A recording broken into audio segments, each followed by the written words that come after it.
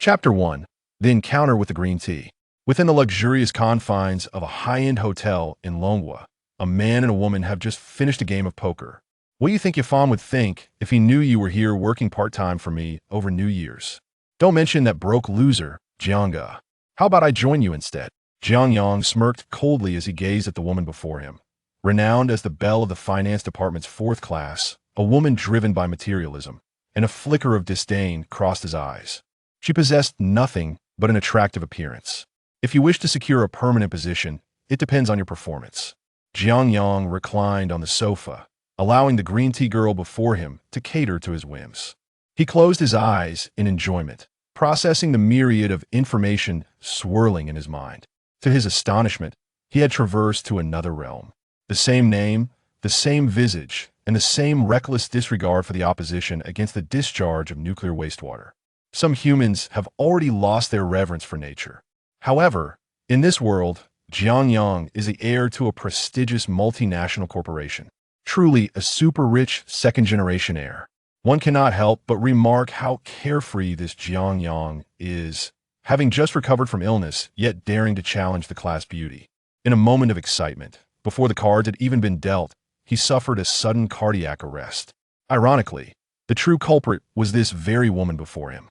It was at this moment that he found himself transported to another world. Upon his crossing into this new realm, Jiang Yang ruthlessly sought revenge for the original owner, proclaiming, "Onward." Unexpectedly, this woman had preserved her chastity for many years.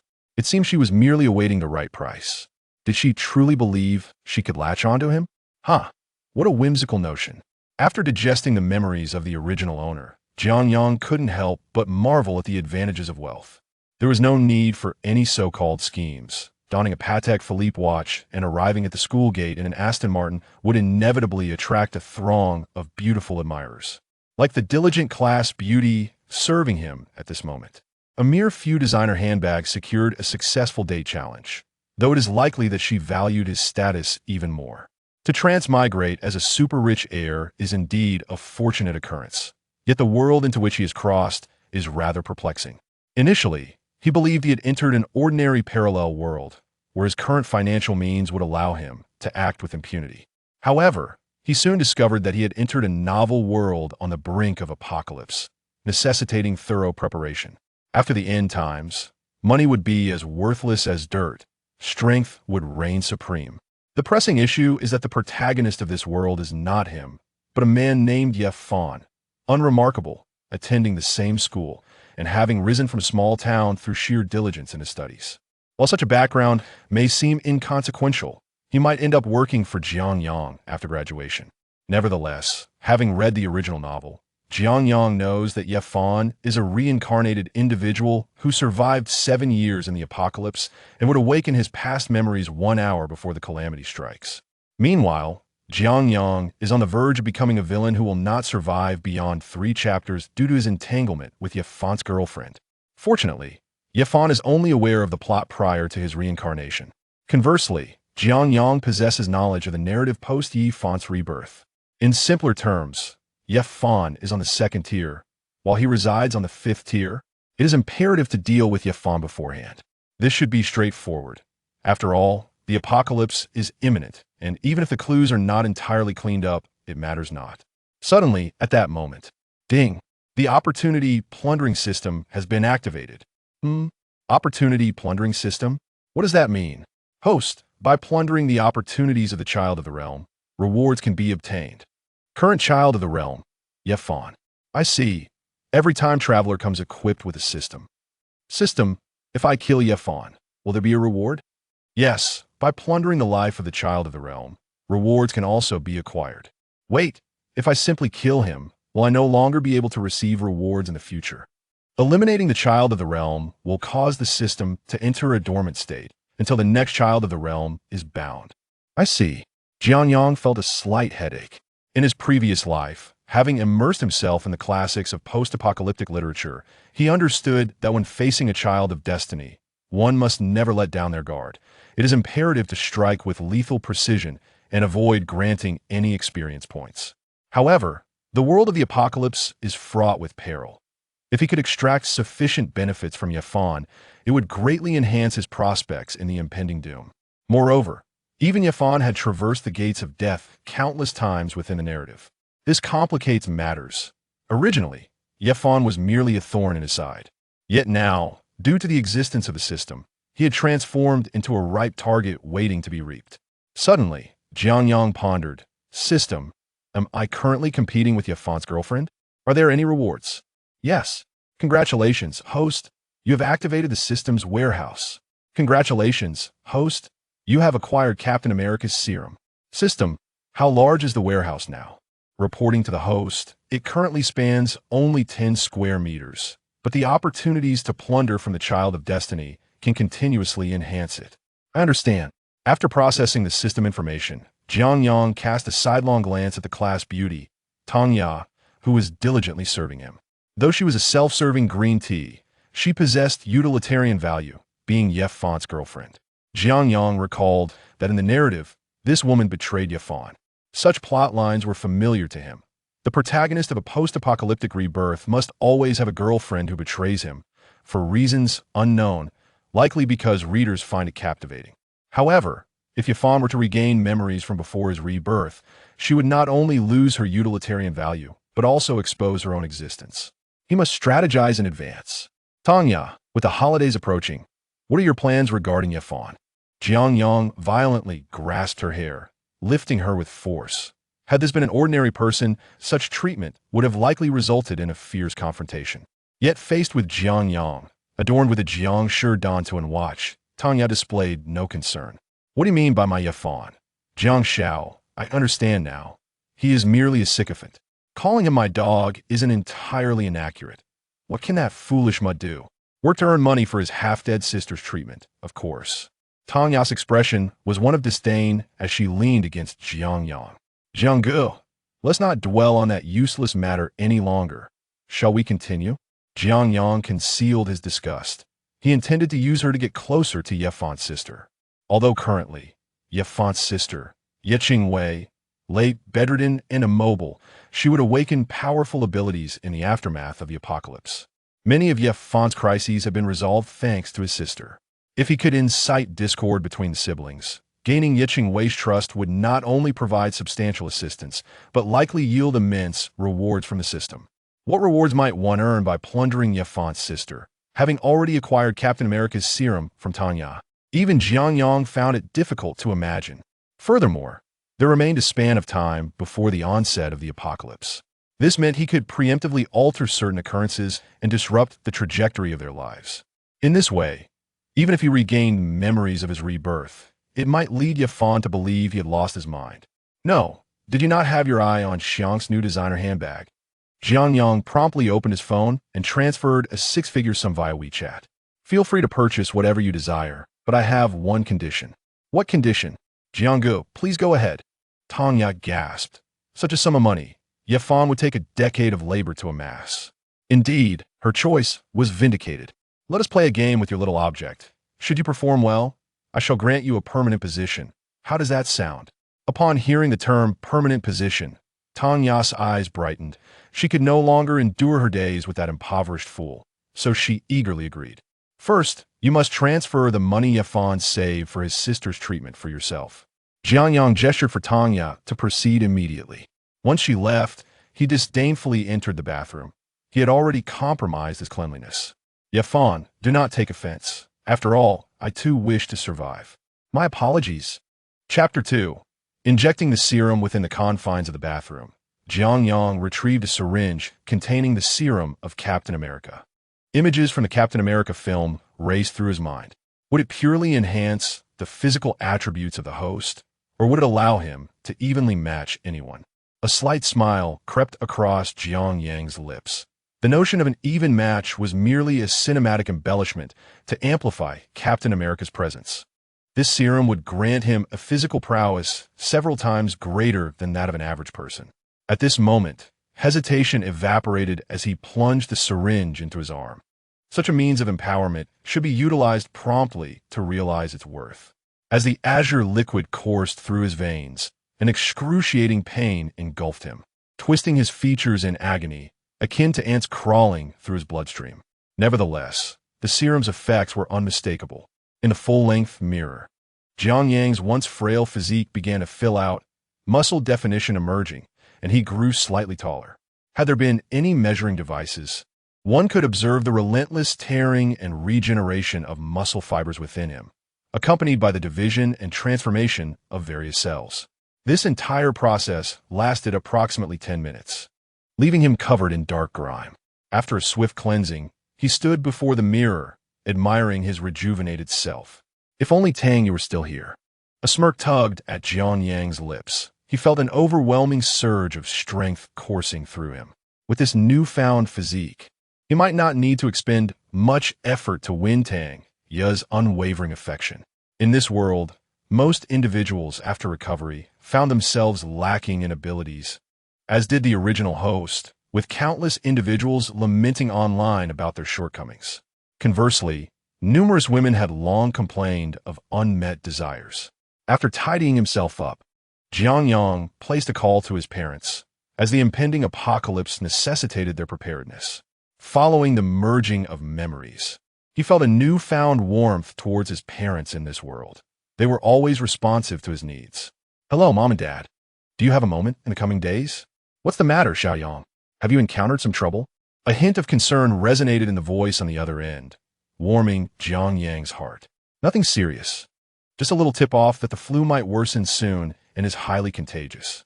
Stock up on supplies while at home." After spending over half an hour reassuring his parents, Jiang Yang understood he could not disclose the impending apocalypse, lest he be sent to a mental institution. Once he had sufficiently cautioned them, he dialed his butler. As a privileged heir, his life revolved around indulgence, with everything orchestrated by this butler. Now, he required the butler's assistance in certain matters. "Young master, are you finished with your tasks?" The door swung open, revealing a woman clad in a professional outfit, her fair complexion and long legs accentuated by elegant black stockings. Xiaowan cast a glance at the disheveled room, catching a whiff of an unpleasant odor, and sighed subtly. "Which girl has caught your fancy this time, young master?" Having served as Jiang Yang's butler for over a decade, she was well acquainted with his habits. He would only seek her out when in pursuit of romantic conquests. Ahem. Jiang Yang felt a tinge of embarrassment, recalling his past intentions towards the butler, which had ultimately been thwarted. "Sister Wan, today is not about chasing girls. One cannot do that every day." Jiang Yang chuckled, acknowledging the original host's incessant pursuits, which led to his current predicament. Xiaowan scrutinized him with narrowed eyes. Sensing something amiss, today, her young master seemed different. "Then why have you summoned me today?" "I need you to investigate someone for me, Yifan." "Yifan?" Xiaowan pondered for a moment, her eyes widening in realization. "Isn't he the boyfriend of that Tanya?" "That's not the point. Just assist me with the investigation. I have my reasons." Jiang Yang reassured her with a firm pat on his chest, indicating his confidence. After a moment of scrutiny, Xiaowan accepted and departed, recognizing Jiang Yang's status as the young master. Once Xiaowan left, Jiang Yang changed into a clean, sharp outfit. The first chapter of the original narrative depicted Yi Fan's resurrection without delving too deeply into his surroundings or the characters involved. Most of these characters met their demise within the first 10 chapters and were not particularly significant. However, they were crucial to the success of Jiang Yang's initial plan. With Xiaowan investigating Yi Fan's background and a certain green tea temptress seeking Yi Fan's sister, wealth certainly facilitated matters. It was now time for Jiang Yang to take action. He aimed to claim the protagonist's women and seize the allies of the protagonist. Wasn't this a rebirth? Let him savor a different level of challenge. Glancing at the sky, Jiang Yang noted that darkness was still far off. He hailed a taxi and arrived at Linjiang Bridge in Linjiang City. Waiting beneath the bridge, according to the original text, Yi Fan would awaken his past memories and arrive at this bridge in approximately 3 days to reunite with his comrade in arms, Wu Lei, who played a pivotal role in his rise. In the original narrative, Wu Lei was an unfortunate soul wrongfully imprisoned for a decade, isolated from society upon his release, residing beneath Linjiang Bridge. However, this unfortunate individual was anything but ordinary. He had seemingly exhausted his good fortune during the apocalypse and acquired a hidden profession, As the apocalypse unfolded, doomsday shops emerged worldwide, each offering a variety of professions, most of which were rather mundane, categorized as ordinary professions. In contrast, there existed two exceptional categories: hidden professions and inherited professions, each more formidable than the last. Wu Lei had obtained a hidden profession known as Bronze Man, serving as a substantial shield, absorbing considerable damage on behalf of Yifan. System: will there be rewards for seizing the opportunities of supporting characters? Yes. The opportunities of supporting characters are also those of the Chosen One. An individual may possess multiple professions, yet Jiang Yang merely inquired out of curiosity. He had no intention of usurping Wu Lei's opportunities. What he sought was Wu Lei himself. The night fell, and Xiao once sent several emails containing comprehensive information about Yifan. The details surpassed those presented in the original novel. The butler's efficiency was indeed impressive, and wealth facilitated such accomplishments. Just as Jiang Yang was about to open the attachments to scrutinize the details regarding Yifan, he caught sight of a disheveled figure in his peripheral vision. Wu Lei at last. Before him stood a young man, disheveled and clad in tattered clothing, emanating an unpleasant odor. This was Wu Lei, appearing no older than Jiang Yang, yet bearing the weariness of an aged man. At that moment, Wu Lei picked up a tattered blanket from the ground and ambled away. In the bustling city, the homeless were devoid of dignity, often subjected to harassment, their belongings tossed into the river, and their bowls shattered for amusement. Wu Lei had long grown accustomed to this treatment. However, just as he took a few steps, his tattered blanket was snatched away. Chapter 3. Capturing a powerful supporting character. What are you doing? Wu Lei regarded the young man before him warily, preparing himself for a confrontation. Nothing much, just wondering why you still cling to that tattered blanket, Jiang Yang replied with a cheerful demeanor. In the original narrative, Wu Lei's unwavering loyalty to Yifan stemmed from a desire for vengeance, although that occurred a year after the apocalypse had begun. With laws and morals in disarray, Yifan's assistance in avenging Wu Lei provided him with a debt of gratitude that Wu Lei would honor for a lifetime. Now, Jiang Yang aimed to aid Wu Lei in seeking justice, not only for revenge, but also to clear his name. Hearing Jiang Yang's words, Wu Lei chuckled bitterly. What does it matter? No matter what I cover myself with, my life is worthless. Being wrongfully imprisoned for a decade hardly renders your life worthless. You have certainly earned the title of unfortunate, Jiang Yang remarked. Jiang Yang, eschewing unnecessary pleasantries with Wu Lei, delved directly into the matter of Wu Lei's wrongful accusation, a scar that would haunt him for a lifetime. As soon as the term framed left Jiang Yang's lips, Wu Lei's demeanor transformed. His murky eyes glinted with a hint of murderous intent. How do you know I was framed? Who are you? Wu Lei demanded, gripping Jiang Yang's throat. He was certain he had never encountered this individual before, so how was he privy to such information? Years ago, Wu Lei had offended a privileged second-generation heir, resulting in his unjust imprisonment. Over the past decade, he had endured discrimination within the prison walls, and upon his release, he was scorned by society. A mere child of a common family, he had no means to contend with a wealthy scion. Is this fellow remarkably strong? Jiang Yang thought as Wu Lei's grip tightened around his neck. Had it not been for the serum he had injected, he might have already succumbed to unconsciousness. This individual possessed a certain skill. However, to resort to choking him immediately was rather impolite. Jiang Yang seized Wu Lei's hand and twisted it gently, producing a sound of grinding bones. Wu Lei's face contorted in pain as he looked at Jiang Yang in terror. During his 10 years in prison, he had not been idle. He had trained diligently, awaiting the opportunity for revenge. Yet, despite his years of effort, he found himself easily subdued by this seemingly frail youth. Isn't it curious? My arm is not even half as thick as yours, yet I can effortlessly pry your hand away. Jiang Yang grinned. Wu Lei, you should engage your brain before acting. The reason Wu Lei received a 10-year sentence was largely due to his lack of foresight. Otherwise, he would not have ended up in such a predicament. Who are you? I've never seen you before. Wu Lei loosened his grip, his entire arm beginning to tingle. If you wish to clear your name, follow me, Jiang Yang declared, turning to leave. Wu Lei's obsession with revenge ran deep. He would undoubtedly follow. As anticipated, just over 10 meters after Jiang Yang began walking, Wu Lei trailed behind him. "How did you know about my wrongful accusation?" he queried. "No need to ask too many questions. I will avenge you and clear your name. Starting today, you will serve as my bodyguard. No one in this city would be willing to accept you. But with me, I assure you a life of luxury."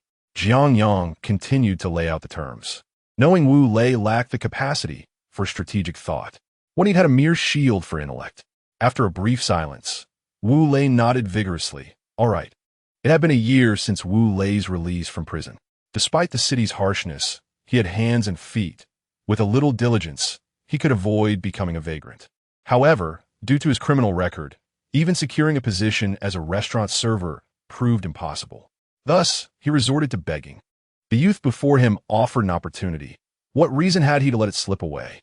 After bringing Wu Lei to a luxurious hotel, Jiang Yang provided him with a bank card containing 100,000 yuan, expecting to see a transformed Wu Lei by the next day. After bidding farewell to Wu Lei, Jiang Yang began perusing the email sent by Xiao Wan, which contained information perfectly aligned with his current knowledge. Presently, Yi Fan was frantically searching for a summer job. As a finance major, without any family inheritance or business resources, his studies would yield little benefit. Upon graduation, life would be particularly challenging. In the original narrative, Yi Fan did not return home for the summer, but remained in the school dormitory. His first opportunity arose within the school itself, linked to a powerful inheritance profession. Such professions are unique, existing solely in a singular form globally, and in the narrative, this inheritance vocation became the cornerstone of Yi Fan's rise. Jiang Yang had acquired a small company, which subsequently hired Yi Fan. "You want a summer job, didn't you? 10,000 a month, meals and accommodation included." At this moment, Yi Fan, still devoid of memories from his past life, remained an ordinary person, unable to resist the allure of money.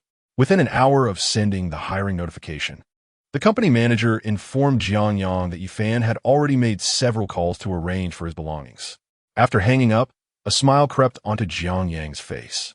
News from Tanya also arrived, confirming that Yi Fan had already spent all his savings, and with Yi Qingwei's surgery scheduled for tomorrow. What would they do without the funds? Having secured Wu Lei, Jiang Yang planned to meet the female protagonist the following day, with half of his scheme already successful. The next step was to retrieve a certain item.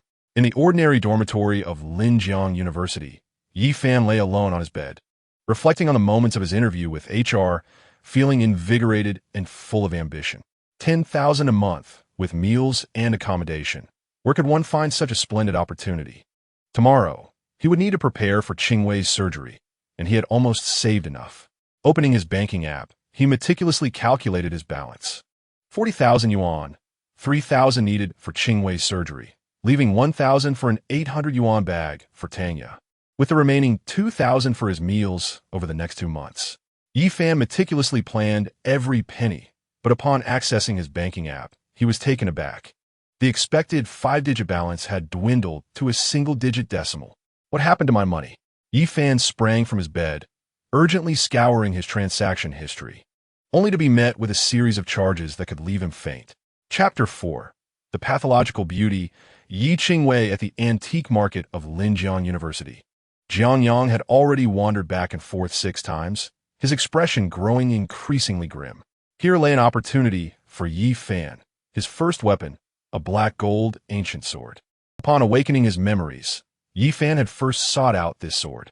With the advent of the apocalypse, where flora and fauna mutated and individuals gained extraordinary powers, certain items transformed into artifacts imbued with unknown forces. Particularly, items steeped in narrative, such as murder weapons, were likely to become weapons with unique properties. This black gold ancient sword, forged from meteorite, possessed a formidable trait. Not only was the sword itself indestructible, slicing through iron as though it were mud, but it also healed the wielder with each monster slain, delaying the onset of any inflicted injuries. Even fatal wounds could be postponed. Was this not a legendary blade? In the original storyline, Yi Fan had relied on this sword to vanquish numerous formidable foes, disregarding their injuries. using the healing from kills to offset and delay the effects of harm, a true weapon for desperate measures. How could Jiang Yang not seize such a remarkable artifact? Yet, after 6 exhaustive searches, he had yet to locate the ancient sword. Yi Fan had originally purchased it for 100 yuan from small stall. The antique market operated on a first-come, first-served basis, lacking fixed locations, complicating matters further. He was unaware of the stall owner's identity, only that the transaction had taken place at a stall. Did he have to wait for Yi Fan's arrival for it to reappear? This ancient sword was Yi Fan's destiny, and, as the child of the world, it would not be displayed until Yi Fan's presence was established. Jiang Yang retrieved his phone and dialed Xiaowan. While the ancient sword might not be in plain sight, it undoubtedly resided within the vicinity. I will simply purchase every sword in this area, he resolved. There are many things that money cannot achieve, yet far more that it can. After sharing his plan with Xiaowan, Jiang Yang began preparing for the next day's events. Tomorrow marked his first appearance before Yi Qingwei, and he needed to be well prepared. Whistling a cheerful tune, he strolled toward the hotel. Contemplating additional preparations, dealing with Yi Fan was crucial, but confronting the impending apocalypse was paramount. The following day, Wu Lei awaited at the hotel entrance, dressed sharply in a suit.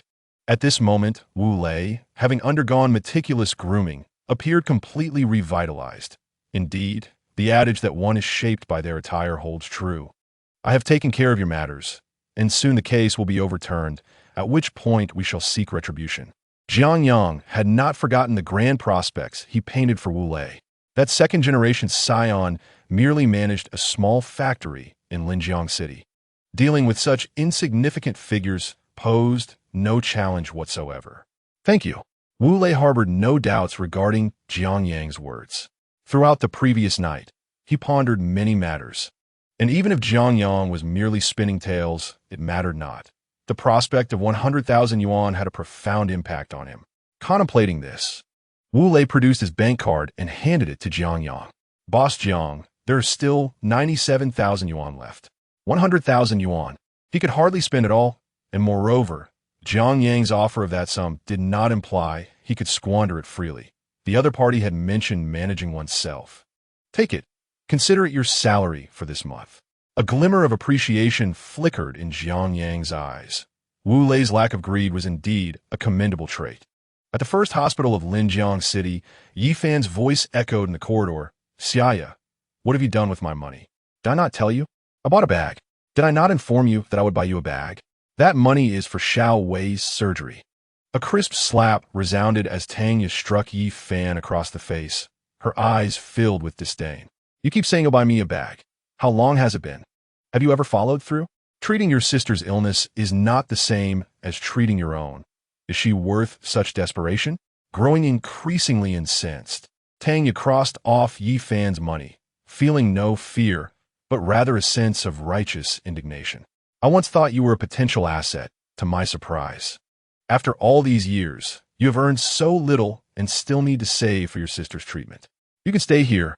I will buy the bag myself. If you keep shouting, we will simply part ways. With that, Tanya struck Yi Fan several more times in anger before storming off. Climbing into the arms of a wealthy and handsome Jiang Yang, her disdain for Yi Fan only grew. Thankfully, she had given her first time to Jiang Yang. Had it been to such a pathetic figure as Yi Fan, she would surely have regretted it. In a hospital room, a sickly beauty lay on the bed, her pale face listening to the commotion outside, a solitary tear gliding down her cheek. Moments later, Yi Fan entered, a look of guilt etched upon his face. Yi Qingwei's eyes shimmered with disappointment, and she gently urged, "Brother, please do not quarrel with Tanya. My illness cannot be cured. The surgery will only alleviate my condition. Do not waste money in vain." Despite her disappointment, Yi Qingwei continued to comfort Yi Fan. Just then, Jiang Yang arrived at the door. "May I come in?" "Who are you?" Yi Fan replied, his face still marked by several red handprints. "I'm the one bringing money." Jiang Yang's lips curved into a subtle smile as he gazed at Yi Qingwei lying on a hospital bed, his eyes brightening. Her skin was as smooth as jade, her beauty striking. She truly resembled a heroine from a novel. However, Jiang Yang himself had not overly adorned himself. unlike those second-generation internet celebrities. He was dressed simply and neatly, for he was already quite handsome. Moreover, the stark contrast between him and the disheveled Yi Fan was like night and day. "You must be Miss Yi Qingwei. I am Jiang Yang. Our company has recorded a song you composed." Jiang Yang extended his hand, having thoroughly researched Yi Qingwei's information. During her illness, she had composed a song that had garnered some attention in Linjiang City, though the local music company had absconded with her royalties. Now, that very company had been acquired by Jiang Yang. A song? Yi Qingwei pondered briefly, her eyes beginning to sparkle. She had indeed submitted a song, but had heard nothing since. Yes, Jiang Yang proactively shook Yi Qingwei's hand. Years of malnutrition had rendered her somewhat gaunt, yet her skin remained exquisitely smooth. "Miss Yi, you possess remarkable creative talent, and thus our company has decided to cover all your medical expenses. We hope you will join our creative team. No, I wish for a talented fairy like you to shine brightly. A pearl covered in dust is a disservice. Moreover, your song possesses an inspiring power." "Really? My songs are quite ordinary," Yi Qingwei responded, incredulous and filled with joy. Although she feigned modesty, those who resonate with her talent are rare, and finding someone who appreciates her was more gratifying than simply having money for treatment. Furthermore, if her ailment could truly be cured, she would have more time and energy to devote to her craft. Meanwhile, Yi Fan had recognized who Jiang Yang was. He was the super-rich student from their school. Watching Jiang Yang grasp Yi Qingwei's hand, Yi Fan felt a surge of irritation. "You are Jiang Yang, also from Linjiang University, right? I am as well, and to my knowledge, your family does not run a music company." Yi Fan fixed his gaze on Jiang Yang. Aware of the latter's poor reputation at school, living a life of indulgence, such a person approaching them could hardly bode well. "Mr. Yi seems quite knowledgeable about me. Are you certain that I do not own a music company?" Jiang Yang scoffed, barely glancing at Yi Fan, preferring to admire Yi Qingwei's unparalleled beauty. "I stated that Miss Ye's compositions possess an inspiring power. To be frank, I share a similar experience. I too was once plagued by illness.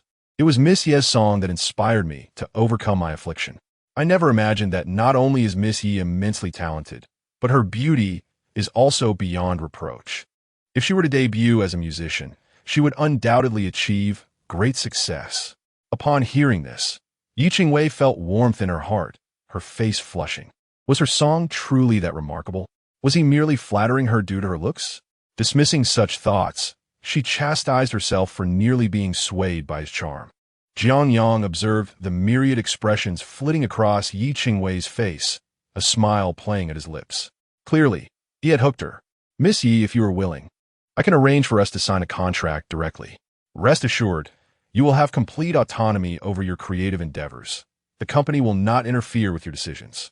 Jiang Yang pressed on, knowing that Yi Qingwei was a naive young woman with many hopeful expectations of the world. In the original narrative, even those with formidable abilities had nearly fallen into the hands of many. Yi Qingwei glanced at Yi Fan beside her, having always listened to him growing up. Habitually, she turned to him for counsel. "I disagree," Yi Fan interjected, placing himself between Jiang Yang and Yi Qingwei. "We attend the same school. I am aware of your past actions. How come I never found you so bothersome while reading the novel?" Jiang Yang thought, slightly vexed, yet he remained patient. For Yi Qingwei was still present. "What have I done? I know what you wish to imply. I am a playboy, but do you truly understand my life? Have you even seen me at school?" The original host rarely attended school, perpetually engaged in challenges or en route to them. Yi Fan's expression grew somewhat awkward. Although they were from the same school, he had indeed never encountered Jiang Yang, as their disparities were too great. Glanjing et Jiang Yang es hanso me fisage. Yi Fan suddenly felt inadequate, a twinge of inferiority creeping in. "Sister, do not worry. I wish to give it a try." Yi Qingwei interjected, seeking to mediate. No one wishes to lose their life at such a young age, and Yi Qingwei was no exception. Moreover, she sensed that Jiang Yang did not appear to be a malicious individual. After all, being destitute and feeling like a useless person, what is the point of exerting so much effort? She wished to believe in Jiang Yang's words, as who wouldn't he desire a confidant who appreciates their work. Qingwei, this matter is not as simple as you perceive. Although Yi Fan was also unaware of Jiang Yang's intentions, he sensed something amiss. Observing Yi Fan's vigilance, Jiang Yang coldly scoffed, stepping past him to stand before Yi Qingwei, asserting with righteous fervor, "Miss Yi, in the prime of your youth, how can you remain confined to your bed?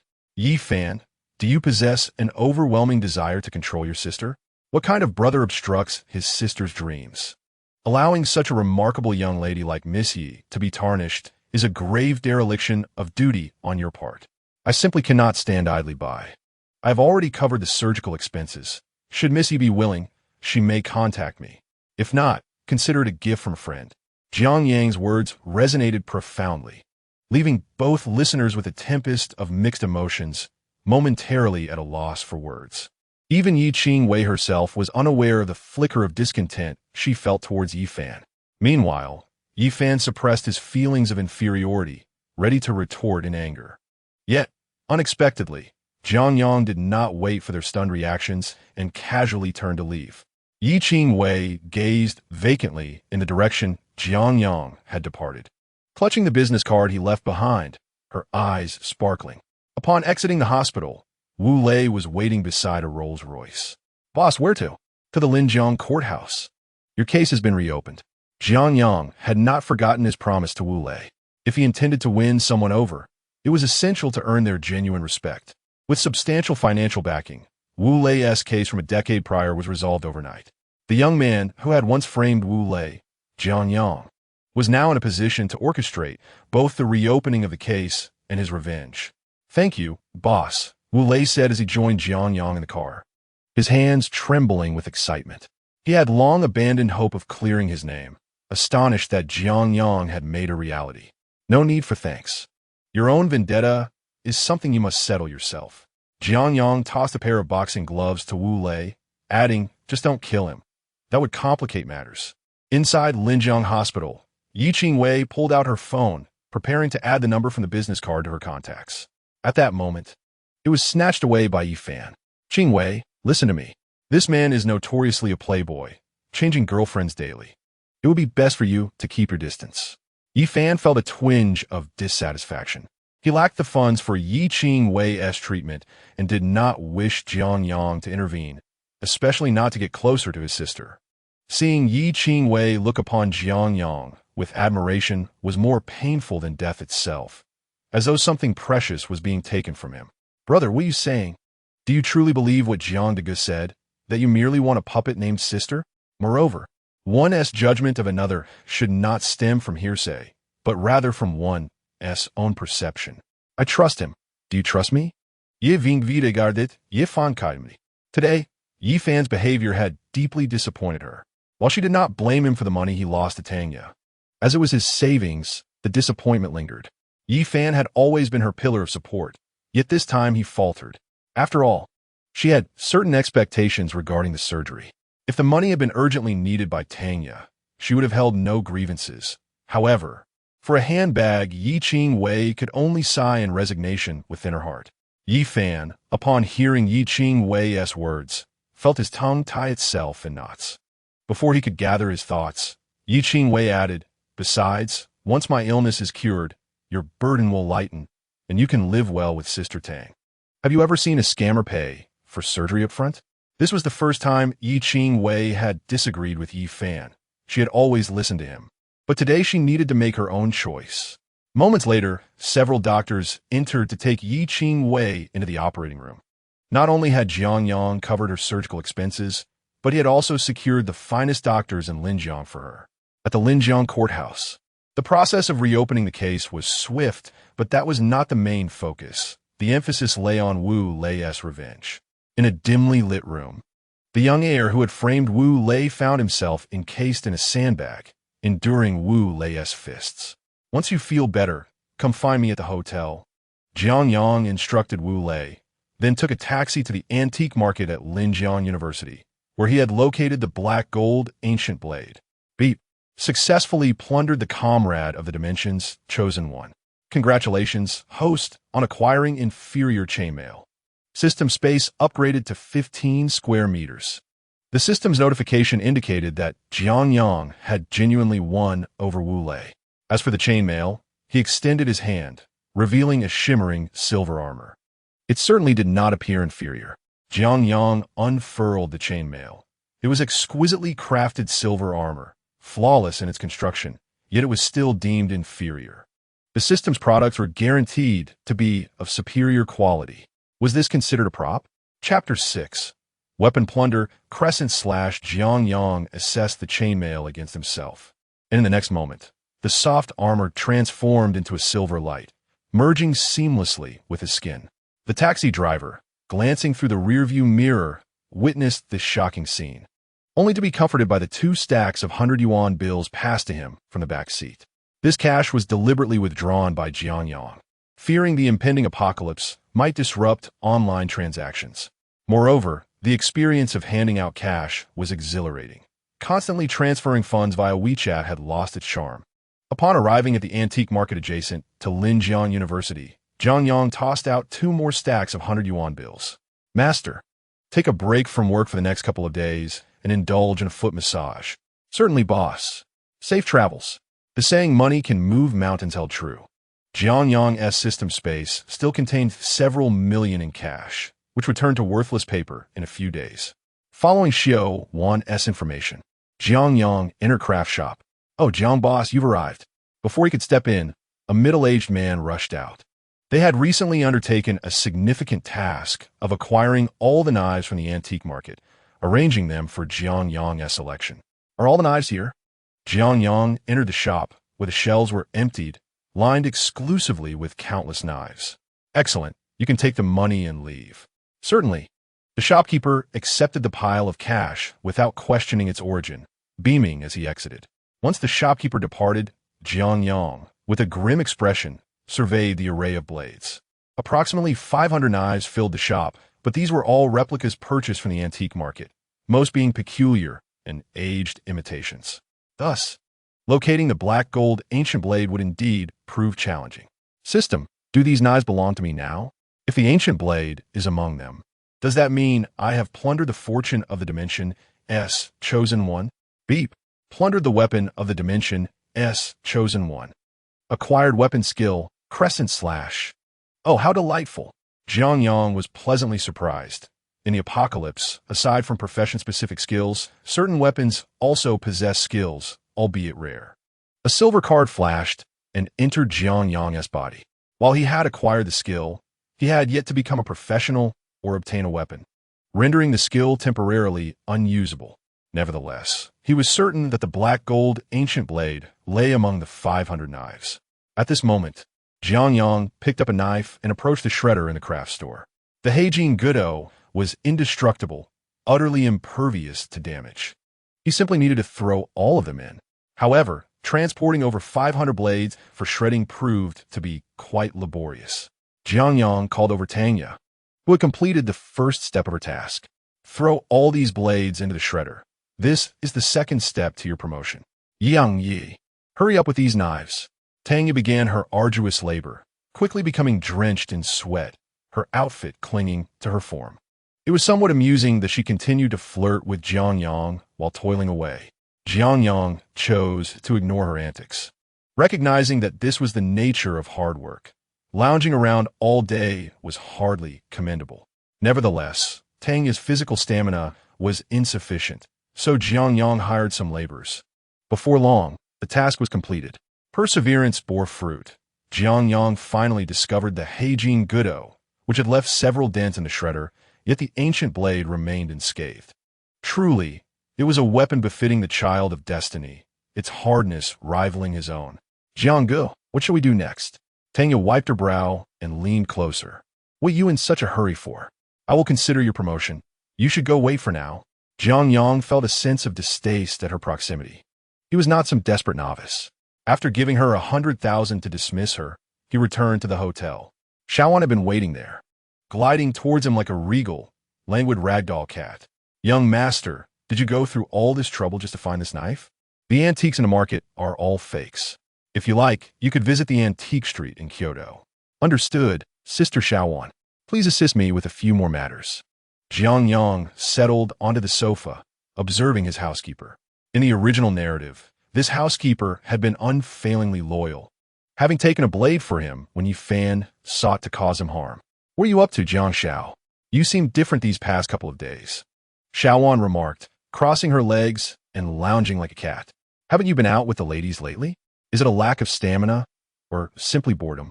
"No, I've been waiting for you," Jiang Yang replied, caressing Xiaowan's leg, a satisfied expression gracing his face. She was indeed a stunning and alluring woman. "Remove your hands. What are you planning?" Xiaowan shot him a glare. Having grown up alongside Jiang Yang, she was intimately familiar with his life, and his recent behavior struck her as peculiar. Was he truly waiting for her? The thought made her subtly distance herself from him. "Sister Xiaowan, what's this about sitting aside? I've been secretly working out. I'm all muscle now. Feel for yourself." Jiang Yang leaned closer, knowing the original character had been at her mercy, yet he could not be subdued. "You'd best behave yourself." Xiaowan frowned as Jiang Yang inched closer, his hands roaming. Sensing her irritation, he promptly ceased his advances, aware that she was, in essence, a sister figure tasked with keeping an eye on him. Indeed, Xiaowan's father had taken a bullet for Jiang Yang's father, making her practically a daughter to his parents as well. "Sister Xiaowan, help me procure a few items. I've nearly completed my plans against Yi Fan. Now I need to prepare supplies for the impending apocalypse." As the apocalypse approached, countless humans would transform into zombies, rendering all electronic devices useless. Food and water would become paramount, along with weapons and ample protective gear. "What do you need these items for?" Xiaowan asked, her delicate features etched with confusion. "What's going on with you these days? You seem to be engaging in all sorts of perplexing activities. Just trust me. Go and do it, sister. I'll reward you upon your return." Jiang Yang reclined on the sofa, confident in Xiaowan's reliability. Once the apocalypse struck, he intended to keep her close. "You're a fool," Xiaowan scoffed, perceiving Jiang Yang as likely concocting yet another scheme. However, as a privileged heir, he had the means to indulge his whims. After Xiaowan departed, Jiang Yang unsheathed the ancient blade, practicing his swings within the confines of his room. After injecting himself with the serum of Captain America, his physical abilities had reached an alarmingly formidable level, approximately 5 times that of an ordinary person. This quintuple enhancement was not merely a matter of addition. Once the apocalypse ensued, the enhancement would vary according to one's profession. A first-level professional would possess physical capabilities at least 3 times that of an ordinary individual, potentially reaching 7 or 8 times. With the Captain America serum coursing through his veins, he would be virtually invincible once the apocalypse arrived, especially after acquiring Yi Fan's legacy profession. A grin spread across Jiang Yang's face at this thought. In truth, he found himself more enamored with Yi Fan's sister, Yi Qingwei, than with Yi Fan's legacy profession. Chapter 7. This is not a CPU. Jiang Yang had been closely monitoring the progress of the surgery at the hospital.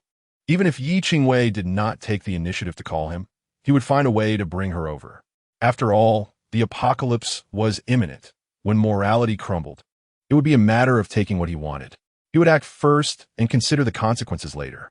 As for what to do afterward, time would cultivate affection. After all, Yi Fan, you were right. I did indeed come with ulterior motives. Your green tea princess is here with me for work study, and I will ensure your sister remains fair and delicate.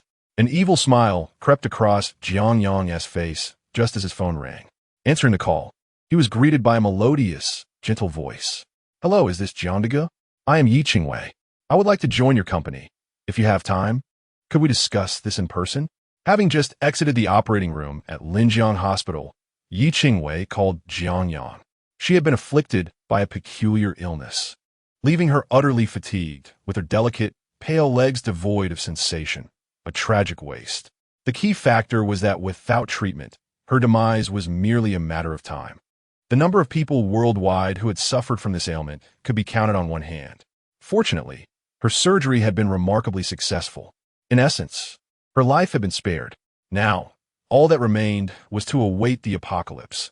Given Yi Qingwei's current condition, it was entirely possible for her to regain feeling in her legs. "Qingwei, I found a summer job that pays 10,000 a month.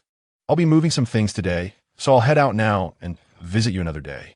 Yi Fan approached, gazing at his sister, who suddenly seemed somewhat unfamiliar, as if they could never return to their previous closeness. Especially upon witnessing her call Jiang Yang, a wave of displeasure and jealousy washed over him, yet he felt powerless. Okay, brother, you go ahead. Don't overexert yourself, and apologize to Tanya for me. Yi Qingwei understood that Yi Fan was acting out of concern for her, which only fueled her desire to seize the opportunity Jiang Yang offered, freeing her brother from his burdens. That evening, Jiang Yang invited Yi Qingwei to dine at the most luxurious hotel in the city, the Jijiang Hotel, where she still required a wheelchair for mobility. Jiang Yang patiently assisted Yi Qingwei to her seat. The surroundings were opulent, shimmering with gold and luxury. Yi Qingwei had never encountered such a scene. Even when she could walk, dining out had been a lavish affair. Overwhelmed by feelings of inferiority and shyness, she lowered her head, curling up and shyly presenting Jiang Yang with a piece of paper, murmuring, "Jiang de, this is a new song I've recently composed. Please take a look." Jiang Yang gently patted her shoulder, smiling. "Qingwei, relax. You can call me Jiang de and treat me like an elder brother. There is no need to be so formal." Ye vingvi no dide. Such gestures did not repulse her. Instead, they eased her tension. Although Yi Fan had always treated her well, he could not compare to Jiang Yang's reliability, at least in terms of outward appearances. Although Ye Qingwei does not place great importance on appearance, it is an undeniable truth that humans are visual creatures, especially as the relationship between two individuals deepens. Jiang Yang picked up the song written by Ye Qingwei and observed its contents. "I love you for bravely walking the dark path alone, for your resilient demeanor, for facing despair without shedding a tear, for your tattered armor, yet daring to confront fate's gun, for our striking similarities, for our shared flaws." Gue. Is this not the essence of the solitary hero? Could it be that this world's solitary hero is crafted by this girl's hand? Novels often diverge from reality, leaving out such intricate details. However, this seems not to be the final version of the solitary hero. A smile crept across Jiang Yang's face as he nodded in feigned satisfaction. "Qingwei is indeed a talented woman." "Not at all," Ye Qingwei replied, blushing under Jiang Yang's praise. Jiang Yang continued, "However, I do have a few immature suggestions. How about we modify it this way?" He then revised the lyrics to align with the final version of the solitary hero. "I love you for walking the dark alley alone, for your unwavering stance, for confronting despair without tears, for your ragged clothing yet daring to challenge fate's gun, for our uncanny resemblance, for our shared shortcomings." Upon seeing Jiang Yang's alterations, Ye Qingwei's mouth fell agape, first in shock, then in unprecedented joy. This song had never fully satisfied her, and she had yet to discern its flaws. Now, through Jiang Dage's guidance, everything became clear. "Indeed, Jiang Dage understands me. You're remarkable, Jiang Dage. Aren't you a finance major?" In an instant, Ye Qingwei gazed at Jiang Yang, her eyes sparkling. "To be honest, I adore music. In fact, my interests extend far beyond music. Yet, I must inherit the family business." At this juncture, Jiang Yang couldn't help but sigh. "Many presume my life is one of luxury, where I can indulge in whatever I please. In truth, my existence is filled with monotony and demands, managing the family business while attending various social gatherings. You may find it hard to believe, but at times, I am compelled to date girls I do not like." This song resonates deeply with me. Since my childhood, I have been expected to undertake responsibilities unimaginable to my peers. While others frolic in romance and games, I've been forced to attend various meetings daily, all under the guise of learning through observation. Ye Qingwei listened with concern, her voice laced with compassion as she replied, "So, Jiang Dage has faced such hardships. Perhaps your status is the reason they gossip about you." As she spoke, Ye Qingwei lowered her head, feeling a tinge of insecurity. Could she be the kind of girl Jiang Dage did not favor? Jiang Yang, understanding her self-doubt, seized the moment, gently lifting her chin to meet her gaze, leaning in towards her cherry-like lips. "Many have never truly understood me. While you claim to know me, I yearn for you to understand me even more." Their postures were undeniably intimate. Ye Qingwei's face flushed with heat as Jiang Yang seized the opportunity for a brief contact, pulling away just as quickly, maintaining a perfect balance of affection and admiration without greed. Ye Qingwei's beautiful eyes quivered, her cheeks flushed with shyness. Overwhelmed with the innocent embarrassment of a budding young woman, Jiang Yang chuckled inwardly, thinking, I am not a CPU. I merely wish to instill confidence in this blossoming girl. Chapter 8. Drowsiness and Pillows. Jiang Yang escorted Ye Qingwei back. The young girl was reluctant to part, while his mind already began to strategize for the following day. Xiao Wan had procured the necessary items for Jiang Yang and had even made temporary modifications to the hotel. A plethora of supplies, primarily long-lasting, alongside numerous homemade weapons like crossbows and arrows, had been gathered. Although Jiang Yang yearned for firearms, he could neither acquire them nor convince Xiao Wan to assist him. With all these supplies, are you preparing for a post-apocalyptic survival scenario? Xiao Wan was dressed quite conservatively this time, which left Jiang Yang a bit disappointed. Indeed, with food, drink, and lovely company, we could survive here for 10 months. Why 10 months? She retorted, her cheeks flushing, glaring at Jiang Yang. Behave yourself. Do you want me to report you? Oh, feeling feisty, are we? Jiang Yang playfully pulled Xiao Wan closer, teasing. How do you know you aren't the child bride my parents arranged for me? The original host had faced many battles, but found no advantage with Xiao Wan, given that the original was prone to sudden health issues. Fighting her was out of the question, and reasoning was futile, as she was practically an older sister. The only solution was to entice Xiao Wan into willingly surrendering her affections. The unattainable is always alluring, should the opportunity arise.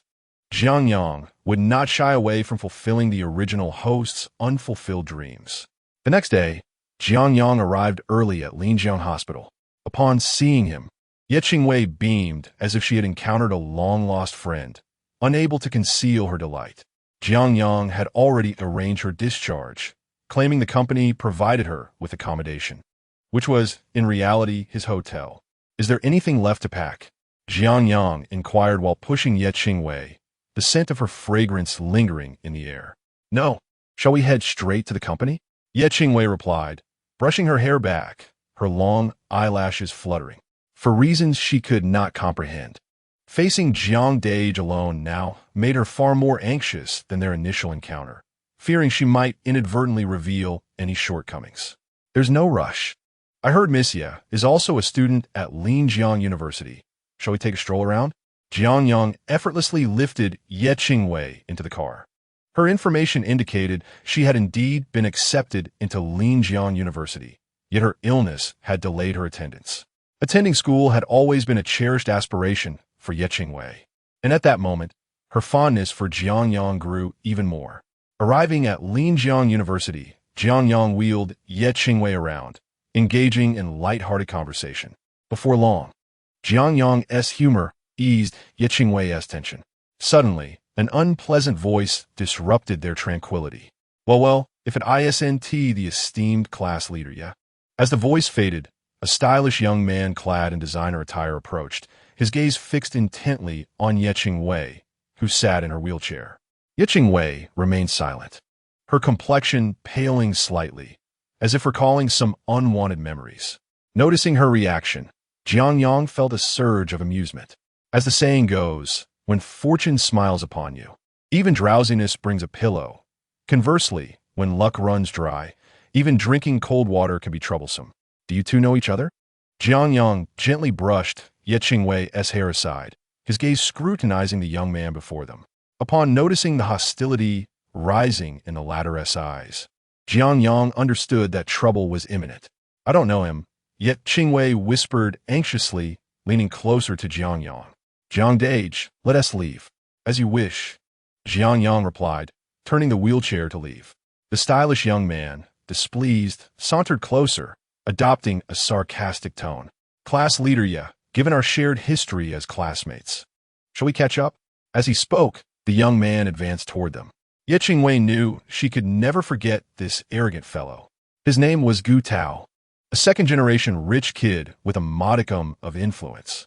He had once pursued her, and on one occasion, he had even attempted to harm her, but fortunately, Yafan had intervened just in time. However, the reason Yiqing Wei could not forget Gu Tao was that her entanglement with him had inadvertently led to Ye Fan being severely beaten, leaving him bedridden for a week. The thought of Ye Fan's plight filled her with dread, and she was determined to ensure that such a fate would not befall Jiang Dage. Summoning her courage, she turned to Jiang Yang and said, "Jiang Dage, you should go first. This person is not to be trusted. Don't worry. He wouldn't dare lay a hand on me." Yi Dabinjiang remains as confident as ever. "I am no longer the naive little child who lacks understanding." When reminiscing about the past, of course, one must go to a hotel. Before Gu Tao could finish speaking, Jiang Yang had already taken decisive action. No, it was his foot that struck. "What nonsense! Get lost if you've eaten shit." Jiang Yang kicked Gu Tao several meters away.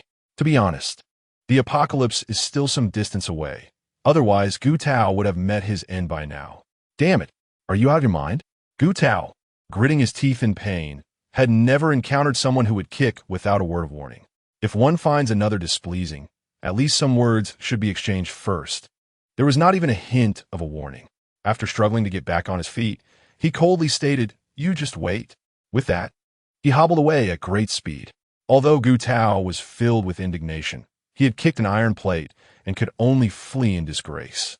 Yiqing Wei recalled how flustered Yi Fan had been back then, while Jiang Ge handled this matter with remarkable efficiency, resolving it in mere moments.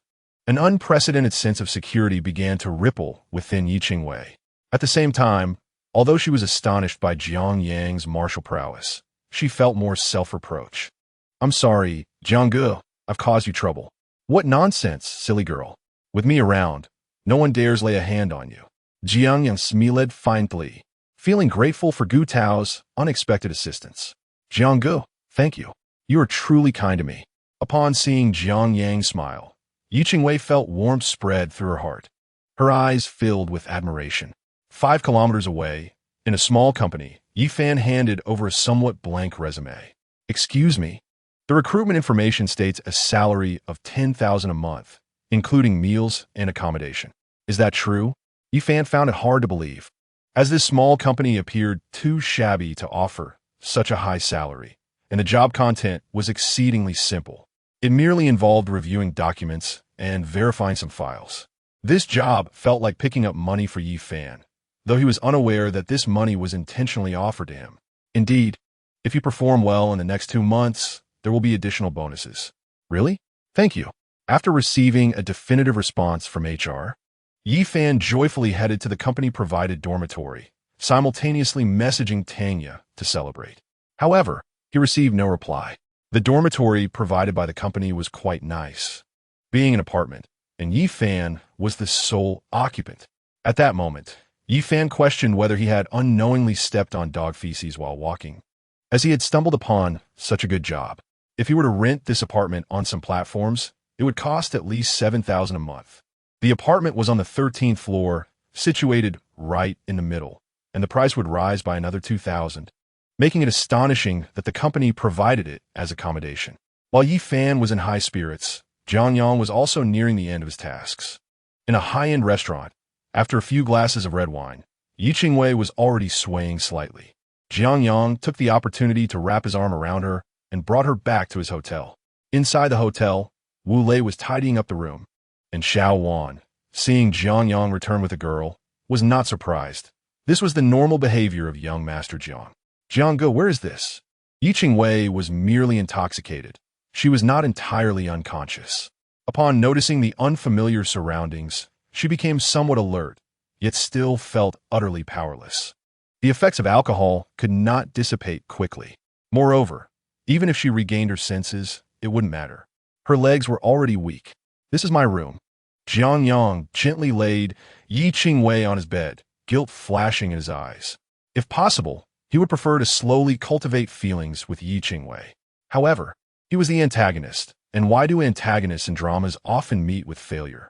Because they are indecisive and verbose, leading to tragic ends.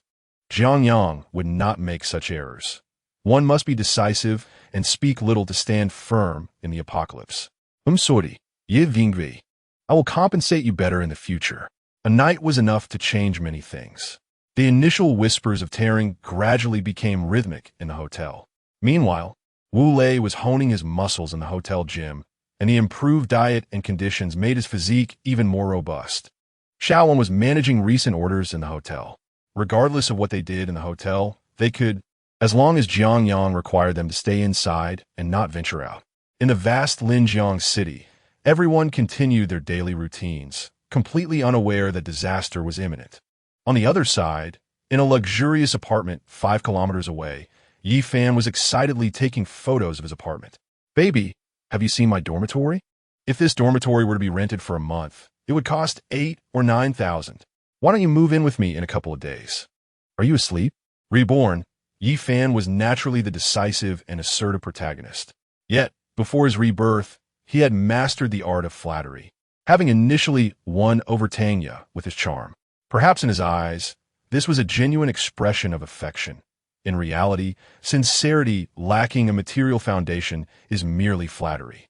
At that moment, in a small single apartment, Tanya was tossing and turning, unable to sleep. Looking at the incessant messages from Yi Fan, she thought, how much better it would be if it were Jiang Yang.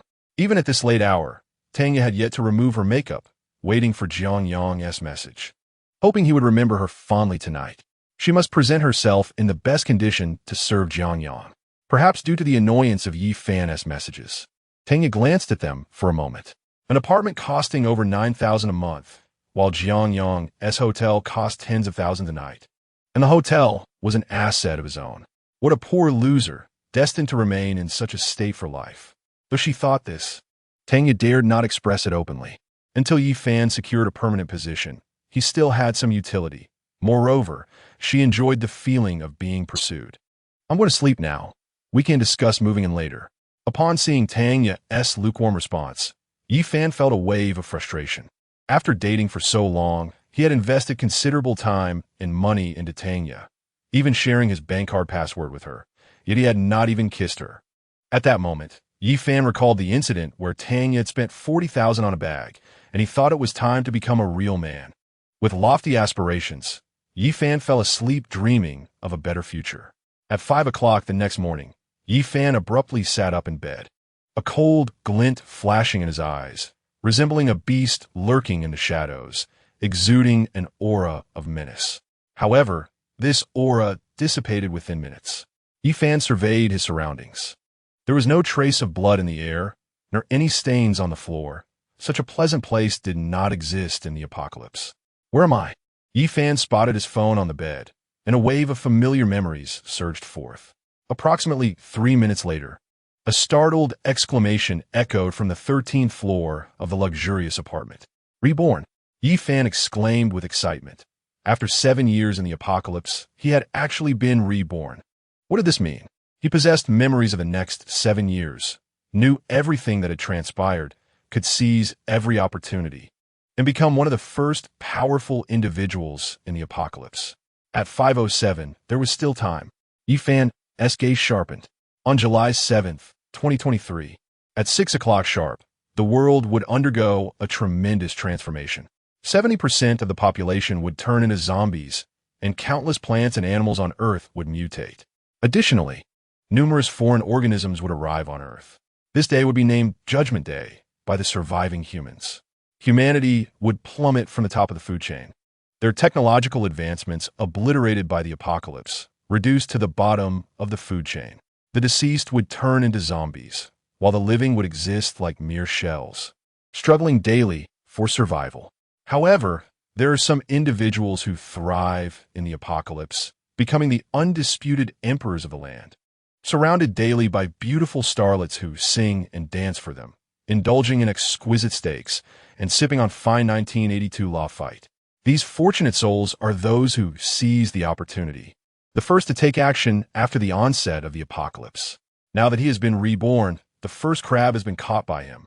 Yi Fan, with lofty ambitions, reminisced about the best resources available at the beginning of the apocalypse. But at that moment, he suddenly encountered a perplexing issue. Wasn't I in the dormitory when the apocalypse began? Where am I now? As a reborn individual, Yi Fan possessed 2 memories from before the apocalypse, yet at this moment, discrepancies arose between these memories. leaving him momentarily unable to discern reality from illusion. The inconsistencies in his memories even induced a sense of temporal dislocation, plunging Yi Fan into deep self-doubt. Could it be that I am suffering from delusions? No, that cannot be. Yi Fan sensed that it all seemed genuine. His rebirth was real, and his current experiences were authentic as well. After a brief moment, he managed to steady his mind. After all, the survival experiences gained from his rebirth had elevated his mental acuity to unprecedented heights. Could this be the butterfly effect? Yi Fan attributed this incident to the butterfly effect. After all, having been reborn, encountering some issues thereafter seemed entirely reasonable, did it not? Regardless, he needed to seek opportunities. First, he must find a chance, and then deal with that vile Tanya. Yi Fan, undeterred by the conflict in his memories, prioritized the search for fortune. His immediate objective was to reach Linjiang University, where a coveted professional inheritance would manifest, serving as the cornerstone of his rise. Upon exiting his room, Yi Fan pressed the elevator button only to discover it was out of service, and he was stranded on the 13th floor. Damn! Uttering a curse, Yi Fan began to descend the stairs. Although navigating the stairs was not strenuous for him, descending from the 13th floor still left him breathless. Upon reaching the ground floor, Yi Fan checked his location. Astonishingly, he was 5 kilometers away from Linjiang University. Damn it! Yi Fan cursed and pulled out his phone to hail a cab, only to find that he was unable to do so. Identity information error? Damn! Yi Fan shouted in frustration, then attempted to unlock a shared bike, but encountered the same message. Identity information error. Please bring your ID card to the relevant department to submit the following materials. I'll submit to your mother. Yi Fan felt as if he would explode with rage. After finally being reborn, was the heavens playing tricks on him? Chapter 10. Where is my knife? Unable to hail a taxi or unlock a bike, Yi Fan had no choice but to run to the university on foot. However, a distance of 5 kilometers was quite exhausting for someone like Yi Fan, who had survived for 7 years in the apocalypse. After all, he did not possess the physical prowess of someone who had endured 7 years in the apocalypse. The destination was not merely the university. The professional inheritance would only appear after the onset of the apocalypse, making a visit now pointless. Instead, he needed to head to the antique market adjacent to Linjiang University. There lay a legendary weapon that would accompany him throughout his life. Ding! Your phone has been deactivated. Damn! Yi Fan violently threw his phone to the ground. Just as he intended to call his roommate, the phone had shut down, cutting off his internet access as well. Was this opening too difficult? By the way, where is Qingwei? Yi Fan suddenly froze as the two memories clashed in his mind, one from before his rebirth and the other from after. Jiang Yang. Yi Fan's eyes reddened. In his previous life, Jiang Yang had slept with his girlfriend and had several times led him into deadly situations. In this new memory, Jiang Yang was actually interacting with Qingwei. Yi Fan's expression contorted as he thought that when he acquired his black gold ancient knife, he would immediately go to deal with Jiang Yang and that shameless Tanya. You bad person. You wicked person. Yi Qingwei's eyes glistened with tears, filled with shame and anger, as she was held tightly in Jiang Yang's embrace. Brother Jiang, why are you treating me this way? I trusted you so much. Tears flowed uncontrollably from Yi Qingwei's eyes. She had merely been intoxicated, yet she was aware of everything that had transpired. She could clearly feel the torment of Jiang Yang's actions from the previous night, a pain etched deeply into her heart. After such an event, calling him Brother Jiang seemed utterly absurd. It appeared that this naive girl had already fallen into his trap. Jiang Yang chuckled inwardly, but on the surface he feigned regret, guilt, and self-reproach. I'm sorry. You are too special. I have never encountered a woman like you before, and I cannot control myself. At this point, Jiang Yang suddenly slapped himself. The sound echoed loudly, yet he only used a fraction of his strength.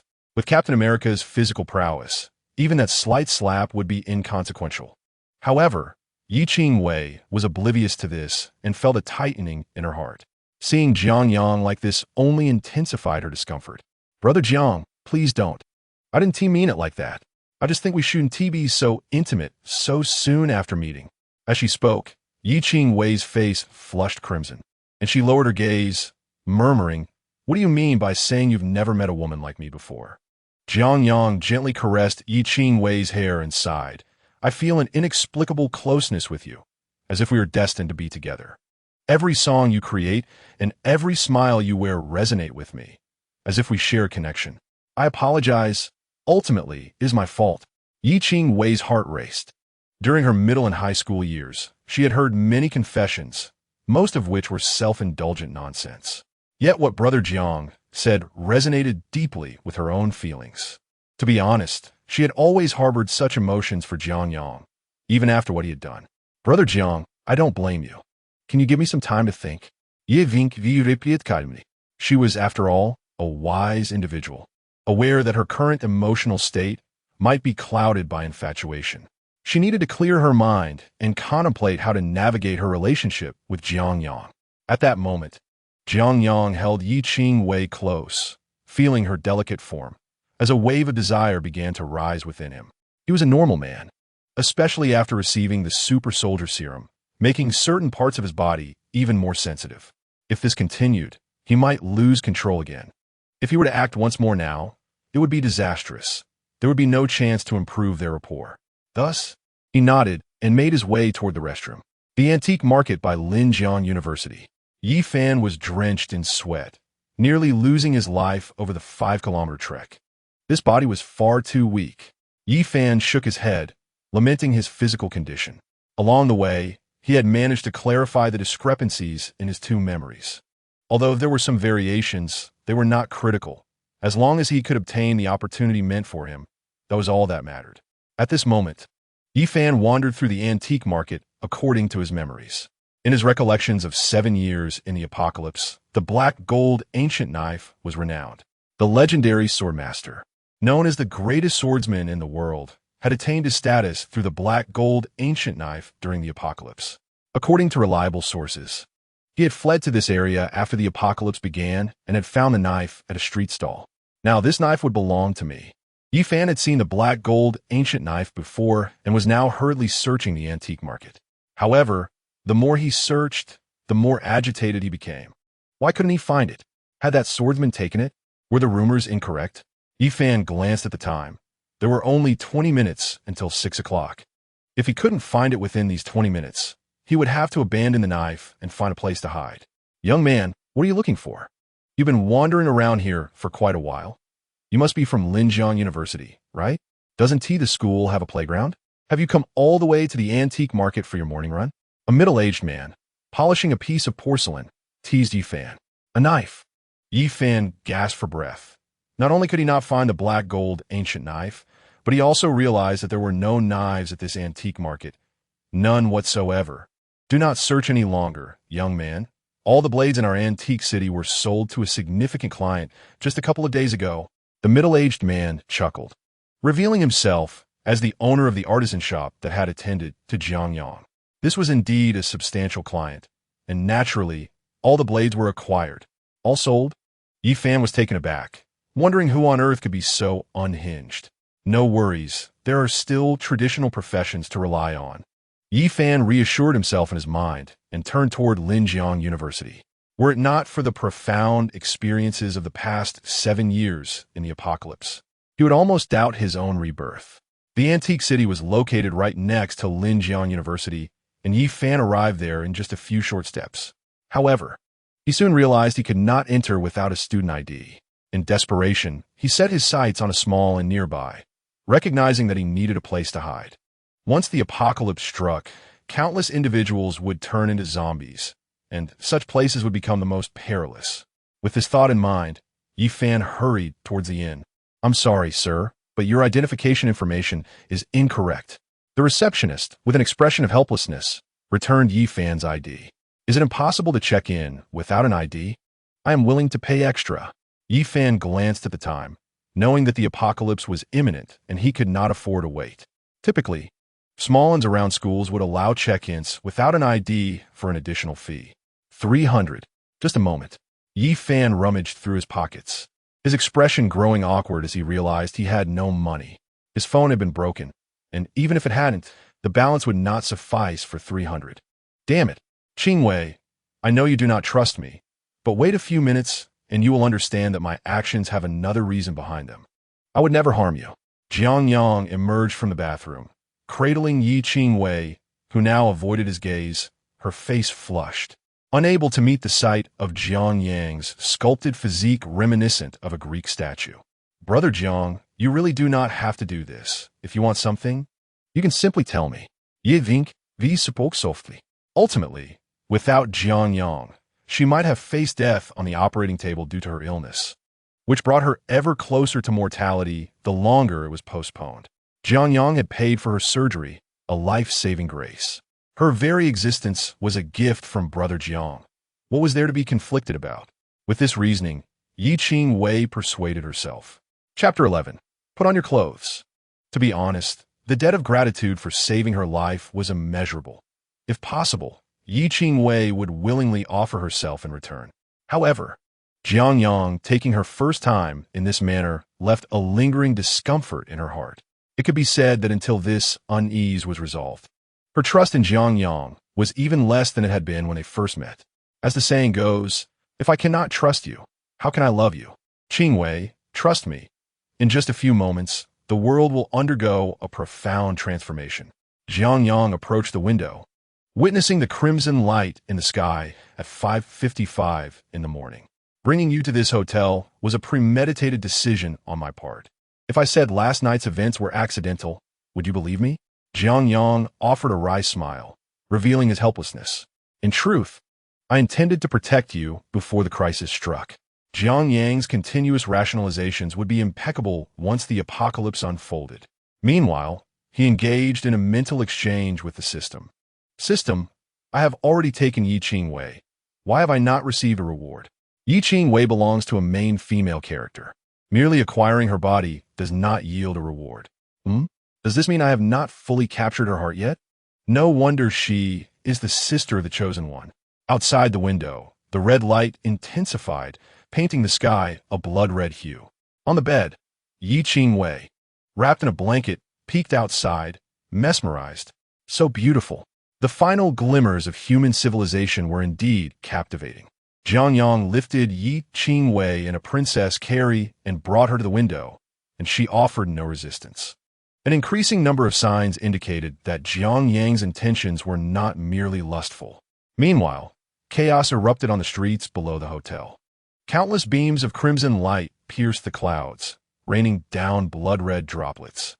Subsequently, a visible shockwave spread across the horizon, plunging half the earth into darkness. Except for the areas illuminated by the sun, all of humanity's technological advancements were obliterated. In that moment, the original food chain of the earth began to shift, and all order was reset. The reshuffling had commenced. The day of judgment had arrived. Inside the small inn beside Linjiang University, Yifan had just knocked out the receptionist when she began to mutate. Purple veins appeared all over her body, blood seeping from her skin, and the once sweet-looking receptionist transformed into a grotesque visage. Still clad in her professional outfit, the allure of her black stockings became repugnant, mingling with the darkening blood. Damn it! Yifan seized a stool, his expression fierce as he locked eyes on the mutated receptionist. The first battle since his rebirth was about to begin. After 7 years in the apocalypse, the techniques for dispatching zombies were etched deep within Yifan's memory, almost instinctual. The receptionist lunged at him, but Yifan sidestepped her claws with a nimble shift of his body and promptly raised the stool to deliver a crushing blow to the back of her head. The first skirmish concluded, and though Yifan was slightly out of breath, he emerged victorious with ease. The apocalypse had begun, his era had arrived. Yifan felt every cell in his body tremble with excitement. Although he was still an ordinary person, the memories of the 7 years in the apocalypse lingered within him. He merely needed to endure the initial chaos, to infiltrate Linjiang University and seek his fortune. Brother Jiang, what is happening? Yi Qingwei clutched Jiang Yang's arm, her gaze fixed on the bloody and brutal scenes outside, nearly retching. The apocalypse has come. Jiang Yang grasped Yi Qingwei estin, stating. This is precisely why I brought you here. Brother Jiang, I misjudged you. Yi Qingwei, clever and perceptive, finally grasped Jiang Yang's heartfelt intentions and felt a wave of guilt. She nestled closely against Jiang Yang, and after witnessing the recent events, all logic aligned in favor of Jiang Yang. He had not deceived her. He had indeed brought her here to protect her, and she had foolishly assumed he only sought to toy with her. Wasn't this the typical narrative found in novels? With this in mind, Yi Qingwei recognized that her lack of trust in Brother Jiang had been misguided. Meanwhile, Jiang Yang's mind echoed with the voice of the system. Successfully plundered the sister of the Chosen One. Congratulations, host, on acquiring the spirit of the plunderer and the insight of the plunderer. The spirit of the plunderer allows one to seize a portion of the Chosen One's fortune through continuous plundering and offers the chance to consume the Chosen One to enhance oneself. As for the insight of the plunderer, it is a passive skill that allows one to access information. Both are extraordinary abilities. Asleek smiled Jiang Yang sleeps. But at that moment, the system spoke again. The apocalypse has descended. The attribute panel is now open. Name, Jiang Yang.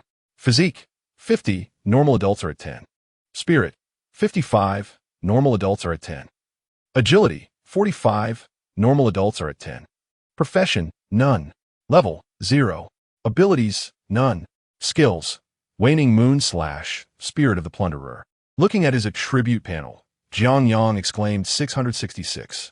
His values were approximately 5 times that of an average person, a result of the super soldier serum. Physical fitness is not merely a representation of one's bodily capabilities. Rather, it is a comprehensive embodiment of attributes such as strength and agility. The mental aspect encompasses willpower, cognition, and the ability to cast spells. As for dexterity, it pertains more to the responsiveness and coordination of both the body and the brain, which, in terms of enhancing overall speed, may not surpass the importance of physical fitness. In addition to these attributes, the status panel also reveals one's profession and supernatural abilities. Currently, Jiang Yang lacks both a profession and any supernatural powers, but this situation will not persist for long. When the apocalypse descends, certain individuals will awaken supernatural abilities, manifesting various powers. Moreover, after the arrival of the apocalypse, some individuals may awaken supernatural abilities due to immense stress or by consuming rare and precious materials. However, the awakening of such powers is unpredictable. Some may enhance their inherent abilities, while others might transform into werewolves or gain the ability to manipulate countless elements in combat. Regardless of the nature of the supernatural abilities, they share a common trait. They are exceptionally formidable. Thus, those endowed with supernatural abilities are synonymous with strength in the post-apocalyptic world. Like professions, supernatural beings are classified into 9 levels. However, advancement requires repeated utilization of their abilities, along with certain stimuli. Importantly, supernatural beings can also become professionals, as the two do not conflict. There was a frantic knocking at Jiang Yang's door. "Young master, are you all right?" Xiao Wan's face was pale, while Wu Lei, without hesitation, delivered a powerful kick to the door. With a resounding crash, the hotel's security door was kicked open by Wu Lei, prompting Xiao Wan to rush inside, only to let out a piercing scream. "Is the boss in trouble?" Hearing the shriek, Wu Lei immediately tried to enter, but was halted by Jiang Yang's voice. "I'm fine. Wu Lei, you go out first." "Yes, boss." The door opened into the restroom rather than the main room, so Wu Lei could not ascertain the situation inside. But he was relieved as long as Jiang Yang was safe. At that moment, within the room, Yi Qingwei was wrapped in a blanket, held in Jiang Yang's embrace. Jiang Yang stood honestly by the window, the terrifying length of his figure dazzling Xiao Wan's lively eyes. "Jiang Yang, put on some clothes." Xiao Wan trembled with anger, having rushed over to ensure Jiang Yang's safety upon witnessing the dramatic changes outside. Yet, upon seeing him embracing a girl by the window during such tumultuous times, she questioned his priorities. "Sister Wan, why are you covering your eyes? It's not like you haven't seen me like this before." Jiang Yang smirked, thinking that if Yi Qingwei were not present, he would not mind teasing Xiao Wan further. Xiao Wan was rendered speechless. "Oomph. How can childhood and now be the same?" "Put on your clothes first," Xiao Wan said, her face flushed as she exited. Jiang Yang hastily donned his clothes and checked on Yi Qingwei. Indeed, A line of text appeared before his eyes. Name, Yi Qingwei. Physique, 6. Spirit, 7. Dexterity, 5. Profession, none. Level, 0. Supernatural ability, Heart of Healing. Skills, none.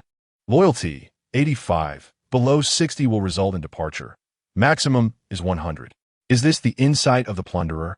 Jiang Yang's gaze fixated on Yi Qingwei's supernatural ability. Heart of Healing, identical to that in the original text. In the original work, Yi Qingwei awakened this ability, which is a super healing power, allowing her to heal herself rapidly and also cure others. Its healing efficacy surpasses that of skilled healing professionals by tenfold. In the original narrative, Yi Qingwei's presence had saved Yi Fan from peril multiple times. Yet, astonishingly, this girl had awakened without a sound. Without the insight of the plunderer, he would have never known. Brother Jiang, why are you staring at me? Yi Qingwei blushed, having been caught off guard by Xiao Wan. And now Jiang Yang was intently gazing at her while she was still unclothed. Such a lovely little wife. How could I not take a moment to admire? Stop saying such things. Yi Qingwei exclaimed bashfully, nearly leaping up, only to be restrained by Jiang Yang's firm hands. While helping Yi Qingwei dress, Jiang Yang was struck by a thought. Given that Heart of Healing enables rapid self-recovery, could it be that Yi Qingwei has reverted to an untouched, innocent state? A cascade of wicked thoughts began to pervade Jiang Yang's mind. Oh, it doesn't hurt anymore. Yi Qingwei's surprised voice interrupted his musings. The girl had experienced thorough development the previous day, and now all negative effects had been eradicated. It was truly miraculous. Not only that, the scars left from her previous afflictions had vanished entirely. Yi Qingwei's skin now resembled pristine jade, prompting Jiang Yang to silently marvel at the might of the Heart of Healing. According to our intel, some individuals will awaken supernatural abilities when the apocalypse arrives. Qingwei, why not try to see if he can stand up? No sooner had Jiang Yang spoken than Yi Qingwei's breathing quickened. Stand up. This is a dream come true. Based on the novel's description, Yi Qingwei could not stand right away. Although her powers had awakened, recovery from her ailments required time.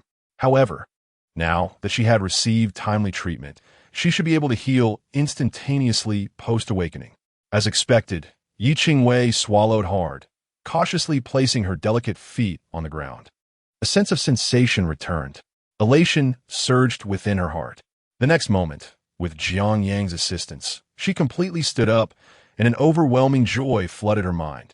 I'm standing.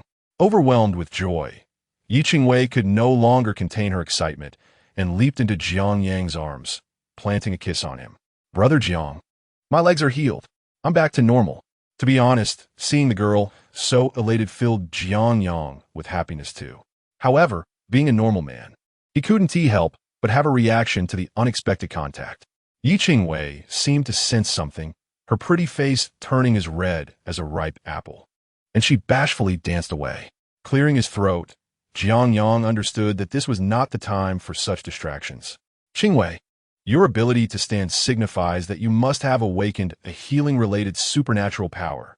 With that, Jiang Yang bit his finger and extended it towards Yi Qingwei. If you can heal yourself, perhaps you can heal others as well. Let us see if you can mend my wound. Jiang Yang was well-versed in the original narrative and understood Yi Qingwei's capabilities. Yet, he cannot reveal this. He had to guide her to utilize her powers without her realizing it. Meanwhile, Yi Qingwei's mind was filled with trust and reliance on Jiang Yang, prompting her to follow his instructions without hesitation. She focused on Jiang Yang's finger, silently meditating on healing. Moments later, a green light coalesced in Yi Qingwei's hands. She then placed her hand on Jiang Yang's finger, and before even making contact, the wound began to heal. Such a formidable ability. Jiang Yang was astonished, beginning to strategically guide Yi Qingwei in employing her powers. Outside the room, Wu Lei peered through the window at the horrific scenes below. There were severed limbs and dead bodies rising again, dragging their dismembered arms and mutilated forms in search of living souls. These are zombies, Xiao Wan remarked. Having seen many portrayals of zombies in films and television, yet she never imagined she would witness them in reality. At this moment, she recalled the items Jiang Yang had instructed her to prepare. Is young master truly preparing for the storm? In a solitary apartment, Tanya cowered in a corner, her complexion ashen. She had risen early to beautify herself in anticipation of finding Jiang Yang. But before she could leave, the apocalypse had struck. Realizing the danger, Tanya secured her doors and windows, bracing for rescue. However, the screams echoing in the hallway terrified her to the core. Outside her door, there were sounds of gnawing. Something lurked just beyond. Could it be those zombies? Tanya was gripped by terror, on the verge of collapse, when a piercing sound erupted. Something was scratching at the door. Tanya instinctively screamed, but the next moment, she forcefully covered her mouth, managing to suppress even the slightest sound. Any noise could potentially attract the attention of the monster. What to do? Tanya trembled all over, glancing at the kitchen knives, a glimmer of madness flashing in her eyes. She wanted to survive, to live. 2 kilometers away, Yi Fan, wielding a fire axe, sat panting in a hotel room. If he stayed at this inn for one night, it should quiet down by tomorrow, and then he could head to Linjiang University. A ruthless glint crossed Yi Fan's eyes as he took out a pen and paper, beginning to list the differences in his memories since his rebirth. The butterfly effect could not deter his vengeance. The targets for elimination remained unchanged. First, Jiang Yang. Second, Tanya. In a luxurious hotel, Jiang Yang and 3 others dined together. Young master, could you share how you came to know about the apocalypse? Xiao Wan's gaze was fixed intently on Jiang Yang, who had just shared some information regarding the end of the world. Wu Lei remained indifferent, following Jiang Yang's every command. Yi Qingwei was still lost in the excitement of regaining her health, while only Xiao Wan continued to scrutinize Jiang Yang. Name, Xiao Wan. Constitution, 9. Spirit, 7. Agility, 9. Profession, none. Level, 0. Ability, none. Skill, none. Loyalty, 99. Jiang Yang noted that Xiao Wan had the highest loyalty among the 3, with Yi Qingwei at 85 and Wu Lei at 82, while Xiao Wan astonishingly reached 99. Years ago, I established a foundation to gather information on the occult. Initially just for fun, but unexpectedly, I collected intel on the apocalypse, and today, it has indeed come to pass. Jiang Yang sighed, internally strategizing his next moves. Yi Fan should have awakened his memories by now. The traps he set could only hinder him temporarily. If all went as expected, Yi Fan should be approaching Linjiang University. Having read the original text, Jiang Yang knew the opportunity that awaited Yi Fan at Linjiang University, an opportunity that would not be easily seized by others. At this moment, Jiang Yang needed to contemplate another matter. In the original narrative, Yi Fan had pursued a formidable individual, also from Linjiang University, a champion of the swordsmanship club, the campus beauty Qiu Chan. This beauty was no ordinary person. She was revered as the sword saint in later years, a lone wolf traversing the apocalypse. Among the most powerful. Even in the original story, Yi Fan was no match for her. Theoretically, she should be considered Yi Fan's mentor. However, this was an opportunity that would arise years into the apocalypse. Yet Jiang Yang was unconcerned with such details. It would be a pity if such a powerful figure did not join his harem. A plan began to take shape in Jiang Yang's mind. Just then, outside the luxurious hotel, a creature resembling a lizard was scaling the walls. Chapter 13. The First Battle Occult? Xiao Wan tilted her head. She understood Jiang Yang's character well. If he claimed it was just for fun, it truly was just for fun. Having served as Jiang Yang's steward for many years, she knew he would not engage in serious matters. This was akin to a blind cat stumbling upon a dead mouse. Good fortune indeed. Have you notified the family? Xiao Wan frowned. As Jiang Yang's parents were also her own, she was deeply concerned about their situation. Jiang Yang waved his hand, having already informed them. They still don't believe me, thinking I'm up to some trickery. Before he could finish, a piercing scream erupted from downstairs, coming from another guest. Monster! Lizard! Where did that lizard come from? What is this if not a lizard? A cacophony of screams and shattering glass echoed from below. Xiaovan, Wu Lei, and the others swiftly drew their crossbows and rushed to the window. Upon seeing the creature below, Wu Lei remained composed, while Xiao Wan trembled in shock. Yi Qingwei was left in a state of acute dread. Goodness, if third brother saw this, wouldn't he take flight on the spot? It was well known that third brother would panic at the sight of a lizard, let alone this colossal one. Despite the gravity of the situation, Jiang Yang remained remarkably cautious. He peered out the window with care, spotting a nearly 6-meter-long giant lizard clinging to the wall, clutching a person in its jaws. Are you still in the mood for jokes? Xiaowan furrowed her brow. How could humanity possibly triumph over such a monster? The massive lizard below was covered in blood blisters, its flesh rotting and exuding a foul stench, with visible bones in some areas. And even more terrifying were the parasites crawling within the bones. At this moment, the giant lizard began to chew on the screaming victim, glancing up at them with eyes that seemed to regard them as mere sustenance. Species: lizard. Name: filthy giant lizard. Level 1. Description: a weak monster from the filthy lands. Thriving in highly corrosive swamps, its blood blisters can spray a highly corrosive liquid. Although it is only level 1, it is not something ordinary humans can confront head-on. Should one manage to behead the filthy giant lizard, they may reap certain rewards. The predator's insight provided ample information. A creature from the filthy lands? It seems this is not a native Earth species. Jiang Yang couldn't help but smirk. In the original story, these mysterious monsters were laden with treasures. For instance, the filthy giant lizard's teeth could be fashioned into weapons. Consuming the innards of certain monsters could enhance physical capabilities, and, at the very least, these materials could be traded at the Apocalypse shop for the universal currency of the end times, the Apocalypse coin. The Apocalypse coin is a currency introduced after the apocalypse, akin to coins with varying values. The old monetary system collapsed, and the Apocalypse coin, introduced by the Apocalypse shop, became the new trading system. Practitioners could exchange their acquired items for Apocalypse coins to purchase other goods, such as scrolls and badges for career advancement.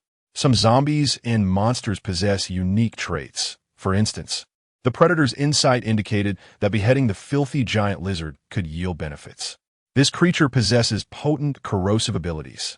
You all, shoot for its eyes with your crossbows from upstairs.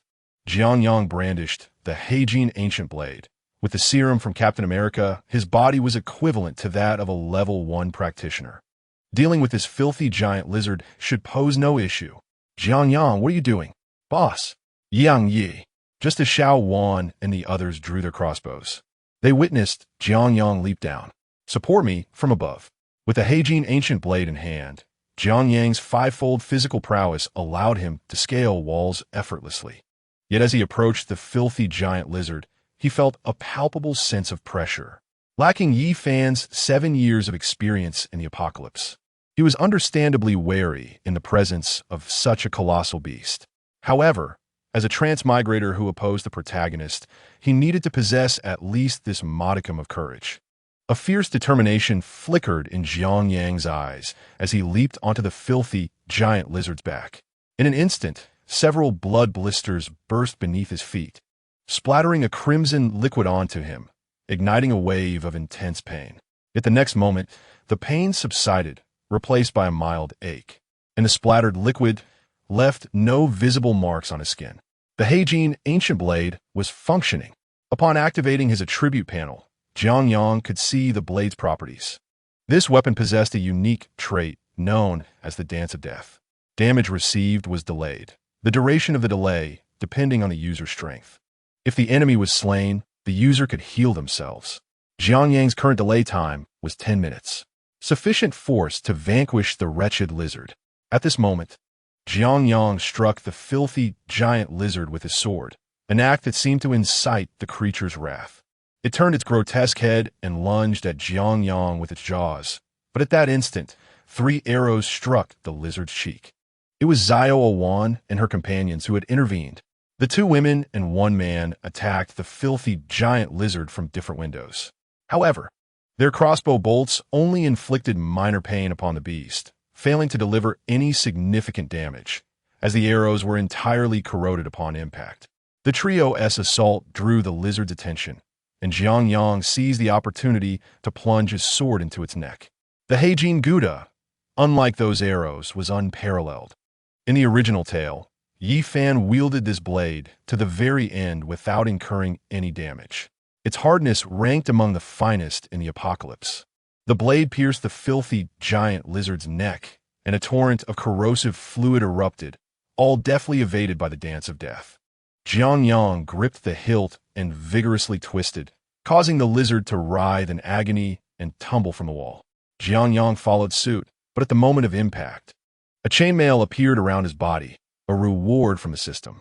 Armed with the Heijin Gouda and clad in chainmail, along with Captain America's serum and the Predator's insight, and with a formidable healer above, failing to slay this lizard would be a source of great shame.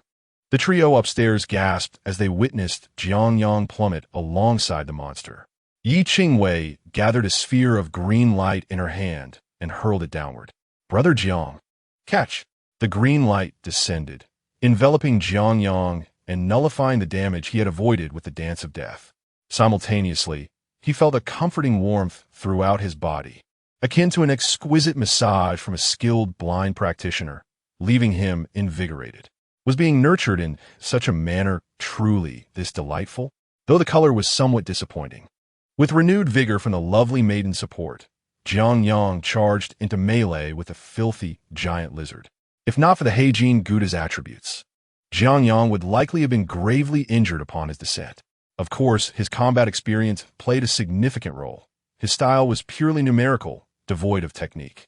To forge iron, one must possess strength. It appeared necessary to hone his combat skills. Jiang Yang surveyed his surroundings. The commotion from the battle with the filthy giant lizard had attracted numerous zombies. These zombies were not only targeting him, but also the lizard, as they were not of the same species or habitat. A swift resolution was imperative. The virus within the zombies was contagious. And since Jiang Yang had merely injected Captain America's serum without becoming a professional, his immunity to the virus remained uncertain. The lizard's massive form drew many zombies, while the trio above relentlessly attacked to divert its focus. Jiang Yang seized the opportunity to approach the filthy giant lizard, a glimmer of determination flashing in his eyes. Suddenly, a gleam of silver emanated from the Heijin Gouda, resembling a crescent moon. His mental energy was siphoned, causing a brief disorientation. Weapon skill, Crescent Slash. The Heijin Gouda shimmered with silver light, its blade extending several meters and leaving deep gashes in the earth. The filthy giant lizard let out a pained roar, a crimson line appearing along its thick neck, and a few nearby zombies were also felled in the process. "Brother Jiang." Yi Qingwei summoned another surge of green light and directed it toward him, a warm current flowing through his body, restoring some clarity. The previous skill had consumed nearly 40 points of his mental energy, leaving him momentarily drained. The potency of the skill was formidable, having cleaved the filthy giant lizard and dispatched several zombies in one stroke. A warm flow radiated from the hilt of the Heijin Gouda to Jiang Yang's hands, beginning to circulate throughout his body, healing his wounds and alleviating fatigue. The first battle was a success, exhilarating. Jiang Yang approached the lizard's head, using the Heijin Gouda to sever its teeth and extracting a small green orb from its skull. Name, Marsh Poison Pearl. Level 1. Description, obtained by slaying the filthy giant lizard. It can be used to enhance weapons, imbuing them with poison attributes. A decent haul. Jiang Yang stored the teeth and poison pearl in a spatial warehouse and turned to face the approaching zombies. The filthy giant lizard was a level 1 monster, while most of these zombies were still level 0. Within a week, these zombies would all ascend to level 1, significantly enhancing their speed and strength, making them considerably more formidable. At the onset of the apocalypse, these zombies were weaker than children, and many were limping due to injuries. This was the easiest time to eliminate zombies. At this moment, the trio upstairs stood agape, their bodies rigid. Zioa one even rubbed her animated eyes. "Gidge, what did I just witness?" The young master unleashed a torrent of silver light, and then decimated that creature. When did he become so formidable? It's remarkable that the young master, who spends all his time chasing girls, has such prowess. Zioa one, awed, felt a surge of joy blossom within her. In this apocalyptic world, the young master had grown so strong that she need not worry for his safety. Perhaps he would even protect her. The thought of the young master she had cared for displaying such strength filled her with a sense of pride and shared destiny. Wu Lei, after his astonishment, fell into silence. He clenched his fists, yearning for greater power. Otherwise, he could never repay Jiang Yang's kindness. He knew his intelligence was lacking, and his only role was as a brute. If his master surpassed him in strength, what purpose would he serve? In truth, he was overthinking. Jiang Yang really decided a reliable meat shield. Yi Qingwei, overwhelmed by astonishment, felt a deeper admiration for Jiang Yang. He possessed knowledge beyond her comprehension, and if he could become an extraordinary being, she believed he was indeed remarkable. Moreover, he never lied. Whenever danger arose, he rushed forth to protect her. She resolved to harness her abilities to ensure he remained unharmed. Upon witnessing Jiang Yang dispatch the lizard monster, Zioa One promptly produced a safety rope and tossed it down. Young master, quickly ascend. We shall discuss it later. I have other plans. Jiang Yang dispatched several zombies. At this stage, their movements were clumsy and slow, and with his enhanced physical prowess, they posed no threat. Given this, should he not first acquire Yi Fan's opportunity? Jiang Yang gazed towards Linjiang University, knowing their hotel was in close proximity. Undoubtedly, Yi Fan had also arrived near Linjiang University, likely devising a plan to infiltrate. Facing someone with 7 years of apocalypse experience, Jiang Yang felt a twinge of pressure. With resolve, he waved the trio above. You three stay hidden. I'm going to Linjiang University. I will return to explain. With that, Jiang Yang sprinted towards Linjiang University. The hotel had undergone modifications, posing little immediate danger. Creatures like the filthy giant lizard were rare and unlikely to reappear soon. His priority was to seize Yi Fan's opportunity, the foundation for Yi Fan's future rise. Concurrently, he sought a certain individual, the campus beauty of Linda, the ace of the swordsmanship club, and a future powerhouse. The strength of an individual is but a mere whisper.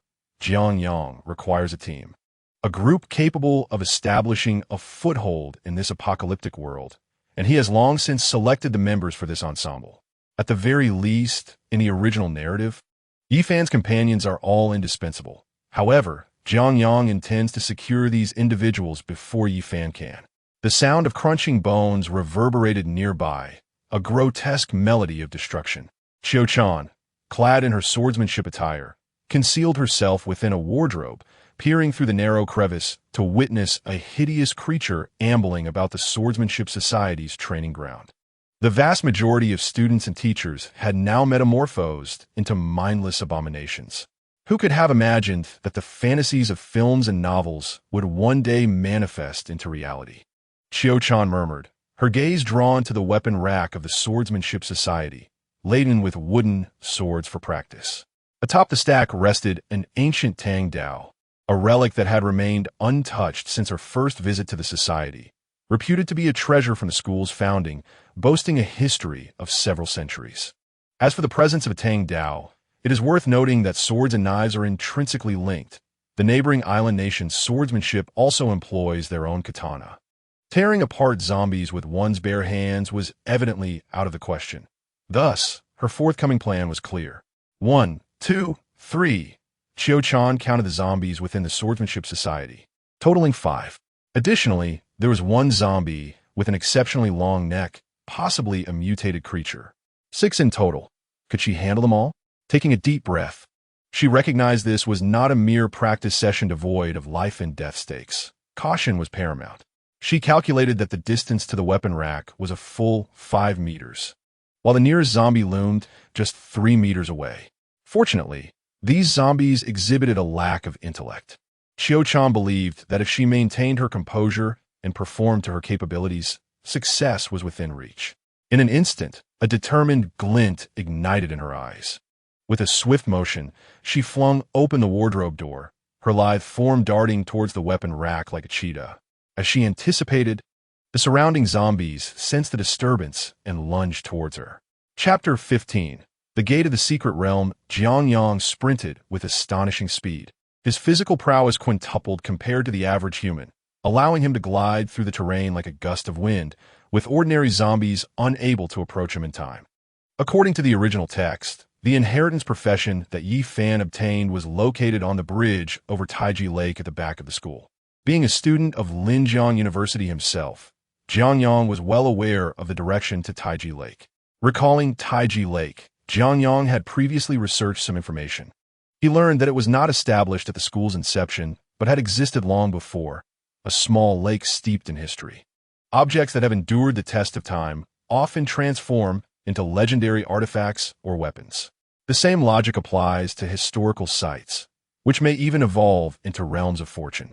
Having existed for at least a century or two, the events that transpired in that time frame remained a mystery to Jiang Yang. Yet, knowing where fortune lies sufficed.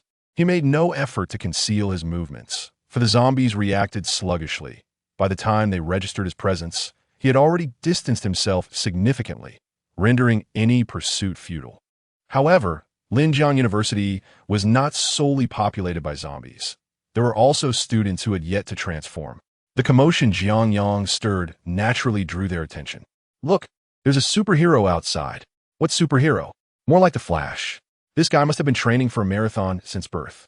From a classroom window, a group of students peered out, their faces painted with astonishment as they beheld Jiang Yang racing across the campus, a speed that seemed otherworldly. Two overly enthusiastic youths shouted in admiration, "Hey, save us! We want to join you." The two boys leaned out, shouting fervently, while their classmates hastily covered their mouths. "What are you two thinking? You'll attract the zombies. What are you afraid of? There's a Flash down there. Do you see him wearing a suit? He is not the real Flash who will come save us. He might just as easily get us killed." Their companions firmly restrained the two, and at that moment, the classroom door began to shudder under the forceful impact of approaching zombies. "This is all your fault. Now the zombies are coming. Damn it." A collective wave of frustration surged as they pressed the two raucous boys down to the ground. Such scenarios proliferated throughout Linjiang University. Numerous survivors were hidden within classrooms. Witnessing Jiang Yang's figure, their initial shock transformed into excitement, which ultimately devolved into curses. Jiang Yang sprinted towards the rear mountain of the university, hearing the cries for help from the students. However, he pondered whether such matters truly concerned him. Apart from sharing the same species, he felt no obligation to intervene. Strictly speaking, he was not of this world. Why should he risk his safety for others? Securing fortune was paramount. Rescuing people was a task for the protagonist. Jiang Yang was solely focused on seizing the protagonist's opportunities, engaging with the protagonist's romantic interests, and pursuing other alluring individuals. That was his ultimate aspiration. Linjiang University sprawled vast and wide, yet endowed with quintuple physical prowess. Jiang Yang swiftly arrived at the school's rear mountain. The rear mountain was essentially a small artificial hill, a picturesque locale where many sought solace under the moonlight. Upon arrival, familiar memories surged forth, and Jiang Yang felt a tinge of helplessness. The original character had certainly indulged in unseemly escapades, having dallied with several women under the cover of night at this very spot. It was as if those women had formed a queue for such rendezvous, and the original character was indeed peculiar. For even 6 kidneys would find it challenging to endure such excesses. Had it not been for ample supplements, he might have met his end long ago. However, now relying solely on his physical attributes, he could potentially surpass the original character's record. Taiji Lake lay adjacent to the rear mountain. Yet, Jiang Yang came to an abrupt halt. There appeared to be someone at Taiji Lake. In the original narrative, Yifan had found it unoccupied during his quest for fortune. No, that was incorrect. Yifan had ventured to Taiji Lake a day after the onset of the apocalypse. Not at this specific moment. If the timing was off, would the inheritance profession still materialize? Jiang Yang recalled the original scene, where Yifan arrived at the bridge over Taiji Lake, activating a secret realm akin to a trial, ultimately claiming the inheritance profession, Dragon Totem. If he had arrived too early, might this secret realm not manifest? As this thought crossed his mind, his expression darkened, and at that moment, a scream echoed from the direction of Taiji Lake. "You filthy wretch! How dare you strike back?" A fashionably dressed young man was pummeling a girl without mercy. It was none other than Gu Tao, the individual who had once accompanied Yi Qingwei on a campus stroll, the same one who had delivered a pillow to him. What a familiar face. Jiang Yang crouched behind a small hill, observing intently. On the hill lay several deceased zombies, their heads and bodies brutally smashed. It was likely the work of this group. After administering a beating to the girl, Gu Tao approached a man with a scarred face, grinning with sycophantic glee. "Brother Yong, shall we let her go in first?" The man known as Brother Yong patted Gu Tao on the head, his voice cold as he inquired, "You little rascal. How can you treat her like this? She is still your woman." "Oh, what's the big deal?" Gu Tao lit a cigarette for the scar-faced man, his face plastered with ingratiating smiles. "I've had my fair share of women. She's just a gold digger. Besides, what if there's no danger inside?" "Huh, then let her go," Brother Yong declared, and Gu Tao seized the girl by her hair, dragging her toward the bridge over Taiji Lake. "Please, Gu Tao, let me go. I can do many things for you. I'll be your servant." The girl began to plead for mercy, but Gu Tao paid her no mind. The bridge over Taiji Lake is also curved, divided into two parts of black and white. At the junction of these colors stands a small pavilion, within which appears a portal. A golden halo emanates from this portal, marking the entrance to the secret realm. Jiang Yang trouches atop arokiri, meticulously observing this entrance while recalling the plot from the original work. Yi Fan had arrived here a day after the onset of the apocalypse. Yet this secret realm has already been discovered by others. If all goes as expected, those individuals have likely perished within. The secret realm harbors dangers in the apocalypse. Everything is covertly priced, and to inherit a legacy profession, one must embrace the risk of death. Nearly 20 individuals gather at Taiji Lake, among whom 8 or 9 are spirited young men clad in tight-fitting attire and wearing casual shoes. The remainder consists of students from Linjiang University, 5 males and 6 females. Currently, there are only 5, as one, hindered by Gu Tao, has already been thrown into the entrance of the secret realm. "Brother Yong, what do you think she will emerge?" Gu Tao clapped his hands and approached the leader of the spirited young men, preparing to smile, only to be met with a sharp slap from Brother Yong that left him stunned. Chapter 16. A ruthless villain who speaks little. Hadn't he seemed indifferent to that woman moments ago? Why the sudden concern? Brother Yong took a deep drag from his cigarette and, without waiting for Gu Tao to speak, summoned his underlings to deliver a brutal beating. "Damn you, Gu Tao! Do you think your family's wealth gives you the right to make us your lackeys? Do you realize that woman was my first love? I can't believe you sullied her." As Brother Yong commanded a dozen thugs to assault Gu Tao, Jiang Yang watched with great interest from his vantage point. Just then, he unexpectedly spotted a familiar face among the 5 male students. One of them, with a bruised and battered visage, was none other than his subordinate. The original owner, being a super-rich young master, naturally had a circle of friends. This young man, whose face resembled that of an overripe fruit, was Li Shun, a second-generation individual with modest assets, whom the original owner had known since middle school. Though their family backgrounds differed greatly, Li Shun was loyal and easygoing, earning Jiang Yang's trust. "Damn, what's happening?" Jiang Yang lamented, recognizing that Li Shun was one of the few good friends of the original owner, with years of camaraderie. "It would be a great loss if he were to perish here. This is truly infuriating." Jiang Yang kuruset inwardly, realizing that his encounter with his captured subordinate bore a striking resemblance to a plot reserved for protagonists. In the original narrative, similar scenes occurred frequently. Should this not be happening to Yi Fan? Was it possible that by seizing the protagonist's opportunities, he had also appropriated part of the narrative's essence? Life often proves to be more twisted than fiction. At this moment by Taiji Lake, Brother Yong and his crew had finished beating Gu Tao and carelessly tossed him into the portal of the secret realm. They then stood in place, timing themselves, instructing the remaining individuals to line up and wait. It seemed they intended to experiment one by one. "How cruel! I love it," Jiang Yang muset, unaware of how these spirited young men had managed to enter Linjiang University. However, since the apocalypse began, these individuals had indeed fared better than some students at the outset. Bold and ruthless, they found their niche in this new world. The only downside was their lack of education and wisdom, making them prone to reckless behavior, viewing themselves as chosen ones. At this moment, a look of ambition and arrogance adorned Brother Yong's face. He surveyed the beautiful university surroundings, a place they would never have entered before. With the arrival of the apocalypse, they had seized the opportunity to hide here. even killing several zombies and capturing a group of students. As he gazed at the 6 female university students huddled together in fear, a glimmer of greed flickered in his eyes, though he deemed it was not yet time to act upon them. In these early days of the apocalypse, accumulating strength was paramount. When the time came, he could have as many women as he desired. Aside from Li Shun, who was dragged aside and beaten, the other 4 male students cowered together. Witnessing their cowardice, Brother Yang decided to suppress them temporarily, knowing they could be utilized as resources. After all, even a cornered rabbit would bite. He pointed to the least attractive female student among the 6 and instructed his underlings. Grab her and throw her into the secret realm to test the waters.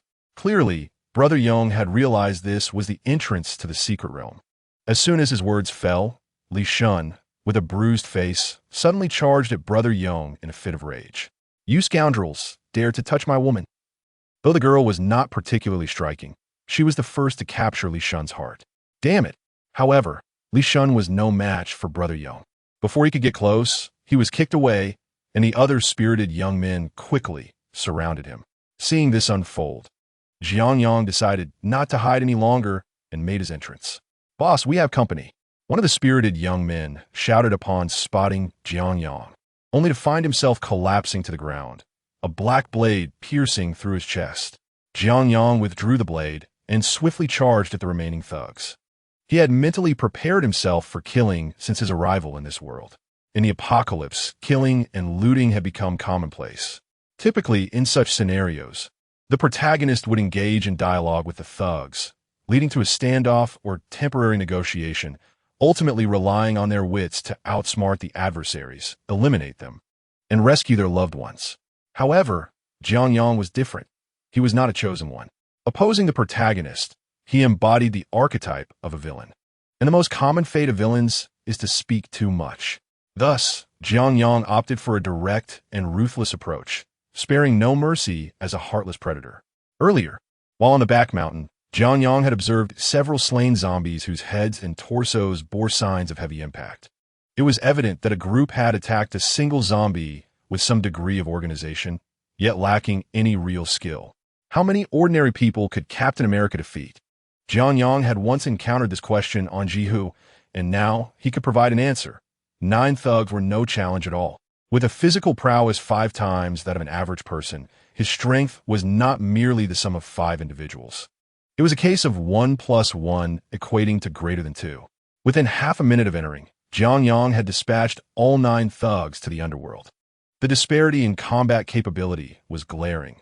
Strength, speed, and physical resilience were on entirely different levels. Captain America's serum enhances all aspects, while these individuals had no opportunity to retaliate. Even if they attempted to strike back, it would feel like mere tickling. "Wow, when did you become so powerful, Brother Jiang?"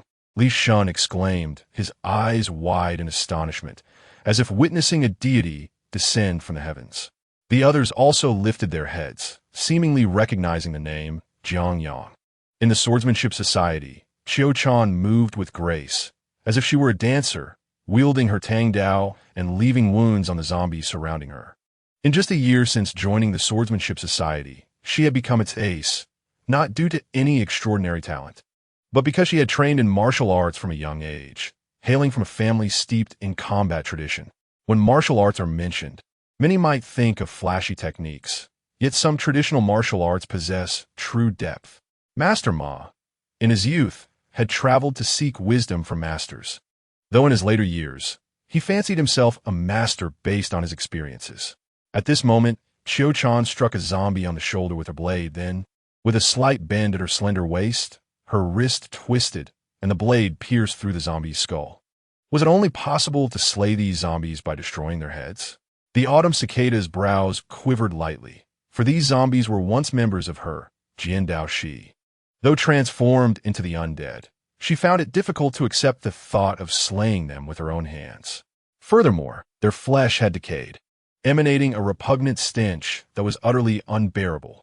Autumn Cicada covered her nose, delivering a swift kick to a lunging zombie, her gaze drawn to a nearby abomination with an elongated neck. Unlike typical zombies, this creature possessed a thick, lengthy neck, with its head mutated to display numerous bony plates and a mouth filled with sharp teeth. What a grotesque sight! Autumn Cicada spat lightly, her voice as melodious as a bell. Gripping her blade firmly, she sank her waist, adopting a stance that radiated the intent to cleave all things asunder. Strangely, a hint of exhilaration crept upon her lips. Though uncertain of the nature of this world, the sensation of striking something tangible felt oddly gratifying. Chapter 17. A surge of warmth as her words faded. Autumn Cicada charged forward, the Tang Dao in her hand swirling gracefully. For reasons unknown, she sensed an oddity with the blade. Perhaps it was her anxiety or some other factor, but it felt as if the sword was radiating warmth. A gentle flow coursing through her. Surely, it must be a mere illusion. Dismissing her distractions, she became one with her weapon, wholly focused on the zombie before her. Understanding that the zombie's weakness lay in their heads made dispatching the ordinary ones a matter of ease. After all, at this stage, these zombies were still of the Zeroth level. Lacking in speed and strength, their reactions sluggish. Any individual with a modicum of martial arts training could fell them effortlessly. The sole concern was the zombie virus. For these creatures felt no pain and would bite relentlessly. After vanquishing the ordinary zombies, Autumn Cicada turned her attention to the elongated neck zombie. In the realm of combat, she was already nearing mastery, destined to become the future Sword Saint, an unparalleled warrior. Meanwhile, at Taiji Lake, Jiang Yang approached the entrance of the secret realm. Brother Jiang, are you truly going in? It's far too dangerous inside. Several people have entered and never returned. Be cautious. Li Shun and his girlfriend, Zhang Yao, stood nearby, urging Jiang Yang against entering. But upon recalling the display of power he had just exhibited, they swallowed their words. Within half a minute, he had dispatched 9 thugs, a feat unattainable by an ordinary individual. Of course, you stay here and guard the entrance. Follow me afterward. Jiang Yang patted Li Shun on the shoulder, a profile of information materializing before him. Name, Li Shun. Physique, 7. Spirit, 10. Agility, 6. Occupation, none. Level, Zeroth. Abilities, none. Skills, none. Loyalty, 79. Jiang Yang noted 2 key aspects, loyalty and spirit. With Li Shun's loyalty at 79, he was deemed trustworthy and a candidate for his team. When forming a group, the foremost consideration should not be the members' talents or combat capabilities, but rather their loyalty. Clearly, Li Shun was not a mere fair-weather friend. He was indeed a true brother. However, Jiang Yang was taken aback by Li Shun's spirit, which had astonishingly reached 10. For an ordinary person, the maximum spirit was 10. How had he achieved this? After a moment's contemplation, Jiang Yang recalled a memory. Li Shun boasting to the original host about the number of women he had conquered in a night, persevering through exhaustion to claim the final prize. Yet, after meeting Zhang Yao, he ceased his pursuit of flings. The original host had laughed at him. To which Li Shun replied, I have chased many beauties, but this one is the one for life.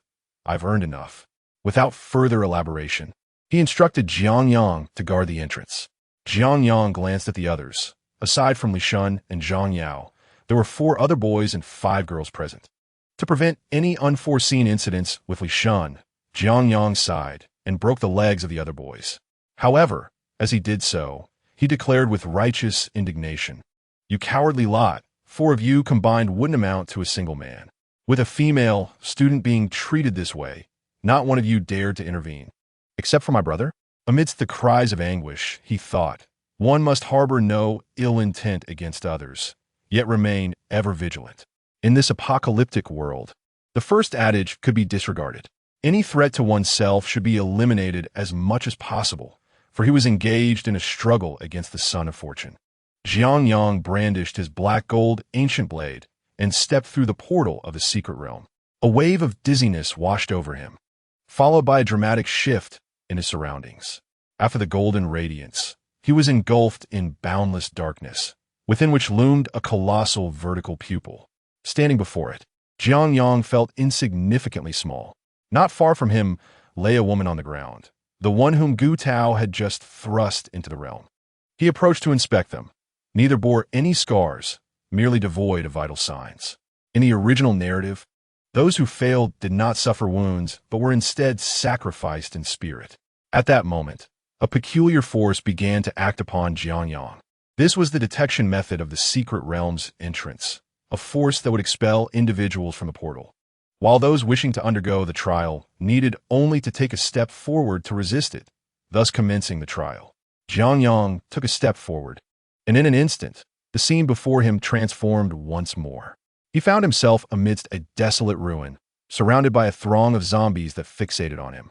The first stage felt all too familiar to Jiang Yang, as he was well acquainted with the sequence in the original narrative where Yi Fan navigated this trial.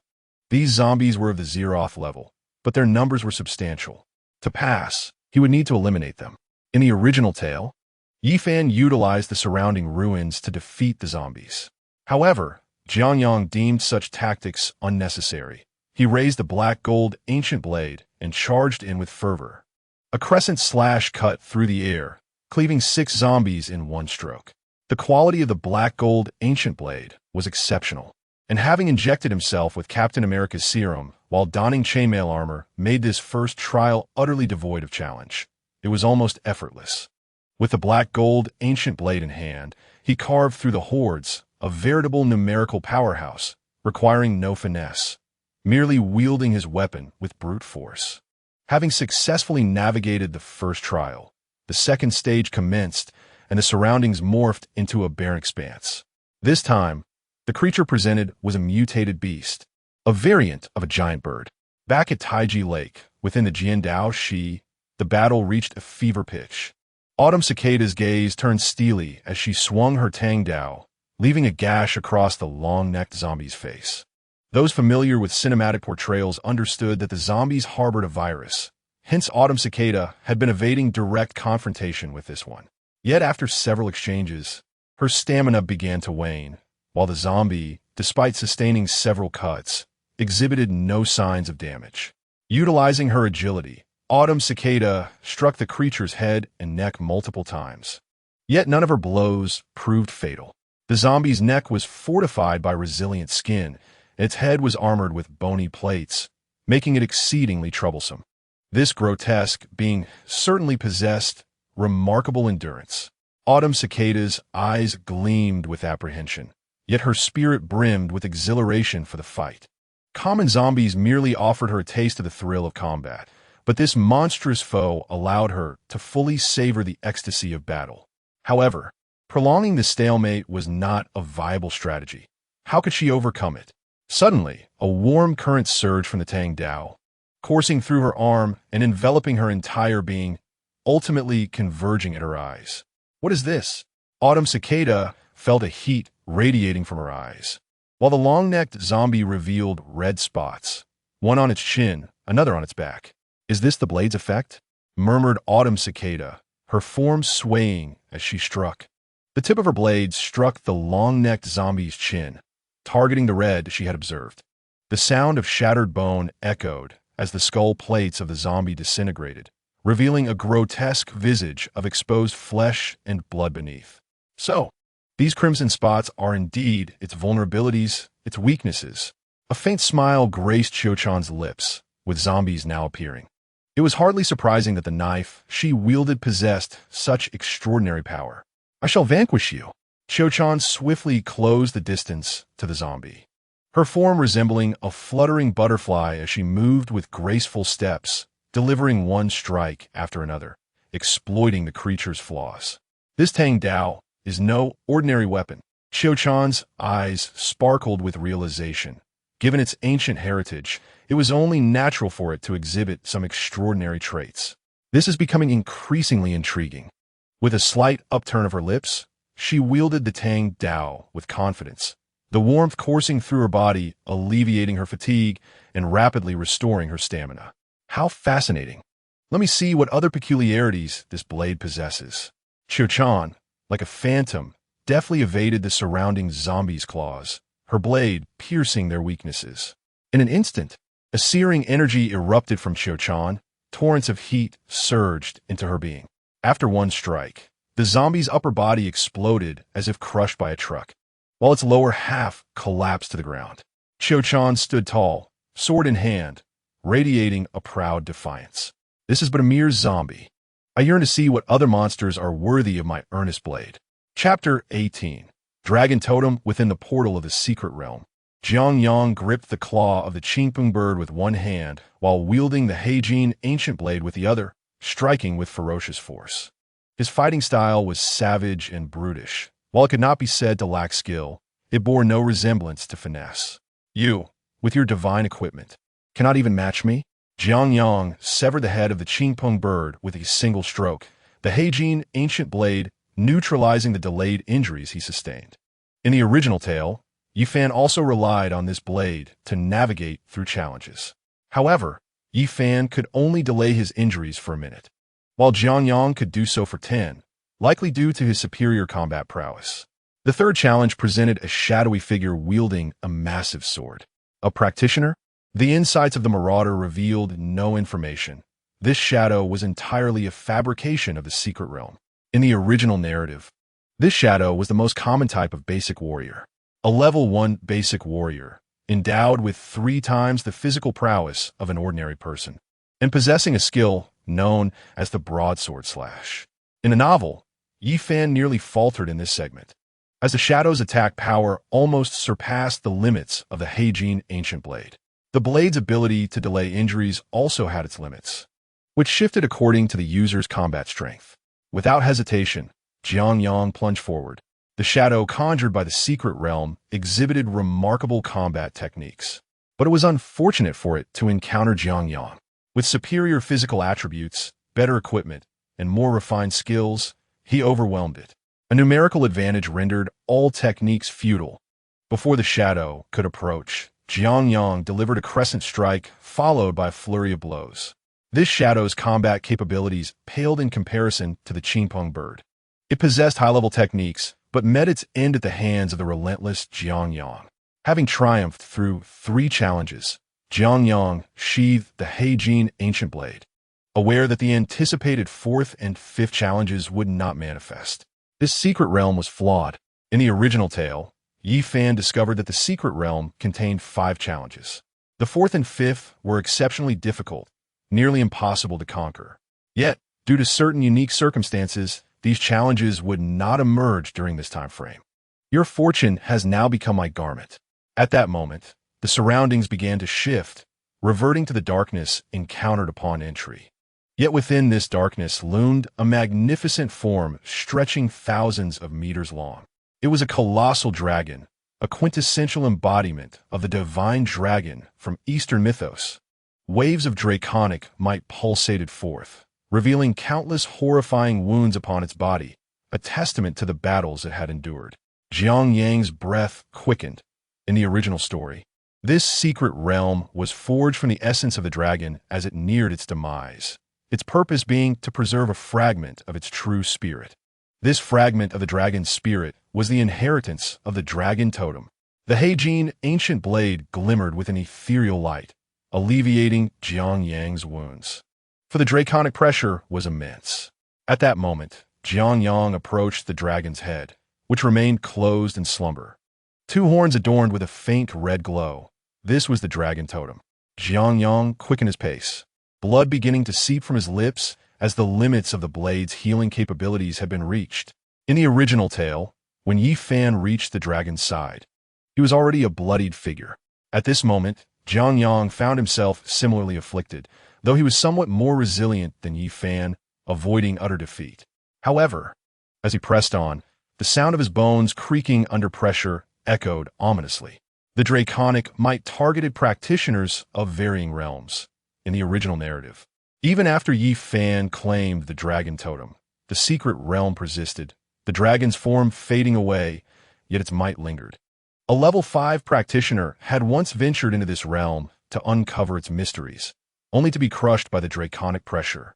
Without great fortitude, one could not claim the dragon totem. At this moment, the draconic pressure directed at Jiang Yang was merely at the level of an ordinary person. The serum of Captain America served as a physiological enhancement, yet Jiang Yang remained fundamentally an ordinary earthling. What Yifan could seize, I too can obtain. Jiang Yang lifted his gaze, breath shallow, the immense pressure causing him excruciating pain, as if his very blood had ceased to flow. Nevertheless, he pressed forward, his orifices bleeding from the pressure, the marauder's insight failing to reveal the dragon's information, leaving Jiang Yang in a daze. Ultimately, he was but a mortal. Jiang Yang's mental resolve was not as formidable as Yi Fan's, yet he too yearned for survival. The primal instinct for survival ignited within him, and he braved the pressure to reach the dragon's brow. The totemic mark descended between the two horns, and countless visions flashed before Jiang Yang's eyes. In the cosmos, a dragon battled an indescribable monstrosity. Jiang Yang could not articulate the beast's appearance. A mere glance sent him spiraling into madness, distorting his thoughts, rendering him incapable of description or communication. Visions continued to swirl. The dragon, in its struggle, began to falter, succumbing to the abyss alongside the unfathomable creature. Reality itself began to twist. The final image was of a dragon's descent, transforming upon the earth into this secret realm. As the vision concluded, the dragon totem was inscribed upon Jiang Yang's forehead. A mighty roar of the dragon jolted Jiang Yang from his stupor. Chapter 19. Plundering the inherited professioning. Plundering the lineage of the Dimension's child. Acquired vibranium round shield. System space increased by 10 cubic meters. The system's notification resonated as Jiang Yang sat upon the ground, his mind too preoccupied to contemplate these matters. In the original tale, when Yi Fan obtained the dragon totem, the scene was similarly daunting. However, no description could rival the experience itself. In that fleeting moment, Jiang Yang felt as though he had lost all rational thought, his mind in disarray, consciousness adrift like flotsam upon an ocean. It felt as if 1 + 1 = 3. Azathoth, a name surfaced in Jiang Yang's mind, conveyed to him by the dragon totem, presumably the name of that monstrous entity. He had accepted the essence of the true dragon spirit, the dragon totem, and thus, he was bound to seek vengeance for the true dragon. However, according to the original narrative, Yi Fan's encounter with Azathoth occurred much later. After a moment of calming his thoughts, Jiang Yang looked up. The dragon's form had already sunk into darkness, its fate unknown. Yet he had grasped the greatest opportunity amidst this apocalyptic realm. A warm sensation coursed through him as a crimson glow emanated from Jiang Yang's being, his attributes undergoing a radical transformation. Name, Jiang Yang. Physique, 150. An ordinary level 1 practitioner ranges from 30 to 60. Spirit, 155. The standard for a level 1 professional is 30 to 60. Agility, 200. The standard for a level 1 professional is 30 to 60. Profession, Dragon Totem. Level 1. Abilities, none. Skills, Crescent Slash, Spirit of the Pillager, Insight of the Pillager, Dragon Might. Both physique and spirit have increased by 100, while agility has reached 200, which is 20 times that of an ordinary person. In contrast, a normal level 1 professional's physique, spirit, and agility typically range between 30 and 60 points. Upon becoming a level 1 professional, Jiang Yang's attributes have multiplied compared to those of an ordinary level 1 professional. Furthermore, specific information regarding the Dragon Totem profession has emerged in Jiang Yang's mind, identical to that of the original owner. The Dragon Totem embodies the power of the true dragon. As one's professional level rises, one gradually masters all the true dragon's powers until reaching the magnitude of that colossal dragon. At this moment, a circular dragon-shaped mark appeared on Jiang Yang's forehead, symbolizing the true dragon's power. However, at present this mark is gray, requiring Jiang Yang to continuously hone his mastery over the level 1 Dragon Totem's power to illuminate the entire mark. Once fully illuminated, the Dragon Totem will ascend. Regarding the promotion of professionals, those sold in the apocalyptic shop require the use of promotion scrolls to level up after sufficiently mastering their current powers. Certain special professions, such as hidden and inherited professions, have different promotion requirements. Some professions necessitate fulfilling specific conditions, such as slaying a certain number of monsters or consuming rare materials. However, for the Dragon Totem, there are no such conditions. One merely needs to continuously wield the power of the dragon, and once the mark is fully illuminated, promotion occurs automatically. Outside the secret realm, Li Shun and Jiang Yang stood beside a golden portal. At that moment, a blood-soaked zombie stealthily entered Tai Chi Lake. The black blood mingled with the surrounding waters, unnoticed by Li Shun and Jiang Yang. Yet the male students with broken legs sensed something amiss. There is something in the lake. Blood. Something is approaching. The male students, in agony, crawled toward the lake's edge, while the female students screamed and rushed away. Xiao Yao, stay close to me. Li Shun grasped Jiang Yao's hand, his gaze fixed on the moving blood mass in the lake. Upon realizing that the blood mass was heading in their direction, Li Shun pushed Xiao Yao away. Xiao Yao, you go first. Li Go, what about you? Jiang Yao clutched Li Shun's hand, her voice trembling. Let's leave now. That monster is coming. No. Jiang Gu is still inside. Li Shun's expression hardened. Jiang Yang had instructed him to guard this spot, and he intended to fulfill that duty, no matter the cost. Had it not been for Jiang Yang, he would have been killed by those thugs moments ago. Therefore, Li Shun was determined to accomplish the task entrusted to him by Jiang Yang. Xiao Yao, you go ahead. I'll attract the monster. You and the other girls should leave. No, Li Gu, we're going together. Jiang Yao embraced Li Shun, unwilling to part. Meanwhile, the blood mass in the lake seemed to sense that the two did not intend to flee and charged toward the departing group. The male students with broken legs crawled slowly, while the female students were nearly at the shore of Tai Chi Lake. Just then, the blood mass leaped from the water, revealing a zombie, bloodied and nearly skinless. Its speed was astonishing. In an instant, it tore apart the female students, leaving only dismembered limbs. It then lunged toward the male students, ready to feast.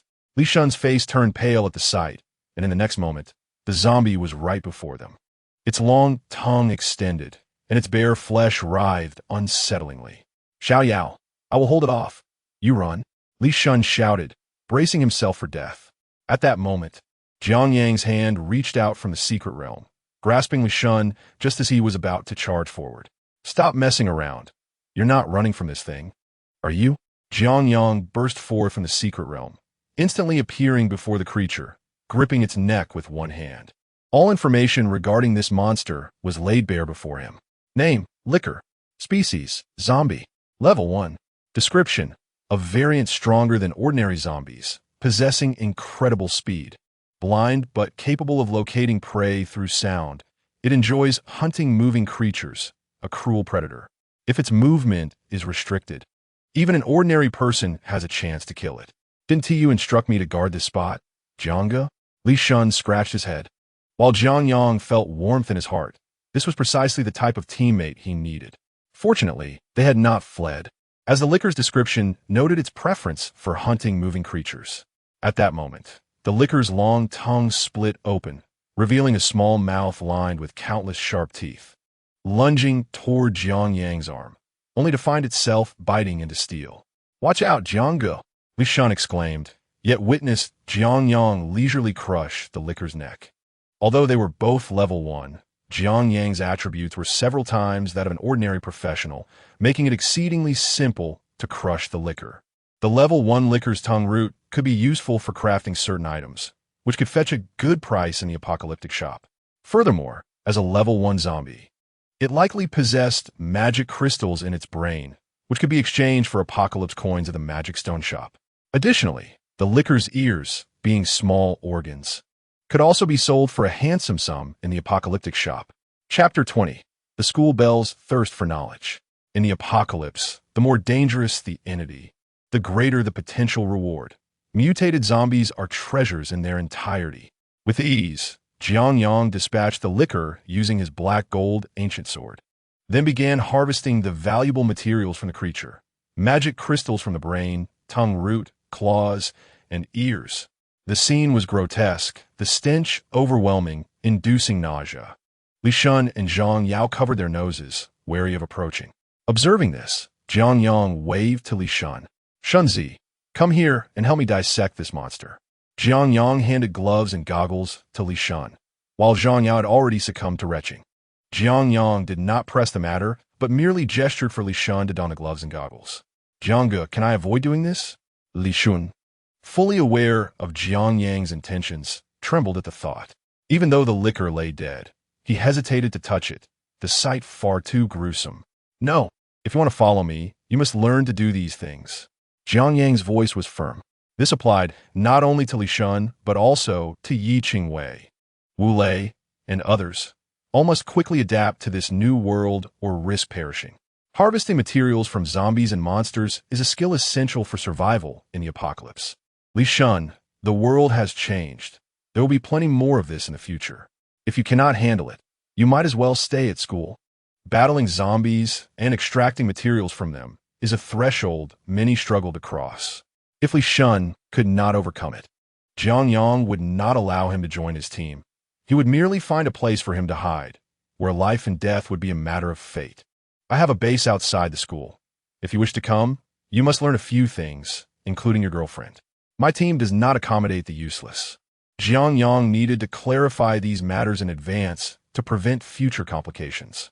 Trembling, Li Shun donned the gloves, gritted his teeth, and began to cut the useful parts from the liquor as Jiang Yang instructed. Although Jiang Yao had spent a long time retching, she eventually put on gloves and goggles, voluntarily coming to assist Li Shun. Witnessing this, Jiang Yang felt a sense of satisfaction. The legacy of the profession has been successfully established, and now the next task is to locate that esteemed campus beauty. With the materials discarded by Li Shun tucked away, Jiang Yang hurriedly led his companions towards the direction of the Jiandao Shi. Meanwhile, inside the Jiandao Shi, only Qiu Chan and a two-headed zombie remained. This peculiar creature, possessing dual heads and 4 arms, was clad in scales all over its body, with only a few meager vulnerabilities, and it exhibited remarkable agility. Qiu Chan had engaged in combat with his zombie for several rounds, unable to exploit any of its weaknesses. Unlike the previous zombies, this two-headed monstrosity demonstrated an awareness of evasion and actively sought opportunities to attack, deliberately exhausting Qiu Chan's stamina. At that moment, Qiu Chan glanced down at her Jiandao attire, which bore several gaping holes, all inflicted by this formidable adversary. Frowning, she wielded her Tang Dao, shifting positions continuously.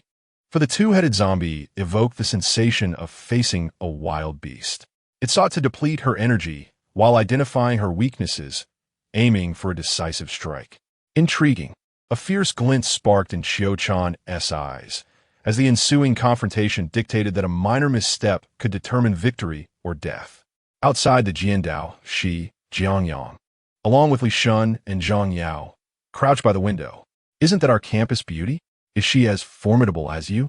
Li Shun exclaimed, his eyes wide with astonishment as he recognized Qiu Chan, the campus belle of Linjiang University. Almost every male student at the university had harbored aspirations to pursue her. Yet they all faced rejection, for despite her stunning appearance, her aloof demeanor and overwhelming prowess deterred many from approaching her. Nonetheless, numerous individuals sought to draw closer to Qiu Chan, voluntarily applying to join the Jiandao Shi. Li Shun had attempted this as well, but was turned away for failing the entrance examination. Noticing Li Shun's gaze, Zhang Yao expressed her dissatisfaction with a soft huff. You two can be affectionate later. Don't disturb me. Jiang Yang gestured for silence, intently observing Qiu Chan's battle. Name: Qiu Chan. Physique: 10. Mentality: 10. Agility: 10. Profession: none. Level: 0. Abilities: none. Skills: none. This is the pinnacle of an ordinary person. No wonder she is destined to become a super powerhouse. Jiang Yang was astonished by Qiu Chan's impressive attributes, recognizing that she had already reached the zenith of human capability. Furthermore, her Tang Dao had a remarkable lineage, being a Qijia knife, a soldier's weapon from the historical resistance against Japanese invasions. The wielder must possess an indomitable fighting spirit, enabling them to discern their enemy's flaws. Each strike upon a weakness would inflict multiple times the damage and yield a degree of recovery. The two-headed monstrosity she battled was a variant among zombies, known as the Twin Demon, possessing immense strength and agility, likely due to its dual heads, which also endowed it with a higher intelligence than ordinary zombies. Jiang Yang's gaze shifted to the fallen zombies within the Jiandao Shi. Without doubt, these were all slain by Qiu Chan, truly a future superpower house. With both appearance and strength at the pinnacle, this enchanting maiden was ideally suited for mutual growth. Jiang Yang felt a sense of satisfaction as he drew forth the Heijin Gouda, poised for action. In truth, the original host had previously encountered Qiu Chan, but she had no interest in conversing with such a weak scion, swiftly dismissing him with the stipulation that he must defeat her to earn her favor. This was far more arduous than the original host engaging in a night of indulgence. Qiu Chan's solitary nature stemmed from her immense strength and her character, which was not suited for camaraderie, hence her preference for solitary endeavors. Her interaction with Yi Fan arose from her recognition of his potential to become a strong individual, prompting her to mentor him for a time. Understanding this made matters simpler. Moreover, currently, Qiu Chan was not at her peak. Displaying potential? Seeking her guidance? No. Jiang Yang was confident that she would be begging for his counsel day and night. Inside the Jian Dao, Qiu Chan feigned a step, delivering a full-force strike towards a perceived vulnerability, only to have the twin demon anticipate her move, its four arms swiftly targeting her head. Trouble. Qiu Chan retracted her blade, attempting to evade the onslaught of the twin demon, but it was too late. A sense of alarm surged within her, and at that moment, a figure darted past. With such speed, Qiu Chan barely had time to react. With a resounding thud, the twin demon was sent flying like a tattered sack, its limbs shattered. Qiu Chan furrowed her brow. Although she had yet to discern the identity of the newcomer, she did not feel particularly grateful for their intervention, perceiving it as an act of stealing her kill. Despite the perilous situation, she had confidence in her ability to parry and counterattack. Just as she was about to express her discontent, a hand settled upon her shoulder. Jiang Yang inhaled the lingering fragrance from her hair, his body stirred with anticipation. Qiu Chan turned, ready to swat away the hand, but upon recognizing the face before her, her eyes widened in shock. Jiang Yang, do you remember me? Oh, esteemed campus beauty? Jiang Yang beamed a sunny smile. What brings you here? You seem to have grown significantly stronger. How did you achieve that? A rare curiosity gleamed in Qiu Chan's eyes. Chapter 21. To bear your offspring. Qiu Chan's sentence trailed off as her eyes narrowed, scrutinizing Jiang Yang from head to toe. To her astonishment, she realized she could not perceive any vulnerabilities on him. Does this blade of mine only affect zombies? Or is it that Jiang Yang possesses no flaws? Qiu Chan's impression of Jiang Yang lingered from the time he pursued her. He was renowned as a wealthy scion at Linjiang University, and while her family's financial power could not compare, the heritage and history of the Qiu family far surpassed that of the Jiang family. The Qiu family prioritized tradition over wealth and status. Had she misjudged him before? Qiu Chan pondered internally. Perhaps it's because I'm handsome. Have you had your fill of looking, Qiu de Xiuhua? Jiang Yang offered a casual reply. While she was scrutinizing him, he took the liberty to admire the beauty of the campus belle. This was a reciprocal observation. Indeed, as described in novels, she was flawless. Jiang Yang was well aware of what she was searching for, as her gaze shifted over him, likely in pursuit of weaknesses, but it appeared she had found none. He is quite handsome. However, I have a question. Since you possess such skill, why didn't you challenge me back then, Jiang de Shao? Qiu Chan was oblivious to how Jiang Yang had dispatched the twin demon. She had not even caught a glimpse of his movements. Truly impressive. Thus, her attention shifted to the black long knife Jiang Yang held. Could it be that his blade was akin to her own? One cannot judge a woman like Qiu Chan by ordinary standards. When she complimented his looks, it was neither flattery nor an expression of interest, but rather a straightforward acknowledgement of fact. Realizing this, Jiang Yang felt both bemused and speechless. In Qiu Chan's presence, mere appearance bore no significance. One must strike the right chord. What an honor was that Qiu de Xiuhua was willing to engage in conversation with him. Jiang Yang perceived the glimmer of hope in Qiu Chan's gaze. She was beginning to take an interest in him. The Qiu Chan from the original host memories had always displayed an air of indifference wherever she went. Even upon winning national championships, she exhibited little joy, remaining unfazed. For her, such accolades were merely routine activities. Her potential to become a future superpowerhouse was no accident. Her approach to martial arts stemmed from an unparalleled sincerity and a pure heart, rendering her indifferent to other matters, her heart as tranquil as still water. Yet, such a disposition might not be appreciated by others. Upon understanding her, one might perceive her as a peculiar woman. In light of this, let me, Jiang Yang, warm this solitary soul. What I previously uttered remains valid. If you can best me, even to the extent of engaging in a relationship or bear my offspring, it is not beyond the realm of possibility. Should you triumph over me, I shall certainly choose to bear your child, thus ensuring the unbroken lineage of the Qiu family. So what do you say? Shall we commence battle? Qiu Chan exclaimed, her eyes sparkling with excitement as she surveyed Jiang Yang from head to toe. This woman is indeed peculiar. However, he could comprehend her sentiments. Jiang Yang remained unhurried. What he sought was not her body, but her heart. As long as he could maintain a woman's curiosity and anticipation, their souls would intertwine in due time. You are currently expending too much energy, and thus not in your prime state. Winning against you would hold little significance. Jiang Yang shook his head and approached the corpse of the twin demon, beginning to excavate its valuable components. Li Xuan and Zhang Yao voluntarily stepped forward to assist. This act caused Qiu Chan to frown. Initially displeased with Jiang Yang's nonchalance in rejecting her challenge, she found herself intrigued by his actions. Unlike most women, the gruesome scene did not frighten Qiu Chan. Instead, she closely observed Jiang Yang and his companions, inquiring, "What are you doing?" This twin demon is quite valuable. In Jiang Yang's eyes, the creature was a treasure trove. With its 4 arms and scales suitable for weapon crafting, and each of its 2 heads containing a magic crystal. The system's storage was not full, and leaving space empty was pointless. More than Jiang Yang's activities, Qiu Chan was captivated by how the severed pieces vanished at his touch. Her eyes widened with curiosity as she asked, "Where did the things you cut off go?" Qiu Chan squatted beside Jiang Yang, observing the bloody remains disappearing from his hands.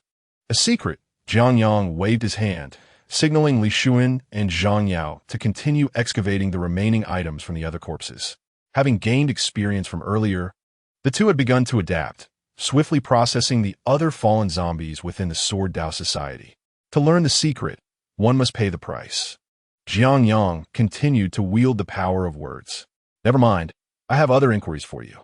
Qiu Chan discerned that Jiang Yang seemed omniscient, and subconsciously regarded him as a sage.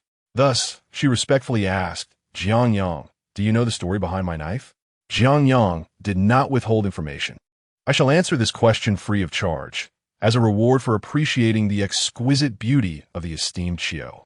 This knife boasts a history of nearly 5 centuries, originating from the Qi family's resistance against Japanese pirates. In the apocalypse, many historical and storied items become tools and weapons, and this knife is one such example." "Thank you." Qiu Chan expressed her gratitude, though she remained quite puzzled.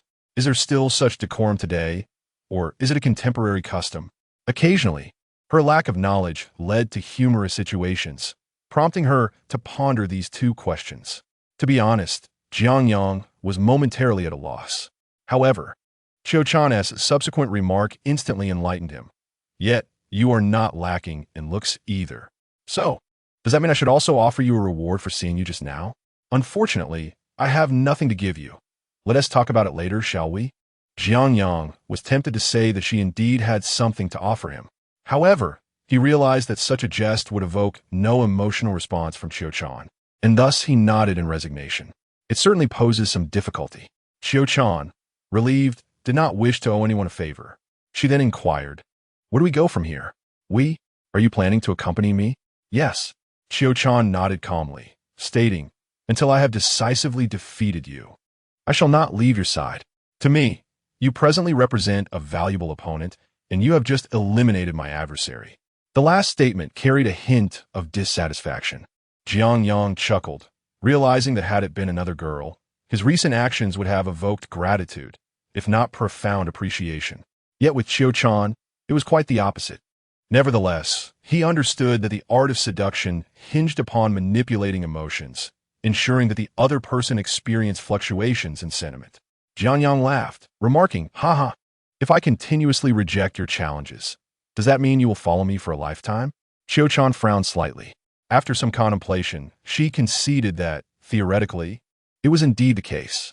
You had best not do that, she responded with displeasure. Jiang Yang chuckled again. I was merely jesting. Fear not. Let's proceed.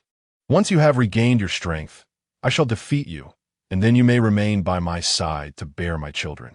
Even Qiu-chan, affected by Jiang Yang's well-timed emotional manipulation, could not help but blush, retorting, such audacity. I hope the esteemed Jiang will still be able to stand and speak by then. Chapter 22.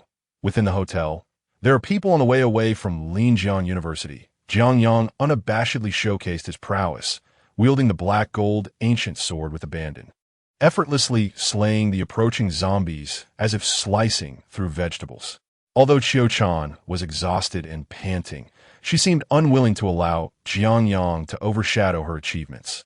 With each step she took, she harvested the zombies that drew near.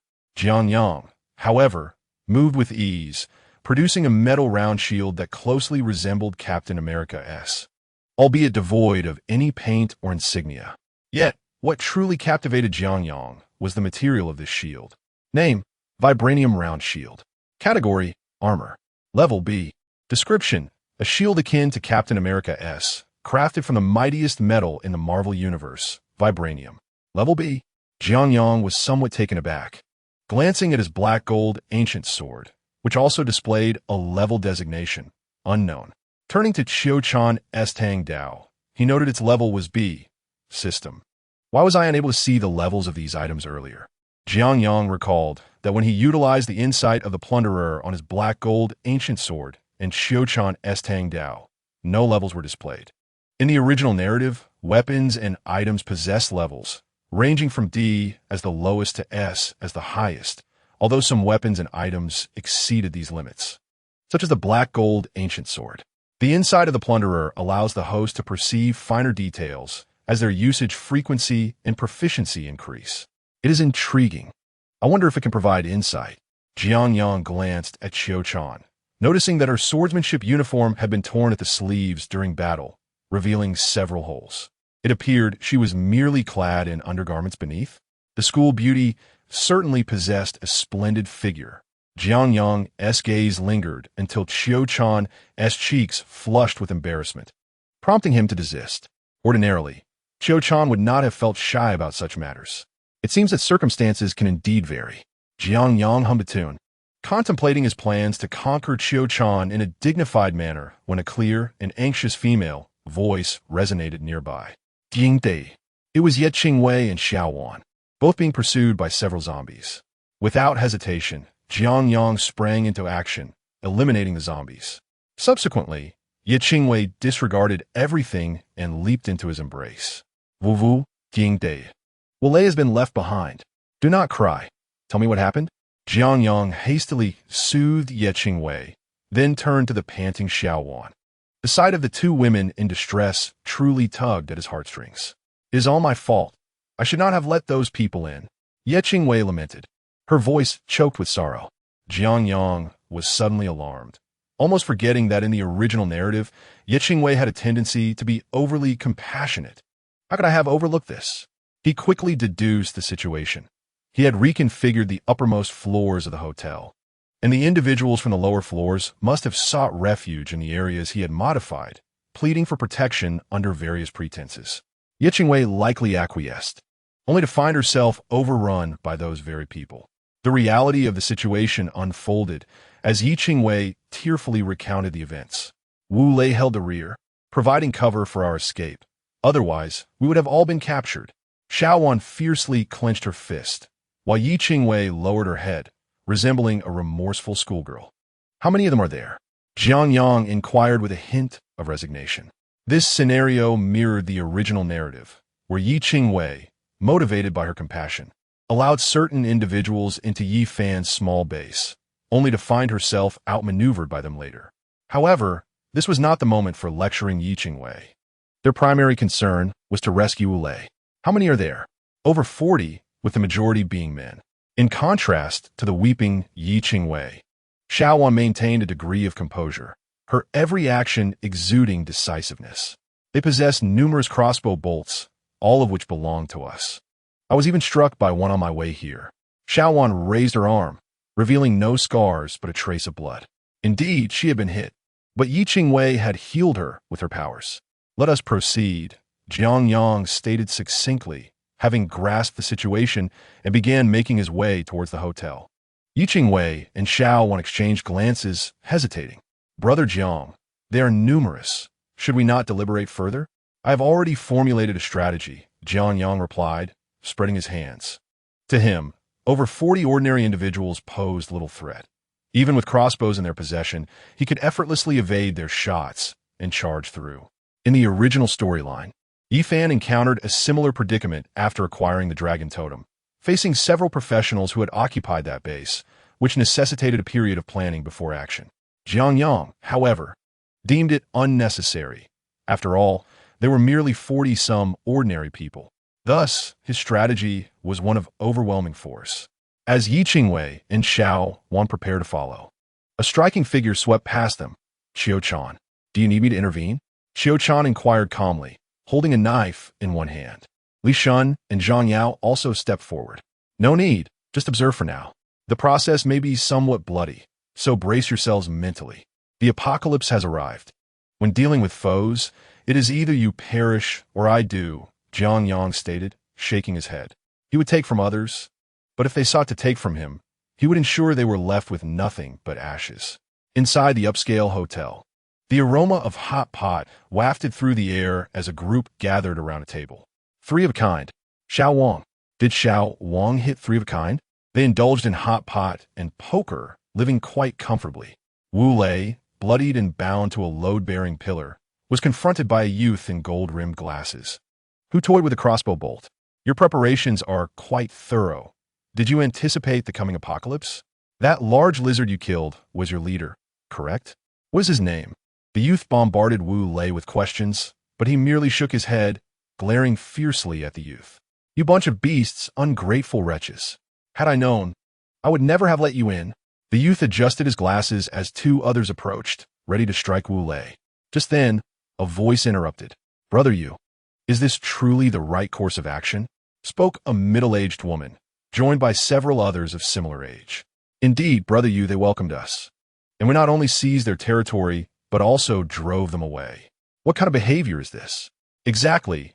Refrain from attacking that brother. When the rightful owner returns, we can resolve any misunderstandings, another chimed in. Misunderstanding? Yu Chang adjusted his glasses, pointing at the hot pot and playing cards on the table. The food and entertainment you enjoy are taken from them. Do you believe they would agree to this? We have witnessed the situation outside. We do not know when rescue will arrive, and if things escalate, there may be no rescue at all. From this day forth, all food will be distributed uniformly among us. Moreover, everyone must contribute to our group, or they will be expelled from here. Brother Yu, the state will surely come to our aid. We should work with the people here. Enough. Yu Chang bellowed, his frustration evident. Do you not understand? It is not just us facing zombies. They are appearing everywhere. There is no communication, no rescue. After his outburst, Yu Chang, with a cold expression, approached Wu Lei, wielding a baseball bat. Will you speak? Speak. A commanding voice drew everyone's attention. It was Jiang Yang standing at the entrance. The floor had been newly renovated, reinforced at the entrance to be quite difficult to breach.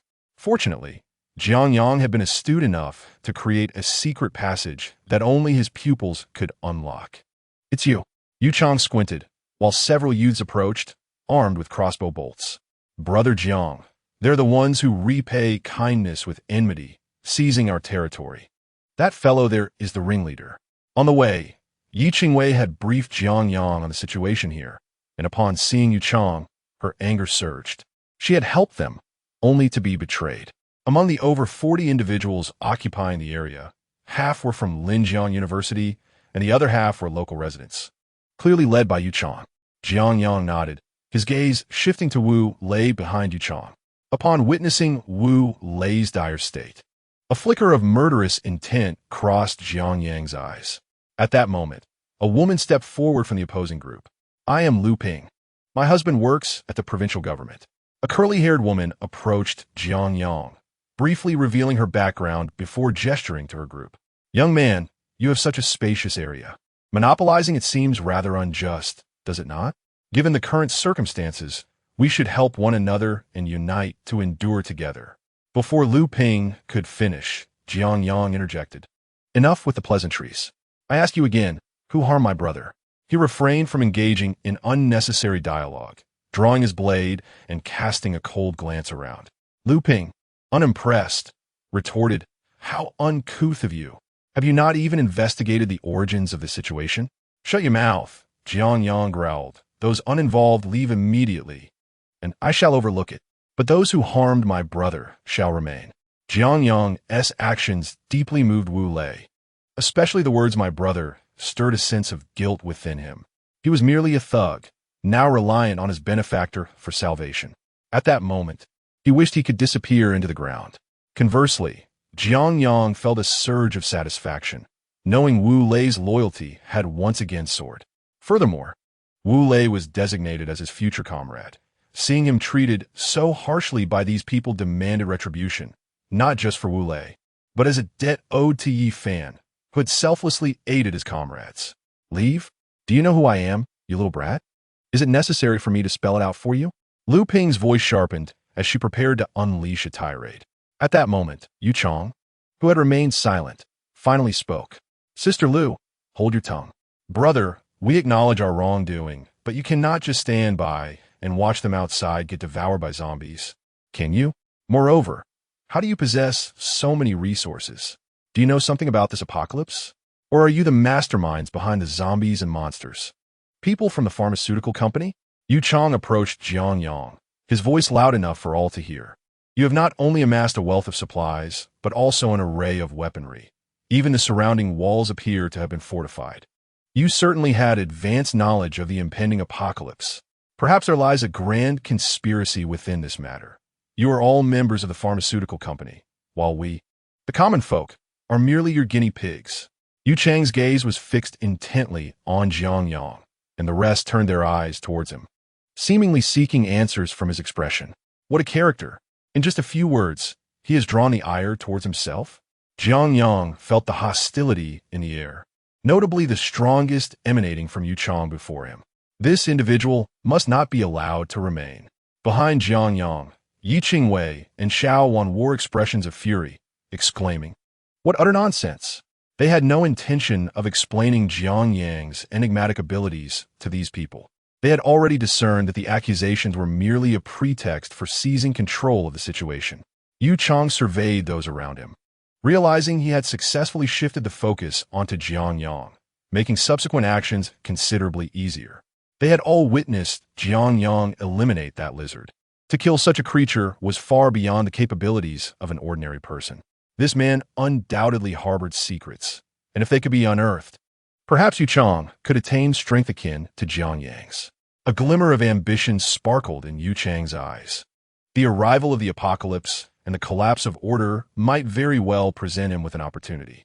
As long as he could master these individuals, he could forge a small faction and gradually expand it, a grand vision forming in his mind.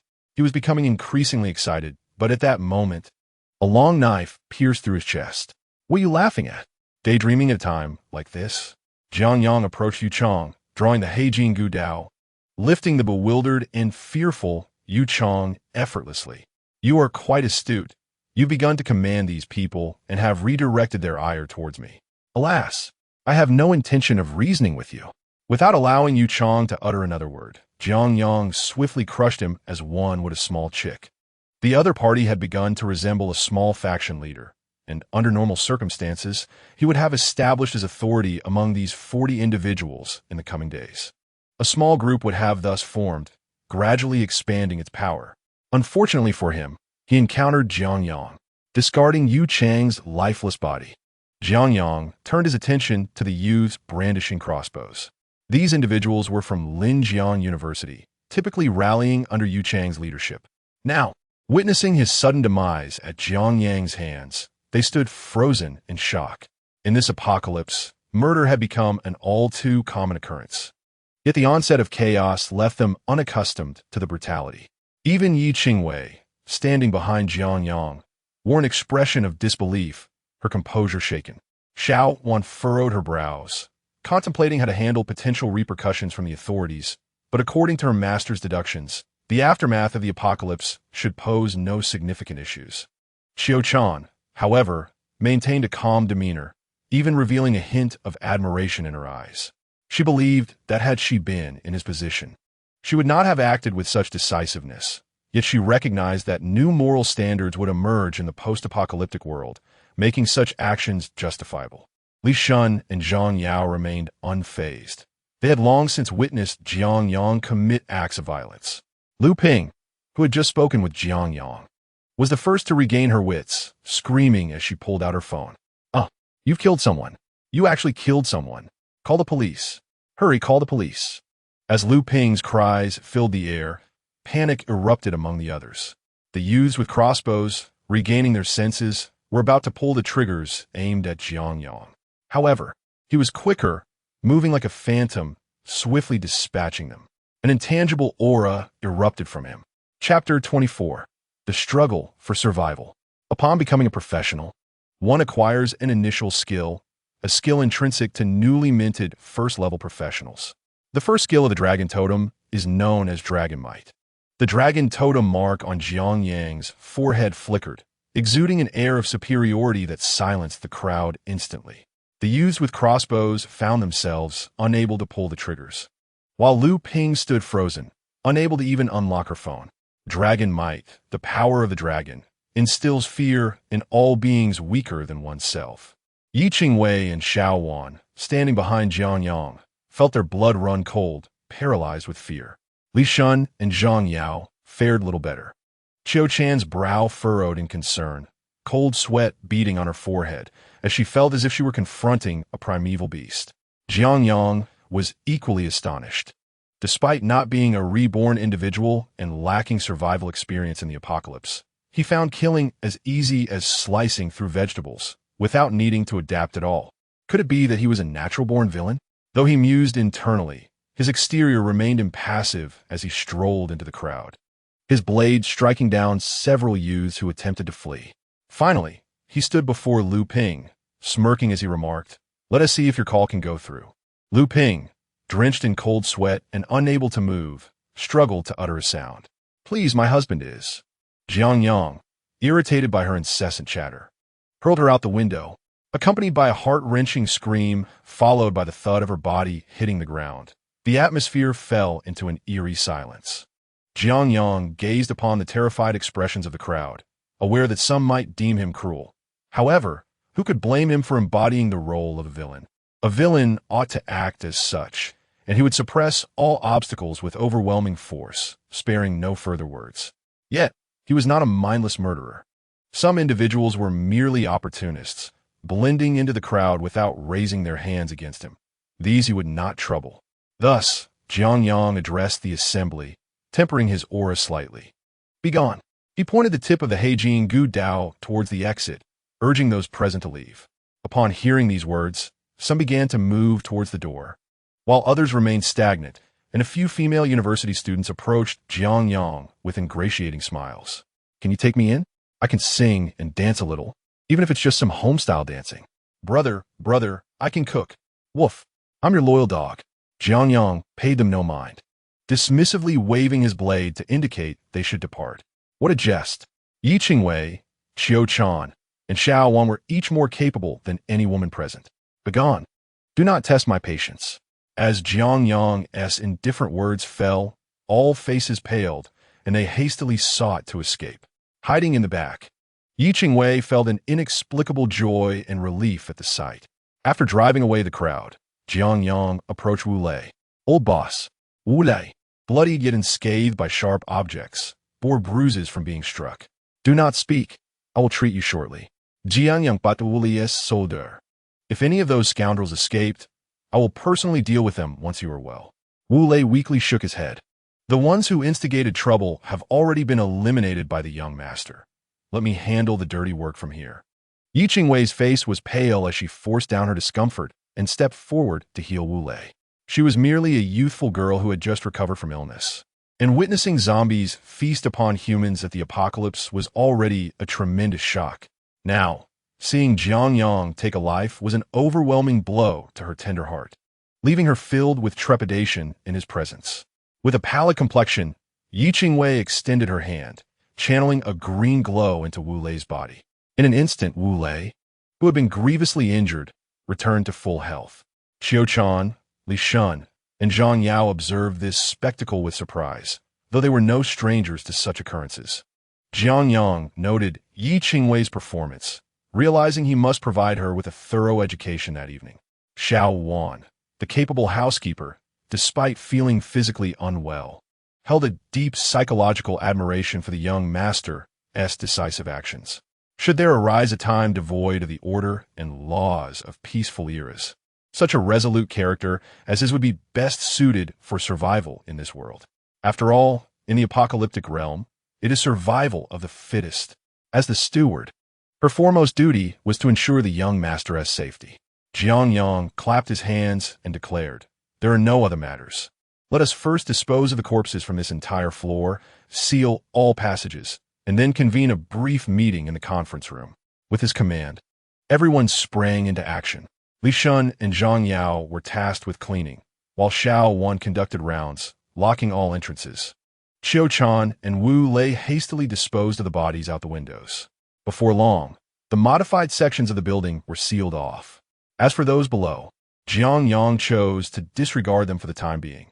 The hotel was vast, and he was only concerned with the floors he had transformed, knowing that he would soon depart from this place, which merely served as a transitional point in the early apocalypse. Once all tasks were completed, everyone gathered in the conference room. After seating themselves, Jiang Yang succinctly summarized the current situation. He then fixed his gaze on the 3 individuals remaining at the hotel, pausing briefly before asking, "Do you know what mistakes you have made?" "Brother Jiang, I'm sorry. It's all my fault. It has nothing to do with Brother Wu or Sister Wan," Yi Qingwei admitted, her cheeks flushed with shame. She felt a great sense of responsibility, as she had been the one to open the door for those individuals. The thought of what could have happened if Jiang Yang had not arrived in time, with Wu Lei desperately trying to intervene, weighed heavily on her mind. After all, the lewd remarks and scrutinizing gazes directed at her were all too vivid. She was no longer the naive girl who had never encountered the harsh realities of life. Having spent a night with Jiang Yang, she had matured significantly.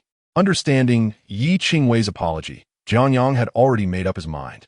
He intended for her to undergo further growth tonight, necessitating a proper punishment, such as reciting the 18 laws of the universe.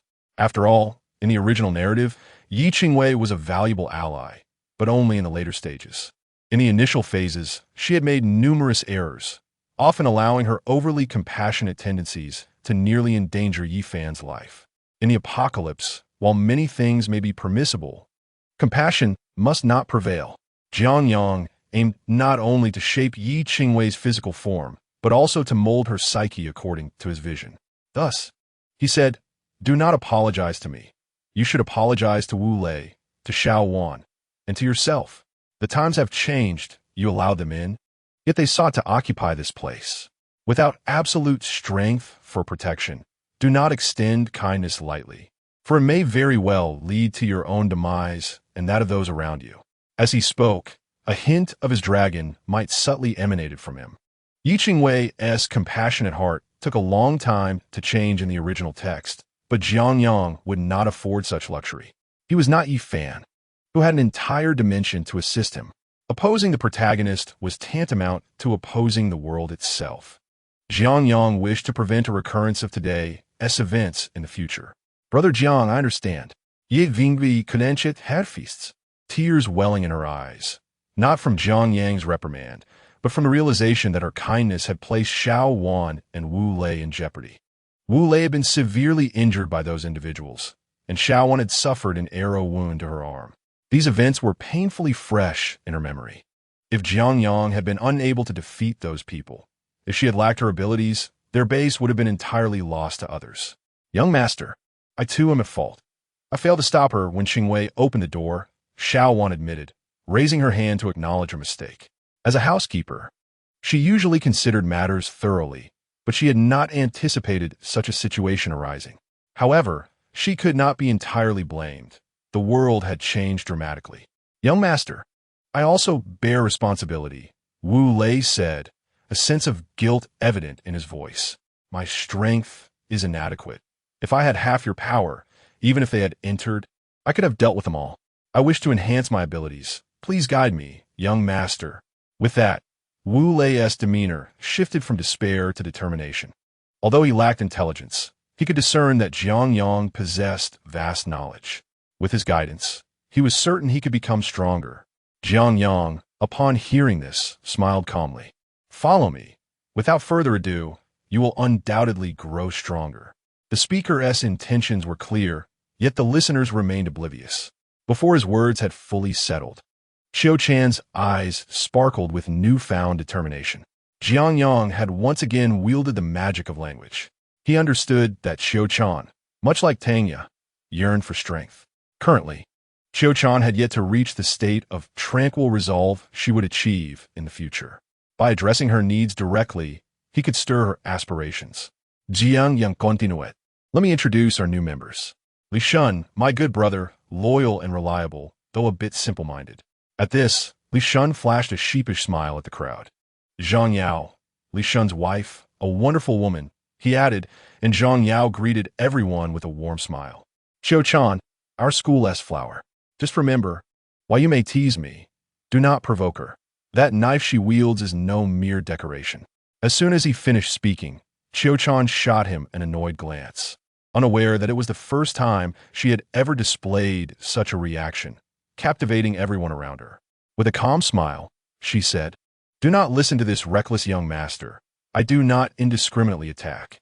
Laughter erupted, as their playful banter eased the tension in the room. However, Yi Qingwei discreetly clenched her small hand beneath the table, sensing an inexplicable feeling of unease in the presence of Qiu Chan. Yet, what followed from Qiu Chan left everyone astounded. I only strike at worthy opponents. If you wish to be targeted by me, you might need to enhance your strength a bit. Thankfully, none of them were overly sensitive.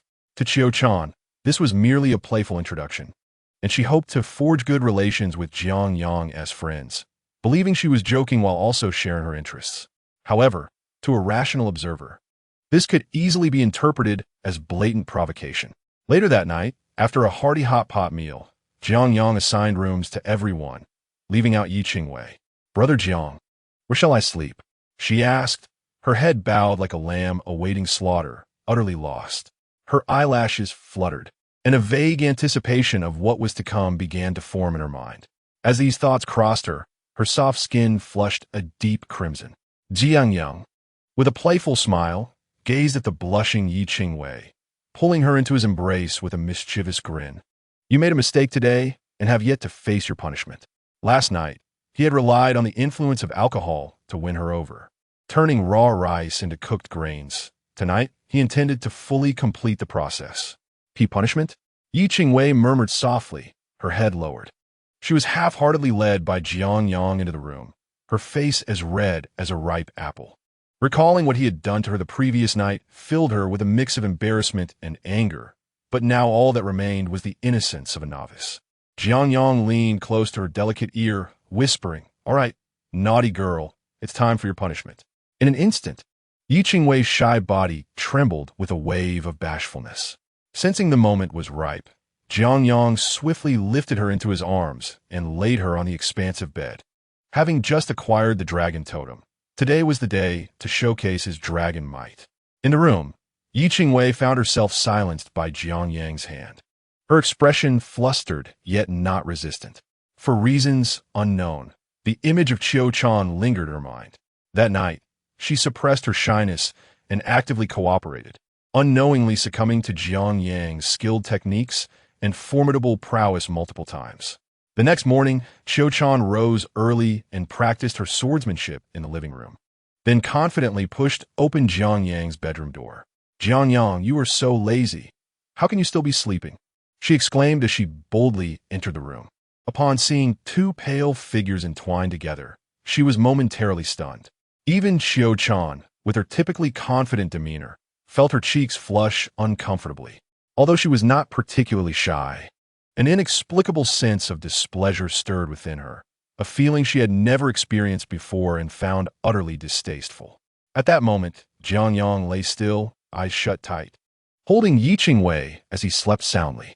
Yi Qingwei, startled awake by Qiu Chan's entrance, quickly pulled the blanket that had slipped to the side, wrapping it tightly around her petite frame, both embarrassed and shocked.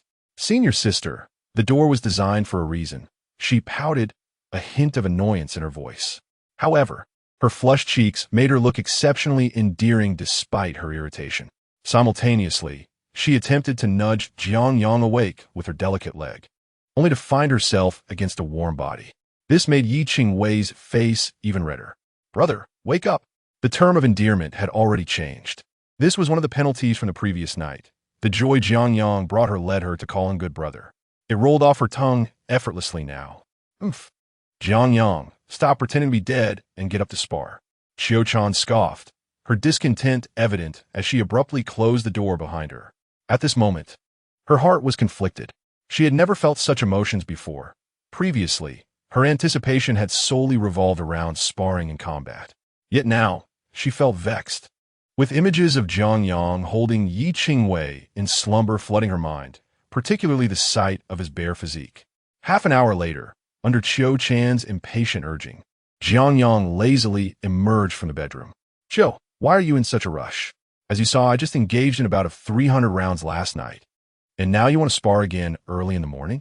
I must say, Yi Qingwei really held her own yesterday. However, he had not neglected her. Unlike many men who, after recovery, could only manage a brief encounter. "You promised me, and yet you still have the leisure to engage in this?" Qiu Chan retorted, irritation lacing her tone. Yi Qingwei, not deaf to the conversation, felt her heart race with anxiety, straining to hear Jiang Yang's response. "What? Are you already trying to meddle in my personal life before we even begin dating?" "I didn't expect Qiu to be so easily jealous," Jiang Yang teased, raising an eyebrow. "Forget it. Since you're not in your best condition, defeating you would be meaningless." "I'm leaving," Qiu Chan said somewhat petulantly. Throughout her life, she had never felt such a sense of grievance, and for a moment, she questioned her own emotions. This Jiang Yang is so annoying. Just as she turned to leave, Jiang Yang placed a hand on her shoulder, smiling. "Don't rush off. Let's spar. Regardless, it will be over quickly." Qiu Chan huffed, her temper flaring after being underestimated repeatedly by Jiang Yang. A fierce spirit and battle intent surged within her, but it was swiftly quelled by an even greater presence. Dragon might. In that instant, Qiu Chan recalled the sense of submission she had felt the previous night. Indeed, this man was so formidable that she could only admire him from afar. Overwhelmed by his aura, she found herself unable to move, realizing that, without even beginning, she had already lost. "Do you understand the gap between us now?" Qiu Chan, unwilling to accept defeat, bit her lip and turned her face away, asking with a mix of reluctance and respect, "What must I do to become as strong as you? How about you take me as your master?" Jiang Yang replied with a mischievous grin. "Very well, the worthy should indeed be taken as a master." With that, Qiu Chan prepared to perform the customary bow of a disciple. Jiang Yang stepped forward to halt her, playfully saying, "Don't be in such a hurry to pay respects. It's not so easy to take me as a master without passing an assessment first." "What kind of assessment?" Qiu Chan inquired anxiously. "I'll tell you later. For now, go wait for me in the conference room." "Are we going to the conference room to have a child?"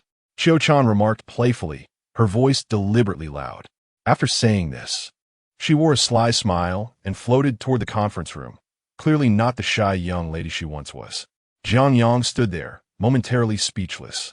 He anticipated Qiu Chan would playfully dig her own grave. In the room, Yi Qingwei, overhearing this, felt a surge of urgency. This wicked woman. How could she be so frivolous? Oomph. It seems I must strive harder. Yi Qingwei's cheeks flushed as she recalled the previous night as humiliating penalties. She clenched her small fists, motivating herself. "Not only must I work hard at night, but I must also strive to enhance my strength during the day." System. If I become Qiu Chan's master, can I receive a reward? Though Jiang Yang had not completely won over Qiu Chan, becoming her master undeniably brought them closer and snatched away the chance of a fateful encounter.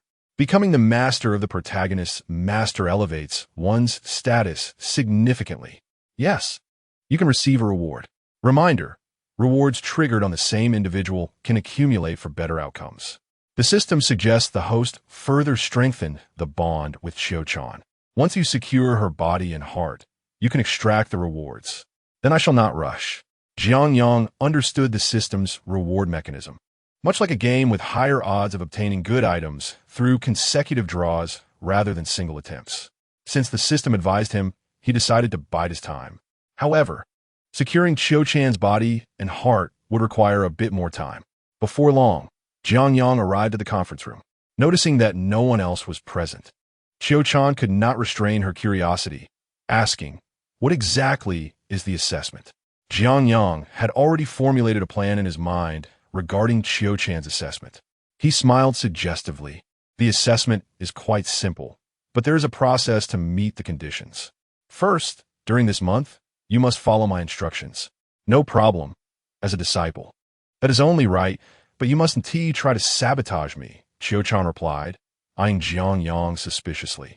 Soon, the others had completed their morning routines and arrived at the conference room, as per Jiang Yang's instructions. Our team has now taken shape. I will outline our plans and lay out moving forward. Jiang Yang spoke confidently from a head seat. Yifan's earlier opportunities had not yet been fully exploited. There was still much to be gained from him. However, before that, he needed to ensure his team adapted to the apocalypse.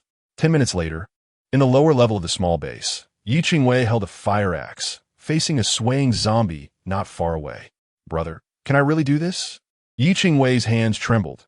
Just a few days ago, she had been a girl lying in a hospital bed. And now she was expected to wield an axe against a zombie, an overwhelming task. "You can do it. I'll be right here watching." "This is a necessary step," Jiang Yang reassured her, leaning in to kiss Yi Qingwei, who did not resist. Sometimes crises could strengthen bonds, and, at that moment, Jiang Yang represented her only source of support. In this apocalypse, battling such monsters daily was inevitable. Jiang Yang continually encouraged Yi Qingwei, reminding her that even a healer must possess a degree of combat capability. In the original narrative, Yi Qingwei's combat prowess was not to be underestimated in the later stages. Stacking up enhancements while navigating through the tide of the undead, Yi Qingwei emerged as a decisive woman in the eyes of future generations. "I will heed your advice." As she felt the warmth on her lips, she gripped the fire axe tightly, green light flickering around her, an involuntary release of her extraordinary abilities, a manifestation of her intense anxiety. In the next moment, Yi Qingwei charged forward, swinging the axe towards the zombie's forehead. Due to her lack of strength, the blow did not kill the creature. Instead, it veered off course, striking its shoulder and becoming lodged within. Seeing this, Jiang Yang rushed forward, intending to deal with the zombie. But suddenly, Yi Qingwei erupted with a surge of power, unleashing her abilities once more. With a determined effort, she yanked the axe free and began to strike relentlessly at the zombie's forehead. "Well done." A spark of admiration ignited in Jiang Yang's eyes. Yi Qingwei's abilities were primarily restorative, allowing her to regain strength as well. When the axe got stuck in the zombie's shoulder, she utilized her powers to recover her stamina and, with renewed vigor, managed to kill the creature. This was merely a level 0 zombie, one that an ordinary person could defeat with preparation. Moreover, to ensure Yi Qingwei's safety, Jiang Yang had preemptively broken the zombie's leg. Yet, Yi Qingwei was just a fragile girl, overwhelmed with fear. The release of her powers in such a tense situation was likely a result of her anxiety. She utilized every means available to her, but her subsequent courage in slaying the zombie was undeniable. There's a saying that courage is the anthem of humanity. In the apocalypse, only those brave enough to take the first step can thrive. After slaying the zombie, Yi Qingwei was drenched in blood. Yet the panic on her face gradually transformed into determination. She had completed her initial step into the post-apocalyptic world. "How does it feel to have killed a zombie yourself?" Jiang Yang approached, his gaze filled with admiration, reaching out to embrace her waist. However, she swiftly turned away, evading his grasp. "Not much. They're not that terrifying," she replied, her hands still trembling, yet her words were resolute. In Jiang Yang's eyes, her loyalty seemed to increase by 3 points. Jiang Yang felt elated and attempted to reach for her once more, only to be thwarted again. Not allowing me to get a hold of you? You're covered in blood. Yi Qingwei stuck out her tongue and moved aside to clean herself. I'm not afraid of the blood. I don't mind at all. Jiang Yang smiled slightly, kicking open a door to release the next unfortunate zombie. Next up, Wan Jie, it's your turn. Hearing this, Xiao Wan stepped out of the corridor, wielding a fire axe, just like Yi Qingwei. Stay calm. Aim for the head. Jiang Yang encouraged Xiao Wan, playfully attempting to touch her, only to receive a sharp glare in return. Compared to Yi Qingwei, Xiao Wan was much more composed. However, facing a zombie for the first time was still daunting. Yet, the thought of her young master behind her bolstered her confidence. After years of serving Jiang Yang, it was her duty to resolve any issues he faced. She couldn't afford to let him down now. With determination, Xiao Wan charged forward. As the devoted housekeeper of a wealthy heir, she was not only skilled, but also possessed considerable agility. She feinted to one side, taking advantage of the zombie's mindless nature, then swept its legs out from under it with a kick before bringing the axe down upon the off-balance creature. Despite her inexperience, the blow did not land squarely on the zombie's head, yet it still drew admiration and surprise from Yi Qingwei. Sister Wan is impressive. Yi Qingwei wiped the blood from her body, watching Xiao Wan's battle unfold, feeling her own efforts lacked in comparison. You are strong as well, but she has had professional training since childhood.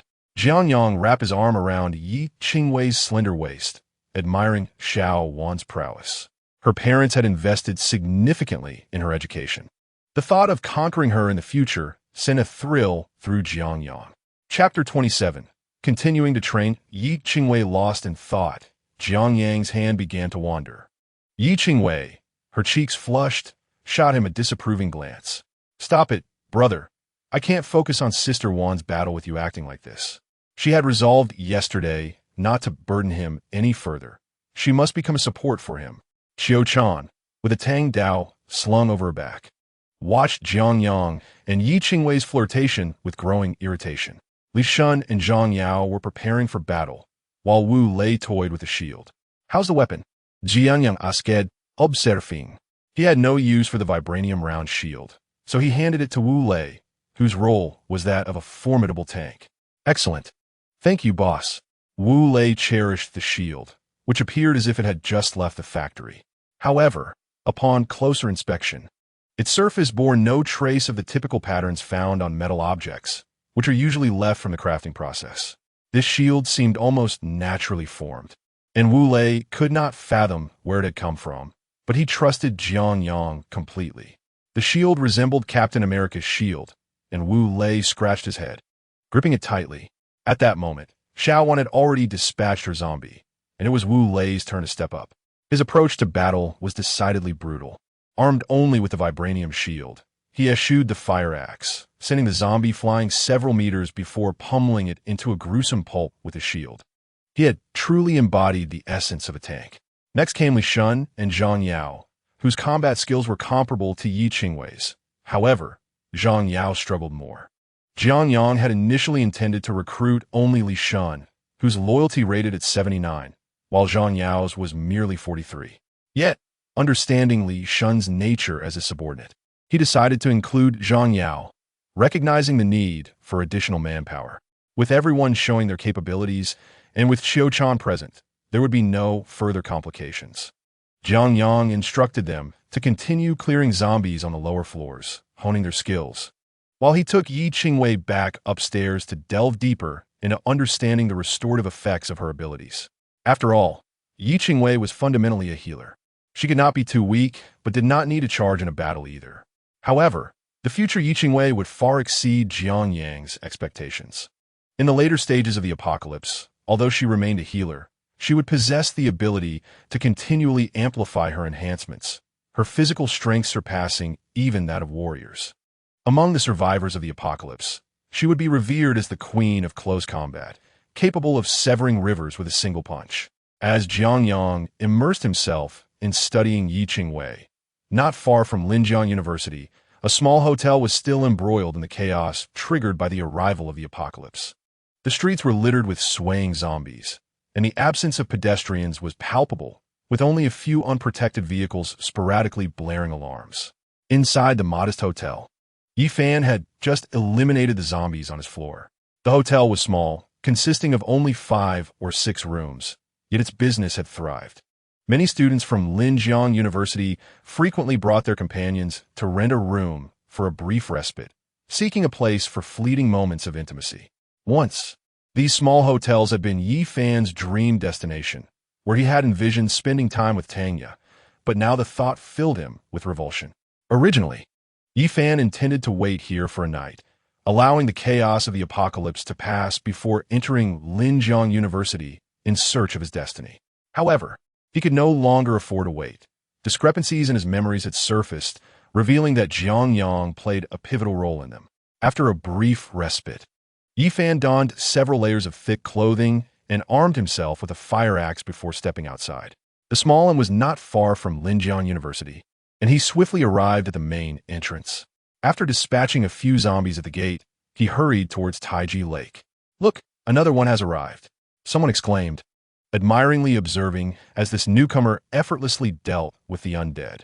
"This one is far inferior to the previous one." Inside the teaching building, survivors spotted Yi Fan, but no one shouted or screamed. They merely waved conspicuously visible objects outside the window. During the initial chaos of the apocalypse, they had learned that shouting would not attract help, but merely summon more zombies.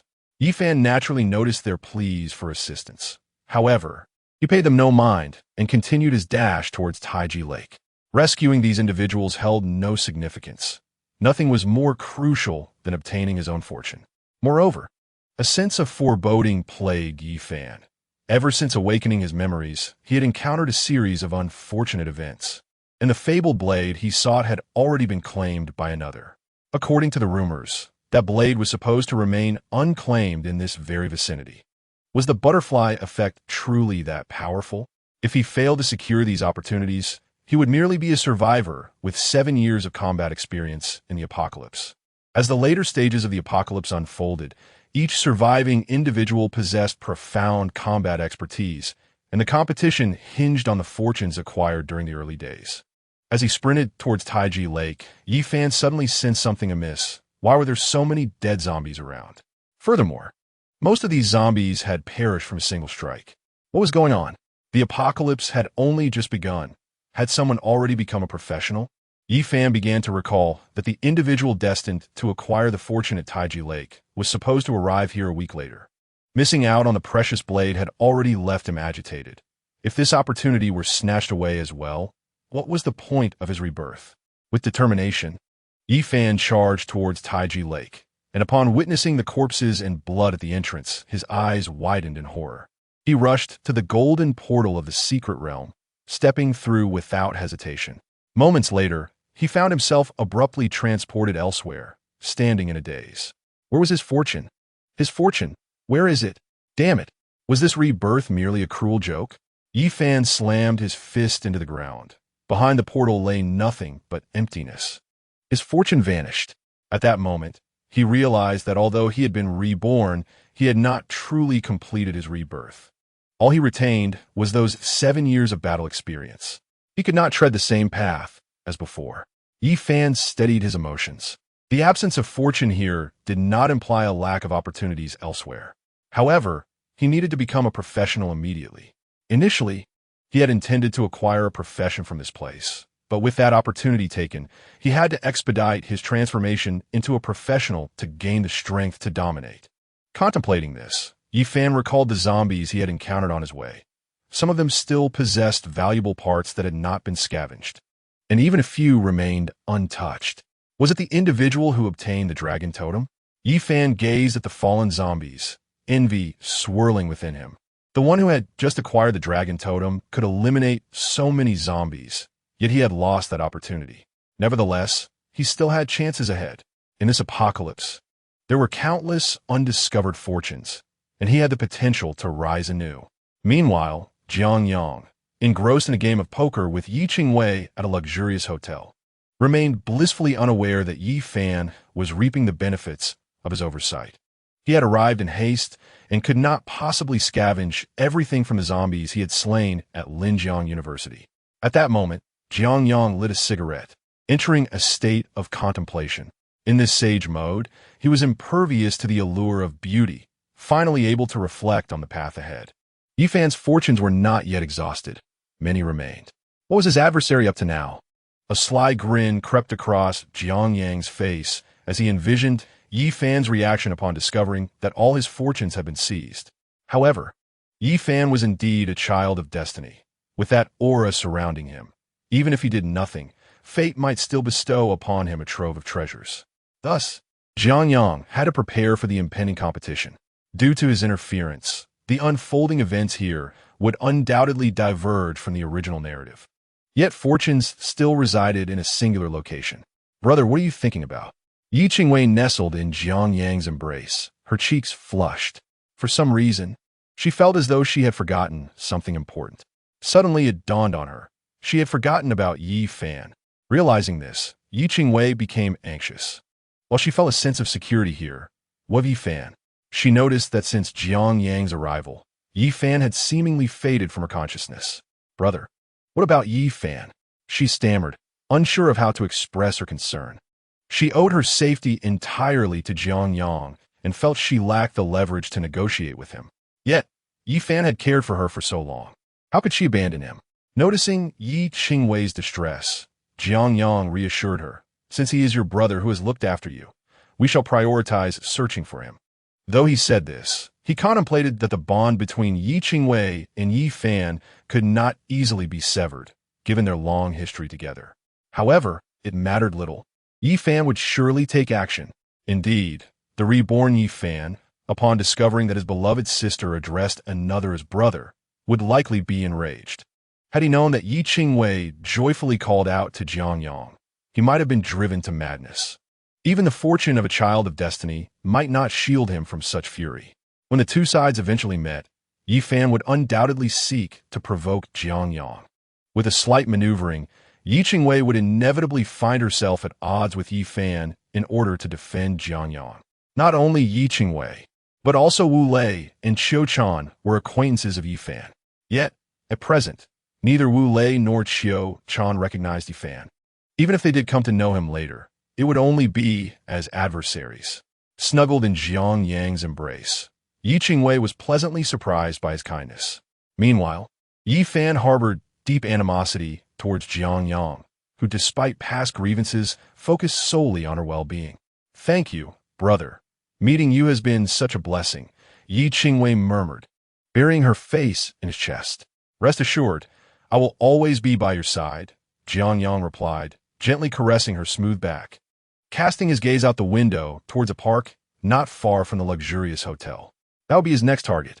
Yi Fan, wielding the fire axe and carrying a backpack filled with various items, including some purple crystal cores and zombie claws, had scavenged a considerable amount. Yet the more he collected, the more unsettled he felt. The dragon totem should have been his fortune. Damn the butterfly effect. Yi Fan cursed vehemently, then turned his gaze toward a nearby store. The Apocalypse shop resembled a small convenience store, its pristine appearance starkly contrasting with the surrounding desolation. When it came to fortunes, the Apocalypse shop was the greatest of all. Here, survivors could exchange for professions and purchase a myriad of items. The existence of the Apocalypse shop was fundamental to humanity's survival. Upon entering the shop, Yi Fan found it empty, save for a few tables and a counter. He placed the items he had scavenged onto the counter. A collection of magical crystals and materials floated from his backpack, subsequently vanishing into the void. A moment later, a soft blue light illuminated the screen, revealing Yi Fan's information. At the bottom, the account section displayed a value of 156 for the Apocalypse coins. He purchased the basic warrior class, 2 healing potions, 2 berserk potions, and 1 night vision potion. A class scroll appeared before Yi Fan, representing the most fundamental warrior profession. It was the same class he had acquired in his previous life. Could it be that rebirth could not alter his fate? A flicker of struggle crossed Yi Fan's eyes as he tore open the class scroll. He was determined to change his destiny. Within the luxurious hotel, the aroma of hot pot wafted through the air. Jianggu, are you a professional? Someone inquired. How does one become a professional? I believe I've seen the Apocalypse shop today, another chimed in. Qingwei is actually an ability user. A group gathered together. with Jiang Yang recently enlightening them on the fundamentals of survival in this new world, discussing professionals, ability users, and the apocalypse shop. Although this knowledge was common in the apocalypse, it still felt overwhelming for Xiaowan and her companions. Are you now a level 1 professional? If I could become a level 1 professional, could I then pass the assessment? Qiyutin gazet intensely at Jiang Yang. You can give it a try. Jiang Yang replied with a hint of amusement, confident that winning over Qiu-chan was merely a matter of time. He had not anticipated that the legendary female sword saint of the apocalypse, a solitary powerhouse, could be so easily influenced by him. Observing their flirtation, Yi Qingwei playfully pinched Jiang Yang's waist, emboldened by the affection he had shown her, feeling more like his woman than ever before. Such intimate gestures between couples were previously beyond her courage, fearing to displease him. Clearing her throat to ease the tension, Xiaowan inquired, "What professions are available in the apocalypse shop? If I'm not mistaken, the professions there are the most basic, right?" Indeed, Jiang Yang praised her quick wit, admiring her as his capable steward and potential partner. Perhaps due to her prolonged role as Jiang Yang's caretaker, Xiaowan possessed a wealth of resources. Yet there remained many unattainable things. Jiang Yang often lamented how easily he could win a woman's body, but struggled to conquer their hearts. The things that cannot be bought are the most valuable, and this principle held true even in the apocalypse. Having listened to Jiang Yang's introduction, Xiaowan was aware that the world was on the brink of a new currency system. With the apocalypse shop accessible globally, the items within would be available to all, potentially of good quality, yet they would never be the most precious. You are correct. The professions in the shop are indeed the most basic. However, there are also hidden and legacy professions, which rely on luck, Jiang Yang continued, rising to address the group. In addition to professions, there are various items in the apocalypse. Tomorrow, I will organize an operation. If successful, we will amass a considerable amount of apocalypse coins, sufficient for everyone to acquire a profession, along with a powerful item. Jiang Yang gazed out the window towards the park, where a faint white glow emanated. That was where Yi Fan's second opportunity lay. The following day, a creature bearing a simple yet unremarkable name, Fortune Child, would appear, a monster well-loved in the apocalypse. After all, any attack on it would yield treasures. Chapter 29. Good brother and obedient sister. Upon hearing about the plentiful apocalypse coins and treasures, excitement surged among the group. They had all witnessed Jiang Yang's strength. Merely standing still, his imposing aura left them unable to move. After Jiang Yang's enlightening talk, they yearned to become professionals, wishing to follow in his footsteps. Prepare yourselves today. We will hone our skills using the remaining zombies in the hotel to ready ourselves for tomorrow's mission. Jiang Yang commanded, allowing them to train independently before taking Yi Qingwei's hand. "Brother, what are you doing?" Ye Ving Vischakes Felushit Kurimson. After a few days of being inseparable from Jiang Yang, she understood his intentions with a mere touch. "Training. We cannot afford any slip-ups in tomorrow's operation," Jiang Yang replied, unabashedly pulling her closer as they headed to their room. The others pretended not to notice, and Yi Qingwei did not resist too much. Casting a discreet glance at Qiu-chan, who sensed her gaze and coldly glanced back before making her way to the exit, leaving her thoughts unknown. Once in a room, several hours passed, filled with the intoxicating scent of hormones. After using her powers to recover, Yi Qingwei helped Jiang Yang regain his strength. "Brother, why not take me to train again? We need to be ready for tomorrow's field work," Yi Qingwei suggested, her nervousness apparent. Jiang Yang teasingly pushed her down, grinning, "Sure. Then I'll continue to train you." "That's not what I meant. Good brother, spare your sister." Yi Qingwei's eyes sparkled, having gained a touch of allure through her experiences. She was captivated by the thrill, but knew this was not the time for indulgence. "Brother, I don't want to be a mere ornament. Take me in a battle. I'm serious." "All right." Jiang Yang was not a mindless brute. Seeing his diligent sister's ambition, he willingly offered her focused training. The next few hours of rigorous practice allowed Yi Qingwei to master some combat techniques. Exhausted, she found herself too weary to even utilize her powers. She stripped and snuggled into Jiang Yang's embrace, quickly falling into a deep sleep. Yet, after 5 minutes, as if struck by inspiration, she sprang up from the bed and locked the door. Coincidentally, on their first day, she and Jiang Yang had been seen by Xiaowan, and the next day by Qiu-chan. Being women, Yi Qing-wei did not mind being observed. However, she felt uncomfortable knowing Jiang Yang had been seen by both. Once the door was secured, fatigue overwhelmed her again, as she collapsed into Jiang Yang's arms, utterly drained, drifting into a night filled with sweet dreams. Her powers could restore her energy, but could not alleviate her exhaustion. That night, nothing unusual occurred. The next morning, everyone rose and promptly gathered in the operations room to arm themselves. Jiang Yang had prepared some protective gear, which the group began to don.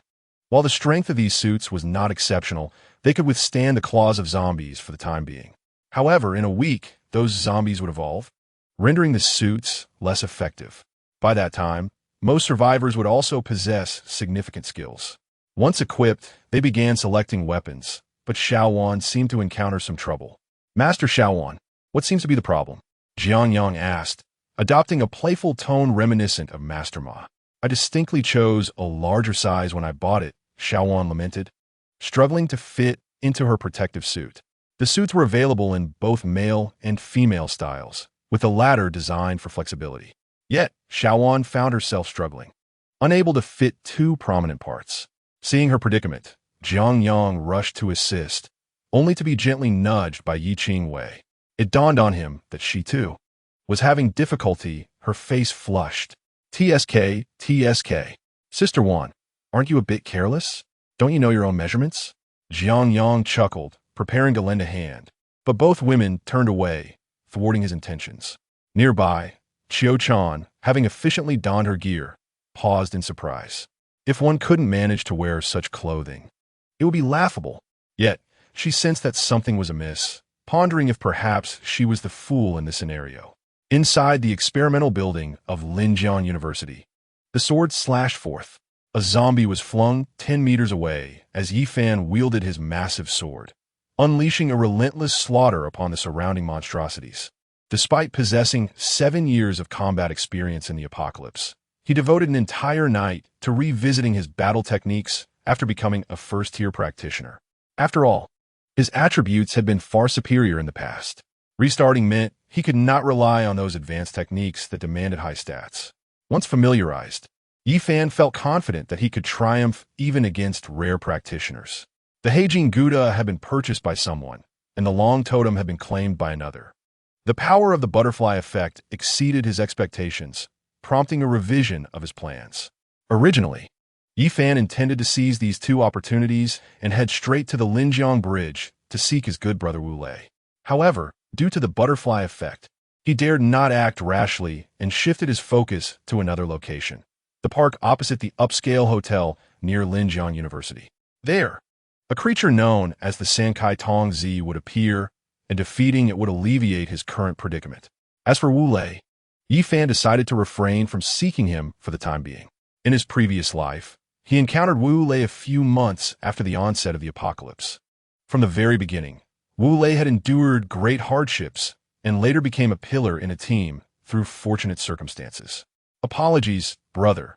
You must endure those trials once more." Yifan was unsure of the butterfly effect that would ensue from seeking Wu Lei, so he opted to delay. Moreover, the priority was to strengthen himself swiftly. Yifan continued to observe the park situation from the laboratory window, preparing to act at the opportune moment when suddenly, a knock echoed at the lab door. "Friend, could you enlighten me about what lies within that shop?" Several students from Linjiang University abruptly appeared. A hint of ferocity flickered across their youthful faces. By the second day of the apocalypse, some had already undergone subtle transformations. Chapter 30. Women. All are exceptional women. Qing-wei, have you memorized the essence of the 18 techniques? Brother, what are you saying? Yi Qing-wei bashfully pounded her small fists against Jiang Yang's chest. Jiang Yang leoned closer, whispering in her ear, "Which one shall we use tonight?" "Oh dear, brother, keep your voice down." Yi Qing-wei's face flushed crimson, as if it could bleed. Her embarrassment stemmed from having tasted the thrill and secretly desiring to explore further. Yet, how could she voice such thoughts? The more she pondered, the more flustered she became. In recent days, Jiang Yang's training content for her had been quite unique, fundamentally altering Yi Qing Wei's demeanor, not just physically, but psychologically as well. Ha ha, why not try them all? Jiang Yang's teasing sent a thrill through Yi Qing Wei's heart. Brother actually thinks the same way. Could it be a meeting of minds? However, this only deepened Yi Qing Wei's embarrassment as she lowered her head, fearful that others might detect her unspoken secrets. Look, what's that? Qiu-chan suddenly exclaimed, startling Yi Qing Wei nearly into a jump. As Qiu-chan spoke, everyone turned to follow her gaze. They had now arrived on the street near the hotel. After 2 chaotic days, there were virtually no living souls in sight, and even zombies were a rare sight. In this world, zombies prefer to conceal themselves during the day. Although they did not fear light, they were averse to it, especially sunlight. Not far from the group, a person lay on the ground, not having transformed into a zombie but riddled with knife wounds, blood still fresh and uncoagulated. How disgusting, what is this? Je vink, wie kovudet hermot. But she already had an inkling of the answer. Surrounding the individual were numerous animal traps, conspicuously set without disguise, not meant for humans or animals. Traps. Jiang Yang spoke slowly, feeling a shiver run down his spine at the sight. Had morals already been abandoned just 2 days into the apocalypse? There's more. Xiaowan picked up a completely empty fruit can and soon discovered a rudimentary trap nearby, a steel jaw trap with a bloody piece of raw meat atop it. The nature of the meat was clear to the team. Discomfort flickered across Yi Qing Wei, Xiaowan, and Zhang Yao's faces. Wu Lei and Li Shun also wore solemn expressions, while Qiu-chan remained unperturbed. Jiang Yang prodded the raw meat with his knife. It was human flesh, distinct from the body nearby. Both were freshly killed, otherwise they could not attract zombies. The scent of fresh blood would draw the undead. Yet using a piece of live human flesh alongside a recently deceased body as bait was exceedingly cruel. Nevertheless, this matched the brutality of the apocalypse. Jiang Yang surveyed the surroundings.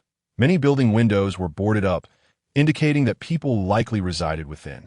As the apocalypse had begun, numerous individuals had transformed into zombies. Yet many had survived. Now, 2 days into this new world, those with strong adaptability had likely started forming their own small groups, if not simply banding together for warmth. Humans are social animals. The phrase strength in numbers holds true. Should we confront these people? Yi Qing Wei expressed concern. Jiang Yang was powerful, yet they had already encountered other factions before even entering the park. When the Sankai Tongzi appeared, it was likely that more survivors would emerge to compete. Even with Jiang Yang's formidable strength, he could not take on 100 alone. Jiang Yang pondered the same. When the Sankai Tongzi appeared, the number of people would surely swell. With his prowess, eliminating these individuals would merely be a matter of time, as few practitioners had emerged in the past 2 days. However, Jiang Yang was not one for indiscriminate slaughter. If possible, he preferred to negotiate with the surrounding small groups, taking the core treasure while distributing leftover scraps among them. Even in the apocalypse, one must strive for mutual benefit. Yet, Jiang Yang kept his thoughts to himself, instead glancing at his team. It was certain that there were numerous factions nearby, and they would undoubtedly vie for the Sankai Tongzi. Do any of you have insights? Jiang Yang opened the floor for discussion, aware that as the leader of the team, he could not shoulder every responsibility. Training Yi Qing Wei and teasing Qiu-chan and Xiao one was already quite taxing. With our strength, direct suppression would pose no issue. It would also intimidate other survivors nearby. Qiu-chan shook her Tang Dao, asserting that overwhelming force was the simplest and most direct means of resolution. However, the others appeared skeptical, frowning in disapproval. Jiang Yang found himself speechless. This woman was overly reliant on brute force. In the original narrative, Qiu-chan was a lone wolf who rarely encountered trouble, not due to a lack of intelligence, but because her overwhelming strength rendered strategic thinking somewhat superfluous. Trouble? Cut it down. Zombies? Cut them down. Nevertheless, absolute strength was indeed the most effective solution, especially in the apocalypse. Yet it was still early. Employing 1S, which would not be detrimental. Jiang Yang rested his chin on his hand, contemplating while the others in the team began to engage in a fervent discussion. Simply annihilating a faction was unwise, as it could lead to becoming a target. What if they negotiated? Or perhaps they could drive these people away? Could they entice cooperation? In a nearby alley, a pile of assorted boxes lay scattered, alongside some rusty, dilapidated iron railings. Concealed in the shadows of the alley, a group of individuals stealthily observed Jiang Yang and his companions. Women, all are exceptional women. A man with a buzz cut lay in a crevice, his gaze drifting between Xiao Wan, Yi Qingwei, and Xiu-Chan. Occasionally, it lingered on Zhang Yao's figure, his mouth nearly watering. Suddenly, a sharp pain struck his head as a burly man in a leather jacket delivered a blow. I told you to observe their equipment. Yet your eyes are only on the women?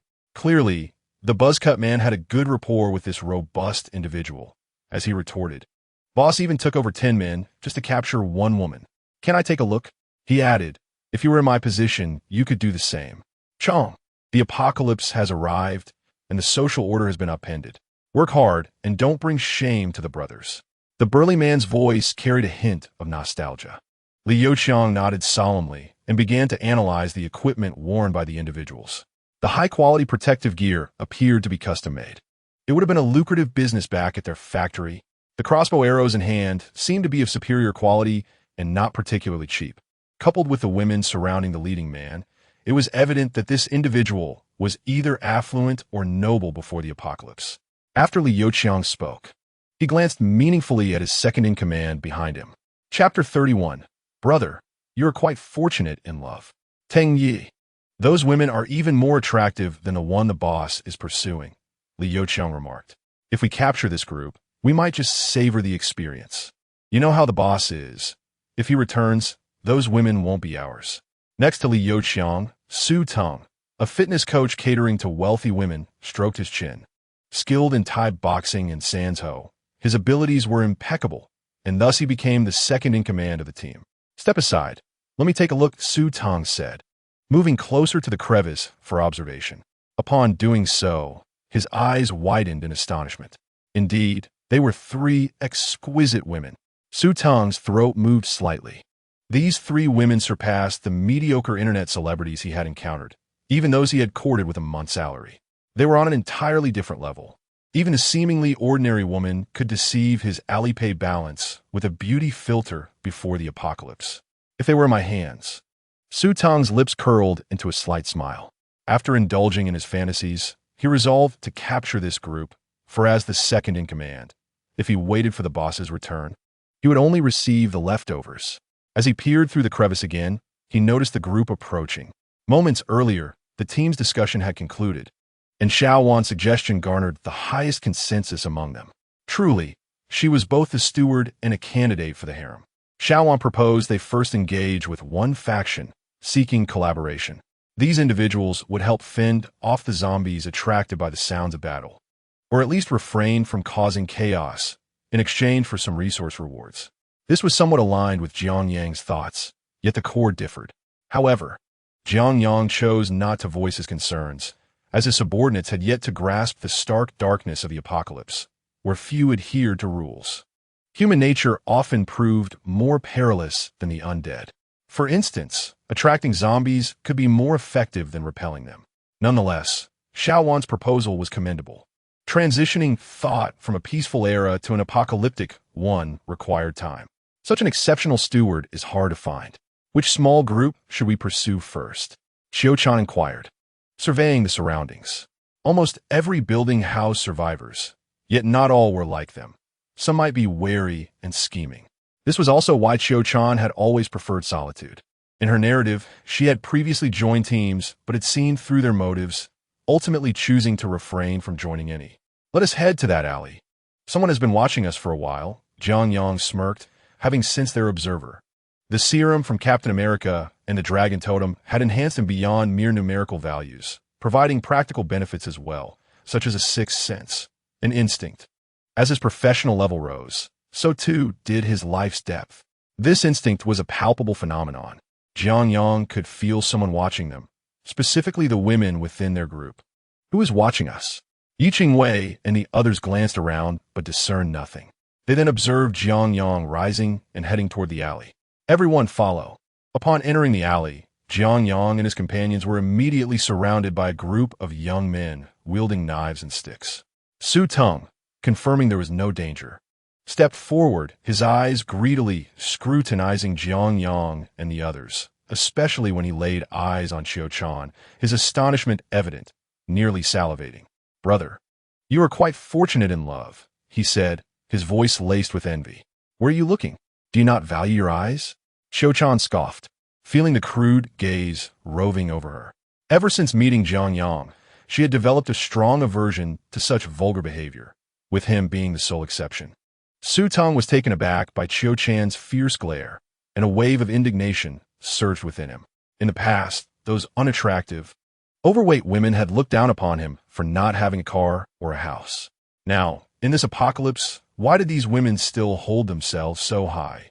A surge of anger welled up, and just as Su Tung was about to lash out, a woman's cry for help echoed nearby. "You filthy scum, don't run. Stick with me, and you'll enjoy the good life." The chaos attracted zombies lurking behind the houses.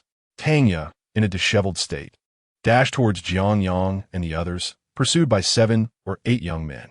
Shirley gripped his iron rod tightly, cursing under his breath as he witnessed the zombies emerging from the houses. He anticipated that this woman would possess such stamina, as she had attracted a horde of zombies instead. "I'll see how long you can run. Today you'll be mine." Shirley focused intently on Tang Ye's retreating figure, determination setting in. Suddenly, a shadow dashed toward him. Before he could comprehend, the zombies near him were swiftly dispatched. "What is happening?" Shirley barely processed it before a young man stood before him. "Do you know that she is my woman?" Jiang Yang whispered, his aura radiating authority. He hadn't expected Tanya to still be alive, but he had not forgotten that despite her materialistic tendencies, she was his first. Strictly speaking, she belonged to him. "You." Shirley's words faltered as the world began to spin. With a resounding thud, his head fell to the ground. Su Tung and the others gaped in shock, but the true astonishment lay with the young men behind Shirley, who felt as though they were being targeted by a primal beast, frozen in terror. "You truly seek death." Jiang Yang unsheathed his blade, swiftly dispatching the remaining ruffians. His woman was only meant for him. Tanya, still shaken, felt a wave of relief wash over her upon realizing it was Jiang Yang. Her taut nerves finally relaxed, and she instinctively moved to throw herself into his arms, only to be deftly blocked. "Act as if you don't know me and follow my lead," Jiang Yang instructed. Surpriset, Tanya nodded, gripping Jiang Yang's arm tightly. "Do not reveal our relationship," he cautioned before guiding her back to the group. "Sister Tang." Yi Qingwei rushed out and grasped Tanya's hand. In a world ravaged by the apocalypse, encountering an acquaintance is an exceedingly joyous occasion, particularly when that individual happens to be one's future sister-in-law. "Qingwei, you can stand up now?" Upon seeing the now revitalized Yi Qingwei, Tanya's eyes sparkled with delight. The pallid hue that once marked Yi Qingwei's face had vanished, replaced by a warm radiance, as though she had been nourished back to health. Chapter 32. Work hard. "I believe in you, yes. It was the young Master Jiang who covered my medical expenses." Yi Qingwei took the initiative to link her arm with Jiang Yang, indicating their relationship. Jiang Yang flashed a bright smile at Tanya and introduced himself, saying, "Hello, sister-in-law, I am Jiang Yang." Tanya was momentarily taken aback, her eyes dimming slightly as she forced a smile. "Hello, young Master Jiang, you can call me Xiao Tang. By the way, Tang Jie, where is Yi Fan?" Yi Qingwei asked with a hint of concern. Since the onset of the apocalypse, there had been no news of Yi Fan, leaving her feeling uneasy. After all, most people had transformed into zombies. Encountering Tanya at this moment might provide some information. "Yi Fan. He should still be in the dormitory of the new company, right?" Tanya stammered after a long pause. She had long forgotten where Yi Fan lived, having been preoccupied with surviving these past few days. For some reason, upon seeing Jiang Yang, the sense of crisis that had been hanging over her dissipated significantly. She was not naive. The apocalypse was indeed upon them, and Jiang Yang was no longer the wealthy young master he once was. Yet his mere presence brought her joy and a sense of security. Could it be that feelings had developed over time? However, Tanya also recalled Jiang Yang's display of strength just moments ago, which was indeed formidable. No wonder he was known as young Master Jiang. "Qingwei, What you all doing? Tang Yan noticed the protective gear and crossbows that Yi Qingwei and her companions were equipped with, realizing that their plans were confidential.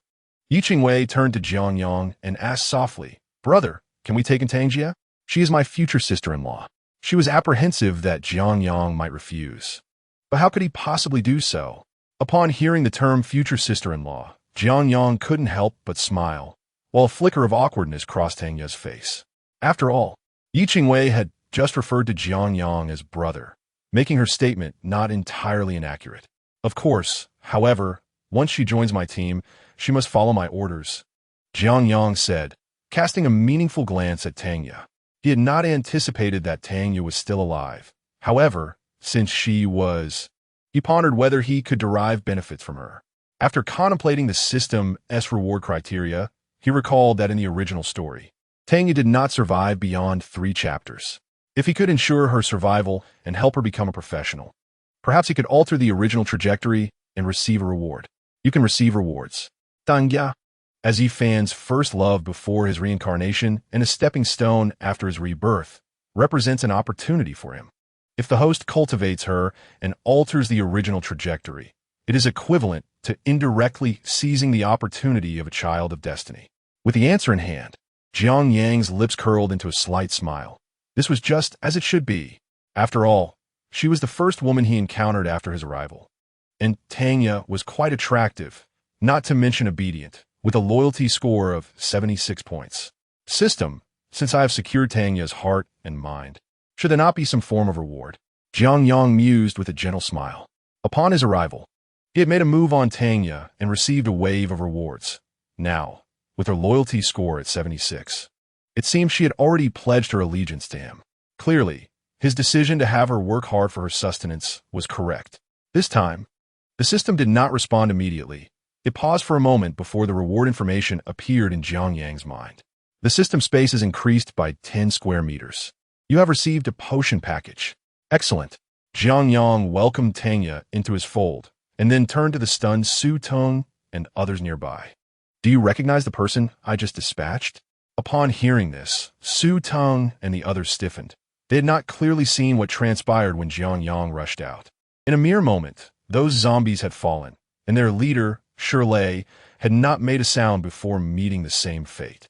The aura exuding from Jiang Yang had instilled such terror that they could hardly move. What should we do? Su Tong, having lost his earlier bravado, shook his head vigorously, proclaiming, No, we absolutely do not know him. He has nothing to do with us. We have no idea where that dog came from. Li Youqiang, however, displayed remarkable courage as he remarked, that person was clearly no good. Only a few days into the apocalypse, and he was already harming women. You did well to eliminate him, big brother. Jiang Yang raised an eyebrow, noting that those who are wise know how to navigate their circumstances. Very well, I have some matters to discuss with you. Gather all those who can make decisions here. Everything is at your command, big brother. With Shirley dead, Su Tong had become the spokesperson and promptly rallied a few key players as instructed by Jiang Yang. These individuals stood in a neat line, trembling before Jiang Yang. Do not be so formal. I have come to seek your cooperation. Those with discerning eyes should have noticed that my power has transcended the limits of humanity. Jiang Yang casually stomped his foot, and cracks appeared in the ground, exuding an aura of might. The timid youths nearly lost control of their bladders at this display. Jiang Yang had no intention of concealing his status as a professional. After all, it was common knowledge in the apocalypse, and within a month, nearly everyone would be aware of it. However, many would have to perish before these truths were recognized. The term cooperation implies a balance of power. Yet Jiang Yang's recent display of strength against the zombies and Shirley clearly indicated a disparity in capabilities. If Jiang Yang so desired, wiping out everyone in this alley would pose no challenge. Thus, this so-called cooperation was, in essence, a unilateral issuance of commands by Jiang Yang. Su Tong stood and bowed to Jiang Yang, then cautiously inquired, Brother Jiang, are you an evolver? Was this fellow truly so timid? Jiang Yang was momentarily taken aback by Su Tong's demeanor, pondering if he were to assert himself more forcefully, would the man bow his head in reverence? Behind Jiang Yang, Li Shun and others regarded Su Tong and his group with disdain, as if they were mere lapdogs. Yi Qingwei's gaze was solely fixed on Jiang Yang, her expression one of admiration and dependence. Qiu-chan remained impassive, believing it to be only fitting that the strong should be respected. I'm not an evolver. Rather, I am a professional, Jiang Yang succinctly explained some basics. He had just opened the potion package from the system, which contained a complete set of level 1 potions, encompassing healing, enhancement, poison, and inducement effects. Among them was a vial labeled blood scent potion, specifically designed to attract zombies. A single drop could draw all zombies within 100 meters. This was indeed a valuable item. After imparting some fundamental knowledge about the apocalypse, the survivors around him began to breathe heavily. Jiang Yang had strategically misrepresented a few details, but that was inconsequential. The goal was to instill awareness of the professional's might. Jiang Yang informed Su Teng about the information regarding the scattering wealth child and then assigned these individuals to defend against the zombies in the vicinity. His own team would serve as the main offensive force against the scattering wealth child. Brother Jiang, rest assured, I will lead my men to block the road to that park. Not a single zombie will pass through.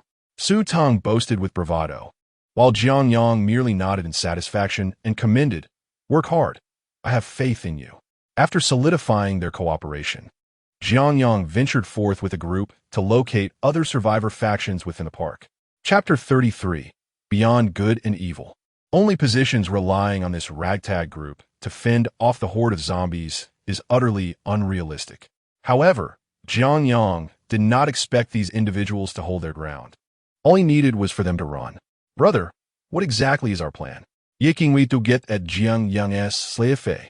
They had already discussed cooperation with 4 or 5 small groups, and their words and conditions were almost identical, leaving Yi Qingwei somewhat perplexed. The rest of the team looked on, equally bewildered by Jiang Yang's maneuvers. Only Xiao Wan remained silent, familiar with her young master's character. She knew Jiang Yang harbored no benevolent intentions. "Our plan is to acquire the treasure and then retreat," Jiang Yang sighed, addressing the individuals in the group. "Do you truly believe those people can withstand the onslaught of zombies? They cannot hold them back. Even if they could, they would be injured and infected by the zombies. And the treasures obtained from the Scatter Wealth Boy would not suffice to be shared among them. When the Scatter Wealth Boy appears, a horde of zombies will follow. Instead of exterminating those zombies, it would be more prudent to employ some bait to lure them away." Upon hearing this, the expressions of the team members turned pale. Ye Qingwei's Eyelashes fluttered. "Brother, are you suggesting we use those people as bait? In the apocalypse, who isn't bait?" Jiang Yang grasped Yi Qingwei's hand, casting a glance at the others in the team as he revealed his true plan. "In this world, we need only to take care of our own. To kill the Scatter Wealth Boy, it is necessary to divert the surrounding zombies. If those individuals lure the zombies away, we will have the opportunity to seize the treasure." Jiang Yang spoke it coldly.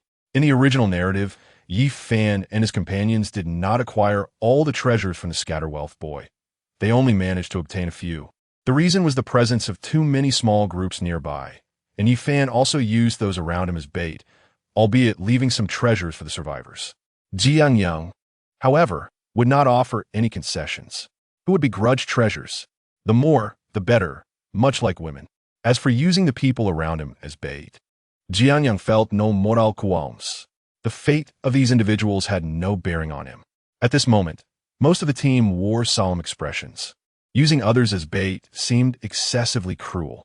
Yi Qingwei and the others trembled with uncertainty, while Qiu-chan furrowed her brow in contemplation.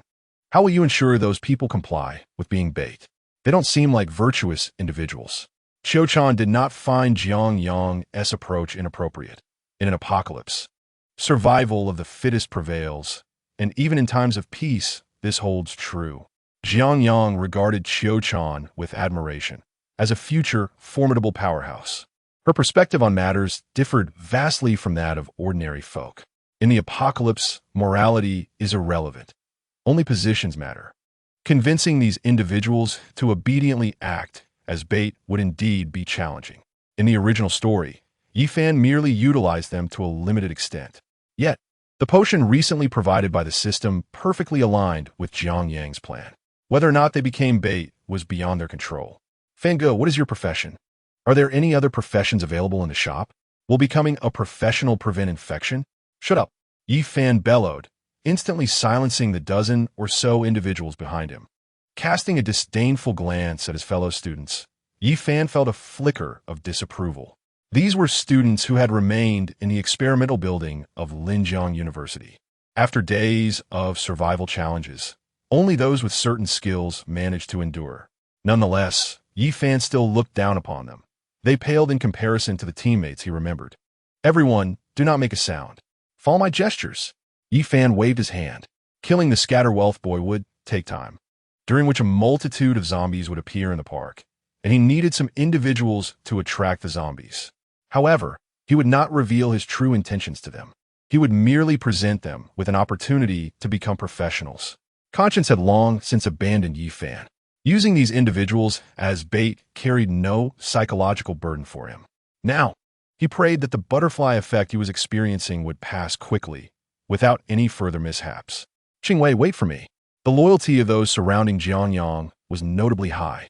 The possibility of betrayal was minimal. Instead, he hoped his teammates would swiftly adapt to the apocalypse and abandon their naive ideals. After divulging his true intentions to the group, Jiang Yang instructed Xiu Chan to keep Yi Qingwei and the others at a clothing store while he, along with Wu Lei and Li Shun, approached the final small group. There was a police station near the park. The station housed firearms, prompting Jiang Yang to leave the women behind to avoid complications. Additionally, he was here to find someone. Upon arriving at the police station entrance, two individuals bearing firearms emerged. Halt! What brings you here? They demanded. Naturally, one seeks help at a police station. Jiang Yang frowned. The two were middle-aged men, not actual police officers. He was aware that the police in Linjiang City had sacrificed themselves on the first day to protect civilians. Let them in, commanded a young man clad in an Armani suit who stood at the police station entrance, eyeing Jiang Yang and his companions in their protective gear with keen interest.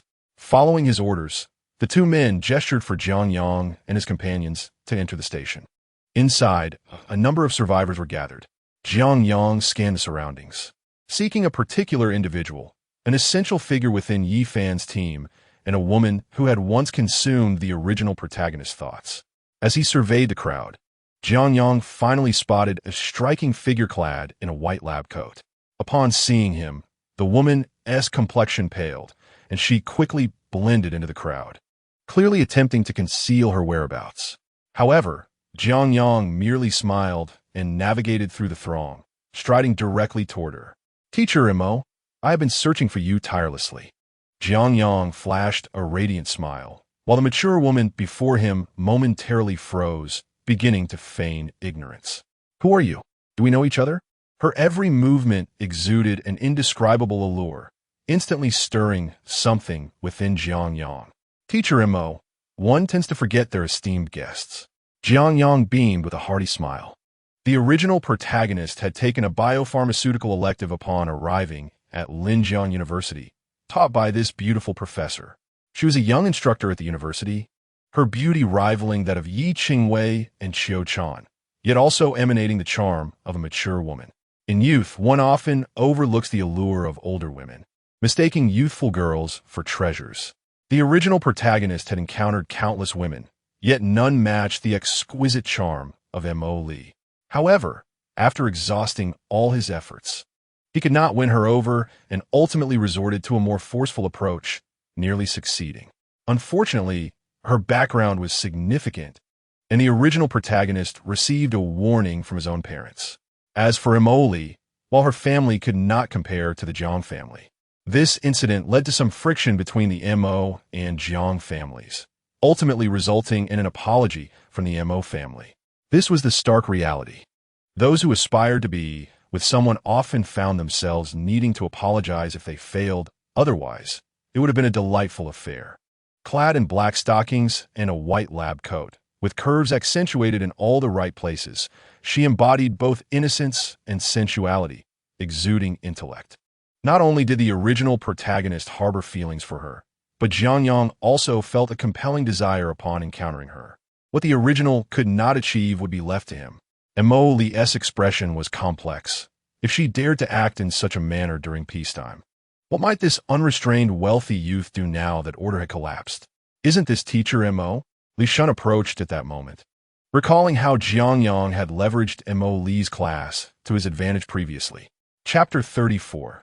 The beautiful teacher, you have mistaken me for someone else. M.O. Li averted her gaze, still attempting to evade recognition.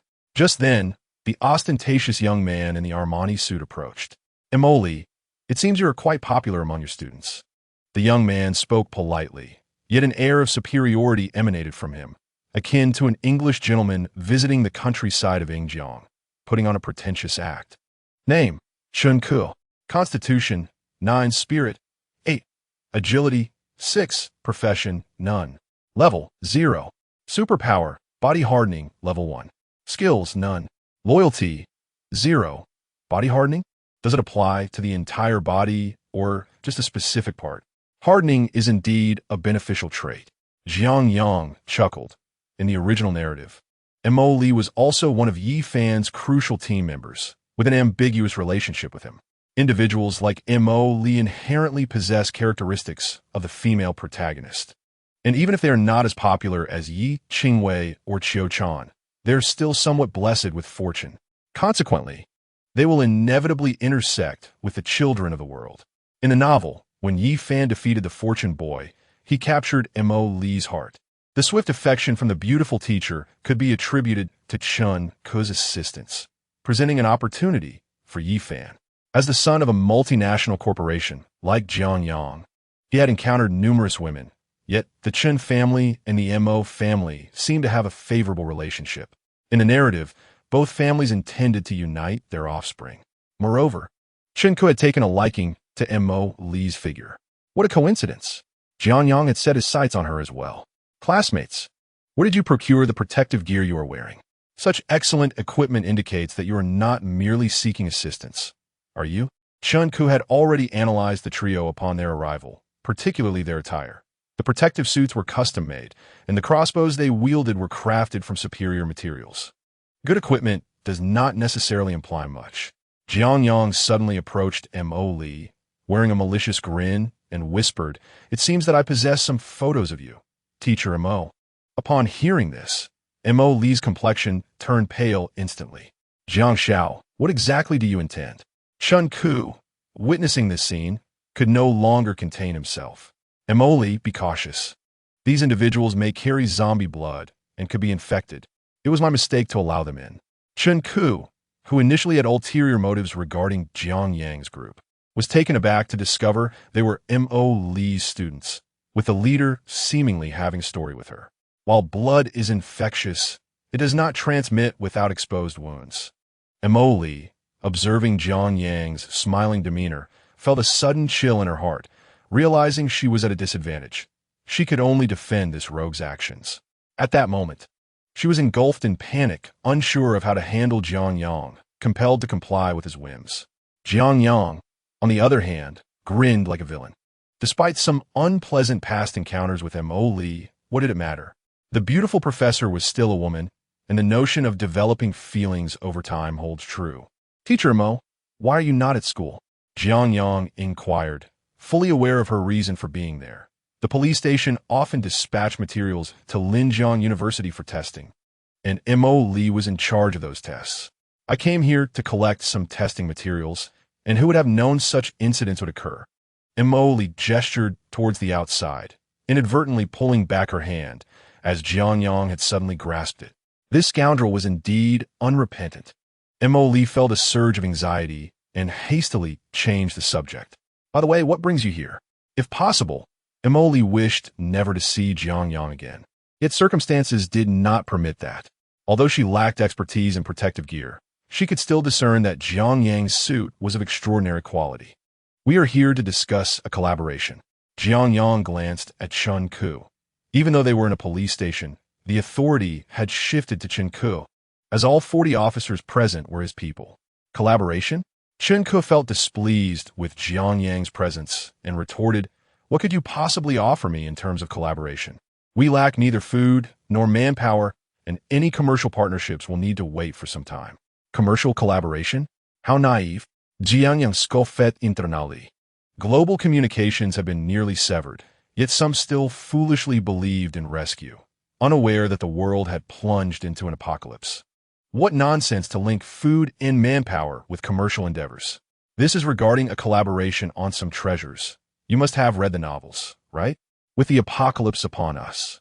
There's zombies and monsters, which naturally means there are valuable items as well.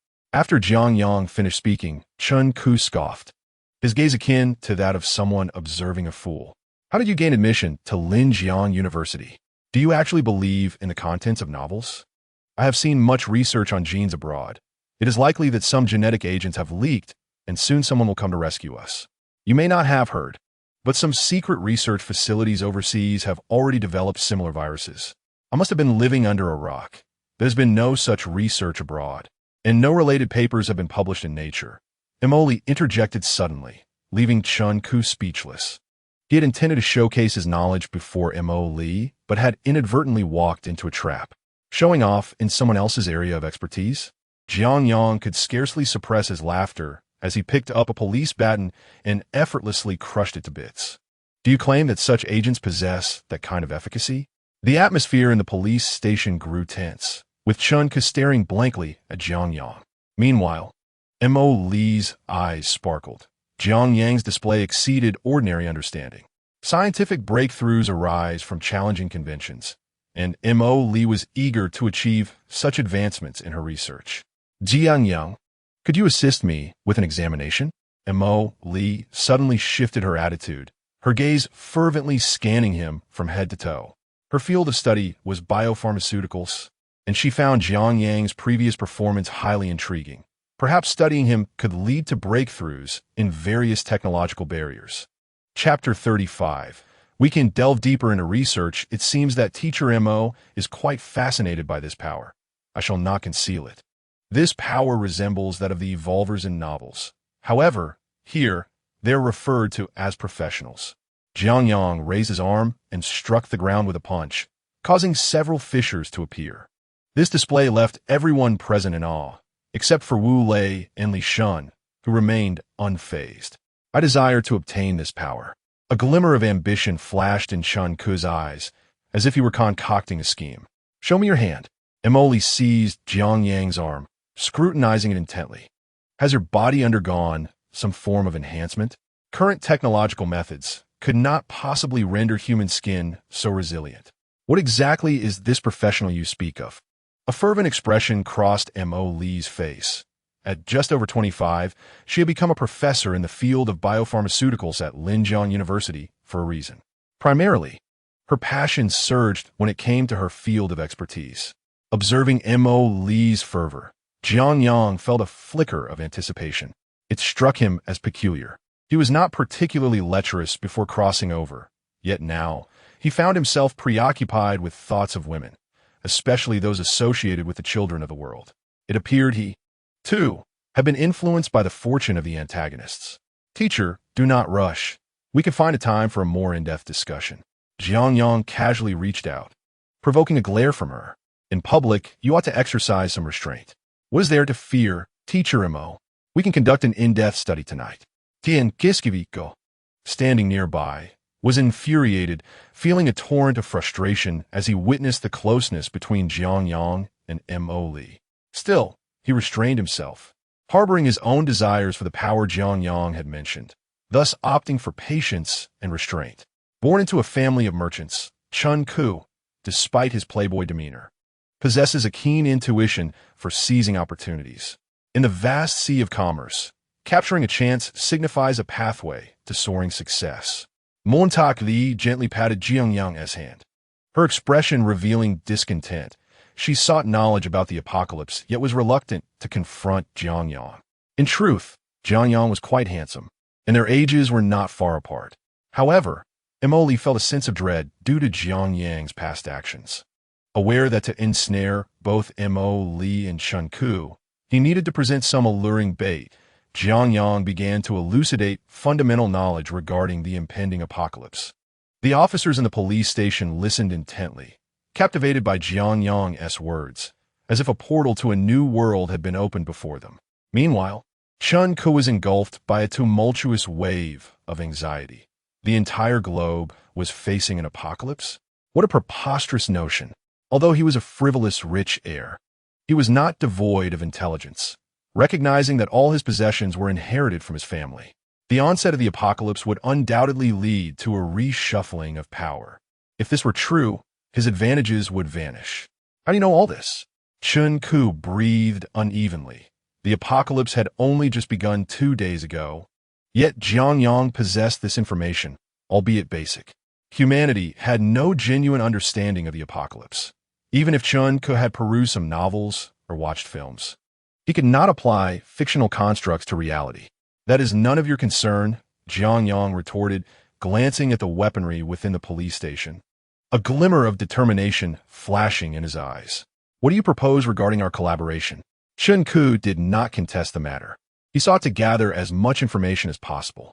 At that moment, Jiang Yang was contemplating how to distance Mo Li from Chun Ku, intending to transform Chun Ku from a stepping stone for Yi Fan into his own. He had set his sights on Mo Li. Mo Li's existence was a boon for Yi Fan's team within the original narrative and for all survivors in the later stages of the apocalypse. The adage knowledge is power held profound significance. As a leading researcher in the field of biopharmaceuticals, Mo Li continued to be at the forefront of research even after the apocalypse, provided she had the necessary resources from Yi Fan. In the latter stages of the apocalypse, Mo Li conducted an extensive study on the potions available in the end-of-days shop, developing a foundational enhancement liquid. This liquid came in several tiers, capable of merely augmenting one's physique, usable by both ordinary individuals and professionals alike. This dramatically multiplied humanity's combat capabilities in the apocalypse, rendering Mo Li's existence vital to the survival of human civilization. Such an exceptional woman certainly deserved a place in his harem. However, Jiang Yang knew he must not act impulsively, especially with Chun Ku watching closely and firearms present in the station. With this in mind, Jiang Yang calmed himself and began discussing the terms of collaboration with Chun Ku. The so-called collaboration primarily revolved around negotiating the division of benefits, while strategies to deal with the scatterer of wealth remained unspoken between them. Both harbored ulterior motives, yet neither dared to voice them. After their discussions concluded, Jiang Yang reluctantly turned to leave. Jiang Gu, are you planning to win over Teacher Mo? Li Shun remarked with a mischievous grin upon exiting the police station. As Jiang Yang's subordinate, he was oblivious to Jiang Yang's true intentions, merely believing it was a pursuit of Mo Li. Don't speak carelessly. That Chun Ku is clearly not a good person. How could someone as outstanding as Teacher Mo fall for him? Jiang Yang retorted with righteous indignation, asserting that a fine steed deserves a noble rider, and Chun Ku was hardly a match for him. Brother, where have you all been? In a clothing store. Yi Qingwei and the others were growing impatient, having waited too long for Jiang Yang's return. We were negotiating a collaboration. The other side is quite astute. Jiang Yang replied with an ambiguous smile, taking Yi Qingwei's hand. He then addressed the others. Prepare yourselves. We shall conceal ourselves here for now. Conceal ourselves? The remark puzzled everyone, as their plan had been to hunt the scatterer of wealth. Jiang Yang waved his hand. No need to rush. When the scatterer of wealth appears, a multitude of zombies will follow, some being first-level variants. We can let them exhaust themselves first, then strike when the scatterer emerges. Jiang Yang, unaware of the specific circumstances surrounding the scatterer of wealth's appearance, based his strategy on the original narrative's descriptions, which indicated that hordes of zombies would appear alongside it. Moreover, this creature possessed intelligence, gravitating toward less populated areas, and its appearance was time-limited, vanishing after a set duration. In the park, Yi Fan stealthily approached, having only heard of the scatterer of wealth, but never witnessed it himself. In his previous life, he learned of its existence 2 or 3 years later, while at this moment, he was holed up in his dormitory awaiting rescue. At the park's center, countless beams of light intertwined to form a mysterious pattern. As time passed, this enigmatic design began to illuminate gradually. This time, I shouldn't fail, Yi Fan mused, only to suddenly notice a zombie materializing beside him. The central pattern started to rotate, and zombies began to appear around the park, exuding first-level energy. First-level zombies? Yifan's pupils contracted as he drew his sword, piercing the chest of a zombie that had appeared behind him. All these suddenly manifested zombies were first level? How could this be? Yifan realized he had miscalculated. He had assumed the zombies here would be 0 level, but they turned out to be first level, which posed a significant threat. Boss, we're here. A group burst forth from behind Yifan, comprised of students from Linjiang University, whom he had recruited. Most of these students had yet to experience the harshness of society. Yifan, possessing immense strength and the charisma of a chosen one, quickly brainwashed them. On the surface, he treated them as brothers, but in truth, they were merely expendable resources in Yifan's mind. He had taught them some methods to combat zombies, but those were only effective against 0-level zombies and were ineffective against first-level ones. Amidst the ensuing screams, those who rushed and were devoured by the first-level zombies, while Yifan seized the chaos to conceal himself, scanning for the scatterer of wealth's presence, yet remained elusive while the number of appearing zombies continued to increase. Damn it, what is happening? Yifan pondered in confusion, just as more individuals arrived nearby. Isn't that a bit too much for Qingwei? In the clothing store, Jiang Yang was examining a set of alluring lingerie when chaos erupted outside. Brother, it seems a commotion has broken out over there. Ye Vingvi, being held against a mirror by Jiang Yang, was adorned with various enticing outfits, her cheeks flushed like a ripe apple. When do we make our entrance? Qiu-chan stood up, her beautiful eyes ablaze with combat spirit, while the others tightened their grips on their weapons, awaiting Jiang Yang's command. Wait, Jiang Yang said, glancing outside. He would not act until the scatterer of wealth made its appearance. What will happen if those who collaborated with us cannot see us? Xiaowan felt a tinge of concern. They had informed all the small factions around them, and now that these individuals had rushed out, if they were unable to find them, wouldn't they retreat? Rest assured, even if they do not see us, they will not back down. Qiu-chan remarked coldly through the window of the clothing store that Jiang Yang's prior collaboration with these individuals was essentially to inform them about the impending apocalypse and the emergence of the money-spreading child. Our appearance is, in fact, inconsequential. Those individuals are not genuinely cooperating with us. What they seek are treasures. Indeed, Jiang Yang cast an appreciative glance at Qiu-chan, acknowledging her status as the school belle, more popular than Yifan. Their rush was driven by their inner desires, not by any sincerity towards their partners. Jiang Yang produced a blood-scented potion, intending to use it to lure away all the zombies surrounding the money-spreading child once he appeared. At that moment, the number of zombies mysteriously accumulating around the park was increasing, and within the nearby police station, Chun Ku had armed over 20 individuals. His gaze fixated on the clothing store. He was not foolish. He would wait until the individuals inside the store had exited before leading his group out. As for M.O. Lee, he was currently observing the suddenly appearing zombies outside with great interest. Suddenly, a resounding boom echoed through the heavens and earth.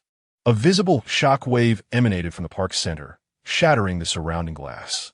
A frail figure, bearing a burlap sack, emerged, a faceless little dwarf. You all wait here, Jiang Yang shouted before charging out. There were far too many zombies outside, and he was the only professional in the team. If the others were scratched, they would be infected. Just as Jiang Yang stepped out, a figure lunged at him. Brother Jiang, why did you arrive so late? These zombies are different. Su Tong's face was smeared with blood, his left cheek seemingly vanished, hints of darkening flesh visible. Have you noticed that those suddenly appearing zombies possess significantly greater strength and speed? Jiang Yang discreetly extracted the blood-scented potion and sprinkled it over Su Tong. Brother Jiang, what are you sprinkling on me? Good stuff. Jiang Yang pushed Su Tong aside, only to see countless zombies surge towards him as if drawn by an invisible signal. Jiang Yang swiftly maneuvered through the chaos, targeting the fleeing individuals to douse them with the blood-scented potion. The money-spreading child was not a zombie and would not be attracted by the potion. At that moment, he was stealthily observing everything around him, exhibiting a certain level of intelligence. After witnessing the surrounding individuals being chased by zombies and screaming, the money-spreading child finally settled down, clutching his sack tightly. However, at that moment, an old foe launched a surprise attack from the shadows, yanking the money-spreading child's sack. The money-spreading child let out a piercing scream, violently tossing Yi Fan aside, and simultaneously, a glimmering golden object flew out of the sack. What is that? Is someone attacking the money-spreading child? Yi Fan, Jiang Yang. Amidst the turmoil, Jiang Yang and Yi Fan locked eyes, sparks seemingly igniting between them. You're Yi Fan? What are you doing here? Jiang Yang's acting was impeccable. He had anticipated Yi Fan's arrival, but had refrained from any actions against him, as this was an opportune moment to win Yi Qingwei's heart entirely. How should I know why I'm here? When enemies meet, there's always animosity. Upon seeing Jiang Yang, Yi Fan felt as if a vast expanse of grassland appeared above his head. Yet he was somewhat puzzled as to why Jiang Yang was present. Shouldn't he be hiding in his hotel, scrambling to survive with Tanya? Another butterfly effect? Jiang Yang rolled his eyes. How would I know if you're here? He glanced at the object in Yi Fan's hand, a small axe radiating golden light, having just witnessed something fly from the money-spreading child's sack to Yi Fan. If he was not mistaken, this must be the small axe. Is this the child of the plane? Can one simply pull a sack to obtain treasures? Having connections is indeed advantageous. At that moment, Yi Fan regarded Jiang Yang and let out a cold laugh. Young Master Jiang, shall we join forces? Just then, Yi Fan suddenly came to a realization. In Jiang Yang's eyes, he was still an ordinary student, merely fortunate to have acquired a profession. With his 7 years of experience in the apocalypse, he had numerous opportunities to eliminate Jiang Yang, but securing the treasures of the money-spreading child took precedence. After 7 years in the apocalypse, Yi Fan had become adept at both yielding and resisting. Chapter 37. All gathered together. However, he was currently on the 2nd floor, while Jiang Yang was on the 5th. Is he putting on an act? Jiang Yang had initially intended to draw out the black gold ancient sword, but decided to stow it away. Since Yi Fan wished to play along, he would compete in the art of performance. Ah, have you also become a professional? Jiang Yang displayed an innocuous expression while calculating the timing, anticipating that once Yi Qingwei and the others saw the surrounding zombies being diverted, they would likely emerge. Yi Vingvi, Qi-chan, Wuli, Tanya. He wondered how Yi Fan would react upon seeing them. Yi Fan had met Xiao-chan after his rebirth, so he should not yet recognize her. With memories from his previous life, he might have only heard of Xiao-chan's illustrious name. However, Wu Lei, Yi Qingwei, and Tanya would certainly be familiar to him. I've slept with your first love, and I've also slept with the sister you so diligently cared for. Your comrades have now become mine. Jiang Yang eagerly anticipated Yi Fan's expression. Indeed, a basic warrior. What about you? Upon hearing that Jiang Yang had become a professional, Yi Fan was taken aback, but recalling Jiang Yang's reputation as a playboy, he felt less pressure. However, the subsequent revelation left Yi Fan feeling somewhat imbalanced. I should have acquired a hidden profession, also in the warrior direction. Jiang Yang scratched his head and punched a level 1 zombie to the ground, causing blood to splatter. System, what rewards are there for killing the child of the plane? And what about inflicting harm? Jiang Yang silently inquired of the system. Knowing there were rewards for killing the child of the plane, causing harm should yield something as well. Rewards can be acquired, but significant harm is required, needing to impact the child of the plane's destiny. Impact. Jiang Yang glanced at Yi Fan, contemplating breaking a leg and an arm. No. What if he inadvertently killed him? He hadn't yet seized enough benefits from Yi Fan. Perhaps a psychological blow would suffice? While Jiang Yang pondered, Yi Fan scrutinized him. How could a useless rich heir obtain a hidden profession? Was the power of the butterfly effect truly that terrifying? Yi Fan found it utterly perplexing. In his previous life, Jiang Yang had been nothing more than a pretty face with no substance, and it was only through his family's influence that he became a professional. Additionally, if he was not mistaken, the potion Jiang Yang had just used seemed capable of drawing all the surrounding zombies away. That was the blood-scented potion. Damn it. How did he acquire such a thing? Yi Fan ground his teeth in frustration. Nothing stings more than an enemy thriving while one's own failures and friends' successes pale in comparison. Yi Fan, why isn't Tanya with you? I learned about you from Tanya. You're quite fortunate to have caught the class beauty. Jiang Yang opted for psychological profochatyon, te asing Yi Fan about Tanya. As expected, upon hearing this, Yi Fan's expression darkened. A rush of blood surged to his head, almost causing a cerebral hemorrhage. Yet, despite his fury, Yi Fan maintained a calm facade, effortlessly cleaving a zombie in half with his axe. I don't know, the apocalypse came suddenly, and I hadn't had the chance to find her. You should hurry. Such a wonderful woman would be disastrous if someone else found her. Jiang Yang continued to provoke Yi Fan, recalling that at this point in the original narrative, Tanya was demonstrating her mastery of various skills in her bedroom. However, it is evident that the original owner lacked personal charm. Tanya seemingly did not harbor any affection for them. Yet now, not only had they acquired Tanya's body, but her loyalty also appeared remarkably high. With a darkened expression, Yi Fan yearned to strike down Jiang Yang immediately, but there were still matters that required Zhang's assistance. Thus he refrained from acting impulsively. The two swiftly dispatched the surrounding zombies, while Jiang Yang's incessant chatter only fueled Yi Fan's growing resentment. Nevertheless, he chose to remain composed, adopting the demeanor of a patient observer. At that moment, Jiang Yang glanced at the nearby zombies, realizing the significance of the blood-scented agent he had scattered, specifically targeting the swifter ones to lure the zombies away. Meanwhile, the elusive fortune boy had unexpectedly made its way to a clothing store, presenting an opportunity. Jiang Yang exchanged a knowing look with Yi Fan, and they hurried towards the shop.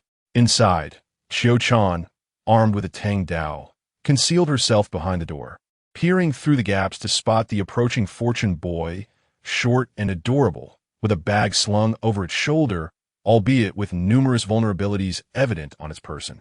Qiu Chan narrowed her eyes, recognizing that the creature was riddled with flaws, far more than she had encountered before. Prepare yourselves. We are about to strike. Éclamet ye vingri. Wielding a crossbow, her body shimmering with a green light. Just then, she caught sight of Jiang Yang and another individual. Brother Yi Fan. Inside the police station, Chun Ku recognized a faceless, diminutive creature and quickly concluded it was the fortune boy, its bag glimmering too brightly to be overlooked. Everyone, prepare for action, he commanded, though uncertain how Jiang Yang managed to disperse the zombies outside. Even so, their numbers remained considerable. Charge! Clad in a bulletproof vest and protective gear, Chun Ku remained stationed inside the police station, directing others from the rear. Emoli frowned, questioning. Everyone is rushed out. Shouldn't we join them? Teacher Mo, we are not like the lowly common folk. We should not partake in such battles personally, Chun Ku replied, his gaze laden with significance. He trusted that his family would organize efforts against the apocalypse, and despite any upheaval, he possessed the means to navigate through this new world. As for Emoli, a distinguished figure in biopharmaceuticals and a rare beauty, her value was undeniable from any perspective. Moreover, the Mo family was not insignificant, and Chun Ku's encounter with her was not mere happenstance. Securing her allegiance would greatly benefit his future. Back at the clothing store, the fortune boy was startled by the sudden appearance of a woman.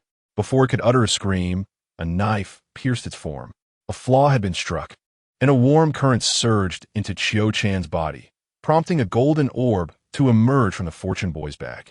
Her eyes gleamed as she leapt to seize the orb, revealing an impressively stylish armguard. What is this? Upon witnessing Qiu Chan, Yi Fan was instantaneously reminded of a legend from the apocalypse, but before he could ponder further, he spotted a longed-for figure. Qingwei, he exclaimed, only to be momentarily stunned. Why was Yi Qingwei here? Why did her protective suit resemble Jiang Yang's? And the woman who had just struck, was that not the legendary female sword sage from his previous life? As Yi Fan grappled with confusion, another figure emerged. Wu Lei. His closest comrade, Wu Lei, was here? Shouldn't he have been at the Linjiang Bridge? Was this the butterfly effect, drawing those important to him together? A smile crept across Yi Fan's face, but then his eyes nearly bulged in disbelief as Tanya appeared as well. Chapter 38. A kiss between Yi Fan and Yi Qingwei Tanya? Yi Fan's mind buzzed as memories of her and Jiang Yang conspiring against him replayed in his thoughts. A surge of murderous intent blossomed within him as he gazed at Tanya. Even though he was aware of her alliance with Jiang Yang, memories of their past continued to flood back. Tanya, the class flower, with numerous suitors, Yet he, a mere impoverished boy, had won her heart through relentless effort and sincerity. He genuinely cherished her, envisioning a life together, enduring her flaws and whims, attributing his inability to meet her material desires to his own inadequacies. Even with the knowledge that she and Jiang Yang had once sought to end his life, Yifan found himself emotionally stirred. If circumstances allowed, he would prefer not to harm Tanya. Yet at this moment, she had likely been with Jiang Yang, and her past intentions toward him were far from benign. "Do not blame me for being ungracious." Yifan growled softly, but refrained from immediate action as gunfire erupted. It was Chen Ku's people. Observing the situation, Jiang Yang noted that the fortune boy had been surrounded by Chen Ku's team, who seemed intent on isolating it. Did they wish to claim the creature for themselves? Jiang Yang scoffed, employing his predator's insight on the fortune boy. Name: Fortune Boy. Species: Treasure Monster. Level 1. Species skill: dispersing wealth to alleviate disasters. When attacked, it will release its treasures, but there is a limit to the damage it can endure within a certain time frame. Once exceeded, the Fortune Boy will fight back fiercely, resulting in mutual destruction with its adversary. Description: a low-level existence among treasure monsters. Timid by nature, it avoids conflict, yet its possession of treasures invites trouble. Endurance limit: Jiang Yang observed the small progress bar above the Fortune Boy, which was steadily filling with the ongoing assaults. If they desired the treasures, they must be prepared to risk their lives. Jiang Yang was uncertain of the creature's strength upon desperation, but for now, the numerous armed individuals merely elicited cries of distress from the Fortune Boy without inflicting any visible wounds. When cornered, even a rabbit will bite. This Fortune Boy was no pushover. At that moment, Jiang Yang gestured for Qiu Chan and the others to maintain distance from the creature. "Come here. Do not approach the monster, lest you be accidentally harmed." He pointed at the firearms in their hands. Bullets were indiscriminate, and since Qiu Chan and her companions were ordinary people, any misfire could lead to disaster. Are we to simply allow them to take the monster away? Qiu Chan tossed over an arm guard, the very one she had just acquired. Name: Ice Flame Arm Guard. Type: Protective Gear. Level C. Skill: Ice Flame, capable of conjuring an ice flame that releases a slowing effect over a wide area. Excellent. Jiang Yang's eyes brightened at the sight of the C-grade arm guard, which promised commendable defense and an active skill with a slowing effect. Having perused the original text, he knew that items in the apocalypse were scarce, with most possessing only passive abilities, making active skills a rarity. Truly, the treasures of the Fortune Boy were remarkable. Stowing the arm guard, Jiang Yang signaled for others to be cautious of the surrounding zombies and then wrapped his arm around Yi Qingwei. "Qingwei, do you see who this is?"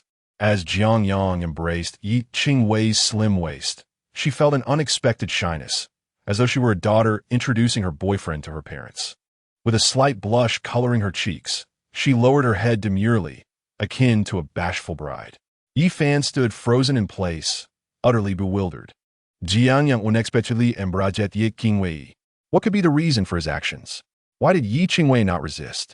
Memories surged back after his rebirth, and Yi Fan recalled the moment Jiang Yang appeared at the hospital to pay for Yi Qingwei's medical expenses. Could it be that Jiang Yang had set his sights on Yi Qingwei at that time? Yi Fan's expression contorted slightly. In his previous life, Jiang Yang was unaware of Yi Qingwei's existence, only entangled with Tanya. And now, not only had Tanya fallen victim to Jiang Yang, but Yi Qingwei had also succumbed to him. The butterfly effect. Yi Fan began to spiral into madness. Yi Qingwei was not his blood relative, but rather a child he had adopted. Had he not pursued Tanya, his relationship with Yi Qingwei would have resembled that of lovers rather than siblings. "How dare you?" Jiang Yang. Yi Fan's eyes reddened. Witnessing Jiang Yang holding Yi Qingwei felt more painful than death itself. At that moment, Yi Qingwei remained oblivious, gazing at Yi Fan with teary eyes and saying, "Brother Yi Fan, I'm so glad you're okay. Thanks to Brother Jiang these past few days, without him, I would have what Brother Jiang." Yi Fan interjected, recalling his previous words. Jiang Yang frowned and pulled Yi Qingwei closer, enveloped by a fragrant scent. As he noticed Yi Fan's distorted expression, a sudden thrill surged within him. Didn't I say? You should call me brother. Jiang Yang then leaned in and planted a kiss on Yi Qingwei, who displayed slight resistance but seemed to acquiesce more. Not far away, Yi Fan stood frozen, trembling. When at that moment, Tanya approached. Yi Fan, you're alive? Seeing Yi Fan again stirred complex emotions within Tanya. She could see Yi Fan's genuine feelings for her. Recently, her heart had begun to waver towards Jiang Yang, leading her to reflect on many things she had previously taken for granted. Yi Fan had indeed treated her well, but she saw no future with him.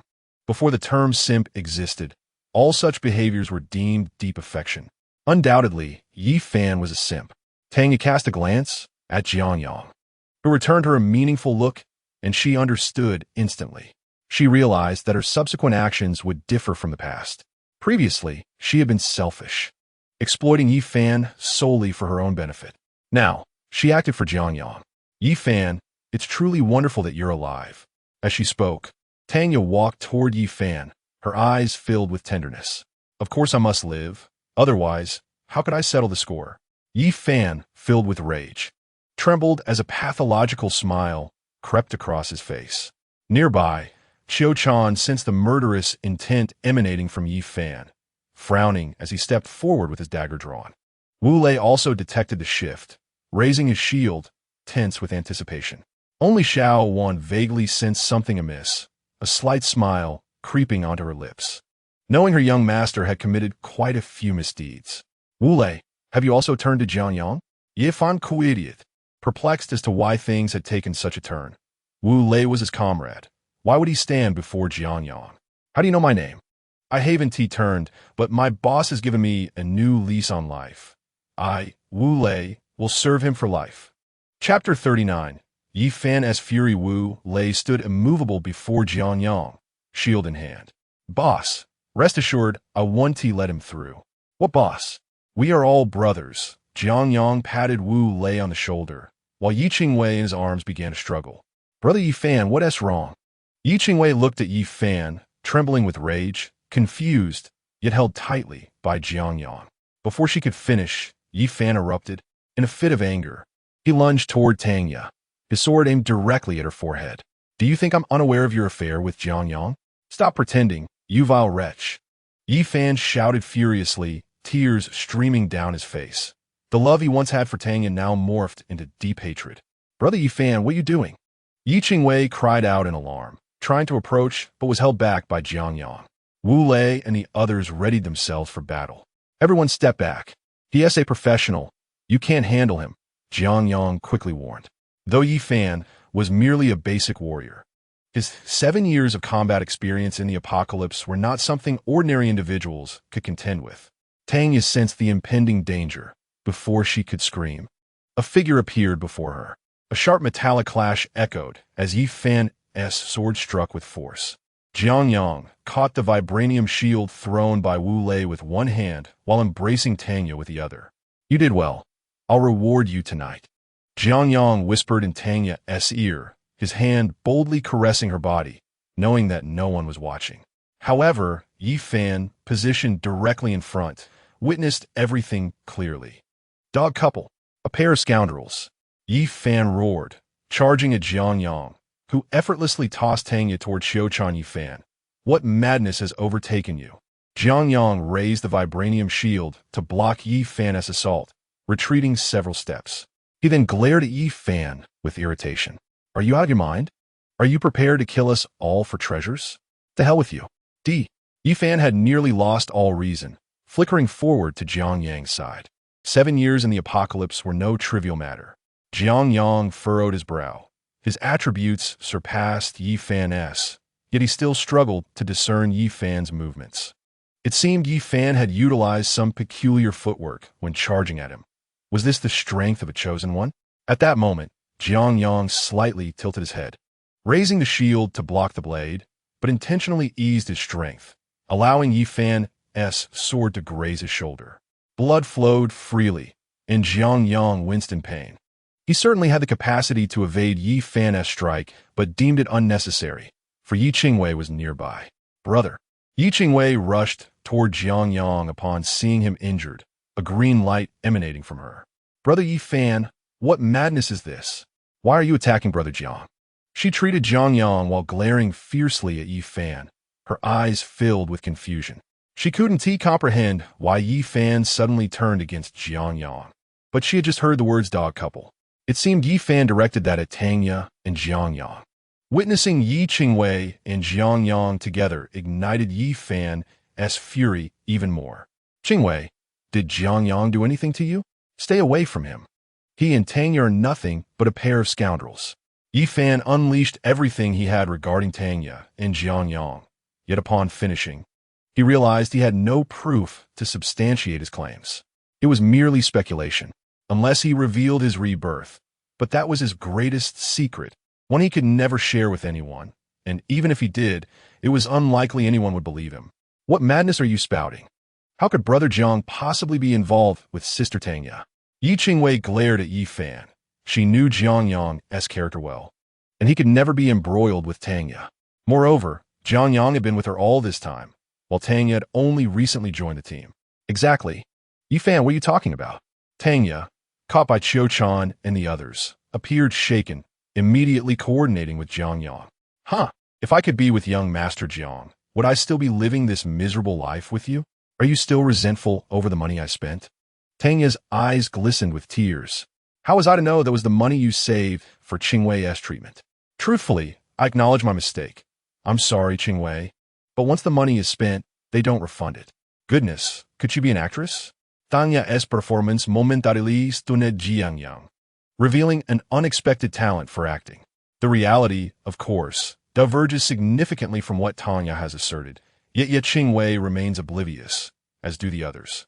When a matter is universally accepted as truth, it consequently becomes the truth. Ye Fan, brother, Jiang has successfully cured my ailment. Ye Qingwei ceased her conversation, finding solace in Jiang Yang's embrace. Meanwhile, Ye Fan's eyes were bloodshot, his body trembling violently, as though he had succumbed to madness. Inflicting mental harm on the child of the dimension, altering the trajectory of fate. Acquired water-based abilities. The system's notification resonated, causing Yang's blood to surge through his veins with unprecedented speed. His cells rejoiced, heralding a rebirth. Suddenly, Yang felt an inexplicable connection to the world around him. Water-based abilities. Yang murmured, sensing everything related to water within his vicinity. The water vapor in the air, the moisture in the soil, the pipes in the buildings, and even the blood coursing through human bodies. I have acquired extraordinary powers. His eyes sparkled as he attempted to manipulate the water molecules in the surrounding air. Just then, Ye Fan let out a furious roar and lunged at Yang. Qiu Chan, catch her! Yang swiftly propelled Ye Qingwei away, having achieved his aim of provoking Ye Fan, while a rift began to form in Ye Qingwei's heart as well. System, what would happen if I were to kill Ye Fan right now? Yang gazed at the frenzied Ye Fan, a sudden urge to kill surging within him. Although retaining him could yield greater opportunities, Ye Fan is the child of the dimension. Keeping him around is akin to harboring a ticking time bomb. Would the demise of Ye Fan result in the emergence of another child of the dimension? Yang posed a crucial question, knowing that his system was designed to seize the opportunities of such individuals. If the child were to perish, would there still be a purpose for his system? It would essentially mean the completion of his objective. Thus, Yang speculated that it was highly probable another child of the dimension would arise, though their identity remained unknown. Chapter 40. Ye Fan's cheating. Killing the child of the dimension will lead to the emergence of another. The system advises the host to spare Ye Fan. The identity of the next child of the dimension is unknown. Unknown. Yang's pupils constricted. His prior advantage in strategizing against Ye Fan stemmed from his familiarity with the original narrative. If the details of the next child of the dimension are obscured, it complicates matters. As Yang contemplated, Ye Fan had already closed the distance, striking out with a sword in a frenzy, though nearly devoid of reason due to his rage. The combat instincts honed over 7 years of apocalypse had become second nature to him. His fluid combat techniques momentarily left Yang at a disadvantage. The sound of metal clashing echoed as the surface of the vibranium shield remained unscathed, for it is the hardest metal in the Marvel Universe. arguably among the toughest in this world as well. What in the world is that? Yefan glanced at his broadsword, noticing several nicks. If only the Heijin Gudao were here, he lamented, yearning for what was arguably the finest weapon in the apocalypse, now possessed by an unknown wealthy individual. Damn it! Yefan's fury ignited. Should he encounter the one who purchased the Heijin Gudao, he would exact brutal vengeance. Just as he finished his vow, Yefan froze. Speak of the devil. A weapon strikingly similar to the Heijin Gudao appeared in Yang's grasp. Rather than resembling it, it was indeed the same. How did this knife end up in your possession? Yefan trembled, realizing that Yang was the one who had acquired the ancient blade. Having robbed him of his brother, seduced his woman, and now taken his weapon, the reality was almost too much to bear. Was this not a rebirth? Or did Yang possess some prophetic ability? This knife is a family heirloom. Is it not normal for it to be with me? Yang's murderous intent surged. Even if he could not kill Yefan, incapacitating him would suffice. A family heirloom? Huh! Yefan scoffed, and in the next instant he lunged at Yang, moving with the swiftness of a specter, akin to a leaf caught in a tempest, leaving his next move shrouded in uncertainty. Yet Yang remained unperturbed, choosing to close his eyes. This spectacle only intensified Yefan's rage, his murderous intent escalating. On the other side, Ye Qingwei watched in stunned silence, perplexed by Yefan's behavior. Qichan, hurry and assist Jiang, she cried, aware that apart from Yang, Qiu-chan was the strongest fighter present. Though she was unsure of Yefan's condition, she recognized his intent to kill Yang. Yefan's aura surprised Qiu-chan as well. However, upon witnessing Yang's calm demeanor with his eyes closed, her curiosity piqued. That guy doesn't need my help. Qiu-chan observed Yang, sensing a familiar aura, one of relaxation when facing significantly weaker opponents. She understood Yang. When opponents lack strength, even life-and-death struggles fail to ignite her interest. Yang was currently in such a state. There are few worthy of my mentorship. A smile graced Qiu-chan's lips. Only those with an indomitable aura are deserving of being her disciple. With a resounding clash, the Heijin Gudao met the broadsword, the immense force propelling Yefan backward. As a basic warrior, his physical prowess may reach 5 times that of an ordinary person, while Yang's was a formidable 15 times. What could he possibly use to contend with me? What of 7 years of apocalyptic combat experience? Have you never heard of a single sword overcoming myriad techniques? Yang grinned wickedly, his eyes still closed, perceiving Yefan's every movement with clarity. It was not through sight, but through his newfound abilities. Within a 20-meter radius, Yang could sense all water-related entities, the moisture in the air, the water in the soil, the blood within human bodies. Not only could he perceive, but he could also exert a faint influence over them. In the original narrative, some water-based ability users could directly condense water spheres in the air, leaning towards mastery of their powers. Yang, however, inclined more towards perception. While his control over the surrounding moisture was modest, his awareness was keen. He could distinctly sense the flow of blood within Yefan's veins. Is this the sensation of possessing extraordinary abilities? How exhilarating! Not far away, after being sent flying by Yang, Yefan's fury swiftly subsided. I have been thrown back. Is this hidden profession truly that formidable? Yefan glared at Yang, his mind racing. In his recollection, Yang was merely an aimless rich heir, hardly skilled in combat, likely unable to wield a blade properly. How had he become so powerful? What on earth has transpired? Yefan's voice rose in a low roar. Memories of slaughter from 7 years in the apocalypse surged within him, igniting a murderous aura, one forged through relentless struggle amidst a sea of corpses and blood. Yet, this aura paled in comparison to Yang's presence. Everyone possesses an aura, let alone. Yefan had managed to survive for 7 years in the apocalypse, demonstrating his capabilities. But to think that 7 years of experience could overshadow Yang was sheer folly, akin to the efforts of 3 generations being outdone by one individual's scholarly diligence. As the dragon might surged forth, the malevolent aura surrounding Yefan vanished without a trace. The might of the dragon totem is a true divine force, incomparable to mere experiences from 7 years of apocalypse. Yi Fan found himself immobilized under the oppressive aura emanating from Jiang Yang. Yet the flow of blood within him quickened, a manifestation of Jiang Yang's supernatural abilities. While Yi Fan leaned towards perception, he was not entirely incapable of manipulation. Accelerating the blood flow within him was within Jiang Yang's capacity. His intention was to render Yi Fan incapacitated. Under Jiang Yang's influence, the speed of Yi Fan's blood circulation escalated, causing veins to protrude ominously on the surface of his skin, resembling a disturbing case of varicose veins. Jiang Yang, too, felt a strain. Employing his abilities came at a cost. Yi Fan stood frozen, veins visibly bulging, his eyes wide with terror. What manner of power is this? He was oblivious to the nature of it, but he sensed that he was on the brink of collapse. In that critical moment, the Scatterwealth boy, besieged by a throng, suddenly erupted in a fit of rage.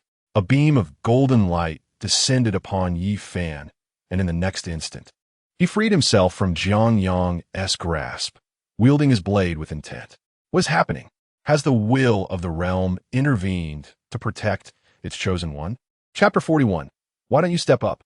The golden light flickered, and a silver bracelet materialized on Yi Fan's wrist. Jiang Yang cast his gaze towards it. Name: Freedom Bracelet. Type: Item. Grade: C. Skill: Wind of Freedom. Wearing the bracelet grants a brief immunity to control. What the hell? How can such fortune befall Yi Fan? Jiang Yang couldn't help but scoff. The favorite of the realm truly had a different level of luck. He glanced towards the Scatterwealth boy, who was still under relentless assault from numerous gunmen. The bracelet had been cast away by him amid the chaos. This is the realm showing favoritism towards its chosen? Why did that bracelet not land in my hands? Jiang Yang gritted his teeth, beginning to recognize Yi Fan's significance. The identity of the realm's chosen was no mere jest. Had that bracelet not appeared moments ago, Yi Fan would likely have been rendered half-paralyzed by now. Such inexplicable fortune was the most fearsome of all. System, will the realm directly intervene against me? Jiang Yang felt a chill of apprehension. The arrival of that bracelet on Yi Fan's wrist was surely no coincidence. It must have been the protagonist's luck at play. If the realm will intervene with such vigor, how could one possibly contend? If the realm were to protect its own too fiercely, would it not obliterate me? The realm will lacks autonomous consciousness, but passively increases the likelihood of minor fortunate events occurring for the chosen one. This is merely a minor probability. Jiang Yang struck Yi Fan with a blade, sending him flying. The bracelet merely rendered him uncontrollable. Yet all of Yi Fan's attributes were still inferior to his own. How could he not subdue him? As Yi Fan was sent hurtling away, his head buzzed. Despite acquiring the bracelet, he still found himself no match for Jiang Yang. How infuriating! What is the nature of this butterfly effect? How can this worthless second-generation rich kid surpass me? Blood trickled from the corner of Yi Fan's mouth. The psychological torment inflicted by Jiang Yang was far more terrifying than any physical injury. You are the worthless one. Jiang Yang spat in anger, then mockingly added, Do you know how exquisite Tang Ye's physique is? Upon hearing this, Yi Fan lost control once more, lunging at Jiang Yang in a frenzy, only to be sent crashing into a stall several meters away. Before Yi Fan could rise, Jiang Yang was upon him again. Not only Tang Ye, but also Yi Qingwei, her skin akin to mutton fat jade. A powerful kick sent Yi Fan crashing through a wall. Tang Ye and Yi Vingui. The mention of their names sent Yi Fan into a frenzy, his eyes bloodshot. He could not suppress his rage towards Jiang Yang. Yet the experience of 7 years in the apocalypse compelled him to maintain his composure. For he knew he could not best Jiang Yang. Brother Yi Fan. Yi Qingwei was pinned down by Qiu Chan, unable to comprehend why Yi Fan was fighting with Jiang Yang. The two had no prior conflict, and not far off. Tang Ye appeared pale, the battle between Jiang Yang and Yi Fan raging fiercely. Unlike Yi Qingwei, Tang Ye was aware of Jiang Yang's past deeds, though she remained perplexed as to how Yi Fan had come to learn of them. At this juncture, she understood that Yi Fan would never forgive her. Her only hope for survival lay in aligning herself with Jiang Yang. With this thought, Tang Ye glanced at Yi Qingwei, a flicker of envy in her eyes. She comprehended why Jiang Yang had urged her to squander Yi Fan's money. It was likely to create opportunities for himself. Jiang Yang's true target was Yi Qingwei. Even knowing she had been manipulated, Tang Yi stifled her resentment. She was a clever woman. After all, she had not been intimate with Yi Fan despite their lengthy relationship. It was not her fault for being discerning about her future. Yi Fan's murderous intent diminished her guilt towards him significantly. After all, Tang Yi was not a reincarnator. In her view, they were not legally bound, and she thought, if I cast you aside, why should you seek my demise? Such extremities were unacceptable before the apocalypse. They were not even akin to infidelity.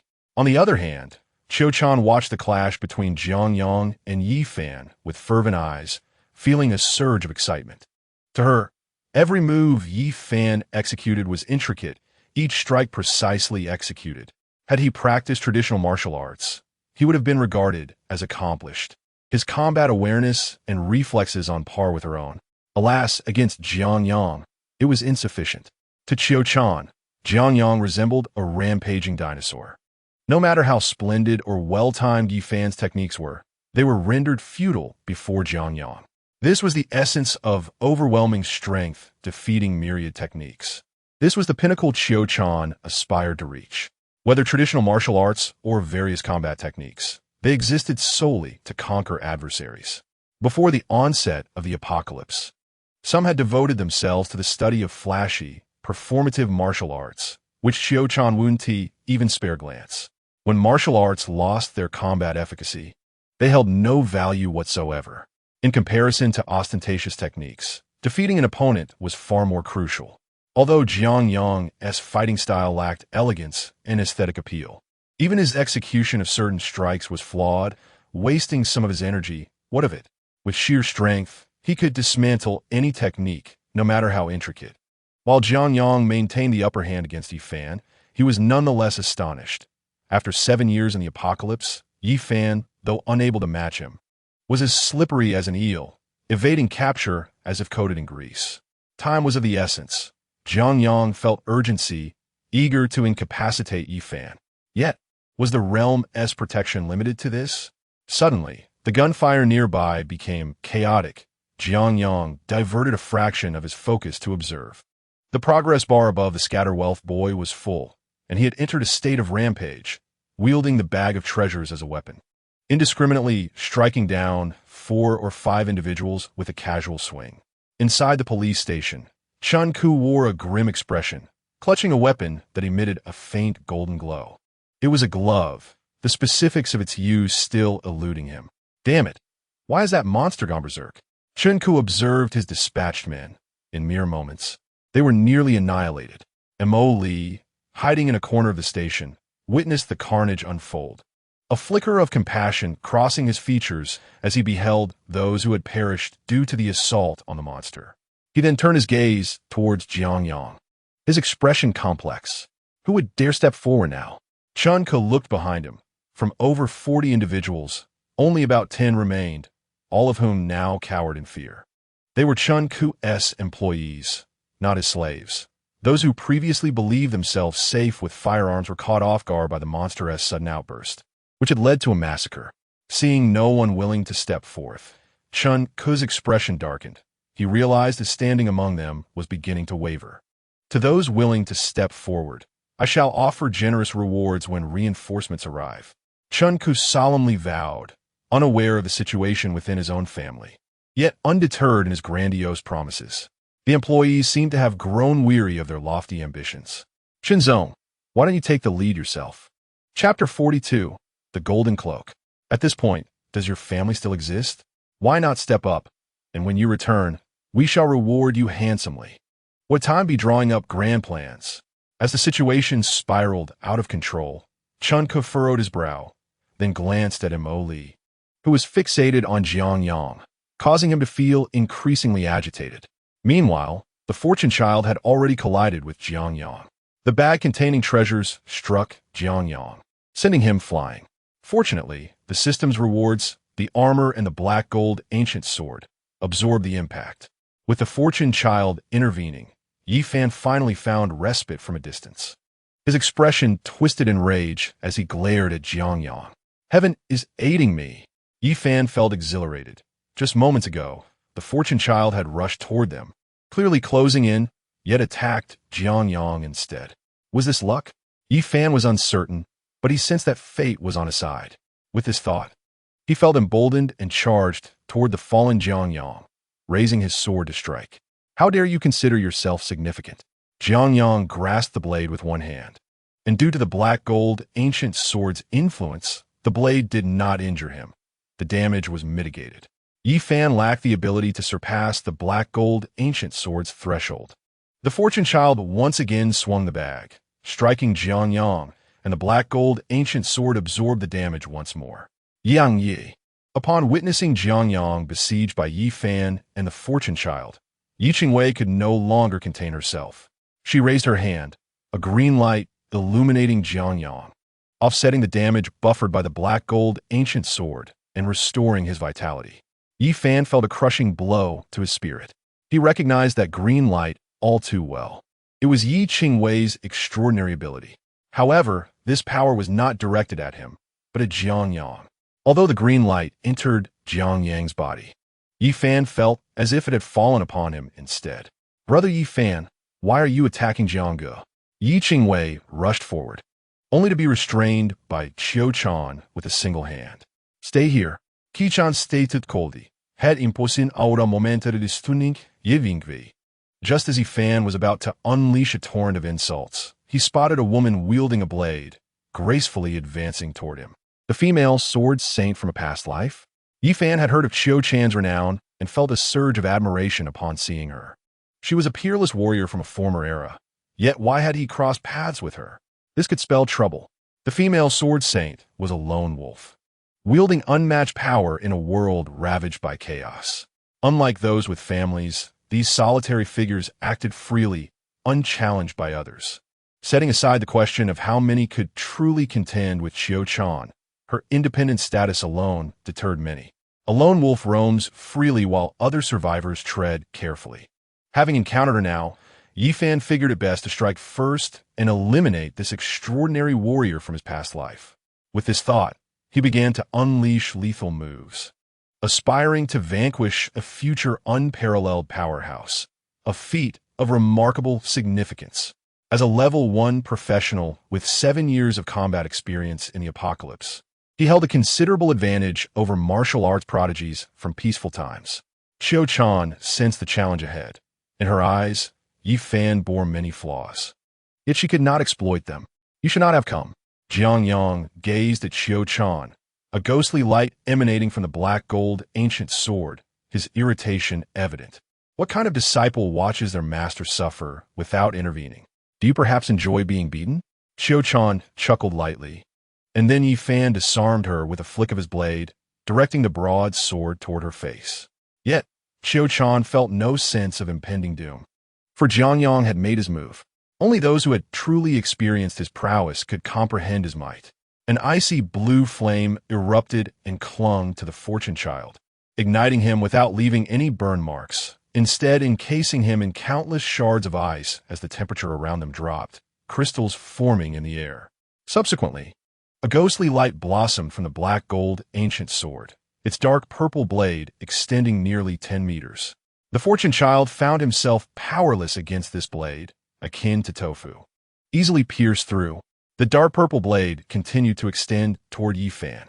The broadsword was effortlessly severed, and Yi Fan instinctively evaded, narrowly escaping a grim fate. Weapon skill. Item skill. Cold sweat broke out over Yi Fan as he clutched the severed broadsword and turned to flee. With 7 years of experience in the apocalypse, he instantly recognized it as a weapon skill, a nearly invincible advantage at this stage.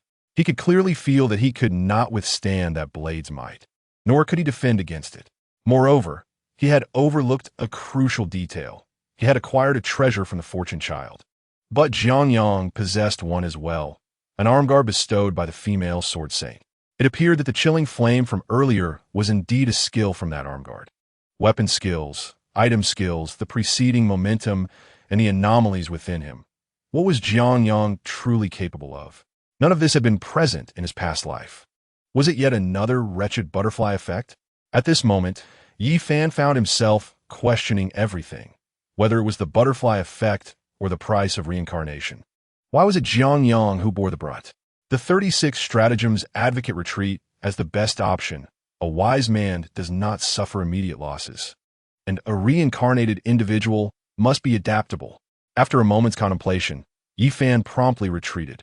He desired to kill Jiang Yang, but was not foolish. Want to escape?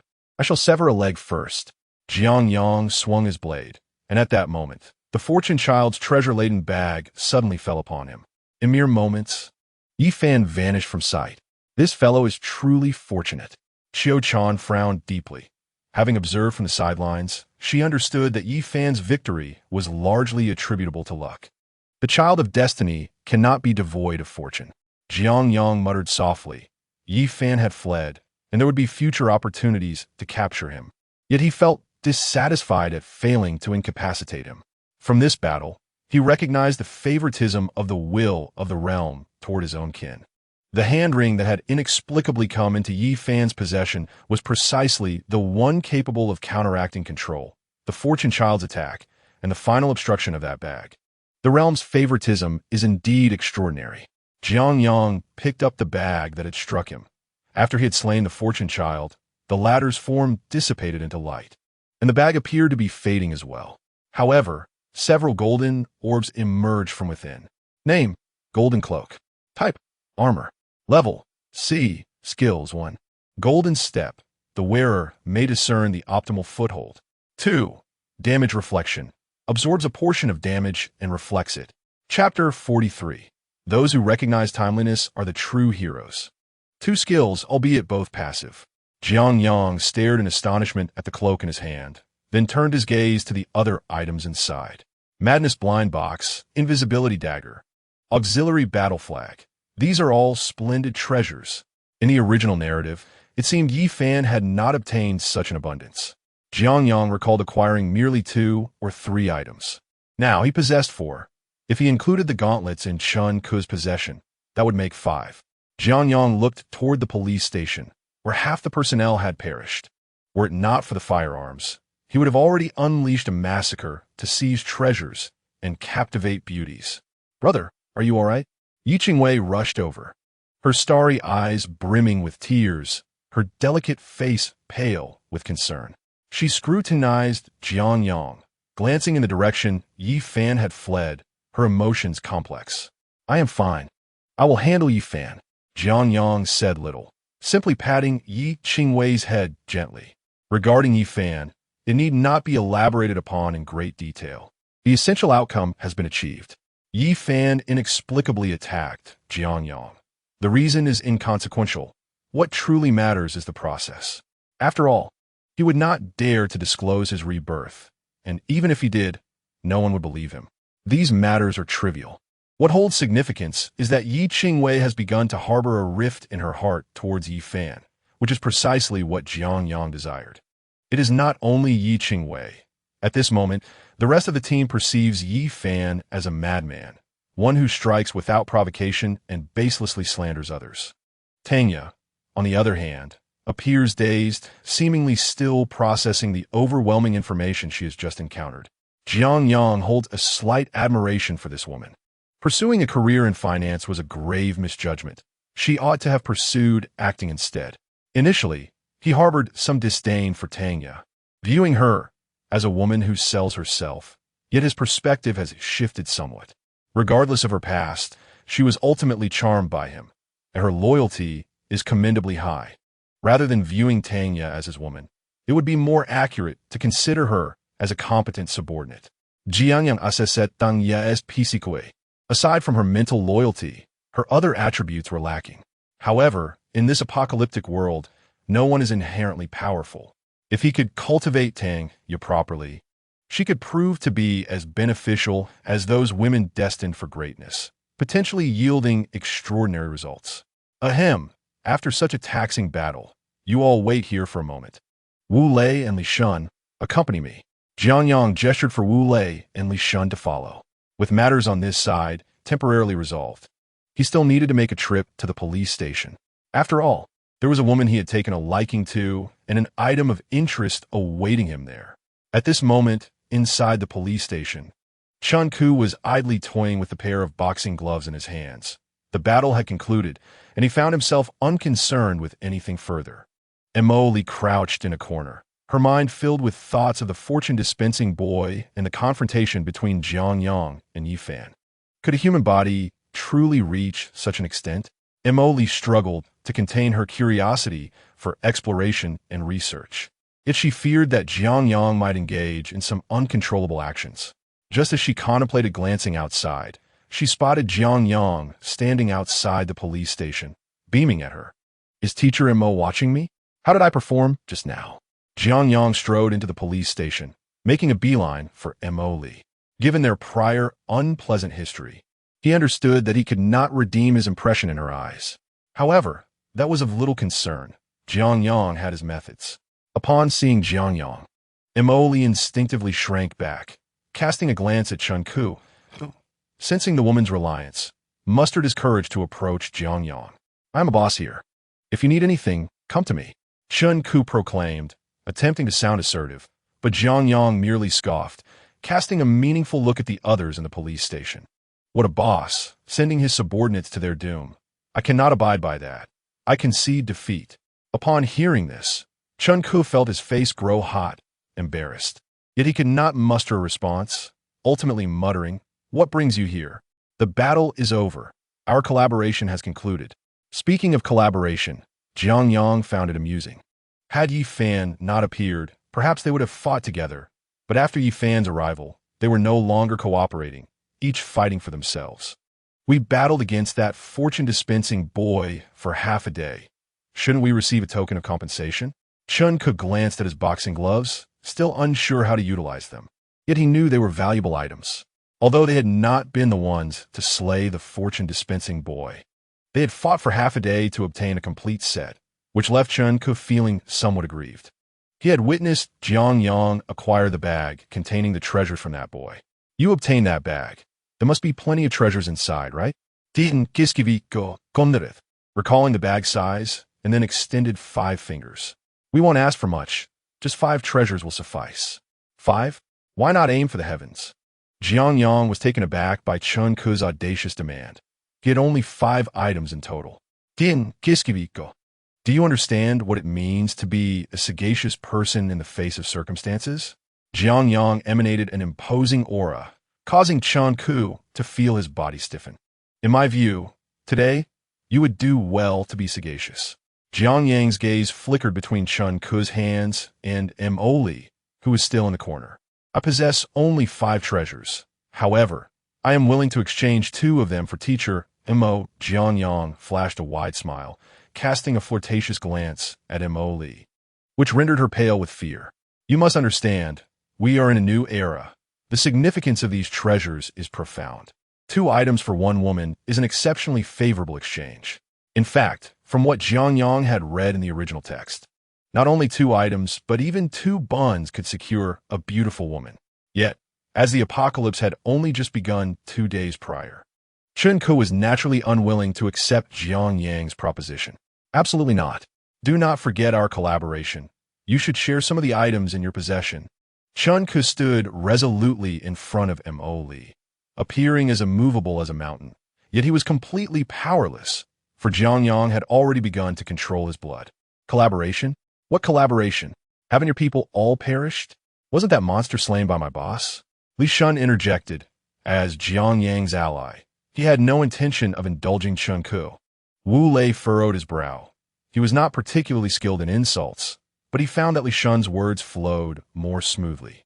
He stepped forward, pressing closely against Chun-Ku, prepared to act without hesitation, even if confronted by guns from the others. The 3 of them had overwhelmed the police station's occupants with their combined presence. Jiang Yang's gaze turned icy. It seemed that Chun-Ku was reluctant to embrace sagacity. Chapter 44. Team Glory, what does it matter if you have slain some? Nearly half of my people have perished, and you offer us this paltry compensation? Chun-Ku's expression was filled with ire. He had lost half of the 40 or so people he brought, leaving only a handful of weaker individuals, distinct from the 20 or so who had initially appeared. Those who survived the several rounds of selection were surely astute, each with a mind filled with cunning. Chun-Ku contemplated that solidifying his position within this group would require considerable effort. If he could not procure some treasures from Jiang Yang, his authority would inevitably wane further. However, after he spoke, he noticed Jiang Yang regarding him with an amused smile. "You are aware that half of your people have perished? Hand over your gloves." "I do not wish to kill." Jiang Yang spoke calmly, casting a fleeting glance at Mo Li in the corner, a smile playing at the corners of his mouth. "If you are unwilling, I would be happy to invite Teacher Mo to join us." Upon hearing this, Mo Li, hidden in the corner, grew anxious. Unable to evade Jiang Yang's gaze, she opted to hide behind Chun-Ku, declaring, "I wish to remain here." Mo Li's decision to conceal herself behind Chun-Ku ignited an inexplicable sense of protectiveness within him, puffing up his chest. Yet he soon found himself under the sharp edge of Jiang Yang's blade. "Teacher Mo, why hide? Do I look like I would consume you?" Jiang Yang's expression darkened. Given their past encounters, it was perfectly natural for Mo Li to harbor aversion towards him, yet he found himself quite fond of her. Her retreat behind another had irked him slightly. "Teacher Mo, you cannot linger in the police station for long. Why not accompany me instead?" Jiang Yang said, recognizing that Mo Li was a challenging individual to deal with. He blamed the former host for failing to handle matters properly. Otherwise, she would not be so resistant to him. "Absolutely not."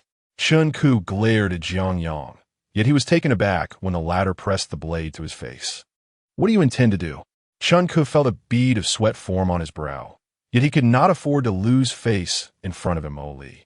He waved his hand, prompting everyone in the police station to raise their weapons and aim them at Jiang Yang and his companions. Tension filled the air, as if swords were drawn. This fellow, does he not understand that a woman's allure can be a double-edged sword? Jiang Yang gazed at the current scene, unable to suppress a curse as he began to calm his thoughts. Unlike Chun-Ku, who was merely infatuated with Mo Li's physical allure, Jiang Yang placed greater emphasis on her capabilities. Given Mo Li's unfavorable impression of him, he needed to find an opportunity to mend their relationship.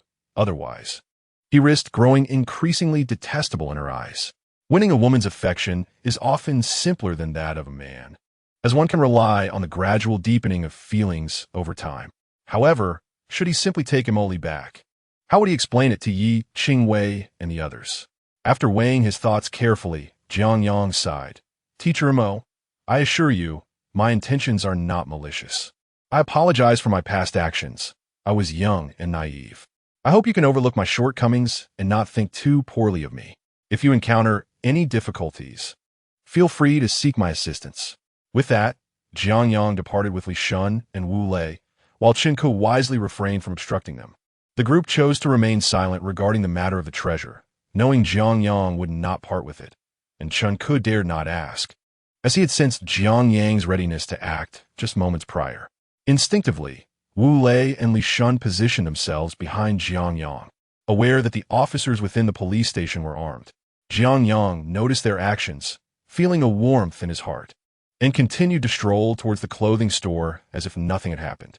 However, before leaving the police station, Jiang Yang snapped his fingers. Inside the station, Chun-Ku was about to catch his breath when he suddenly felt a wave of discomfort, collapsing to the ground moments later, his expression contorted in pain. What was happening? "Ouch, it hurts." After concluding their escapade for the treasure, Jiang Yang led everyone back to the luxury hotel. After a day of battles, fatigue weighed heavily upon them. "Do not worry. Yi Fan has been acting strangely, but when the opportunity arises, I will surely bring him back."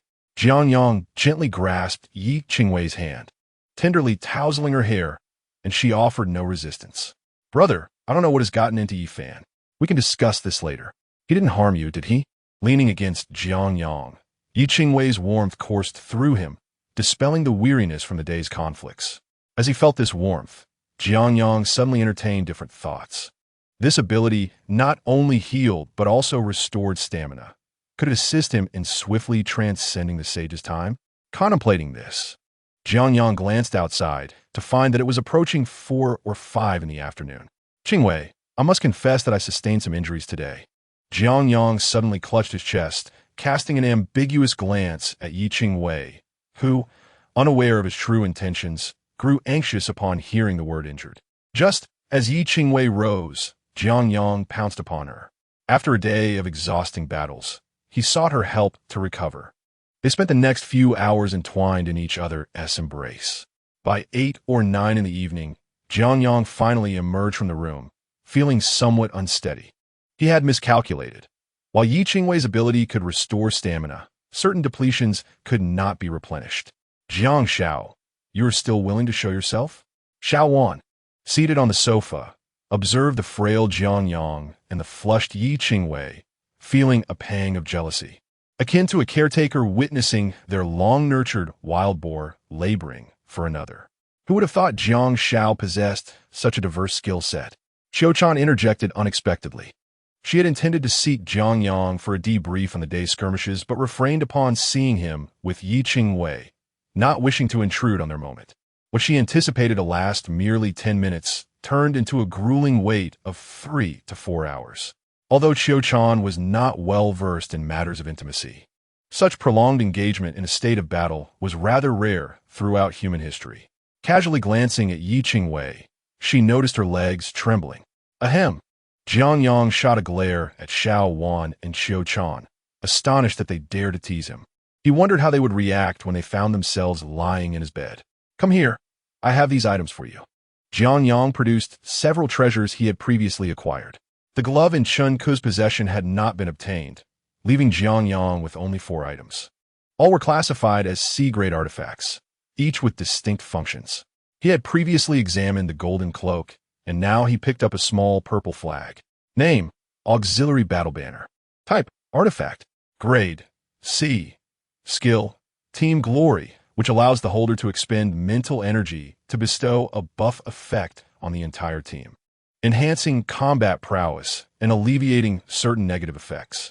Jiang Yang's eyes lit up at the mention of Team Glory, recalling that in the original story, it was Yi Fan who had acquired it from the fortune-spending boy, aiding his team through numerous challenges. Such team-enhancing artifacts are typically exceedingly rare. While the enhancement of an individual may yield little, the boost to an entire team can be formidable. At that moment, Jiang Yang grasped the Team Glory, which resembled a small shield. Delving his consciousness into it, he found his surroundings dimming, and soon, luminous orbs appeared around Yi Ching-wei and the others. It seemed this was a method to confirm allies. Jiang Yang mentally bonded with Yi Ching-wei and the others, feeling a wave of fatigue as a portion of his mental energy was drawn upon, while a pale yellow shield materialized around them simultaneously. What is this? How marvelous! The group exclaimed in astonishment, reaching out to touch the pale yellow shield enveloping them. Qiu-chan gripped her saber, surveying the others. Although labeled a shield, it was essentially a thin layer of pale yellow film covering each person, making their vulnerabilities less apparent in her eyes. Nevertheless, imperfections remained, albeit in different locations. Could these be the shield's weaknesses? Looted Child of the Plane artifact. Acquired Spirit Cloak. System space increased by 10 square meters. The system suddenly provided a notification. The Team Glory had been obtained from the original story, thus counted as a plunder by Jiang Yang. However, receiving only 1 reward felt rather meager. System, as the fortune-spending boy was also Yi Fan's opportunity, shouldn't all these treasures count as my plunder? Jiang Yang recalled that in the original narrative, Yi Fan had obtained 3 treasures from the fortune-spending boy, yet only the Team Glory was the same. Only Team Glory is considered acquired by the Child of the Plane. The other items do not count. If Yi Fan had secured 3 treasures in the original context, and now only 1 ring remained, causing a loss to the Child of the Plane, shouldn't there be a reward for that? Jiang Yang realized that any matter related to the Child of the Plane generally yielded rewards. This time, the system did not respond immediately, prompting Jiang Yang to examine the next treasure, the Madman's Blind Box. This was a functional artifact akin to a trap, once bound to a master. It could be placed on the ground and rendered invisible.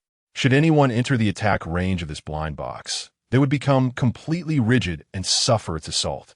However, it had a cooldown, allowing only 3 placements per day. The final weapon was an invisibility dagger. The user could meld with the surrounding environment for a brief duration. The dagger possessed exceptional penetrating power, making it the preferred choice for assassins. In total, there were 4 treasures. Jiang Yang looked at those present. He bestowed the auxiliary battle banner upon Yi Qingwei, the madman's blind box to Li Shun, the golden cloak to Wu Lei, and the invisibility dagger to Xiao Wan. The last item, the spirit cloak, a system reward, was given to Qiu Chan. As expected of the system, the spirit cloak was a C-grade armor capable of enhancing speed and agility, perfectly suited for Qiu Chan's combat style, which relied on exploiting weaknesses. Zhang Yao and Tang Yi did not obtain any props. However, both of them remained unperturbed. Their roles within the team were minimal, and merely surviving was already a commendable achievement, with no further aspirations. After distributing the treasures, Jiang Yang called everyone to sleep, as they would set off for the apocalyptic shop the following day. Qingwei, you should rest first. Jiang Yang gently kissed Yi Qingwei's forehead. Although she appeared somewhat fatigued, she still grasped Jiang Yang's hand and asked, "Brother, are you not going to sleep?" "No, I will gather some materials," Jiang Yang replied, a glimmer of determination flashing in his eyes. A significant number of zombies had perished today, and neglecting to harvest the valuable parts from their corpses would only benefit others. Upon hearing this, Wu Lei and the others expressed their desire to accompany Jiang Yang, but he merely waved his hand, signaling them to rest well for their expedition to the apocalyptic shop the next day. "I don't require rest. I will accompany you," Qiu Chan insisted, her gaze intense. There were still many zombies outside, and if given the chance to be alone with Jiang Yang, it would also provide an opportunity for him to offer her guidance. "No, you must rest." Jiang Yang furrowed his brow. It was not the right moment for solitude with Qiu Chan, as he had other matters to attend to besides gathering zombie materials. With this in mind, Jiang Yang discreetly cast a glance at Tang Yi, who immediately understood. Unable to defy Jiang Yang's insistence, Qiu Chan reluctantly returned to rest, and the others followed suit, leaving only Xiao Wan to cast a meaningful glance at Jiang Yang. Fully aware of her young master's temperament, in the dead of night, Jiang Yang ventured alone onto the street to collect the materials from the zombies he had dispatched earlier, while his mind replayed his battle with Yi Fan. Although Jiang Yang had gained the upper hand in that confrontation, it was largely due to his superior equipment. Had they been of equal standing, his chances of victory would have been non-existent. The experience gleaned from 7 years of the apocalypse had proven somewhat beneficial. With that thought, Jiang Yang gathered several materials, then turned his gaze toward the few erratically moving zombies under the moonlight, drawing his sword and charging forward.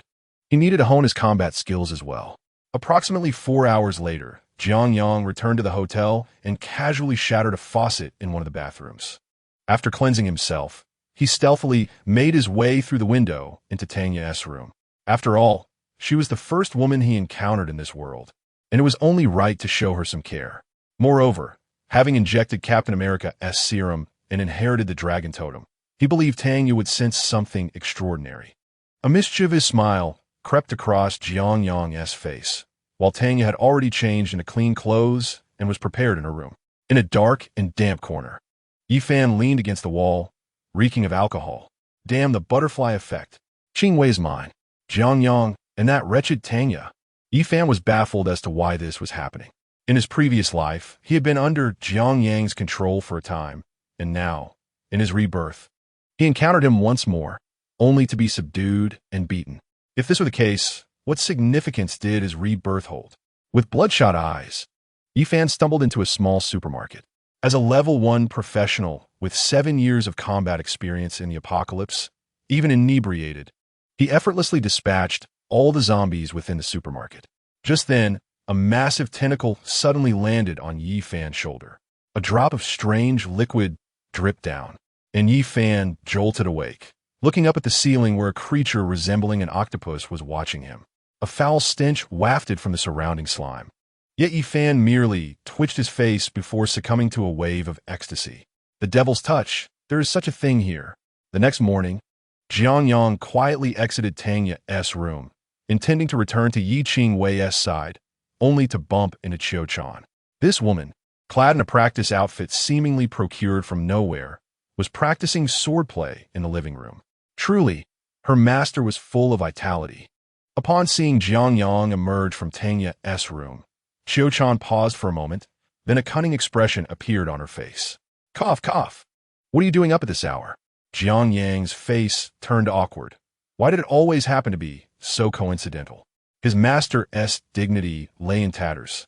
But Jiang Yang could not afford to dwell on that. With Yi Qingwei's situation still unstable, if Qiu-chan inadvertently let something slip, his harem would be set ablaze before it even formed. Qiu-chan continued to practice swordplay, then remarked, if master has time, shouldn't you fulfill your duty to impart knowledge and resolve doubts? I could pretend I didn't see today's events. But how about you train me for an hour each day? Qiu-chan smiled faintly. She did not care from whose room Jiang Yang had emerged. She was solely interested in whether he could teach her genuine skills. Upon hearing this, Jiang Yang's expression brightened as he replied, though you have yet to formally become my disciple, it wouldn't hurt to teach you a thing or two. Come, let us go to the conference room. Initially anxious about not having the opportunity to be alone with Qiu-chan, Jiang Yang was delighted that she had taken the initiative to request it. He now had a better understanding of Qiu-chan's temperament. This young woman did not concern herself with his private life, but was more eager to learn from him. Just like he had said before, only those who could defeat her would have a chance to pursue her. Jiang Yang would a smile. But upon arriving at the conference room, he suddenly realized he had little to teach Qiu-chan. What so-called combat techniques and martial arts did he even know? At this thought, his expression fell. He had been so eager to agree that he forgot he was utterly unqualified. Meanwhile, Qiu-chan looked at Jiang Yang with excitement, seemingly awaiting her first lesson. As Qiu-chan's gaze bore down on him, Jiang Yang felt his focus narrow and his mind raced. As the saying goes, silence is golden. Perhaps he should feign mastery. To Qiu-chan, it seemed that her master was brewing something profound. However, after 2 to 3 minutes of Jiang Yang aimlessly wandering, Qiu-chan began to grow impatient. Yet she remained composed, believing that great masters often had peculiar temperaments. What if Jiang Yang's lesson had already commenced? With this thought, Qiu-chan fixated on Jiang Yang's erratic movements, wondering if he was about to impart his footwork. Master Jiang, are you going to teach me footwork? Qiu-chan inquired, as she could not discern anything special about his steps. They appeared chaotic, devoid of rhythm. Perhaps this was the peculiar nature of his footwork. Without a trace, one could not anticipate his position. Footwork. Why is she concocting such notions? Jiang Yang, in a flurry of anxiety, feared Qiu-chan would discover his lack of knowledge. Yet he was surprised she had conjured such thoughts. Yes, yes. Today I will teach you footwork. Pay close attention. Jiang Yang's expression turned serious as he began to showcase the footwork he had mastered. In truth, it was quite simple. He merely needed to demonstrate his fastest speed, and Qiu-chan would naturally embellish it with her imagination. Meanwhile, he could take pleasure in admiring her flawless visage. However, staring at a beautiful woman for too long could become monotonous. If only Qiu-chan would change into a different outfit. With this in mind, Jiang Yang concocted another scheme. Qiu-chan still had an assessment to complete. Cough, cough. Qiu-chan, let us in the footwork demonstration here. Do you remember your assessment? Go change into a nice outfit. Jiang Yang waved his hand. Qiu-chan's evaluation had not yet concluded, and he could not teach her too much. Qiu-chan said nothing, merely nodding before heading off to change. An hour later, she observed Jiang Yang moving about for an hour, yet could not discern anything. Moreover, Jiang Yang moved swiftly, and she had missed some details. Helpless, Qiu-chan could only attribute the issue to her own lack of comprehension. Wait, does Master mean to suggest that the essence of footwork lies in speed? After Qiu-chan departed, Jiang Yang finally exhaled in relief. Just as the system suddenly provided a notification, the son of the dimension has suffered a loss of opportunities. The range of supernatural abilities has expanded. What is going on? Jiang Yang was momentarily perplexed before realizing that this was the question he had posed to the system the previous night. The system's delay in providing feedback was rather significant. With a slight grimace, Jiang Yang closed his eyes and began to sense the water element surrounding him. His range had indeed increased by 10 meters. In this moment, he could distinctly perceive the physical condition of Yi Qingwei within the conference room. Since approximately 60% of a human body is composed of water, by observing the water elements within Yiqing Wei, Jiang Yang could ascertain her physical state. Soon after, he sensed Qiu-chan approaching the conference room, her water elements in a state of rapid flow, indicating excitement. It appeared that there were still many aspects of his abilities yet to be explored.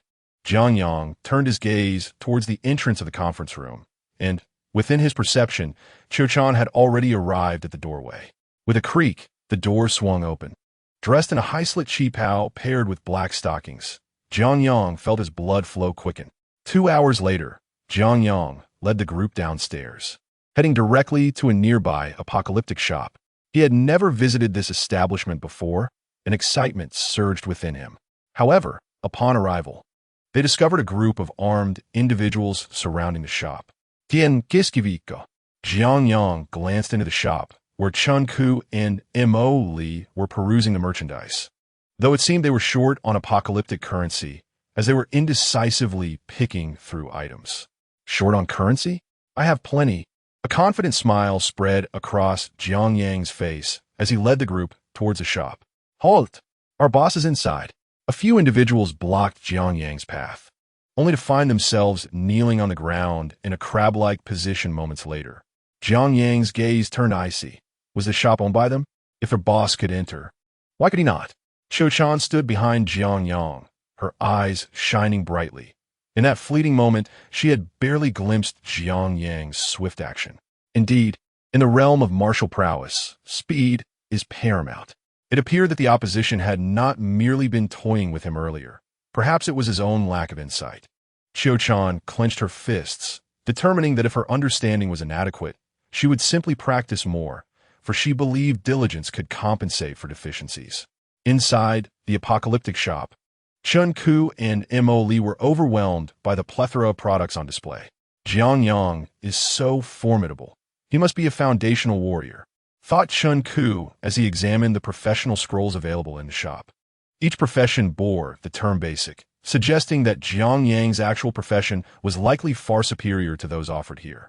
Recalling Jiang Yang's combat prowess, Mo Li's expression turned complex. Observing the professions, it seemed unlikely that Jiang Yang's was among those for sale. As you can see, all the professions here are labeled basic, which indicates that there are higher-level options available. Mo Li began to articulate, but suddenly his expression shifted, sensing someone's entrance. Be more confident. The possibilities are endless, Jiang Yang declared as he strode confidently into the apocalyptic shop. The shop's soundproofing was excellent, muffling any noise from outside, allowing him to deal with the obstructing individuals without being overheard by Chun Ku and Mo Li. How did you get in here? Chun Ku asked, noticing his subordinates sprawled on the ground, cold sweat beading on his forehead. He had yet to exchange for a profession, and a conflict with Jiang Yang could spell disaster. Jiang Yang assessed Chun Ku. He was unarmed, and in his perception, Chun Ku's blood was flowing rapidly, indicating his anxiety. Was he worried about Jiang Yang eliminating him? Indeed, Jiang Yang felt a stirring within himself. Chun Ku had become a hindrance. Previously, he had refrained from eliminating him due to the number of armed individuals on his side. But now, with no one around him and without a weapon, it seemed an opportunity had presented itself. As for Mo Li, he could be deemed nearly devoid of combat capability. Contemplating this, Jiang Yang felt a surge of impulsiveness, but ultimately decided to restrain his desire to act, knowing he might still require Chun Ku's assistance. Boss Chun, what are you so nervous about? I have no intention of harming you, Jiang Yang teased. Moving to the shop's counter, with a grand sweep of his hand, a multitude of zombie claws landed on the counter, emitting a foul stench. Yet in the next moment, they vanished, and Jiang Yang's account appeared on a faint blue screen, displaying over 500 apocalyptic coins. Upon seeing this, both Chun Ku and Mo Li's pupils contracted slightly. Their collective currency barely exceeded 100, yet Jiang Yang possessed more than 500. 500, that must be enough to purchase a considerable amount, mused Jiang Yang. Autumn Cicada and Yiqing Wei were still unfamiliar with the shop's pricing, uncertain if 500 was sufficient, while Xiao Wan felt a tinge of dissatisfaction. Is that all for so many zombie materials? Unlike the others, as Jiang Yang's steward, Xiaowen was more attuned to economic matters. For an ordinary person, defeating a single zombie required significant effort. Jiang Yang had just presented approximately 500 zombie claws, indicating that one claw or other parts could only be exchanged for a single apocalyptic coin. In Xiao Wan's view, the value of these zombie materials seemed rather trivial. Not all. Those are merely level 0 zombies.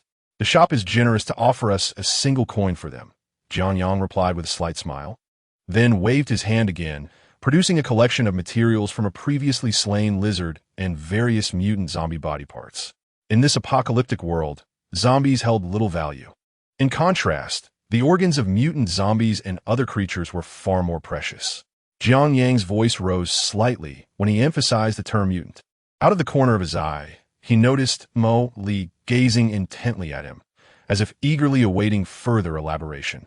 Li Shun seemed to catch on to Jiang Yang's intent and began to play along. I see. Jiang Gu, what types of mutant zombies are there? It seems that several we previously defeated were mutants, yet each appeared distinct. At this inquiry, Emoli could no longer contain his curiosity, his eyes fixated on Jiang Yang. For a professor in the field of biopharmaceuticals, the subject of mutants and genetics was irresistibly captivating. Perceiving Mo Li's thirst for knowledge sparked, Jiang Yang subtly acknowledged Li Shun with an appreciative glance, then beckoned everyone to gather around, declaring, "This is our team's confidential information." Ye Vingui Bilinkit, as if piecing together the situation, and moved closer to Jiang Yang, her small hand reaching toward his waist. "Brother, you seem quite concerned about that female professor?" The adorable girl gritted her teeth, but alas, she could not budge Jiang Yang's sturdy form, resorting instead to expressing her frustration through her gaze. "Of course I care. She is my university professor." Jiang Yang gently embraced Yi Qingwei before addressing the gathered crowd. "Everyone, pay attention to the professor named Mo Li. She is a significant figure in the field of biopharmaceuticals. If possible, we should strive to include her in our team, as she will undoubtedly be of great assistance to us in the future." Jiang Yang's intentions to recruit Mo Li were unmistakable, and he no longer bothered to conceal them.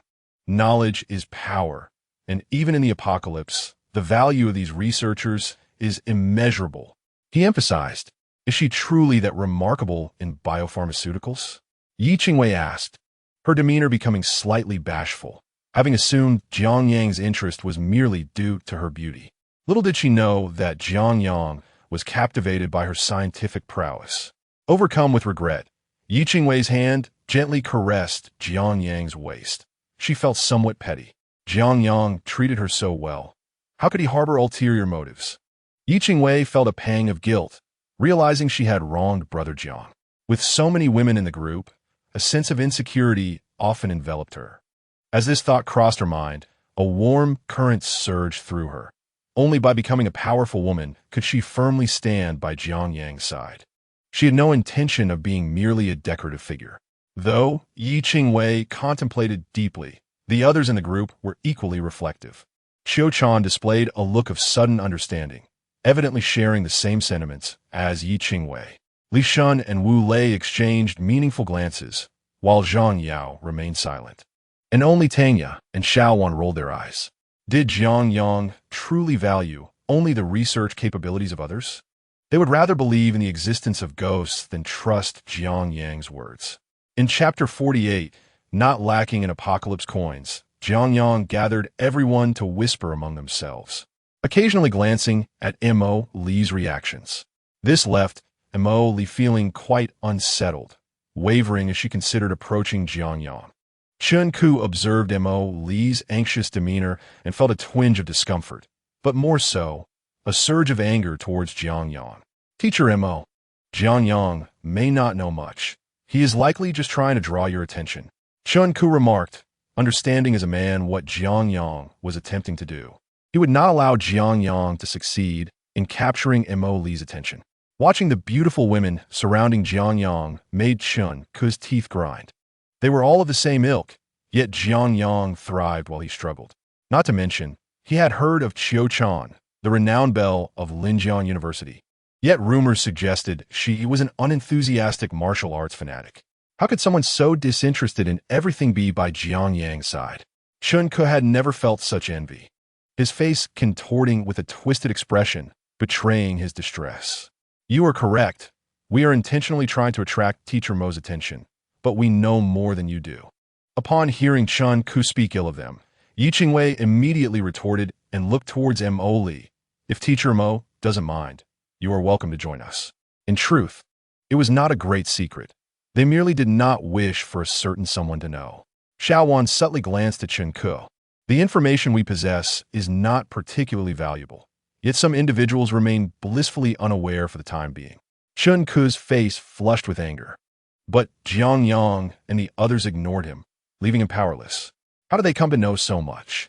Where did you get this information? Is this apocalypse related to you? Connecting the dots from when Jiang Yang and the others sought his collaboration, Chun-Ku suspected they were indeed entangled with the apocalypse. This disaster, which had led to a massive reduction in the human population, would mean they were humanity's sworn enemy if linked to its cause. With this thought, Chun-Ku straightened his back, but to his dismay, Jiang Yang and the others did not spare him a glance, continuing to invite Mo Li. Finally, unable to restrain herself, Mo Li decided to approach Jiang Yang, despite her apprehensions.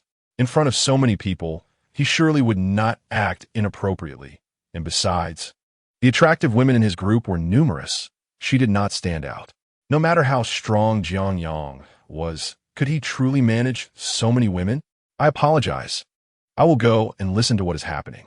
Mo Li mustered her courage and moved closer to Jiang Yang, infuriating Chun-Ku, who began to stomp his feet in frustration. Jiang Yang, seizing the opportunity, spoke candidly about certain aspects of the apocalypse, withholding some information for Mo Li to ponder later, confident that she would eventually come back to inquire further. After introducing Mo Li, Jiang Yang cleared his throat and began purchasing items. With the materials from mutated zombies and lizard monsters, his account had accumulated over 1,000 apocalypse coins, sufficient to buy 10 job scrolls.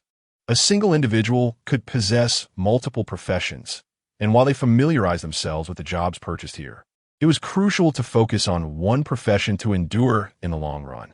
Jiang Yang directly acquired 7 job scrolls, but rather than distributing them immediately, he purchased additional potions and weapons. Qiu Chan, Wu Lei, Xiao Wan, and Yi Qingwei could receive their professions, while Li Shun, Zhang Yao, and Tang Yu required 2 more days of training before they could obtain their scrolls. Jiang Yang tossed 4 scrolls into the hands of Yi Qingwei and the others, having already chosen their professions to save time. As for the 3 who did not receive jobs, their lack of combat experience necessitated an additional 2 days of specialized training. Zhang Yao and Tang Yu had no objections, while Li Shun's face fell instantly. Brother Jiang, that can't be. You must give me the profession first. Only then can I fight more effectively. Less chatter. Don't try to sweet-talk me. Focus on gaining combat experience first. Jiang Yang was quite stringent with his team. Without sufficient combat experience, acquiring a profession could foster arrogance or pride, potentially leading to disastrous outcomes in battle. This scenario had occurred in the original narrative, where Yi Fan's indiscriminate distribution of professions led to injuries. At this moment, as Yi Qingwei and the others activated their job scrolls, a faint glow enveloped them, signifying their official status as first-level professionals, granting them the means to survive in the apocalypse. This scene evoked envy in Chun-Ku and Mo Li, while Jiang Yang, smiling broadly, turned to Chun-Ku. Boss Chun, aren't you going to get your team some job scrolls? After all, as the leader, you shouldn't forget your subordinates. Jiang Yang smiled, knowing that job scrolls were not easily acquired. Amassing 100 apocalypse coins required slaying numerous zombies, at least 20 low-level zombies. If they waited, those zombies would become first level, requiring only 10 to gather the same amount of coins. However, the disparity between first-level and low-level zombies was significant. By then, accumulating apocalypse coins for job scrolls would become increasingly challenging. Yet at this moment, Jiang Yang, relying on his enhanced combat capabilities, had amassed a substantial number of apocalypse coins, creating an illusion for Chun-Ku and others that obtaining coins was effortless. In reality, Jiang Yang's accumulation was no simple feat, merely a matter of defeating zombies and monsters. While most people in the apocalypse lack the ability to do so, The scarcity of resources on both sides created a sense of disparity, which Jiang Yang intended to exploit. Faced with Jiang Yang, Chun Ku could only smirk to himself, independently exchanging for a basic warrior profession, becoming a first-level professional capable of slaying more zombies. He believed his team outnumbered Jiang Yang's, and in time, they would snowball and develop faster than Jiang Yang. Chun Ku's thinking was correct, yet he vastly underestimated the brutality of the apocalypse. At this moment, Jiang Yang produced more items, exchanged for 100 apocalypse coins, and tossed a support profession scroll towards Mo Li. Teacher Mo, take this job scroll and ensure your safety out there. Jiang Yang spoke with heartfelt sincerity.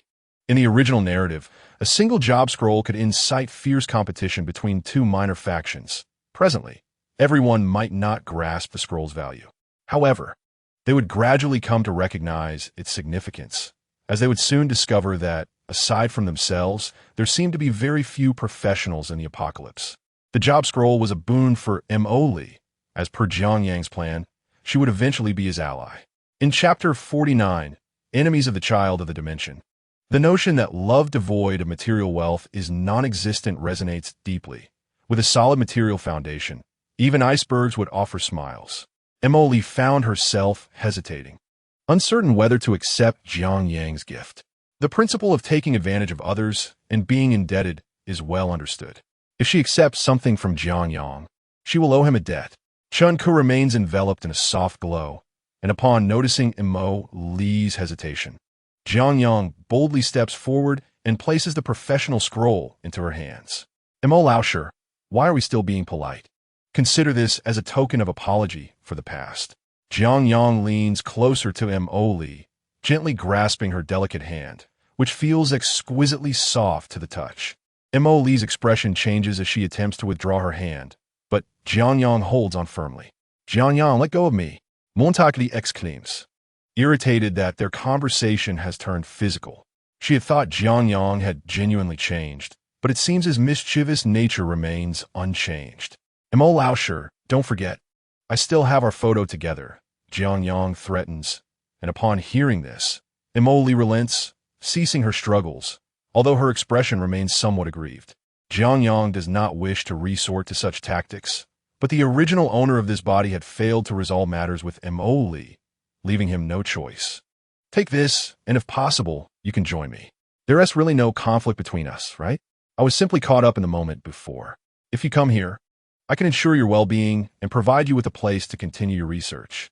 Jiang Yang speaks sincerely, promising to create favorable conditions for Mo Li's studies should she choose to join him. However, at this moment, Mo Li is solely focused on escaping his grasp and pays no heed to his words. In desperation, Jiang Yang pulls her in for a kiss, wishing to savor the moment. As he releases her, satisfied after the awakening ceremony concludes, he notes the distinct aura surrounding the woman he has long desired. Soon after, the glow surrounding the others dissipates, and Xiao Chan and the others exhibit a significant transformation in their demeanor. In a swift motion, Xiao Chan charges toward Jiang Yang, only to be pinned to the ground by him. So bold, daring to challenge her master after only a few days of training? Jiang Yang rises on Eyebro, finding Xiao Chan's arrogance amusing. Why can't I see any of your flaws? Xiao Chan inquires, initially believing that their differing levels were the reason for her inability to perceive Jiang Yang's weaknesses. However, after becoming a first-tier professional, she still cannot detect any flaws, which baffles her. How can you have no weaknesses? Jiang Yang flicks her forehead, unaware of any flaws himself. Not being able to see them is a blessing. With a scoff, Chun Ku also ascends to the first tier, but upon regaining his composure, he notices that Mo Li is now radiating the glow of a professional as well. Stop staring. I gave it to her, Jiang Yang taunts, both being affluent heirs. And the original owner has had experiences competing for affection with other wealthy individuals, merely a matter of who has more money. It is evident that Chun Ku cannot compete with Jiang Yang. Thus, he can only endure. But Jiang Yang has no intention of letting Chun Ku off the hook and discreetly activates his powers. At that moment, another individual enters the apocalyptic shop. He is a young man, covered in blood and bearing wounds from zombie attacks, clearly on the verge of mutation. Well, I didn't expect it to be so lively here. The young man observes, casting a wary glance at Jiang Yang and the others. Jiang Yang, on the other hand, receives information about this individual. Name, Huangzhu. Physique, 10. Spirit, 10. Agility, 10. Profession, none. Level, 0. Ability, mutation. Skills, none. All three attributes are at the ceiling of a regular person, and he possesses a mutation ability, which is immensely powerful in the apocalypse, akin to a werewolf transformation. The exact nature of his mutation remains uncertain, but this Huangzhu is destined to transform into a ferocious wild boar. Do not inquire how Jiang Yang knows this. He has read the original text. No need to be nervous. You are more suited to being a basic warrior, Jiang Yang greets him, directly sharing useful information with Huangzhu. In the original narrative, Huangzhu is an enemy that Yi Fan encounters a month later, so it is surprising for Jiang Yang to meet him here. This is indeed unexpected, as he is an adversary of the Chosen One from another realm, and it seems unlikely that he would cross paths due to his luck. System. Can I recruit the enemies of the Chosen One from another realm? Jiang Yang smiles. This Huangzhu, like Xiao Chan, is a super strong survivor from the later stages of the apocalypse, albeit a notorious villain. In the original story, after Yi Fan's reincarnation, he becomes embroiled in a conflict with Huangzhu a month later, ultimately spending over a year devising a plan to eliminate him. However, encountering him now presents a chance to recruit him into his team, and the reasons behind Huangzhu's villainy are understandable. Yet, as a plunder system, it seems the enemies of the Chosen One might not fall within his plunder range. If everything could be plundered, it would be quite troublesome. Enemies of the Chosen One can be recruited into one's camp, and altering their fate will yield rewards. The system's prompt appears, indicating a certain level of humanity in its design, as not everything can be plundered. Why are you telling me this? Huangzhu us. Jiang Yang Wadili. It is likely that information regarding professionals is crucial in the current stage. Why would Jiang Yang share such insights? Huangzhu remains cautious. Having witnessed the collapse of order and morality since the onset of the apocalypse, altruism is virtually extinct. Is Jiang Yang attempting to deceive him? Keeping his distance, Huangzhu approaches the counter, placing a haphazard array of approximately 90 apocalypse coins before him, insufficient for exchanging a professional scroll. Nevertheless, he does not withdraw, but continues to explore the items within the shop. As he gains insight into the offerings, his brow furrows. Jiang Yang is not deceiving him. Becoming a professional requires additional apocalypse coins, doesn't it? I could provide you with a scroll. Without hesitation, Jiang Yang procures a professional scroll from the shop and hands it to Huangzhu. Observing the confusion on Huangzhu's face, Jiang Yang directly expresses his intentions, hoping to persuade him to join. Chapter 50. Recruiting Huangzhu. What do you mean? Do you know me? Huangzhu does not immediately accept Jiang Yang's professional scroll, but pushes it back. As a diligent university student who has journeyed from the countryside to the city, he understands that many things have their hidden prices. This is true in peaceful times, but in the apocalypse, such rules become even more merciless and stark. Assessing the young man before him, Huangzhu quickly recalls Jiang Yang's face, confirming he has never encountered him before. Is it not the case that you have nowhere else to go? Why not join us? Jiang Yang, of course, recognizes Huangzhu. The issue lies in the fact that Huangzhu does not know him.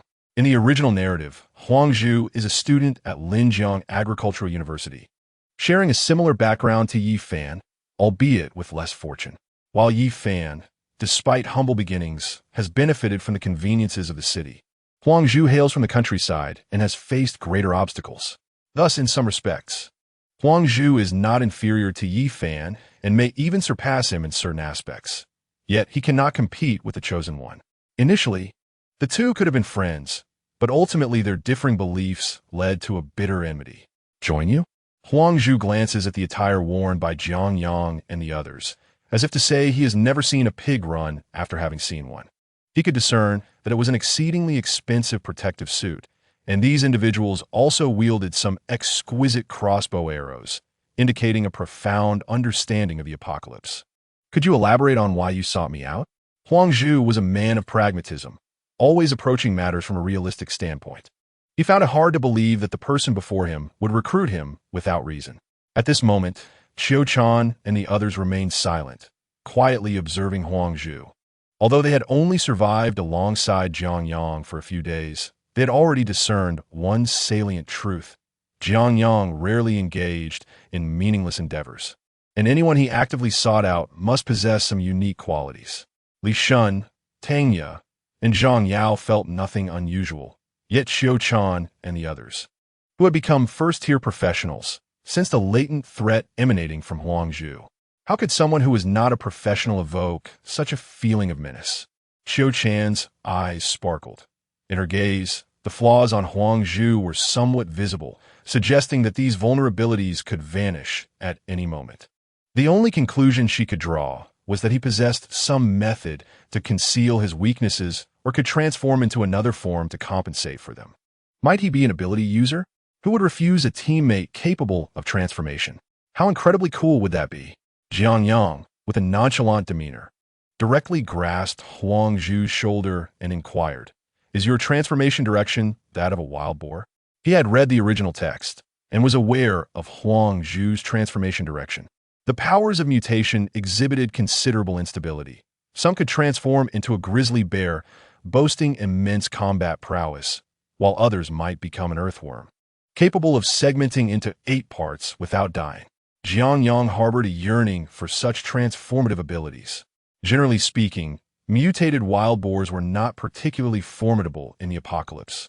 Yet Huang Zhu's version of the wild boar was somewhat exceptional, although the specifics were not detailed in the original text. As Huang Zhu met his demise before he could truly develop, Huang Zhu's spirit jolted. "Can you perceive my abilities? You possess abilities, and I have some minor skills as well. It's not extraordinary," Jiang Yang replied, patting Huang Zhu's shoulder, signaling him to relax. "Your abilities hold significant value. Join us, won't you?" The adage, "all the world as hustle and bustle," is driven by profit rings true, rather than trusting in intangible human connections. Relationships based on mutual benefit are far more reliable. Upon hearing Jiang Yang acknowledge his abilities, Huang Zhu felt a wave of relief. This ability was indeed his value, thus providing Jiang Yang with a valid reason for recruitment. Reflecting on this, Huang Zhu accepted Jiang Yang's professional scroll, stating, "Then I shall not hold back. My ability is to transform into a wild boar, albeit not a mutated beast, but rather akin to a beast man. My physical attributes are comprehensively enhanced." He gestured to the wounds on his body. Aside from some scratches from zombies, there were traces from blades and swords. In terms of combat prowess, he had previously slain a first-tier professional. At this revelation, everyone in the store gasped in astonishment, especially Qiu-chan. Only after becoming a professional did she realize her newfound strength and the fact that Huang Zhu, as an ordinary person, could kill a first-tier professional showcased his remarkable combat capabilities. Impressive. As a fellow ability user, Yi Qingwei was also slightly taken aback. Although Jiang Yang had read the original text and was aware of Huang Zhu's extraordinary strength, hearing that he had killed a first-tier professional still surprised him. Compared to mutation, did her water-based ability seem somewhat lacking? Jiang Yang muttered a mild complaint about the system, but merely vented his frustration. Every ability had its own utility. "First, let us become professionals. Later, you shall accompany us." Jiang Yang glanced at Huang Zhu's loyalty level, which had reached 30 points. This loyalty was quite low, but it was to be expected as they were strangers, and his joining the team was purely driven by self-interest. Such loyalty would require gradual cultivation, and he believed it would grow over time. At this moment, Huang Zhu expressed his gratitude and directly utilized the professional scroll, while the radiance enveloping Mo Li gradually dissipated. She looked at herself in astonishment. Although she had been informed, only by truly becoming a professional could she experience this wondrous sensation. As a leading figure in the field of biopharmaceuticals, Mo Li's expertise extended far beyond that realm, encompassing various biological research fields, allowing her to appreciate the marvel of becoming a professional even more profoundly. Mo Li has become a professional. She is even more beautiful now, Jiang Yang jested. Becoming a professional is a leap in the hierarchy of life. Although her exterior remains unchanged, her aura has transformed. You're talking nonsense. Mo Lee's face flushed slightly, and then she playfully remarked, in light of this professional scroll, I will temporarily forgive your past transgressions. But be wary. If you do not behave in the future, I shall deal with you.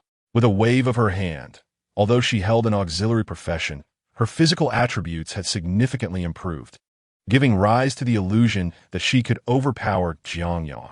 Jiang Yang smiled, and moments ago, Mo Lee's loyalty suddenly surged to over 40 points. Chapter 51. Tanya's transformation. Every endeavor begins with difficulty. As long as Mo Lee is willing to set aside past grievances, Jiang Yang would have his opportunity. Beside them, Chun Ku watched this scene with simmering frustration, feeling utterly powerless. He could neither argue nor fight back, and he was painfully aware that the resources at his disposal were inferior. This sensation was akin to desiring a woman only to have her snatched away by a more powerful rival. Let us depart, Chun Ku said with a grim expression, attempting to take Mo Lee away, but she appeared hesitant, glancing at a figure shrouded in radiance, as if a new presence had emerged. Wait a moment. I still have some questions, Mo Lee said, her brow furrowed. Having just become a professional, she had inquiries she wished to pose to Jiang Yang. If she missed this chance, it would be difficult to find another opportunity later. Chun Ku, hearing her words, felt an immediate surge of anger and adopted a much sterner tone. Mo Lee, we must leave now. There will be ample time to explore later.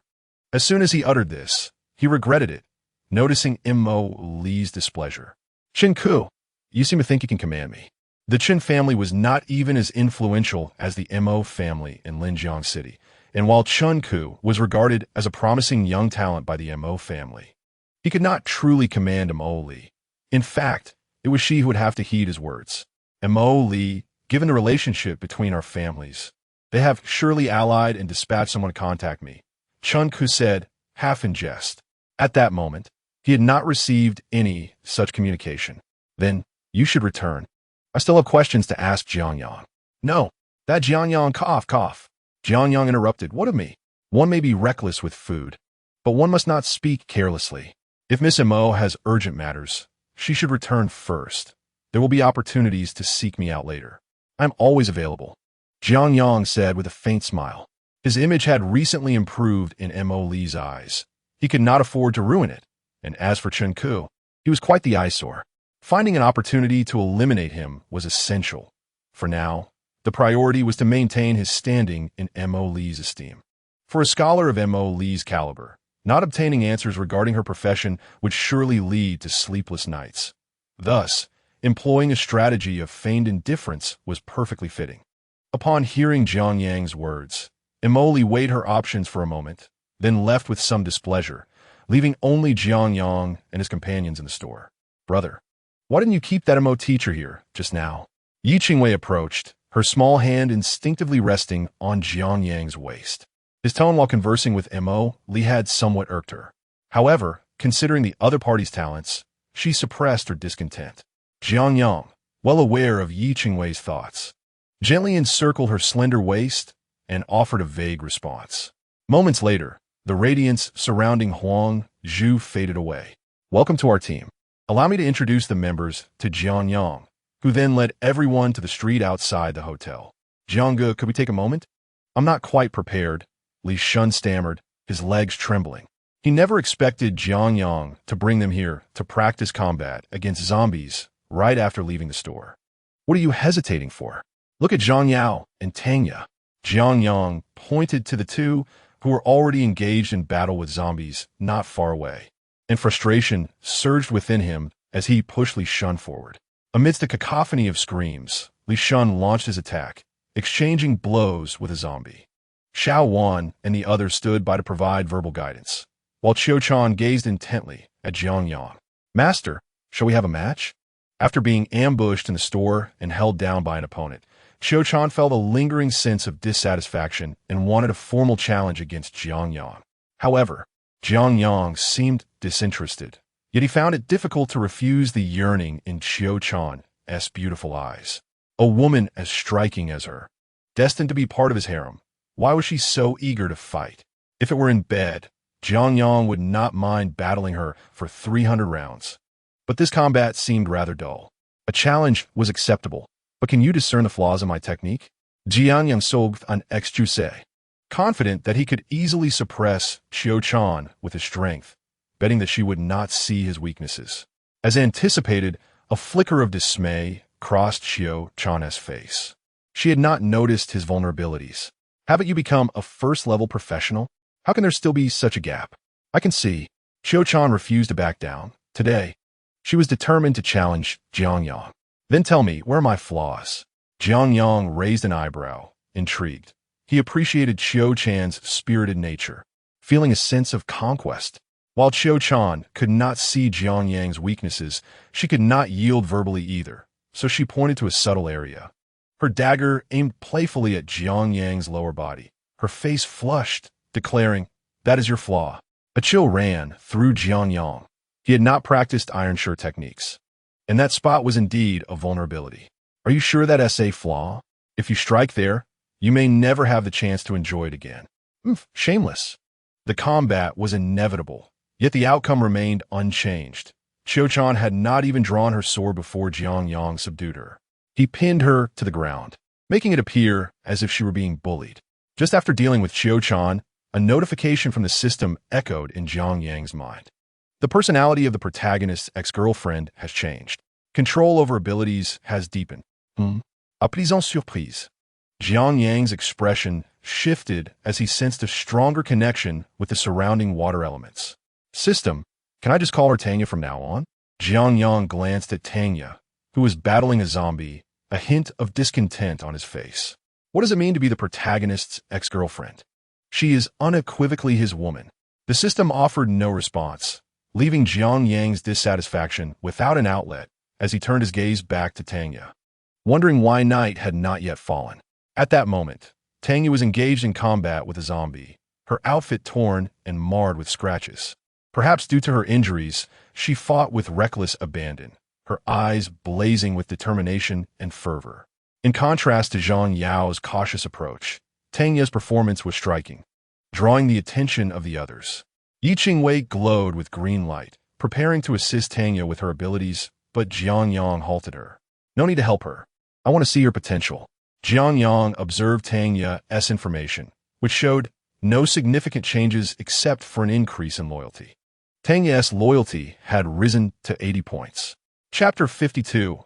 Old Acquaintances. The data panel did not reveal the full extent of Tanya's changes. Her personality had also shifted. Previously, she had seemed like a rational woman, aware of when to act, yet always cautious and self-preserving, a trait of an ordinary child from a modest family. Otherwise, she would not have held onto her innocence for so long. Wanting a better life was not her fault. However, at this moment, Tanya exuded a newfound boldness and wildness. Watching her attack the zombie without regard for her injuries, the wounds on her body beginning to darken with the zombie virus, Jiang Yang's impression of her began to transform. This woman possesses some intriguing qualities. Before he could finish his thought, Jiang Yang raised his hand and used his abilities to extract all the moisture from the zombie Tanya was fighting. For zombies, even in a state of desiccation, survival was possible, provided their brains remained intact. The zombie virus resides within the brain, and if all moisture is eliminated, it truly becomes a desiccated corpse. At that moment, the zombie was undergoing such a transformation, its body rapidly shriveling into a genuine cadaver. The system's products are invariably exceptional. This power is astonishing. Jiang Yang felt elated, having merely aimed to test whether his abilities could eliminate the zombie, only to discover he could indeed achieve it. Previously, his control over such powers was insufficient for this, primarily serving to sense surrounding conditions, but enhanced by the system, his destructive capacity had evidently undergone a qualitative change. Jiang Yang then glanced at the other zombies within the nearby shops, and with a swift motion, all of them turned into desiccated corpses within seconds. This power transcended mere enhancement. It was a complete overhaul. Observing the lifeless bodies before him, Tanya gasped, her gaze shifting to Jiang Yang. Her hair mingled with blood, a unique sight. This is your professional scroll. Go find Qingwei for treatment. Jiang Yang handed the professional scroll to Tanya. Was that your ability? Tanya took the scroll, and though her time in Jiang Yang's team had been brief, she had gathered some information. Jiang Yang was not only a formidable professional, but also an ability user. Shocked, Tanya felt her heart race, and her cheeks began to flush. Why is she still shy, being old acquaintances? Jiang Yang leaned in, whispering with a mischievous smile, while Tanya was astounded, sensing his influence over her physical state. Quickly seek out Qing Wei for treatment. Jiang Yang did not give Tanya a chance to respond, gesturing for her to approach Yi Qing Wei, then turned his attention back to Zhang Yao and Li Shun. Their battle was also nearing its conclusion, both bearing wounds, the zombie virus spreading through their flesh. Without the professional scroll, infection would likely lead to death. Jiang Yang handed the professional scroll to both of them while glancing toward the Liangjiang Bridge, sensing that Wu Lei's profession was about to make an appearance. What was that ability of yours just now? Hyuchen suddenly approached Jiang Yang, Herr Gaze Intense. What conditions are necessary to awaken an ability? How can I awaken mine? Qiu Chan was anxious. She desired abilities of her own, which seemed incredibly appealing. Some individuals possess them from the onset of the apocalypse. Jiang Yang pointed at Yi Qing Wei, then at himself and Huang Zhu, explaining that some needed to undergo stimuli to awaken their abilities. Hearing this, Huang Zhu, who had remained silent, chimed in, "Indeed, I awaken my abilities through a life and death stimulus." The conditions for awakening abilities likely involve a significant stimulus, such as an overwhelming desire to survive. Huang Zhu recalled the moment he awakened his abilities, driven by an intense desire to live and a refusal to yield. Jiang Yang nodded in agreement. Huang Zhu was indeed correct. To be more precise, it was a jolt that transcended the limits of the spirit. Qiu Chan furrowed her brow at the notion of an extreme desire for survival. Did this imply that they were to enter a situation fraught with peril? In the realm of martial arts, there exists a concept of breaking through in the heat of battle, yet Qiu Chan generally refrained from such actions. For instance, awakening after a prolonged slumber, only to find I had occupied her 10 times? Jiang Yang expressed his thoughts, eliciting a disparaging glance from Qiu Chan. In the original narrative, the female sword saint Qiu Chan could not achieve her unparalleled status relying solely on a Tang Dao. In a world of despair, the strong were bound by stringent conditions such as profession and supernatural abilities. After all, the disparity between ordinary professions and their inherited or hidden counterparts was glaring. It was not something that could be surpassed by mere combat skills, which highlighted the flaws of the profession system in a post-apocalyptic setting. Presently, while Qiu Chan possessed an excellent foundation, her profession was rather mundane, and the only remarkable aspect was the Tang Dao, which did not suffice to meet the criteria for becoming an unparalleled female sword saint. Did the other party possess some fortuitous opportunity? Jiang Yang felt a sudden jolt in his heart, recalling that in the original work, Yi Fan only encountered Qiu Chan years later. This implied that he had altered her developmental trajectory. But did her opportunity still exist? System, have I altered Qiu Chan's developmental path? Would her fortunes vanish? The system responded that the host had indeed changed Qiu Chan's trajectory, but had not usurped her fate. Unless intentionally sabotaged, her fortunes would not dissipate. Jiang Yang furrowed his brow, digesting the system's information with care. Everyone in this world possessed a modicum of fortune, with the chosen one having the greatest. As Qiu Chan was the master of the chosen one, she naturally bore considerable fortune as well. He had merely seized Yi Fan's opportunity without excessively interfering with Qiu Chan. Thus her fortunes remained intact. Relieved by this realization, Jiang Yang exhaled. It would have been a pity if Qiu Chan's opportunity had vanished due to his actions. What precisely was the nature of her opportunity to become the Sword Saint? Recalling the original narrative, it appeared to lack specific information about Qiu Chan, merely denoting her as formidable. Meanwhile, over a dozen miles away, at the affiliated hospital of Linjiang University, a group of nurses and several male doctors huddled in a consultation room. "Brother Fu, has that monster left?"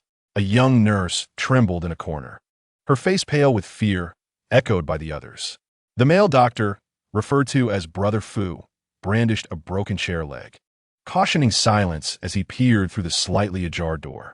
A bloodied figure stood before them, a grotesque bulge forming on its shoulder, accompanied by the stench of blood as a thick tentacle extended forth. I won't consume you, why hide? Chapter 53. Glorious Evolution. The powerful tentacle forcefully pushed open the consultation room door, silencing the nurses and doctors, terror spreading among them. Yi Fan strode directly to the mirror within the room, gazing at his current self. Suddenly, blood blisters erupted from various parts of his body, followed by tentacles breaking free, reeking of blood and decay. 8 tentacles writhed in the air as countless dark veins marred Yi Fan's face, a testament to his mutation. I never expected to become the very creature I once despised.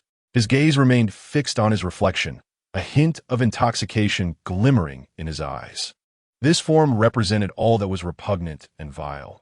Yet in embodying it, he grasped the power it conferred. The advancement of a profession marked a leap in vitality.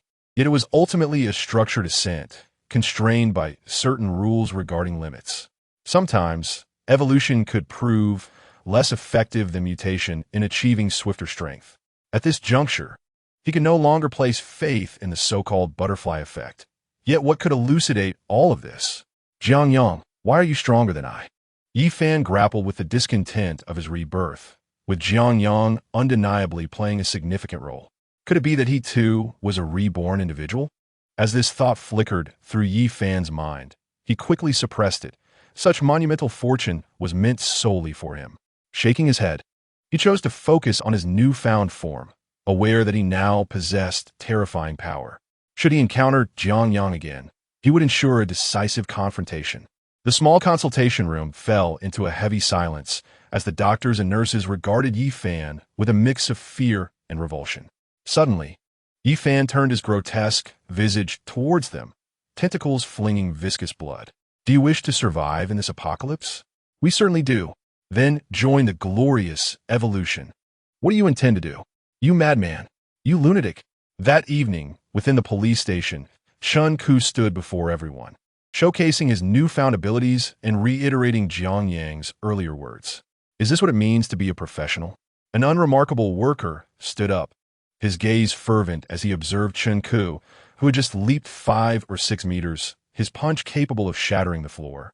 A display of power beyond the realm of ordinary humans. Not just him, but others were equally stirred. If Chun Ku could become a professional, then surely they could as well.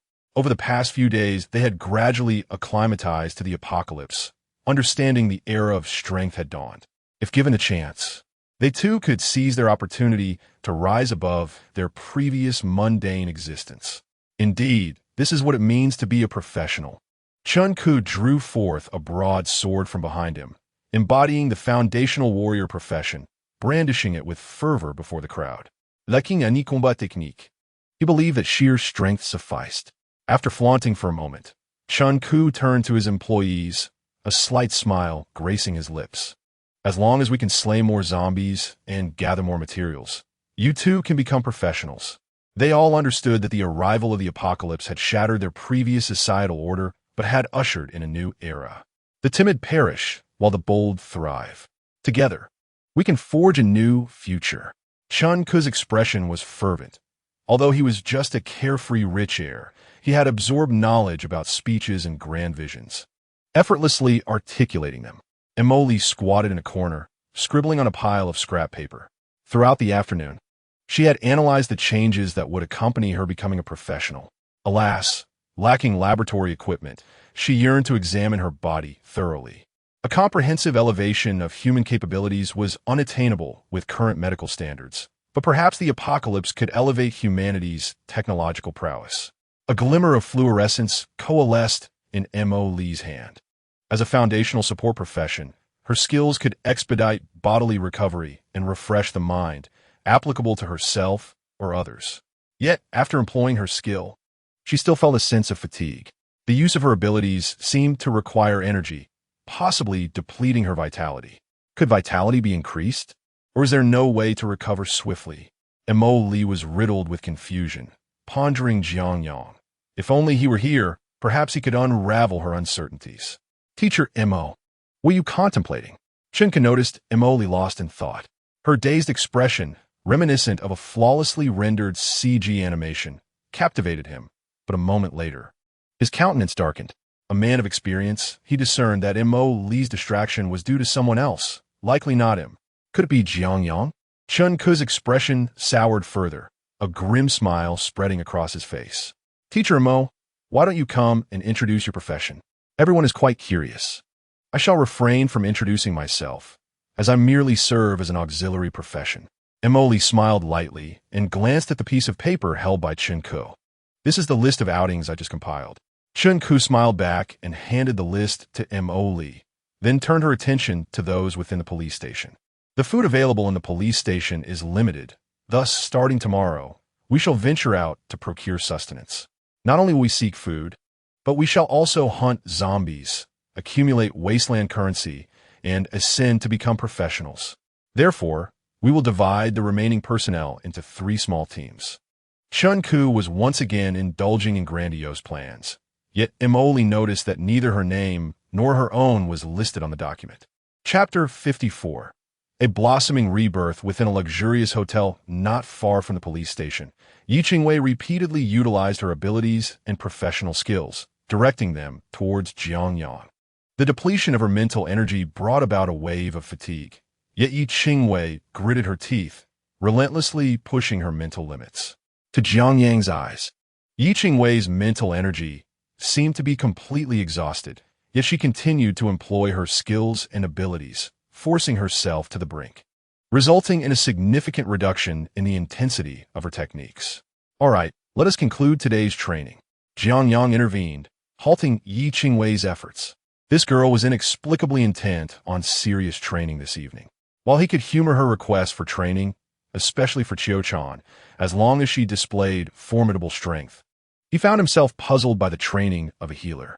Nevertheless, having perused the original text, he understood that continuous use of skills by professionals, accompanied by repeated depletions of mental energy, would lead to some growth upon recovery, but excessive strain would also incur lasting damage. In this moment, Yi Qingwei was indeed overexerting her mental faculties, which was the only training method Jiang Yang could conceive at this time. Observing her relentless depletion of mental energy, he felt a pang of sympathy. Why was she so determined to train so hard? Brother, I do not wish to be a mere ornament. Yi Qingwei leaned against Jiang Yang, her entire being exuding a sense of fragility, yet her expression remained fiercely resolute. Brother, everyone in our team is exceedingly talented. I do not wish to hold them back. She lowered her head. The events concerning Yi Fan had spurred her on. She did not want to be in a position where, in the face of danger, Jiang Yang would have to confront it alone. You have not held anyone back. In my eyes, you have always been the most exceptional. Jiang Yang gently brushed Yi Qingwei's hair, every cell in his body rejoicing. Indeed, Yi Qingwei had been continuously casting skills, with him as her target, and he found himself rather exhilarated by the moment. Really? Yi Qingwei looked up, her pale complexion gradually flushing, leaning into Jiang Yang's embrace, only to accidentally touch something, causing her expression to shift abruptly. Brother, I'm already quite fatigued today. Yi Qingwei suddenly regretted casting so many skills upon Jiang Yang. Recalling his behavior from the previous days, she could not help but shiver. That simply will not do. You have unleashed so many abilities upon me. You ought to take responsibility. Jiang Yang's face broke into a mischievous smile as he carried the pliant Yi Qingwei to the bed, leading to an unforgettable night. Early the next morning, Jiang Yang emerged from Tang Ye's room. Yi Qingwei had indeed been exhausted the previous night, yet he was still brimming with excitement. Why are you coming out from there again? Qiu Chan's voice rang out as she was about to knock on Yi Qingwei's door. Her hand had not yet descended when she witnessed this scene. Master, quite busy, aren't we? Qiu Chun blinked playfully, gently tapping Yi Qingwei's door. Do not disturb Qingwei. She is still asleep. Jiang Yang sighed. It was barely past 5. Why was Qiu Chan up so early? Come to the conference room. Today, I will train with you. Jiang Yang felt a surge of annoyance. Having been caught twice by Qiu Chan felt like a double entendre. The look on this girl's face seemed as if she had obtained leverage against him. It was truly absurd. As the mentor, he intended to put her in her place today. Qiu Chan, oblivious to Jiang Yang's inner thoughts, was only left with his promise to train with her. She cared not from whose room he emerged. Such trivial matters would only hinder her sword-drawing speed. Qiu-chan knew that despite Jiang Yang's overwhelming strength, there would come a day when she would discover his weaknesses and ultimately defeat him. With this thought, her fighting spirit surged. While Jiang Yang sensed her physical state with his abilities, his expression turning peculiar. What was this girl so excited about? Upon entering the conference room, Jiang Yang suddenly made a request. Qiu-chan, the month-long assessment period has not yet concluded, has it? At this statement, the excitement vanished from Qiu-chan's face, replaced by a grim expression. What are you planning? You said you would train with me. What a martial arts fanatic, Jiang Yang thought helplessly, yet his face radiated a sunny smile. Indeed, he had spoken of training together, but the month-long assessment must also be accounted for. First, go change into a beautiful outfit for me to see, and then we shall practice. What kind of outfit do you wish to see? Qiu-chan's expression remained impassive. She understood that Jiang Yang might be acting out of embarrassment and deliberately making things difficult for her. Had anyone else dared to make such a request, she would have swiftly retaliated. Yet, Jiang Yang's provocation she could only endure silently. In reality, she was overthinking it. Jiang Yang merely wished to appreciate her form. How about yesterday's outfit? The split cheongsam paired with black stockings? Or perhaps try some white stockings instead? Jiang Yang's eyes sparkled. Discussing this matter invigorated him. The captivating scene from yesterday was still vivid in his mind. Just a moment. Qiu-chan lightly bit her lip and turned to leave. Moments later, she returned wearing the split cheongsam and white stockings, complemented by a pair of Valentino shoes. Such a compliant one.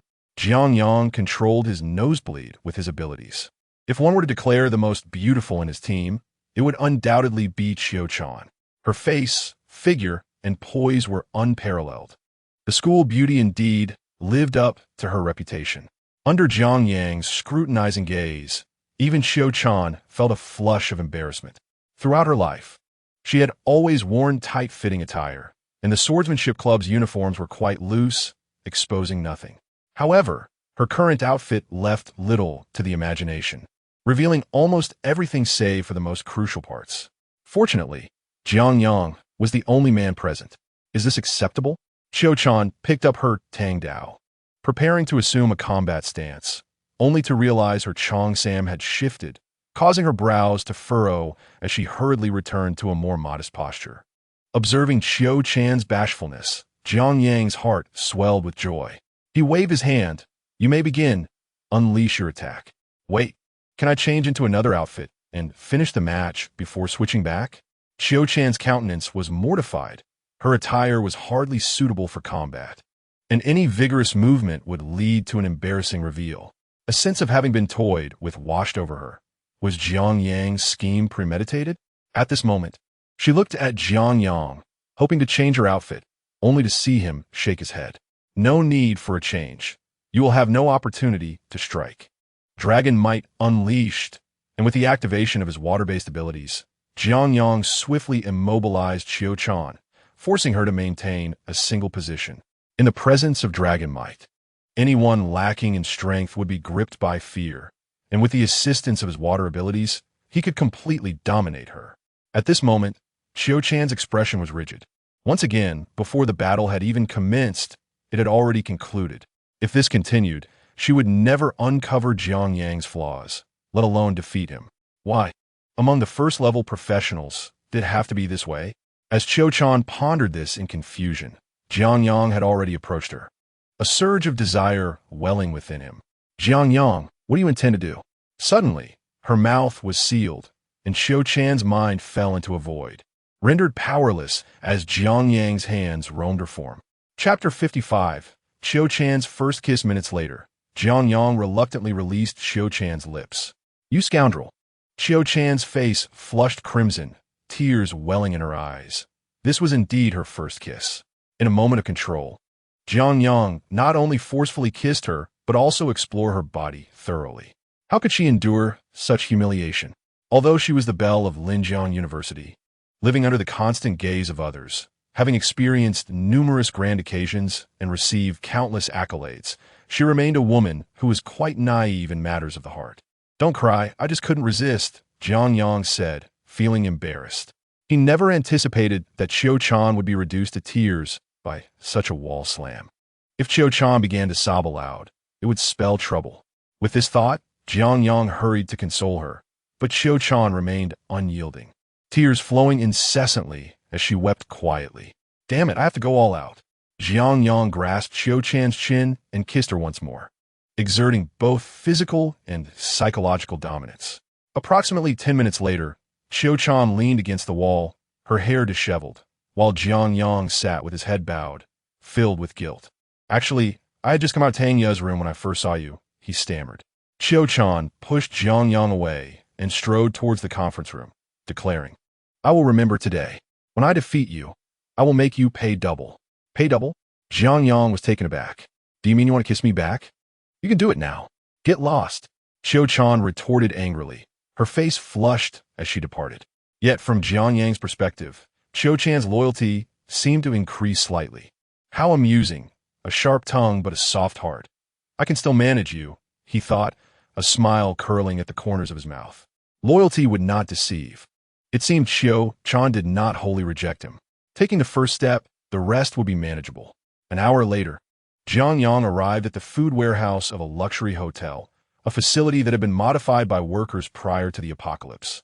Without needing to check, he knew the food supply would last for another 2 weeks. Xiaowan appeared to have arrived here as well, holding a list, having already tallied the food inventory. "With our team growing, the food consumption has doubled. It's time to consider our food situation." Xiaowan frowned. Having been Jiang Yang's steward for many years, she had developed a habit of planning ahead to ensure she could procure contact information for any lady Jiang Yang might need. "There's no need to worry about food.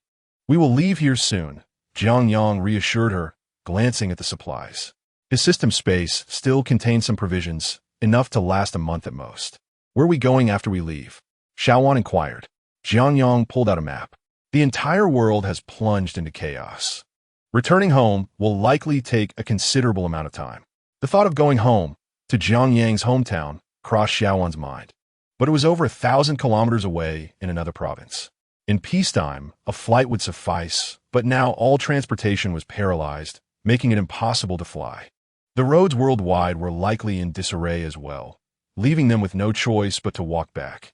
Over 1,000 kilometers, encountering various monsters along the way. Could they truly make it back? Xiaowan felt lost, unable to fathom how many monsters they might face en route. "Of course we can return, but our destination is not there. It is to another location." Jiang Yang pointed to a spot on the map, a line leading in the direction of home. "Wuling County." "Why are we going there?" Xiaowan asked, her confusion evident. Wuling County was a small, economically underdeveloped town on the outskirts of Linjiang City. "You'll understand when we get there," Jiang Yang replied enigmatically. The reason for traveling to Wuling County was that it held an opportunity belonging to Yi Fan. More mysteries. Xiaowan rolled her eyes, preparing to leave. To her surprise, Jiang Yang grasped her wrist. "Sister Xiaowan, what do you think of me?" Perhaps due to progress with Qiu-chan, Jiang Yang felt emboldened to attempt to win over his chief steward. However, Xiaowan, having kept her virtue intact after years of service to Jiang Yang, was not easily swayed. "I think you're quite impressive, well experienced. Should I call Qingwei and Tang Ye to take turns giving you a card?" She teased, knowing she was no match for Jiang Yang, secretly lamenting her situation. "After all these years, will I still fall into this brat's grasp? You better behave. Be careful not to incite a harem too quickly." Xiaowan pushed Jiang Yang away and dashed out, denying him any chance. Jiang Yang began to contemplate the harem issue seriously. If it caught fire one day, extinguishing it would not be a simple task. Not far from the luxury hotel, in a convenience store, a man accidentally cut his hand while gathering zombie body materials, and black blood immediately seeped into the wound. He quickly pressed his fingers against the injury, but only managed to squeeze out some bright red blood. Moments later, his fingers began to darken, causing him to feel uneasy. "Old Zhao, what's wrong?" "Nothing, nothing," he replied hastily. "Then hurry up, Brother Chun has ordered us to retreat." Another employee handed him a bag, and they both rushed to gather food from the convenience store. Outside, Chun-Ku swiftly beheaded a zombie with his sword. Soon, several employees advanced to remove the zombie's claws. I wonder how I would fare against Jiang Yang now. Chun-Ku clenched his fists, veins bulging on his arms. After a night, he had begun to adapt to his new self. Presently, he could dispatch an ordinary zombie in about 5 seconds. He considered this achievement commendable. Yet when he recalled Jiang Yang's combat prowess, his expression darkened. The family will send someone. I will settle the score with you then. Chun-Ku gazed into the distance, knowing that as the sole heir of the Chun family, they would not abandon him. He merely needed time to adjust to this world before dealing with Jiang Yang. As for Mo Li, if he could obtain her, that would be ideal. If not, he would destroy her. A flicker of madness crossed Chun-Ku's eyes. If he could not possess something, then no one else should either. While grappling with his twisted thoughts, Chun-Ku suddenly felt an intense heat emanating from his right hand, where the gauntlet he had acquired from a monster attack days earlier resided. This gauntlet was a single-handed item, and he had yet to figure out how to use it, although he sensed it was a treasure. Therefore, he had kept it on, though it had not reacted until now, nearly causing him to forget it existed. What could this item be? Chun-Ku furrowed his brow, feeling the gauntlet grow increasingly hot. Instinctively, he attempted to remove it, but discovered it was fused to his right hand, impossible to detach. Damn it, what's happening? Chun-Ku's face contorted in agony as his right hand felt as if it were being pricked by needles, waves of sharp pain coursing through him. The gauntlet began to meld into his skin, transforming into a tattoo-like mark. What a sight, being brought to tears by a gauntlet. One might think you're a woman.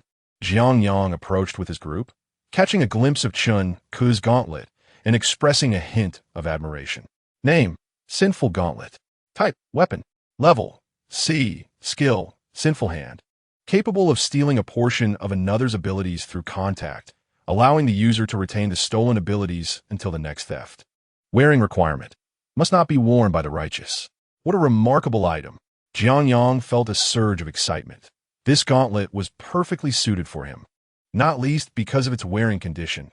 It was destined to be his. The righteous in a world of despair? Jiang Yang couldn't help but chuckle.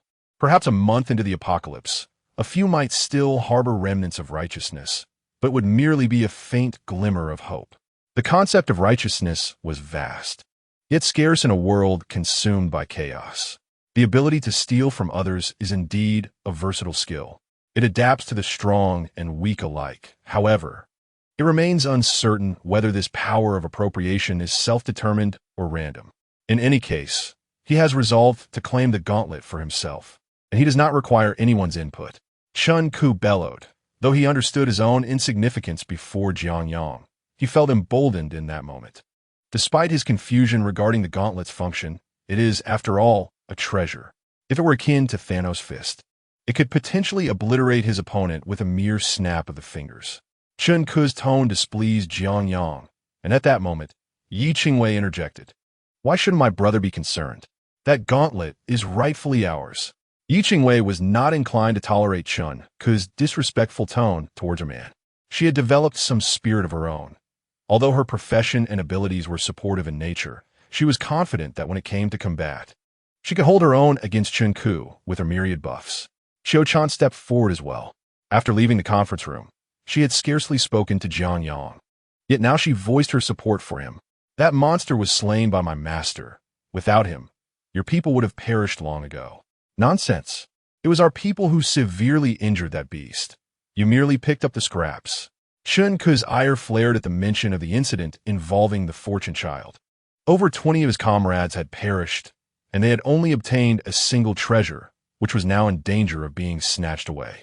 It was the first time he had been extorted in his life, having always been the one to bully others and seize their belongings. Can your monster really rampage and kill over 20 people after being wounded? Jiang Yang's expression shifted subtly, the atmosphere reaching a boiling point. A few more exchanges of barbs, and he would be compelled to take action. He was not one for idle threats. Villains often met their demise through excessive chatter, regardless of their opponents. Thus, Jiang Yang prepared to strike down Chun-Ku, his gaze sweeping over the nearby convenience store, where 7 or 8 of Chun-Ku's underlings were aiming firearms at them. As he began to summon the surrounding water elements, a sudden flash of golden light appeared on the horizon. A beam descended in the distance, in the direction of the Linjiang Bridge. The opportunity belongs to Wu Lei. Jiang Yang's heart sank, and he abandoned the thought of confrontation. That beam likely signified the hidden profession. In the original text, Wu Lei was a vagrant at Linjiang Bridge who obtained this hidden profession, possibly benefiting from being in close proximity. However, there was still some distance from the bridge, and this profession could easily be claimed by someone else. We must go. Jiang Yang urged his companions, setting off towards Linjiang Bridge. Chun Ku, having regained his composure, cast a thoughtful glance towards the bridge, the beam of light gradually fading. Even a fool could discern that there were undoubtedly valuable items in that direction. But with Jiang Yang and his group heading there, he feared he might miss out on the opportunity. Fortune favors the bold. If Jiang Yang can go, then so can I. Chun Ku gritted his teeth and followed suit. At the Linjiang University-affiliated hospital, in the consultation room, Yi Fan gazed at 8 black cocoons wrapped in slime, his attention drawn to the golden light outside the window. That hidden profession at Linjiang Bridge? Yi Fan's eyes darkened. He recalled a hidden profession from his past life, known as the Golden Armored Shield Bearer, a supreme tanking class. It would have suited Wu Lei perfectly. He scoffed softly.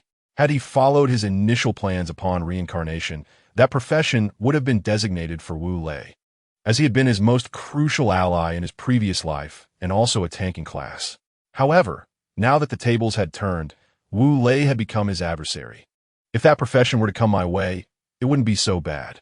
Yi Fan glanced at the cocoons within the consultation room. These individuals, having undergone drastic mutations, would require time to stabilize. Perhaps, during this interval, he could seize the opportunity to claim that hidden profession. With a powerful punch, he shattered the consultation room's glass and leaped from the 15th floor. If Jiang Yang were present, it would indeed be entertaining. At Linjiang Bridge, countless survivors witnessed the heavenly beam of light. What do you think that is? What else could it be? It must be something good. Could it possibly be something that turns one into a superhuman? That's called a profession. In a dilapidated rental unit, a group of people huddled by the window, their desires barely concealed as they gazed towards the bridge. In a shadowy corner, a one-eyed man, entirely bandaged, silently administered medicine to himself. As he unwrapped the bandage from his arm, he revealed flesh that was nearly rotting, yet there were signs of regeneration beneath the surface. Is this the physique of a profession bearer? Truly formidable. Su Tong mused, touching the hollow socket of his left eye. A flicker of distortion crossed his face as Jiang Yang's image appeared in his mind. As long as a profession bearer does not die and has sufficient nutritional intake, they can gradually recover from nearly any injury. Su Tong was a case in point. That day, after Jiang Yang had sprinkled some powder on him, he had been relentlessly pursued by zombies. In the throes of intense survival instinct and hatred towards Jiang Yang, he awakened his powers and incinerated the zombies that had followed him. Chapter 57. The targeting of Dimensional will subsequently. He used the corpses of those zombies to become a profession bearer in the so-called Doomsday Shop. Profession bearers' abilities. What Jiang Yang said was indeed true. Su Tong recalled the moment Jiang Yang had doused him with that powder. Had it not been for that intervention, he might have perished amidst the horde of zombies. Jiang Yang, you likely never anticipated that you were the one who created me. 5 kilometers away from Linjiang Bridge, Jiang Yang unexpectedly sneezed, a sudden alertness washing over him. With the combination of the Dragon Totem and Captain America's serum, how could his physique still be susceptible to sneezing? Xiaowan shot Yi Qingwei a reproachful glance. Qingwei, you ought to exercise some restraint in the future. If my young master tires himself out, how will I explain it to the old master? Sister Xiaowan, what are you talking about? Yi Qingwei's face flushed, feeling somewhat guilty for her lack of restraint. Yet such matters should not be aired in front of everyone. The group trailing behind, including Xiao Chan, pretended not to hear but wore faint smirks on their faces. Jiang Yang shot a glare at Xiaowan, who met his gaze defiantly. Unable to do anything about it, he chose to ignore it and continued on his way. Brother Jiang, what exactly are we searching for? Li Shun inquired, his eyes filled with trepidation as they approached Linjiang Bridge. If humans can transform into zombies, wouldn't the animals also mutate? The creatures in the water must be affected too, right? Of course, they will mutate, and those in the water are likely far more formidable than those on land. We should keep our distance from Lin Jiang and leave as soon as we seize the opportunity. Jiang Yang contemplated the original text, which had glossed over Wu Lei's acquisition of the opportunity. Thus, in reality, it remained uncertain where that opportunity truly lay. It would be ideal if it were on the shore. If it were in the water, however, it could pose a significant problem. Thanks to the urban environment, they had yet to encounter any formidable mutated beasts. Most of what they faced were merely zombies. Yet, upon reaching Linjiang, they would need to exercise caution. Mutated creatures came in various types, with the most basic classification being land, sea, and air, inheriting the traits of animals from peaceful times. The mutated beasts in the water were particularly colossal, while the river's creatures were manageable. Those from the sea represented true leviathans. In the later stages of the apocalypse, the ocean remained an area off-limits to humanity. With Linjiang connecting directly to the sea, could something venture this way? Qiu-chan seemed to have an epiphany and initiated a conversation with Jiang Yang, though her tone was somewhat stiff, hinting at lingering resentment from the morning's meeting. However, her loyalty revealed her true feelings. Jiang Yang understood she was still learning to express herself. He nodded teasingly in agreement, saying, "The school beauty is right. We should avoid approaching Linjiang. Those creatures in the sea are not something we can contend with." After speaking, he drew the disdainful gaze of Qiu-chan. Huangzhu, as a newly joined member, took the initiative to position himself at the back of the line to provide support, even when not in use. His ability of Yihua granted him some enhancements, such as heightened perception, and, at this moment, he sensed someone following them from behind. "Brother Jiang, there is someone behind us. Should we deal with them?" Huangzhu whispered a reminder. They were on their way to seize an opportunity, and regardless of the motives of the pursuers, they would inevitably cause trouble.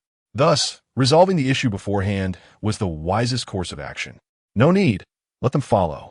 They might prove useful later," Jiang Yang replied, a glimmer of appreciation flickering in his eyes.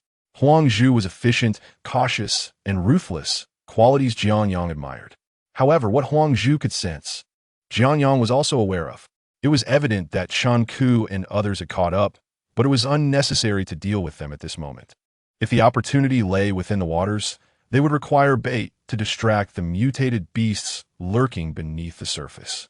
Perhaps due to their proximity to Linjiang, the wind carried a pungent odor, a nauseating mix of fish and shrimp mingled with blood. "The Linjiang bridge seems to be broken," Qiu-chan exclaimed, pointing towards a bridge not far away. The group followed her gesture, observing that several massive pillars of the bridge had been shattered, leaving only one pillar standing partially intact. The entire bridge trembled ominously on the verge of collapse. System, will the plot unfold differently from the original narrative? Jiang Yang's elites tweeted. There were no traces of artillery fire on the bridge, and it was clear that the pillars had been struck. Yet, there were no large vessels in the vicinity. Jiang Yang could think of nothing capable of causing such destruction other than the mutated beasts in the water. The Linjiang Bridge was a significant engineering project. What could possibly strike it with such force? Xiao Wan's expression darkened. She knew that the Linjiang Bridge was constructed with the highest quality materials, designed to withstand various risks. Although Linjiang was coastal, as far as she knew, there had been no large ships passing through recently. Thus, the only entity capable of causing such damage was a mutated beast from the sea. Something is indeed approaching. What should we do? Jiang Yang's eyelids jumped again. Whatever had shattered the bridge must be at least 70 to 80 meters in size. This creature was beyond their capacity to combat. Its sheer size could easily crush them. The original narrative had not mentioned any creatures emerging from the sea. Warning to the host. The actions regarding the Chosen One have attracted the attention of the Dimension's will. The will of the Dimension may slightly increase the probability of the host encountering danger. What on earth? The bridge is destroyed, and you call that slight? Jiang Yang's expression fluctuated. As a being of Dimension, could it not be more magnanimous? Was it merely because he had disrupted the Chosen One's plans? Jiang Yang's mood darkened. During his battle with Yi Fan, the wealth-dispensing boy had not targeted Yi Fan at all, focusing solely on him. Now, as he sought opportunities, encountering a sea monster felt excessively harsh. System, I am being targeted by the will of the dimension. Shouldn't you do something? Jiang Yang lamented, questioning why he deserved such attention. If this continued, the challenges he faced would only escalate. Suggestion for the host: eliminate the Chosen One. The system provided a startling suggestion: murder the Chosen One. Having already faced such targeting from the Chosen One, would killing him provoke the will of the dimension even further? If the Chosen One is killed, the dimensions will select a new protagonist, clearing any grievances between the host and the current Chosen One. Chapter 58. Pet Store. Jiang Yang fell silent, realizing that retaining Yi Fan was ultimately a liability. The aura of the Chosen One resided within him, and it was possible that he could surpass Jiang Yang at any moment. Moreover, he would face ongoing targeting from the Dimension's will. However, eliminating Yi Fan meant the will would select another Chosen One, complicating matters. Having read the original narrative, Jiang Yang knew how to maneuver against Yi Fan. But if a new Chosen One appeared, he would be at a distinct disadvantage, lacking any information about them. Yet, what difference would it make to have a different Chosen One? Would he also change maps? Jiang Yang surveyed the ravaged world around him. He had already seized many of its most crucial resources. Even if another Chosen One emerged, they might not surpass him. He had nearly claimed all of Yi Fan's opportunities. Any forthcoming chances would not be particularly significant, and one could not simply chase after every opportunity. If Yi Fan appeared again, then he would have to eliminate him. He wondered what rewards would come from killing the Chosen One. A subtle smile crept across Jiang Yang's lips. As a plunderer, he had already reaped considerable rewards by taking everything from the Chosen One's companions, but nothing compared to claiming the Chosen One's very life. Let's proceed. We won't approach Linjiang Bridge just yet. We shall observe from the shore for a while. Jiang Yang led the group onward. Assisting Wu Lei in seizing opportunities was crucial, but their lives held greater importance. If the opportunity lay beneath the waters, he would have to consider abandoning it. They could always find Wu Lei a better profession later. Furthermore, Yi Fan was likely aware of this location, as the original narrative indicated that he had followed Wu Lei to seize a tank profession. It was evident that Yi Fan was intelligent enough to alter his fate through education in a resource-scarce environment, and once all opportunities were claimed, he would undoubtedly head this way. It would be better to lay an ambush here, eliminate Yi Fan, and seize the opportunity. Jiang Yang silently formulated a rudimentary plan. And as the group drew closer to Linjiang, the stench of blood thickened in the air. At that moment, Huang Zhu, who had been trailing at the back, suddenly sensed an unsettling presence. "Captain, there is something ahead." Huang Zhu gasped, feeling his heart racing. His eyes glimmered with a hint of crimson. "Aquarium? Pet store?" Jiang Yang glanced ahead. Aside from some ordinary small shops, only an aquarium and a pet store remained. Mutated beasts? Jiang Yang's ability had a limited range, and they were still over 100 meters away from the pet store and aquarium, making it impossible to sense anything. However, Huang Zhu's ability was Yihua, leaning towards the Beastman direction. Most mutated beasts possessed some foreknowledge of impending dangers, indicating that Huang Zhu shared this capability. There is definitely something, and quite a few. Huang Zhu panted heavily, for sprouting from his body, a sign of his ability activating. In certain perilous situations, my ability will activate passively. There is danger within that aquarium and pet store. As Huang Zhu's clothing tore apart, he grew several meters taller, transforming into a colossal wild boar man. What the heck? This is quite impressive. Jiang Yang expressed a tinge of envy. Upon becoming a wild boar man, Huang Zhu's size had increased at least 5-fold. If I could also gain Yihua. Jiang Yang glanced at Yi Qingwei, a mischievous smile forming on his face. The latter's cheeks flushed, sensing an ominous premonition, and shot him an indignant glare. "Prepare for battle. We are surrounded by mutated beasts." Jiang Yang raised his hand, a strained expression crossing his face. "Moments latte." The manhole covers around them burst open. Countless rat-like creatures, the size of wild dogs, surged forth, only to have their blood completely drained, leaving behind a mound of lifeless corpses.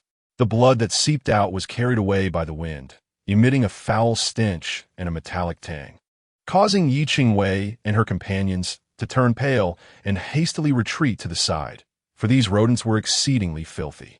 Did you use your abilities to eliminate these mutated rats? Qiu Chan's eyes glimmered with intensity as she counted the lifeless forms scattered on the ground. There were more than 50. These rats had transformed into mutated beasts, entirely different from the era of peace, each resembling the size of wild dogs. With just a flick of his hand, he had dispatched so many mutated creatures. Just how formidable is Jiang Yang's strength? The rest of the team wore expressions of astonishment. They had long been unable to comprehend Jiang Yang's combat prowess, yet each of his strikes was nothing short of breathtaking. Yi Wei appeared somewhat unfazed, as her abilities lay in healing, which was fundamentally different from Jiang Yang's. However, Huang Zhu felt a chill run down his spine. He had believed his own mutations were sufficiently potent, yet he was taken aback by Jiang Yang's sheer might. Water-type abilities? If his control over the surrounding water elements was indeed so terrifying, then facing Jiang Yang as an adversary could result in instant demise. While everyone marveled at Jiang Yang's capabilities, he remained motionless, only regaining his mobility once the dizziness subsided. Moments ago, he had sensed the presence of numerous mutated beasts encircling them in the sewer through his abilities, prompting him to act decisively and eliminate these mutated rats. He also wished to test the limits of his powers. To his astonishment, his initial assault had already reached his limits. At that moment, his mental energy had plummeted to its lowest point, and the blood of over 50 mutated rats had exceeded his capacity to bear. Ahem, this is merely an appetizer. The true mutated beasts are yet to come. Jiang Yang coughed, and from within the pet store ahead, several towering figures over 2 meters tall emerged. Name: Mutated British Shorthair. Species: Mutated Beast, Felidae. Level: Level 1. Description: the mutated British Shorthair from the pet store has retained the characteristics of felines, possesses a degree of intelligence, and boasts reaction speeds several times that of similarly ranked professionals, with high attack and agility but weak defense. Note: due to its origins as a pet from the store, it inherently harbors a sense of affinity towards humans and may be amenable to taming. Its fur and claws are exceptionally valuable. Mutated British Shorthairs from the pet store? What does this hint? Everyone stay still.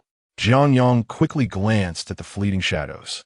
These British Shorthairs moved with such speed that they were nearly invisible to the naked eye. But his insight as a predator allowed him to discern their information with just a glance. At that moment, 5 shadows circled around the group. Yet they did not initiate an attack. However, Huang Zhu, positioned at the back of the team, found himself in peril as the 5 shadows continued to hover around him. One shadow even brushed past him, leaving a faint white scratch.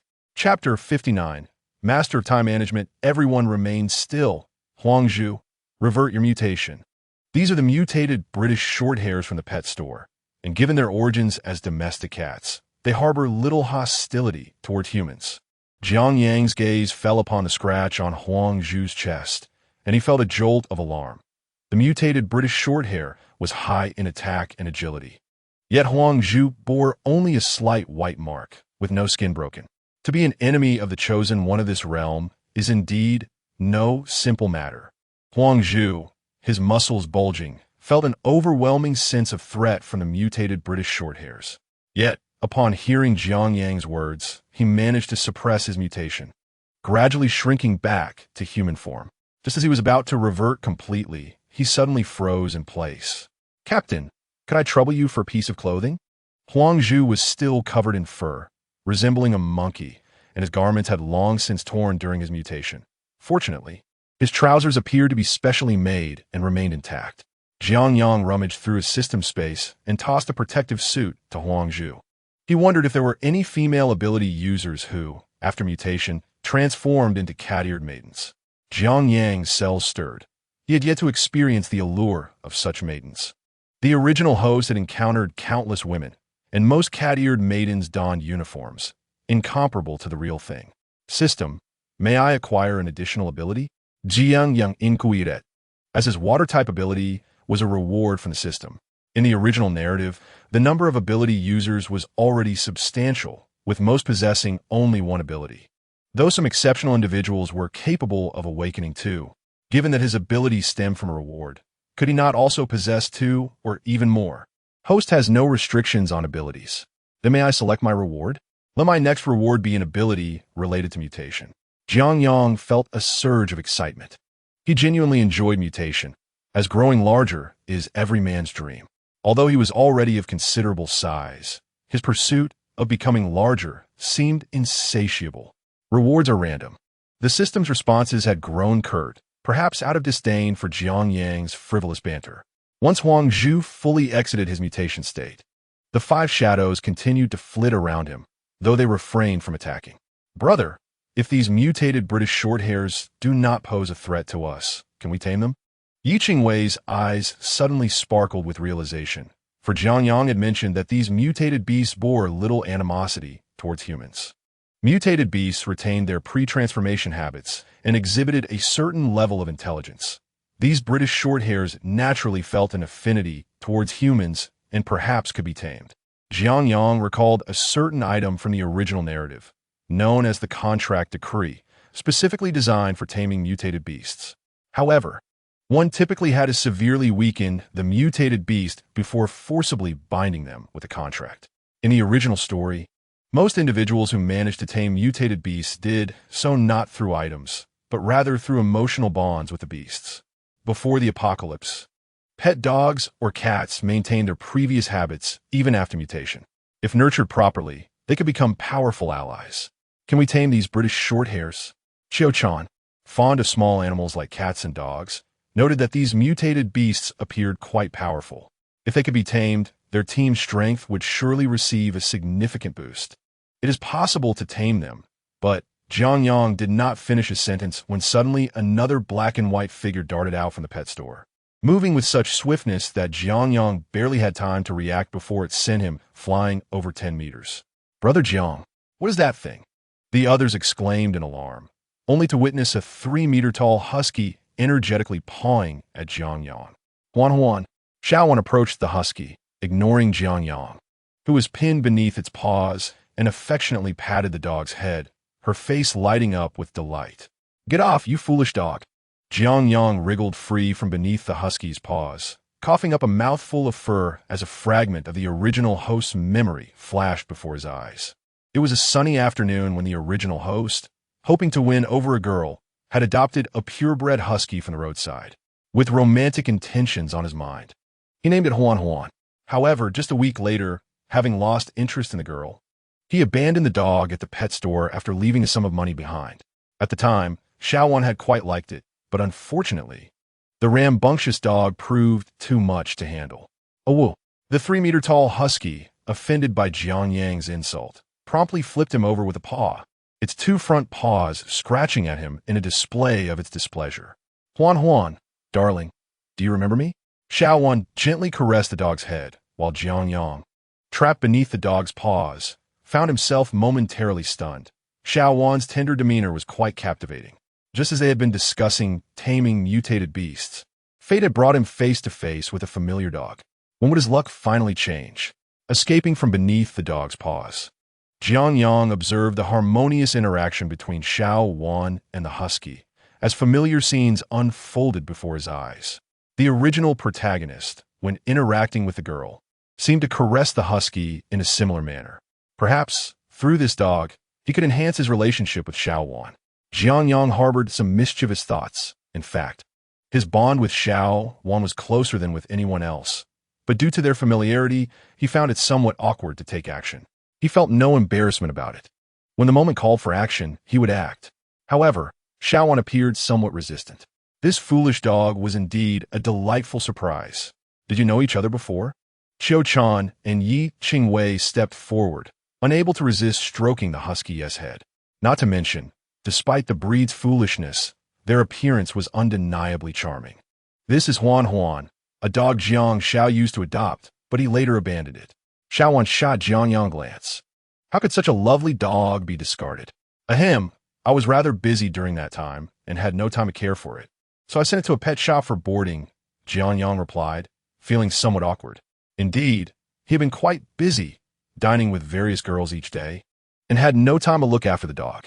You must have had a hard time, Jiang Xiao. Emerging from different rooms each day, Qiu-chan remarked sarcastically. Her beautiful eyes filled with disdain. During their time together, she had discerned Jiang Yang's character and his busyness, likely spent training other girls.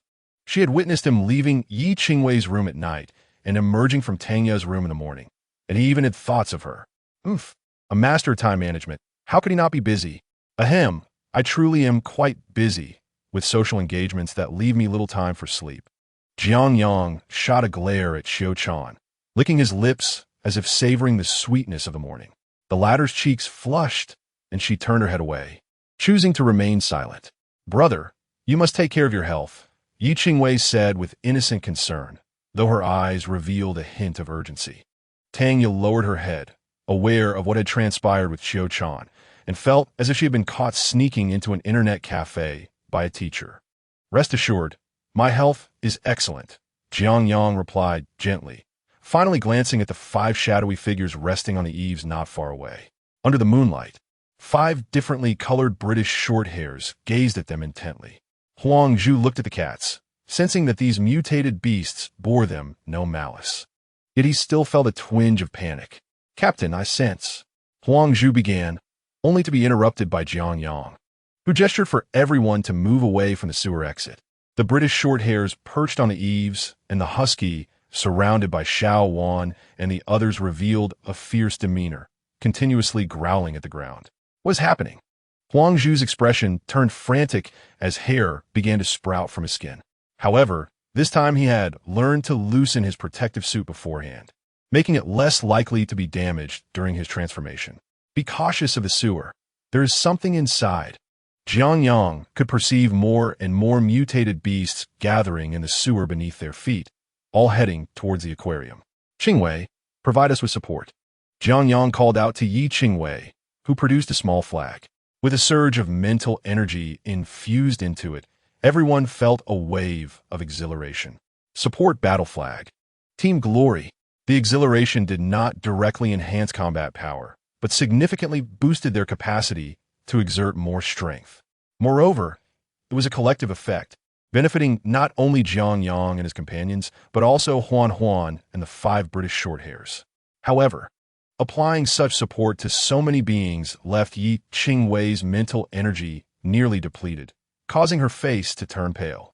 Yet, upon seeing Jiang Yang's concerned gaze, she brushed off the exhaustion as inconsequential. At that moment, an air of authority enveloped Jiang Yang as he wielded the black gold ancient knife, directing his attention towards the nearest sewer. Among the countless corpses of mutated rats, the ground cracked open, and a massive claw emerged from the earth. Is that a king crab? Name: mutated king crab.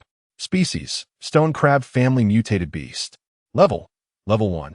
Description: an artificially bred king crab from the aquarium, lacking wildness but possessing a hard exterior.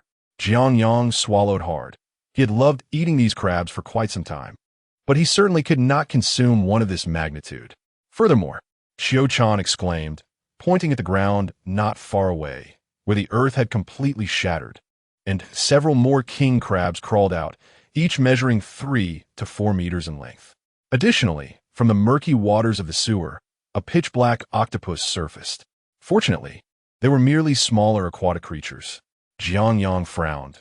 The creatures in this aquarium were generally small, but mutations rendered them formidable. These king crabs had already reached sizes of 3 to 4 meters, with one even approaching 5 meters. The most notable characteristic of these aquatic mutated beasts was their size. Should we take a different route? Qiu-chan suggested. In her eyes, the mutated beasts exhibited many vulnerabilities, appearing less formidable than they seemed. Yet their sheer size indicated they were not to be trifled with. No need. We will encounter them sooner or later. It is better to hone our skills now. As soon as Jiang Yang finished speaking, a figure dashed past, a black and white blur engaging in battle with one of the king crabs, followed closely by 5 mutated British short hairs. Against these king crabs, the high attack and high agility mutated cats faced some restraint. Their claws merely left shallow white marks on the tough shells of the crabs. Huan Huan also belonged to the high attack and high agility category of mutated beasts, but her strength and defense surpassed those of the mutated cats. Yet she too found herself at a disadvantage against the king crabs. We should join in. Mutated beasts possess territorial instincts, and these aquatic creatures are adversaries of Huan Huan and the others. Jiang Yang had a sudden realization. Mutated beasts had territorial awareness, and the pet shop and aquarium were directly opposite each other. After the apocalypse began, the two sides' mutated beasts had likely clashed more than once. Jiang Yang noticed some old claw marks on the king crabs, suggesting that Huan Huan and her companions had battled these aquatic mutated beasts on the first day of the apocalypse. Unleashing his dragon's might, Jiang Yang activated his powers, manipulating the blood within one of the king crabs, guiding it into chaotic turmoil within its body. These creatures had hard exteriors, but their insides were quite soft. With a single strike, Jiang Yang dispatched one of the king crabs and then charged towards the remaining aquatic mutated beasts. As Jiang Yang fought, not far from them, in the shadow of a ruin, Chen Ku observed the situation through a monocular. Are those mutated beasts? Their sizes have increased several-fold. Emoli had also arrived. Watching Jiang Yang and his companions engage in battle, her eyes reflecting fervor. Those mutated beasts seem to be fighting for territory. Unlike zombies, these mutated beasts retain pre-apocalypse habits and possess a degree of intelligence. Countless biological facts raced through Mo Li's mind, and she struggled to contain her excitement. These mutated beasts had exceeded her understanding. Should we go help them? Mo Li looked at Chen Ku, who hesitated for a moment. Montak Li, that Jiang Yang is currently our adversary. The best course of action is to wait here until they finish their fight. Then we can approach. You also saw that the pets from the pet shop bore no malice towards Jiang Yang. They likely recognize him. If we act rashly, the risks could be substantial. Chen Ku was not foolish. He understood Jiang Yang's intent to eliminate him. Seeing that the creatures from the pet shop did not attack, Jiang Yang amplified his anxiety tremendously. With the assistance of those mutated beasts, Jiang Yang would certainly not hesitate to eliminate him. Should he strike first? Chapter 61. Self-strategy. Chen Ku assessed his own strength and glanced at the situation on Jiang Yang's side. The prowess of Jiang Yang instilled great fear in him. Originally, Jiang Yang had intended to kill him, but had refrained out of respect for Mo Li. If Chen Ku were to act, it would provide Jiang Yang with a legitimate reason to take his life. Yet, if he remained passive, Chen Ku had an intuition that Jiang Yang would undoubtedly seize the opportunity to kill him. The cats and dog from the pet shop likely retained their pre-mutated instincts, and if they approached, they should not be attacked. Mo Li squinted, possessing absolute authority in the field of biological research. She had reviewed some relevant literature concerning the nature of these cats and dogs. We should proceed. The creatures in the aquarium are exceedingly difficult to handle. Mo Li held a gun. Although she had acquired a profession, she was merely a support and had not engaged in many battles. Even during their journey, she remained at the rear of the group to cast skills for enhancements. However, at that moment, Jiang Yang and his companions were embroiled in a fierce struggle, and they were, after all, her students. With a multitude of questions and an urgent desire to study those mutated beasts building up in her heart, Mo Li could no longer restrain herself. She needed to find Jiang Yang and clarify her inquiries. Yet, Chen Ku did not heed Mo Li's words. His entire focus was on the notion of not being attacked. Mo Li, if possible, could we also tame these mutated beasts? Chen Ku turned to her, his eyes ablaze with fervor. The strength of these mutated beasts is formidable. If we could harness them, we would be able to dominate Linjiang City. Are you certain we can tame these mutated beasts? Mo Li's expression was peculiar. I merely mentioned it casually. The specifics will require further research. However, you'd best refrain from harboring ulterior motives. Those mutated beasts currently seem to be closer to Jiang Yang and his group. Mo Li's words extinguished the last flicker of Chen Ku's hope, forcing him to confront the brutal reality. Before he could act further, Mo Li had already dashed out with her gun. The others in the group, upon seeing Mo Li charge out, exchanged glances with Chen Ku and followed suit. Although they were allied with Chen Ku, they placed greater trust in the kind and responsible Mo Li. It was not until a volley of gunfire erupted that Chen Ku snapped back to reality, drenched in cold sweat, while M.O. Lee had already engaged in a firefight with the mutated beasts. Teacher M.O., when did you arrive? Jiang Yang, having dispatched a giant crab, grasped M.O. Lee and retreated to a relatively safe location. Are you training? M.O. Lee shook off Jiang Yang's hand, her expression slightly unnatural. She had believed Jiang Yang and his group were in dire straits, only to discover upon approaching that they were leisurely toying with a nearly 5-meter-long giant crab. What else?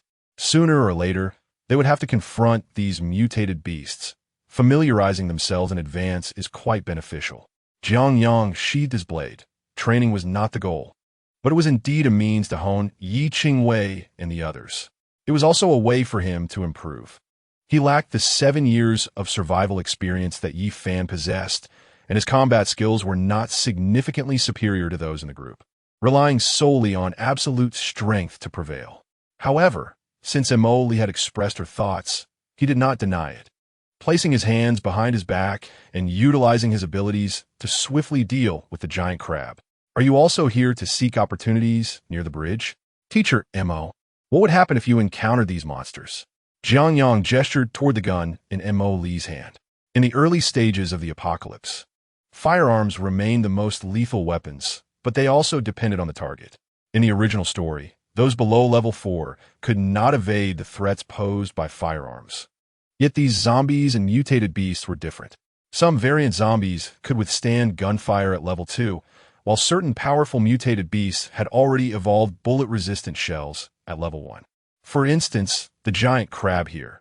The individuals M.O. Lee brought, despite unleashing a torrent of bullets, could only inflict superficial damage on it, as the shells at its vital points were remarkably sturdy, leaving only faint marks upon impact.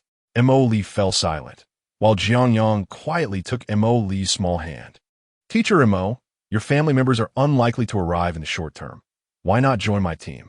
We possess sufficient strength to provide you with research equipment and assist in capturing study subjects. Jiang Yang lifted a giant crab claw, measuring over a meter in length and exuding a pungent scent. Yet M.O. Lee's eyes sparkled. The bodies of these mutated beasts held immense research value. For a woman like M.O. Lee, one must adopt the right approach. Jiang Yang gently brushed aside M.O. Lee's hair, and upon observing her lack of resistance, his expression brightened. The flesh of the mutated beasts is edible and can enhance physical attributes. If convenient, would you be willing to grace us with your presence tonight? Jiang Yang stealthily wrapped his arm around M.O. Lee's slender waist, while she remained transfixed on the claw, oblivious to his subtle movements. From the surface, it was evident that the flesh within the claw differed from the norm. It appeared to contain distinct cellular structures. M.O. Lee suppressed her desire to study it and abruptly pushed Jiang Yang's hand away, her expression filled with discontent. You'd best behave yourself. One moment of inattention, and this fellow has taken liberties. Yet, M.O. Lee found it increasingly difficult to harbor resentment toward Jiang Yang. Having received her profession from Jiang Yang's scroll, she recognized that the current era was different. Considering all aspects, Jiang Yang, despite his lecherous tendencies, was not entirely lacking in merit.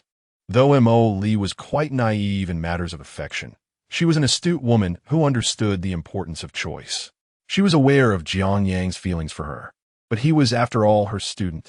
Jiang Yang sheepishly withdrew his hand, his gaze peculiar. M.O. Lee's loyalty was gradually increasing. What was happening? Was she strategizing for self-defense? Teacher M.O., do you know why I like you? Why? M.O. Lee replied absent-mindedly, her curiosity piqued by what Jiang Yang might say next. Because you are beautiful inside and out. The phrase beauty with a kind heart perfectly describes you. Jiang Yang blurted out suddenly, his gaze fixed on M.O. Lee's face, as he watched her maturely charming visage flush crimson in an instant. Do you really need to say that? M.O. Lee unexpectedly became shy, inadvertently glancing at those still engaged in battle, feeling somewhat speechless. She lightly punched Jiang Yang, reminding him, your friends are still fighting. She was unaware that Jiang Yang's comment had a deeper meaning. Chapter 62. The nature of contact, the increase in affection, could not be deceived. Thus, Jiang Yang confirmed a significant realization. M.O. Lee was gradually ceasing to resist him. Seizing the moment, he continued, Teacher Mo, I initially brought them here to refine their combat skills. Besides your beauty and kindness, your vast knowledge is something I admire greatly.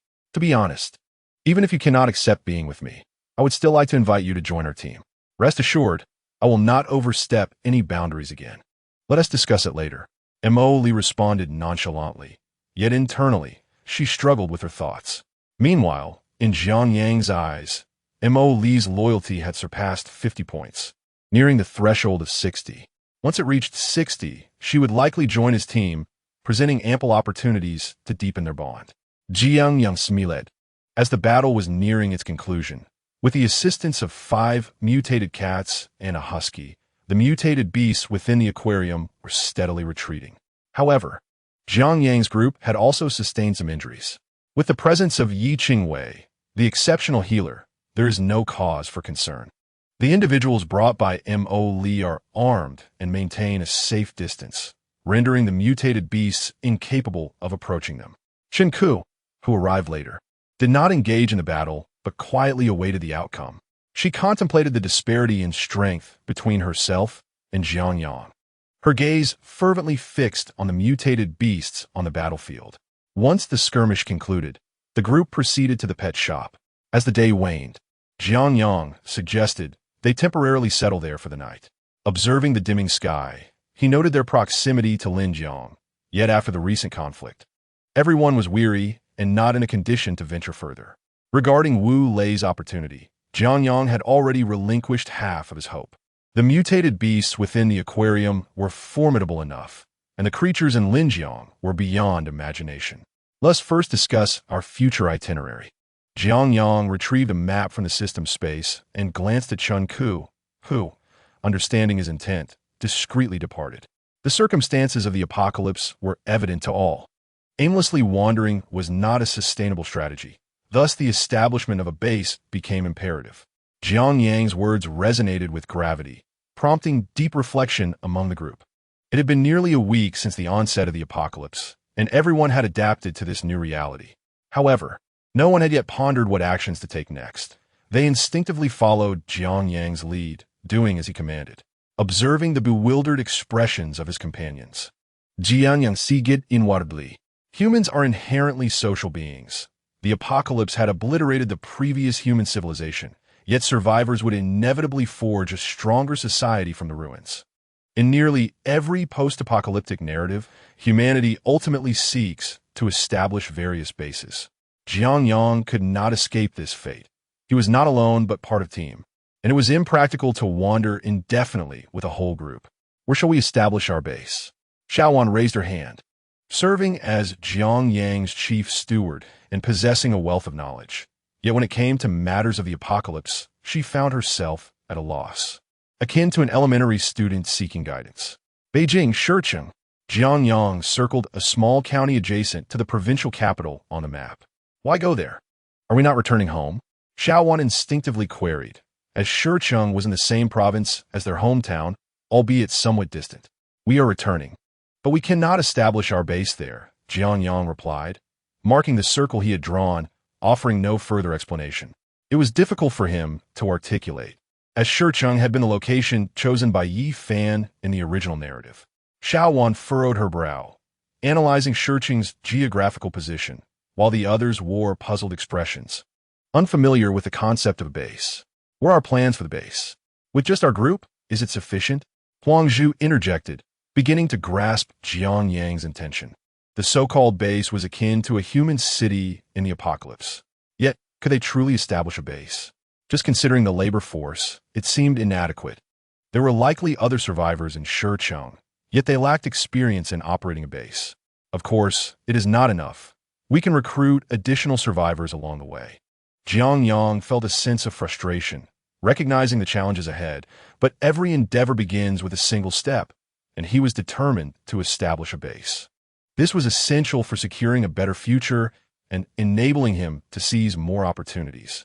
Numerous powerful individuals existed within the apocalypse, yet nearly every strong figure was backed by a substantial base, save for a few solitary wanderers. The added strength in numbers held true in this new world. The power that a large base could bestow upon Jiang Yang was beyond imagination. Huang Zhu and the others fell silent. The enormity of establishing a base was overwhelming, yet an undercurrent of excitement pulsed through them. The original civilization had been destroyed, and they stood on the brink of becoming pioneers of a new world. Huang Zhu's loyalty unexpectedly surged, and the others followed suit, with the exception of Xiaowan. Her loyalty had already reached an impressive 99, just a step away from perfection. Yet what was that missing element? Jiang Yang's gaze swept across Xiaowan. Perhaps it was merely a delightful evening that eluded them. On the other side of the pet shop, Li was examining Huan's formidable teeth, possibly due to her previous encounter with Jiang Yang. This 3-meter-high husky exhibited an unusual gentleness. Li, can you discern anything? Chen Ku approached, attempting to engage Li in conversation, but hesitating to draw too close. Without instruments, I cannot conduct any research. This catastrophe has fundamentally disrupted our foundational sciences. Li stroked Huan's fur, her eyes reflecting amazement. Everything surpassed her comprehension. Yet, is it not the mission of researchers to explore the unknown? May I pet this dog? Chen Ku felt a surge of desire. Having such a towering husky at his disposal would be advantageous. No, this is Jiang Yang's dog. Others should not touch it. Montauk frowned it, concerned that if Chen Ku were to be bitten, a mere tetanus shot would not suffice. But why can you touch it? Chen Ku's expression shifted slightly. If Li could, why not him? It is likely because I have interacted with Jiang Yang. Li's cheeks flushed. Uttering those words felt awkward. Yet it was the truth. She had indeed been in contact with Jiang Yang and bore some of his essence. Upon hearing this, Chen Ku's expression froze. What kind of interaction did she mean? That, Chen Ku, do not overthink it. It is not that kind of interaction. Li's face turned crimson, fully aware that Chen Ku had misconstrued her words. After all, Chen Ku was a promising junior favored by his family, and the Chen family maintained a good relationship with the Mo family. Recalling the animosity between Chen Ku and Jiang Yang, Li felt a wave of exasperation. She could not simply watch as he walked into danger. You do not know how things stand at home. With the apocalypse upon us, no one can predict the outcome. It would be wise for you to remain prudent and avoid provoking Jiang Yang. Li directly warned Chen Ku, for if he persisted in antagonizing Jiang Yang, he might indeed find himself facing fatal consequences. After all, this student of hers had exhibited rebellious tendencies even in peacetime. With newfound power, one could only speculate what he was capable of. Chen Ku hesitated for a moment before nodding in agreement. Li was right. He understood Jiang Yang harbored intentions to eliminate him, but had yet to act. What was Jiang Yang waiting for? Contemplating this, Chen Ku resolved to exercise caution until he received news from his family. Well then, if there is nothing else, perhaps we should rest. Unbeknownst to him, Li's influence had begun to surpass his own. She signaled to the accompanying staff to take a break. However, the others stood frozen in place, their expressions troubled. What is the matter? Li inquired, her brow furrowing. After a day of combat, they were undoubtedly fatigued. This pet shop was relatively safe, especially with Jiang Yang and his team present, so there was no need to worry about ambushes. They could easily enjoy a restful night. Montauk, everyone has yet to eat, an older-looking employee murmured, his head bowed in embarrassment, a sentiment echoed by the others. Li was taken aback, glancing at Chen Ku, who had been responsible for food provisions. We have run out of food, Chen Ku admitted, his demeanor slightly uncomfortable as he avoided the gaze of his subordinates. We did not bring any supplies when we left. Why did you not bring food? Li frowned. Without provisions, what would they eat? This was not peacetime. The surrounding shops were infested with zombies, and many had already been stripped bare by other survivors. I thought we would return. Who would have guessed we would end up so far away? Chen Ku furrowed his brow. In the past, a round trip from the police station to Linjiang Bridge would only take a little over 20 minutes. Who could have anticipated that we would be on the road for an entire day? Upon hearing this, Li's beautiful eyes widened in disbelief, as if she were looking at a child with a mental disability. Can things still be the same as before? The transportation system has collapsed along the way. Do you truly think it remains unchanged? Why didn't you mention the food shortage earlier? Emily felt a surge of annoyance. It was evident that Chun-Ke had not fully adapted his mindset from the peaceful era to this apocalyptic world. No, it should be said that his privileged upbringing led him to overlook these trivial details of life, as there were usually others to tend to such matters. This young master, preoccupied with global affairs, was oblivious to the mundane. Leaving without provisions, were they meant to starve? The subordinates around them silently cast a glance at Chun-Ke. After several days, they had begun to question his leadership in this new world. However, the authority he had established before the apocalypse still held some weight, so no one openly expressed their doubts. Didn't Jiang Yang's group also forget to bring food? Surely, they would eventually venture out in search of sustenance. And we could simply follow suit, Chun-Ke said smugly. He turned to the other side of the pet shop, where most of the walls were made of glass. At that moment, he caught sight of Jiang Yang's group, who had somehow set up a hot pot, with a crowd eagerly watching them. Where did they acquire the food? Did anyone see? It seemed as though Jiang Yang conjured it out of thin air. Chun-Ke's people began to stir. After a day of fighting, they had not eaten anything and were already ravenous. Witnessing Jiang Yang and his group enjoying hot pot was simply unbearable. Are you sure they didn't bring food? Emily shot a glare at Chun-Ke, recalling that Jiang Yang seemed capable of magically producing items, possibly possessing some storage tool. Meanwhile, the enticing aroma of the hot pot wafted through the air. Brother Jiang, is it a bit cruel of us to do this? Indeed, should we break the glass and let them catch a whiff? You seem even more cruel, Li Shun and the others said as they savored fragrant beef balls, gazing at Chun-Ke and his group with rapt attention. The hot pot was filled with the most common ingredients, which would have seemed mundane a week ago. However, in this current era, being able to indulge in a delicious hot pot was a tremendous blessing. Huang Zhu, who had just joined the team, clutched an oversized bowl and devoured his food hungrily. Although food was not particularly scarce in these days of the apocalypse, he had not tasted decent food in days.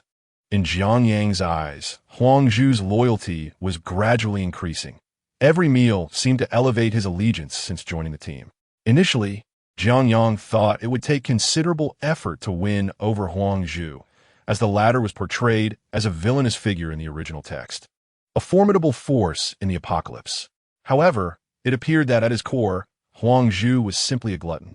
In Kuaibiao, Boscow had also started as an ignorant fishmonger. In the original story, Huang Zhu became a nefarious character only after enduring the darkness of the apocalypse. However, his villainy was of a true malevolence, not comparable to those petty malefactors. He could be considered a hero of sorts, and the rewards for fully winning over Huang Zhu would surely be substantial. Jiang Yang glanced across the multi-layered glass partition, where Chun-Ke and his group were observing them intently, while Emily, with a resolute expression, approached the door. The pet shop's partitions were primarily made of glass, but there were some opaque sections. At that moment, Emily's face was filled with embarrassment. Having already accepted the professional scroll Jiang Yang provided, she had not yet figured out how to repay him, and now she was here to ask for food. If it were possible, Emily would prefer not to come, but with so many people starving on her side, they were all clamoring for nourishment. Logically speaking, these individuals had no connection to her. They were merely Chun-Ke's subordinates.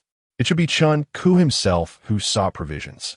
However, with the conflict between Chun-Ke and Jiang Yang, her presence could jeopardize their chances of obtaining food and might even provoke a confrontation.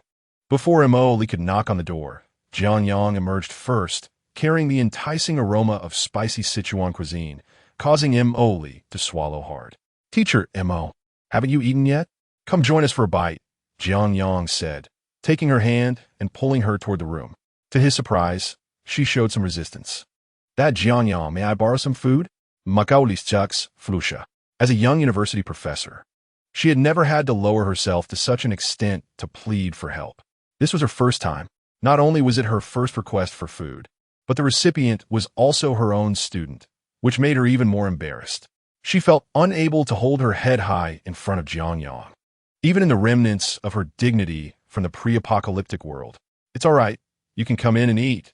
We would be delighted to have you, Teacher Mo," Jiang Yang replied with a smile, finding her pitiful demeanor quite charming. The ripened red apple bore hints of green, making it irresistible. Indeed, Teacher Mo, we would all be thrilled to have you. Come quickly. Teacher Mo, the ingredients in the hot pot are cooking. In the room, Yi Qingwei and others waved, urging Mo Li to enter, while her head lowered further, resembling an ostrich. Jiang Yang, I am not just borrowing food for myself. As soon as the words left her mouth, Yi Qingwei and the others fell silent. Jiang Yang had anticipated this and greeted Yi Qingwei before leading Mo Li into the pet shop's office. Teacher Mo, this space is less crowded. Please don't feel shy. Jiang Yang gestured for Mo Li to relax.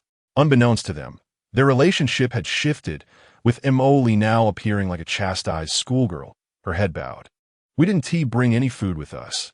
I realize this request is excessive, but I promise to repay you as soon as possible. Mo Li was aware that the police station still had provisions, and, at the very least, they could venture out at dawn to scavenge for food. However, it was already late, and given that everyone had just undergone a battle, the risks outside were too great, making it necessary to seek food here. Jiang Yang had anticipated this. He was more than willing to provide her with food. Not only food, but he would also accommodate any other requests she had. And repayment would not be necessary, as he would eventually need provisions himself. However, the fact that she was borrowing food for her team warranted a serious discussion. Teacher Mo, you really don't need to borrow food for those people. They aren't your responsibility, are they? Jiang Yang observed her, noting that she was a professor from Linjiang University, while those individuals were merely Chen Ku and his lackeys, with no connection to her. The lack of basic survival knowledge, such as bringing food, was a clear indication that she no longer needed to remain with Chen Ku's group. I understand that your family, the Mo family, has some ties with the Chen family, but I can also take you back to your own family.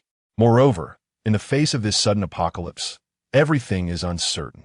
To put it bluntly, I have no confidence in whether our Jiang family still retains its pre-apocalyptic standing, let alone your Chen or Mo families. Jiang Yang spoke truthfully. In terms of family power, the Jiang family was indeed stronger than both the Mo and Chen families. Otherwise, after the original protagonist's actions, not only did the Jiang family not need to apologize, but the Mo family also sought to make amends. This highlighted the disparity in their strengths. Jiang Yang was confident that the original protagonist's parents would survive, as he had prepared long ago. However, whether the Jiang family could maintain its lofty status post-apocalypse was still uncertain. Mo Li's beautiful eyes widened slightly, lost in thought. To be honest, she had avoided contemplating her parents and family since the dawn of this new world. Upon hearing Jiang Yang's words, her taut heart was on the verge of being overwhelmed by fatigue and pressure. At this moment, she couldn't help but feel a wave of helplessness. If her family truly encountered misfortune, where could she possibly turn? Though she was unaware of her relative's circumstances, life must continue. Teacher Mo, rest assured, I will keep an eye on your family. After all, you are my favorite teacher. Upon hearing this, Mo Li's cheeks flushed crimson, and she averted her gaze. Jiang Yang, fixated on loyalty, seized the opportunity. Humans are inherently social beings. In the aftermath of the apocalypse, survivors will band together, competing for territory and resources. Humanity will establish settlements in a new paradigm, which I term survivor camps. The larger ones can be referred to as survivor bases. The crux lies in securing longevity and resources amidst the apocalypse. Selecting the right group is of paramount importance. Does Teacher Mo truly wish to accompany Chen Ku to their demise? Suddenly, Jiang Yang grasped Molière's chin, and as she attempted to react, he restrained her. Noticing the rising panic on her face, Jiang Yang smiled, ceasing to frighten her. Teacher Mo, have you ever contemplated what those who coveted your beauty during peaceful times would do in the apocalypse? In such times, being beautiful can become a curse. The moment these words escaped his lips, Mo Li's complexion drained of color, and her mind flooded with sordid images. Despite being a professor residing in the realm of academia, she was acutely aware of the world's treachery. In peaceful times, laws and morals constrain human behavior, but now, with the collapse of both, the darkness within humanity would no longer be suppressed. Observing Mo Li's pallid visage, Jiang Yang spoke the truth, albeit with a personal touch. In the early stages of the apocalypse, as a supportive profession, Emily would still possess a degree of survival space, perhaps even a semblance of status. "We welcome you here anytime." Emily. Jiang Yang refrained from elaborating further, instead leading Emily to Chunku. With a mere wave of his hand, several boxes of instant noodles materialized. The onlookers, intrigued by this extraordinary feat, were not overly surprised after days of apocalyptic experiences. Their primary focus was on the boxes of noodles, for hunger gnawed at them. "Thank you." Chunku wisely refrained from further remarks, knowing that one is beholden to those who offer sustenance. "No need to mention it. This is all for Emily's sake," Jiang Yang replied coldly, harboring no fondness for Chunku. However, recognizing the latter as understanding and gratitude, he deemed it unnecessary to escalate tensions. Most importantly, killing Chunku could potentially incite Emily's resentment, which was not worth the trouble. Additionally, as a stepping stone for Yifan, Chunku's role had yet to be fully realized. Instant noodles were available, yet there was no hot water. Be quiet. Having something to eat is already a blessing. Several famished companions tore open the noodle packages, devouring the dry noodles ravenously. With the city in disarray and the power grid collapsed, boiling water necessitated primitive methods. Emily observed the ravenous followers, offering Jiang Yang an apologetic smile. Suddenly, she reacted, glancing toward the glass partition. Jiang Yang's team seemed to be utilizing an electric pot for their hot pot. Where had they acquired electricity? "Stop looking. I carry a generator with me," Jiang Yang explained, revealing the thorough preparations he had made. Each time the system space received a reward, its capacity increased by 10 cubic meters. His system space had long surpassed 100 cubic meters, allowing for ample storage. Chapter 65. But I like it carrying supernatural abilities? Emily was momentarily taken aback, as she continually discovered astonishing aspects of Jiang Yang, considered a kind of supernatural ability. "Teacher Emo, are you interested? Perhaps we could engage in a more in-depth discussion." Jiang Yang seized the moment, eager to strengthen his rapport with Emily, who shot him an irritated glare. "Behave yourself," she admonished, originally intending to seize the opportunity to inquire about certain matters. However, Jiang Yang's unabashed demeanor extinguished her interest. Reflecting on Jiang Yang's previous statements, a heaviness enveloped her heart. If she were unable to contact her family, she truly had no idea what to do next. Yet even if she did manage to reach them, what would it matter? The apocalypse had upended the established order of civilization, and if her family survived, they would likely be striving to forge a new one. After providing Emily with food, Jiang Yang returned to Yi Qingwei's side, discussing their upcoming plans and contemplating the future construction of their base. In the original narrative, the construction of the base was dictated by Yi Fan's word, not due to any expertise on his part, but because he had been reborn, aware of the most advantageous terrains and the optimal methods for base construction. It was akin to reviewing exam questions before a final. Failing such an endeavor would be a travesty. However, Jiang Yang's situation was different. He was a traveler who had merely perused the original text. The narrative offered scant details on base construction, and as it was a work of fiction, there were no visual aids. Jiang Yang was uncertain how to build the base, necessitating a collaborative discussion with his team. Though they lacked professionalism, collective brainstorming would yield swifter results than solitary contemplation. The group deliberated until the late hours. The pet shop was not small, yet the space was limited. The women, including Yi Qingwei, shared a room, which left Jiang Yang feeling somewhat discontented as he squeezed in with Li Shun and others. As for Huan Huan and the 5 mutated British Shorthairs, they appeared to coexist pleasantly with the group. However, aside from Huan Huan, the 5 Shorthairs remained highly wary, reluctant to place their trust in humans.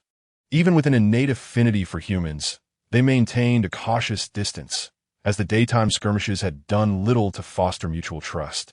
Moreover, cats and dogs are inherently different. Otherwise, the term cat master would not exist. Emily had also been invited by Jiang Yang to partake in the hot pot, and she took this opportunity to rest, though she remained awake, engrossed in organizing her notes. "Why aren't you asleep, Teacher Mo?" Jiang Yang approached her, observing the densely packed notes on her desk, which left him feeling dizzy. For some reason, The original owner felt queasy at the sight of such notes, and Jiang Yang was no different. Perhaps it was an allergic reaction to this type of material. Thank you. Emily paused, rubbing her eyes, her face still alight with excitement and curiosity about her research. Why the sudden gratitude? Jiang Yang raised an eyebrow, considering the late hour and their solitary company. It might be an opportune moment. Teacher Mo, have you contemplated your future plans? Jiang Yang broached the earlier topic, a question every survivor in the apocalypse must confront, though many had not considered it and had instinctively joined a group or base. What were your plans? Emily felt a headache approaching before the apocalypse. She never needed to ponder her path, merely focusing on her research. Now, for the first time, she faced the realities of survival and felt utterly bewildered. Jiang Yang shared his future intentions with Emily, who gazed at him in shock, her eyes wide and mouth slightly agape. You intend to establish a base? According to Jiang Yang's description, this base would not merely be a small town or county. It would resemble a city from peaceful times, yet with more comprehensive functions. Given the current state of the world, the initial considerations for base construction would involve fortifications such as walls. Subsequently, the base's operations and resource management, including electricity and water supply, would need to be established. Only after completing the foundational infrastructure could they enhance the base's living facilities. Both human and material resources posed significant challenges, compounded by the necessity to defend against various zombies and mutated beasts. Humanity may absorb the surrounding survivors. But what shall we do about certain technical equipment? Emily, filled with excitement, aspired to be a leading figure in the realm of biopharmaceuticals. Her expertise extended beyond biology to encompass a myriad of other disciplines. Presently, the truly formidable scientists advocate for interdisciplinary research, engaging in diverse fields. For instance, a renowned physicist has a penchant for exploring finance and current affairs. Thus, I wish to invite you to join our team. Jiang Yang extended his hand, his gaze sincere. We will conduct a census of the surrounding survivors and recruit talents from every specialty. Although the old civilization of humanity has been obliterated, its embers still persist. Having endured the trials of the apocalypse, the seeds of human civilization shall once again sprout, maturing into a grand tree of life. Montauk Li, are you willing to nourish this tree? Jiang Yang's eyes were profound. While he lacked years of experience in the post-apocalyptic world, as a traveler, he was destined for greatness. Your ideas are utterly audacious. Emily, astonished, struggled to articulate her thoughts. Jiang Yang's grand vision was expansive, his ambitions towering, yet it stirred a longing within her. Nonetheless, I find it appealing. The apocalypse had only arrived less than a week ago, yet he had conceived such notions. With swift strides, Emily recognized that what Jiang Yang proposed was not impossible. They were poised to become pioneers of the new world. To her surprise, the often capricious Jiang Yang harbored such lofty aspirations. As Jiang Yang's mentor, how could she show any signs of hesitation? However, she intended to observe Jiang Yang further. Anyone can draft grand plans. The true measure lies in the ability to realize them. I reiterate my fondness for this idea. Correcting her earlier statement to avoid any misunderstandings that might lead Jiang Yang to overreach. Jiang Yang, unfazed, audaciously grasped Mo Li's small hand, teasingly declaring, Teacher Mo, my desire to recruit you into my team is not without ulterior motives. In Chapter 66, A Reputation Ruined, Jiang Yang remarked, Teacher Mo, remember that day when you struck me? I refrained from retaliating. He traced circles in the palm of her hand with his finger. His ambitions were indeed genuine. But to embark on such a grand endeavor, one must first assemble a competent team. No? At that moment, Mo Li's complexion shifted from pale to a ripe shade of red, even becoming slightly heated. What are you implying? Mo Li recalled her resistance that night. He had indeed refrained from fighting back. Otherwise, she might not have escaped. This was her miscalculation. Mo Li's perception of Jiang Yang's capabilities was clouded. The original host was not akin to the current Jiang Yang, who was physically weakened. At that time, he had been caught off guard by Mo Li's preemptive strike, nearly crying out in pain, hardly able to manage her. She attempted to withdraw her hand, but Jiang Yang held on tightly, and she realized he was leaning in closer. Panic surged within her. She wished to push him away, yet hesitated. Jiang Yang wore a charming smile, observing Mo Li's bashful demeanor, relishing the moment. Flirting is an art of understanding and control over emotions, while keen observation of facial expressions is paramount. Of course, the most scientific measure remains the fluctuations in the system's loyalty. It would not be an exaggeration to say that Jiang Yang could easily introduce himself as the first deeply sentimental survivor girl of the apocalypse. The atmosphere reached a crescendo as Jiang Yang cornered Mo Li, leaving her with no escape. It was time to make his move. As he leaned in, ready to close the distance, a pair of perceptive eyes suddenly fixed on the two from beyond the glass partition. Woof! Montakdi yelpet. Startled by Huan's canine presence, her face flushed as she hastily pushed Jiang Yang away and fled, leaving only Huan, who looked at the brooding Jiang Yang with excitement. Damn dog, your timing is impeccable. Jiang Yang's veins bulged in irritation. Had he known, he would have simply used money to win over that girl, instead of provoking this purebred husky. Huan's exuberance roused everyone from their slumber after Jiang Yang's ruckus. Sleep was a distant memory. They understood Jiang Yang's disinterest in dogs, particularly a male dog, yet it was rare to witness his embarrassment, which invited playful teasing. Just then, the exuberant Huan tugged at Jiang Yang's sleeve, attempting to pull him outside. Everyone saw that, right? This dog initiated the trouble. Jiang Yang raised his sleeve, gesturing to the onlookers, then glanced towards the pet store door, where 5 mutated British Shorthairs sat, fixated on them. Huan seemed to sense something. Huang Zhu rose. With his ability to mutate, he was more attuned to these altered beasts. The others soon recognized the unease. Jiang Yang patted Huan's head and commanded, "Lead the way."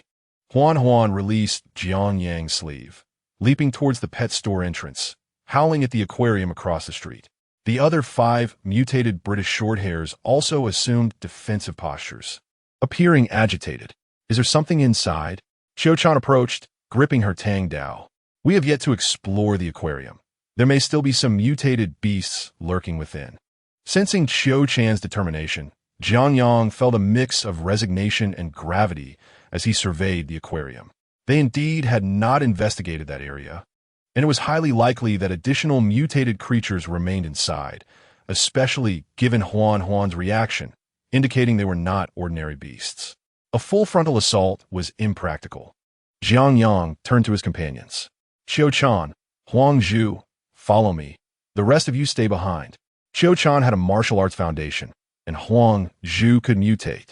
Their combat prowess was among the strongest in the team, and considering the limited space inside the aquarium, having too many people would hinder their effectiveness. Boss, we should go too. Wu Lei and Li Shun stepped forward, the 2 men unwilling to be seen as cowards. Behind them, Yi Qingwei and others also moved forward. If we are going, we go together. Leaving us behind is unacceptable. Not far away, Mo Li observed Jiang Yang and his companions, her eyes filled with astonishment. The grand vision he had painted in her mind resurfaced. A team like this, with such cohesion, made establishing a base seem entirely possible. Chun Ku and others, on the opposite side of the pet store, were already awakened by the commotion from Jiang Yang's side. Witnessing the unfolding scene, he nearly ground his teeth in frustration. Their combat capabilities and unity were incomparable, operating on entirely different levels. 3 of us are sufficient. You all remain here. The aquarium's terrain is limited, and too many people will hinder our efforts. Moreover, the mutated beasts may emerge. Your formation and readiness will be the greatest assistance. Jiang Yang expressed his satisfaction with the group's performance. Establishing a stronghold with this team to dominate the apocalyptic world is not a daunting task. Yet, one must exercise caution. Yi Qingwei produced a support battle flag, bestowing an enhancement upon Jiang Yang and his companions, her eyes filled with concern. Worry not. A mere aquarium can be easily conquered by me alone, Jiang Yang declared with unwavering confidence, believing that no matter what lurked within the aquarium, he could handle it. However, confidence should never veer into arrogance. A competent antagonist must be grounded, demonstrating strength through action rather than words. Let us proceed, but remain vigilant, Jiang Yang instructed, leading Qiu and Huang Zhu towards the aquarium. With a tearing sound, Huang Zhu transformed first, morphing into a formidable wild boar man, towering at around 4 meters. "Boss, allow me to scout ahead." He eagerly volunteered, eager to prove his worth after joining the team, without much notable performance thus far. Hearing Jiang Yang's vision for the future ignited a fervor within him. He aspired to be a pioneer of a new civilization, etching his name into the annals of history. For time was of the essence. Chapter 67. The mutant water python. Yet Huang Zhu's lack of prior prominence meant he risked being overlooked. He needed to showcase his abilities and demonstrate his value to Jiang Yang. "Be safe." Jiang Yang noted Huang Zhu's eagerness. The loyalty he had been cultivating over the past few days was nearing a critical threshold. Once it surpassed 60, Huang Zhu would truly become a member of their team. "All right, watch me." Huang Zhu exerted his strength, charging toward the aquarium. As a first-level professional, augmented by his abilities, he surged forth with unstoppable momentum. Qiu observed Huang Zhu's bold advance, her eyes glimmering with desire. She too yearned for abilities. Yet, the conditions for awakening such powers were exceedingly stringent. "Are you hoping to awaken your abilities?" Jiang Yang asked Qiu, revealing that there were indeed various methods to trigger such powers, though they were not easily attainable at this stage. The prospect of alternative means to awaken her abilities sparked interest within her, despite the daunting nature of the life-and-death circumstances. "Indeed, but it requires patience," Jiang Yang teased, alluding to a character from the original story, Yi Fan, who was a specialist in studying abilities. However, at this moment, that individual remained hidden in obscurity. While they conversed, Huang Zhu had already burst into the aquarium, his massive form shattering the door, followed by a roar reminiscent of a wild boar. Huan and 5 British Shorthairs swiftly followed, igniting a fierce battle within the aquarium. Exchanging glances, Jiang Yang and Qiu charged into the aquarium. At that moment, Huang Zhu crushed a mutant rat with one hand and forcefully tore off the claw of a mutant king crab. Not far away, Huan was entangled with a mutant octopus while the 5 British Shorthairs continued their relentless hunting. In the center of the aquarium lay a vast black pool, from which numerous mutated beasts crawled ashore. "So many creatures lurk within," Qiu exclaimed, noticing numerous vulnerabilities as she swiftly maneuvered, while Jiang Yang's expression darkened. To the naked eye, the mutated beasts appeared few, yet under the perception granted by his abilities, he discerned a multitude of them lurking beneath the surface of the massive pool. Most alarmingly, something colossal resided at the bottom, resembling a serpent. What on earth is contained within this aquarium? Jiang Yang unleashed his dragon might, instilling fear in all the mutated beasts present. To them, Jiang Yang's dragon might felt like an ancestral oppression rooted in their very bloodlines. For the divine dragon stood atop the food chain. "Is this all of your strength?" Qiu gasped, witnessing Jiang Yang effortlessly dominate the mutated beasts. "What do you think?" Jiang Yang grinned. With the serum of Captain America, the dragon totem, and his abilities combined, no adversary could compel him to reveal his full potential. In truth, he was unaware of just how formidable he had become. When he unleashed his fury, even he felt trepidation. The blade of the black gold ancient sword flickered as Jiang Yang's eyes became tinged with crimson, determined to unleash a massacre this day. Relying on the effects of the Dance of Death, he forsook all notions of defense, attacking with reckless abandon. The most powerful combat techniques often manifest in the simplest forms. At that moment, he swung his blade indiscriminately, channeling immense power into the black gold ancient sword, akin to a human meat grinder. Qiu, who was skillfully evading vulnerabilities, and Huang Zhu, engaged with a mutant king crab, were both awestruck by Jiang Yang's might. Even Huan and the 5 British Shorthairs were captivated by this display of raw power. Is this the aesthetics of violence? Huang Zhu's eyes sparkled with uncontainable excitement. Following Jiang Yang, there was no need to fear the uncertain prospects of the apocalypse. Qiu gritted her teeth, feeling a pang of helplessness. Challenging Jiang Yang was indeed a fool's errand. Yet, in the next moment, a wave of desire washed over her. How exhilarating would it be to triumph over Jiang Yang? She was unaware that, gazing at the towering Jiang Yang, her fighting spirit surged. Enough watching. We must find a chance to retreat. Jiang Yang suddenly showed dead, flipping several mutant rats with a single strike, glancing toward the pool. The black water surged ominously, hinting at something brewing beneath. Qiu-chan and Huang Zhu sensed the impending danger, instinctively retreating a couple of steps. Oh, Huan approached Jiang Yang, baring her teeth at the pool, while the 5 British short-hairs stood poised, their bodies tense, ready for confrontation. There's something in there. Huang Zhu's fur bristled, sensing the presence of something extraordinary within the water. A large water serpent. Retreat a bit. We don't yet know if it possesses venom, Jiang Yang warned, observing a sharp spike protruding from the water's surface, and noted that the serpent's head bore horns. Name: mutant water python species, serpent level. 1 description: an abnormal mutation. This water python has developed horns and possesses draconic blood, granting it a formidable physique. For ordinary professionals, the question of venom is moot. The outcome remains the same regardless. Recommendation: as long as you can outrun others, you shall remain unharmed. Jiang Yang was somewhat speechless. This recommendation was rather cheeky, yet it underscored the impressive nature of the water python.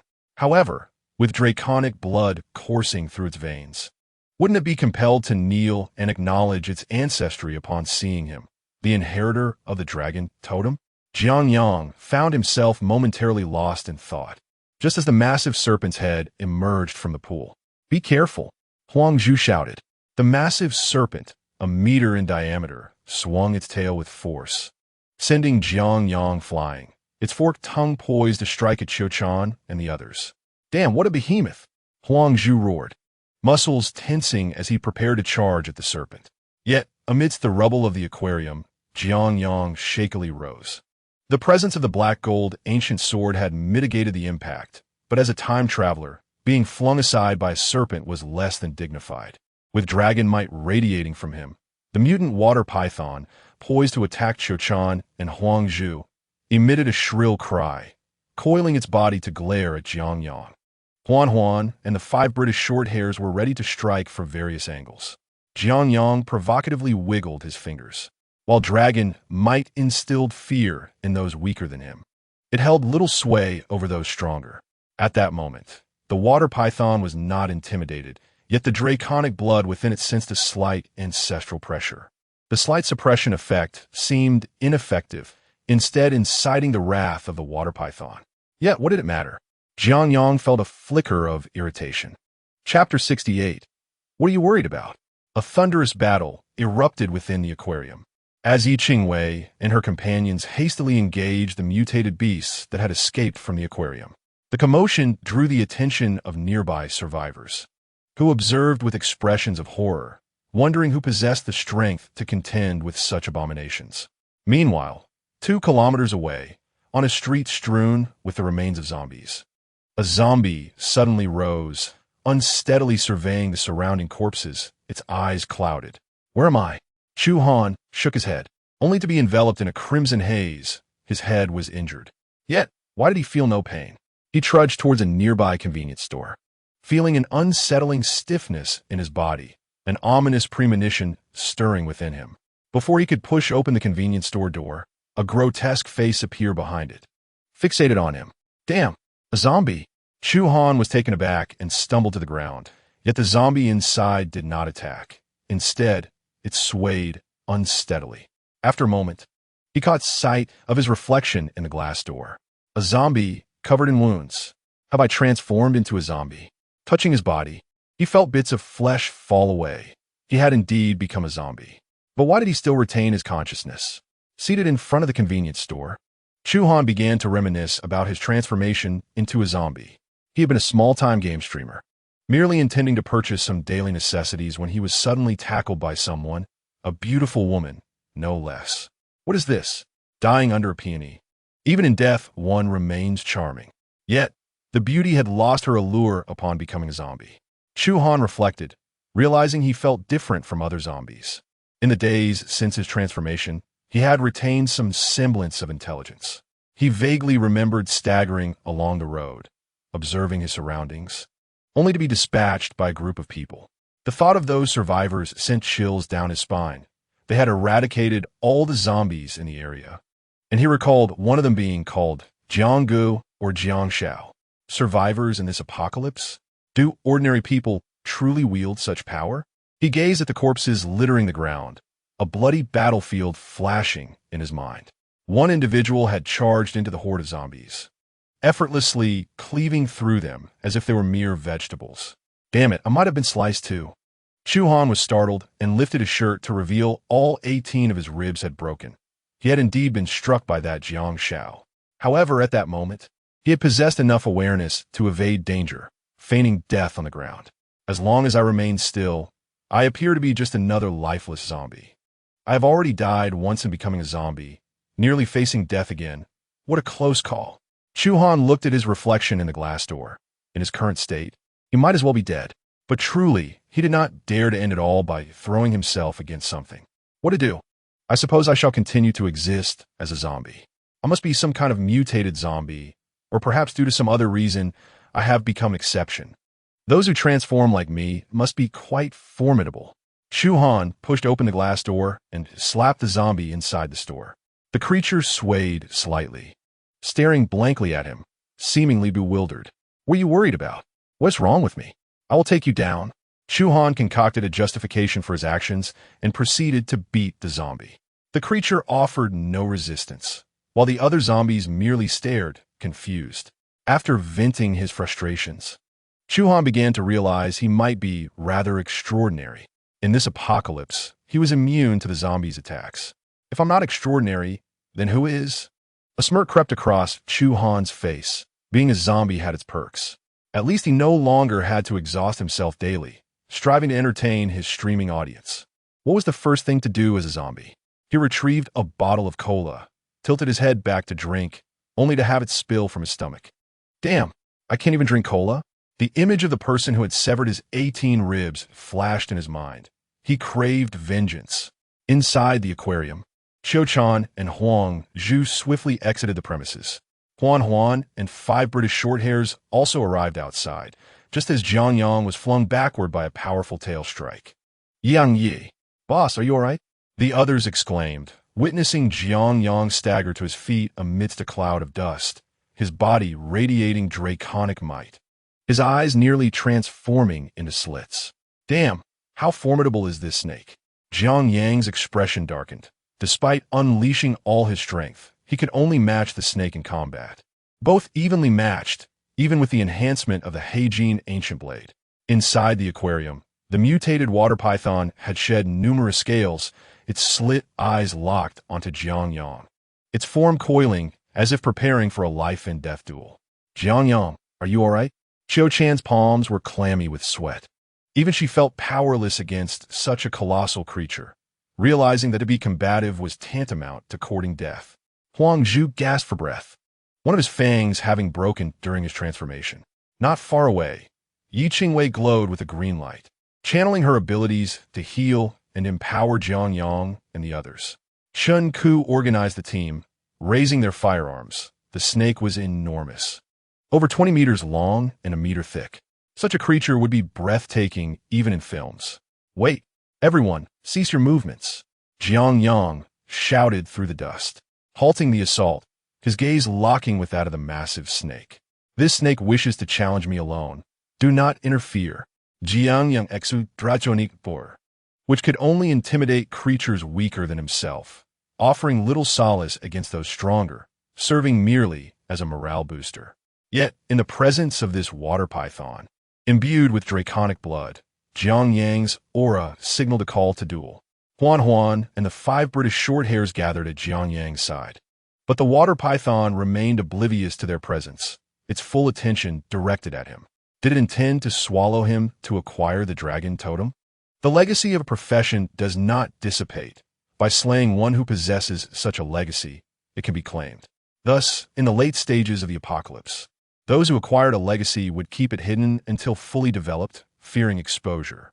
However, Mutated beasts cannot inherit professions. The legacy of a profession is an exception, as it manifests as a form of inherited power, transcending typical classifications. Chapter 69. Slay the Water Python. Mutated beasts can also obtain inherited power, such as this mutated water python.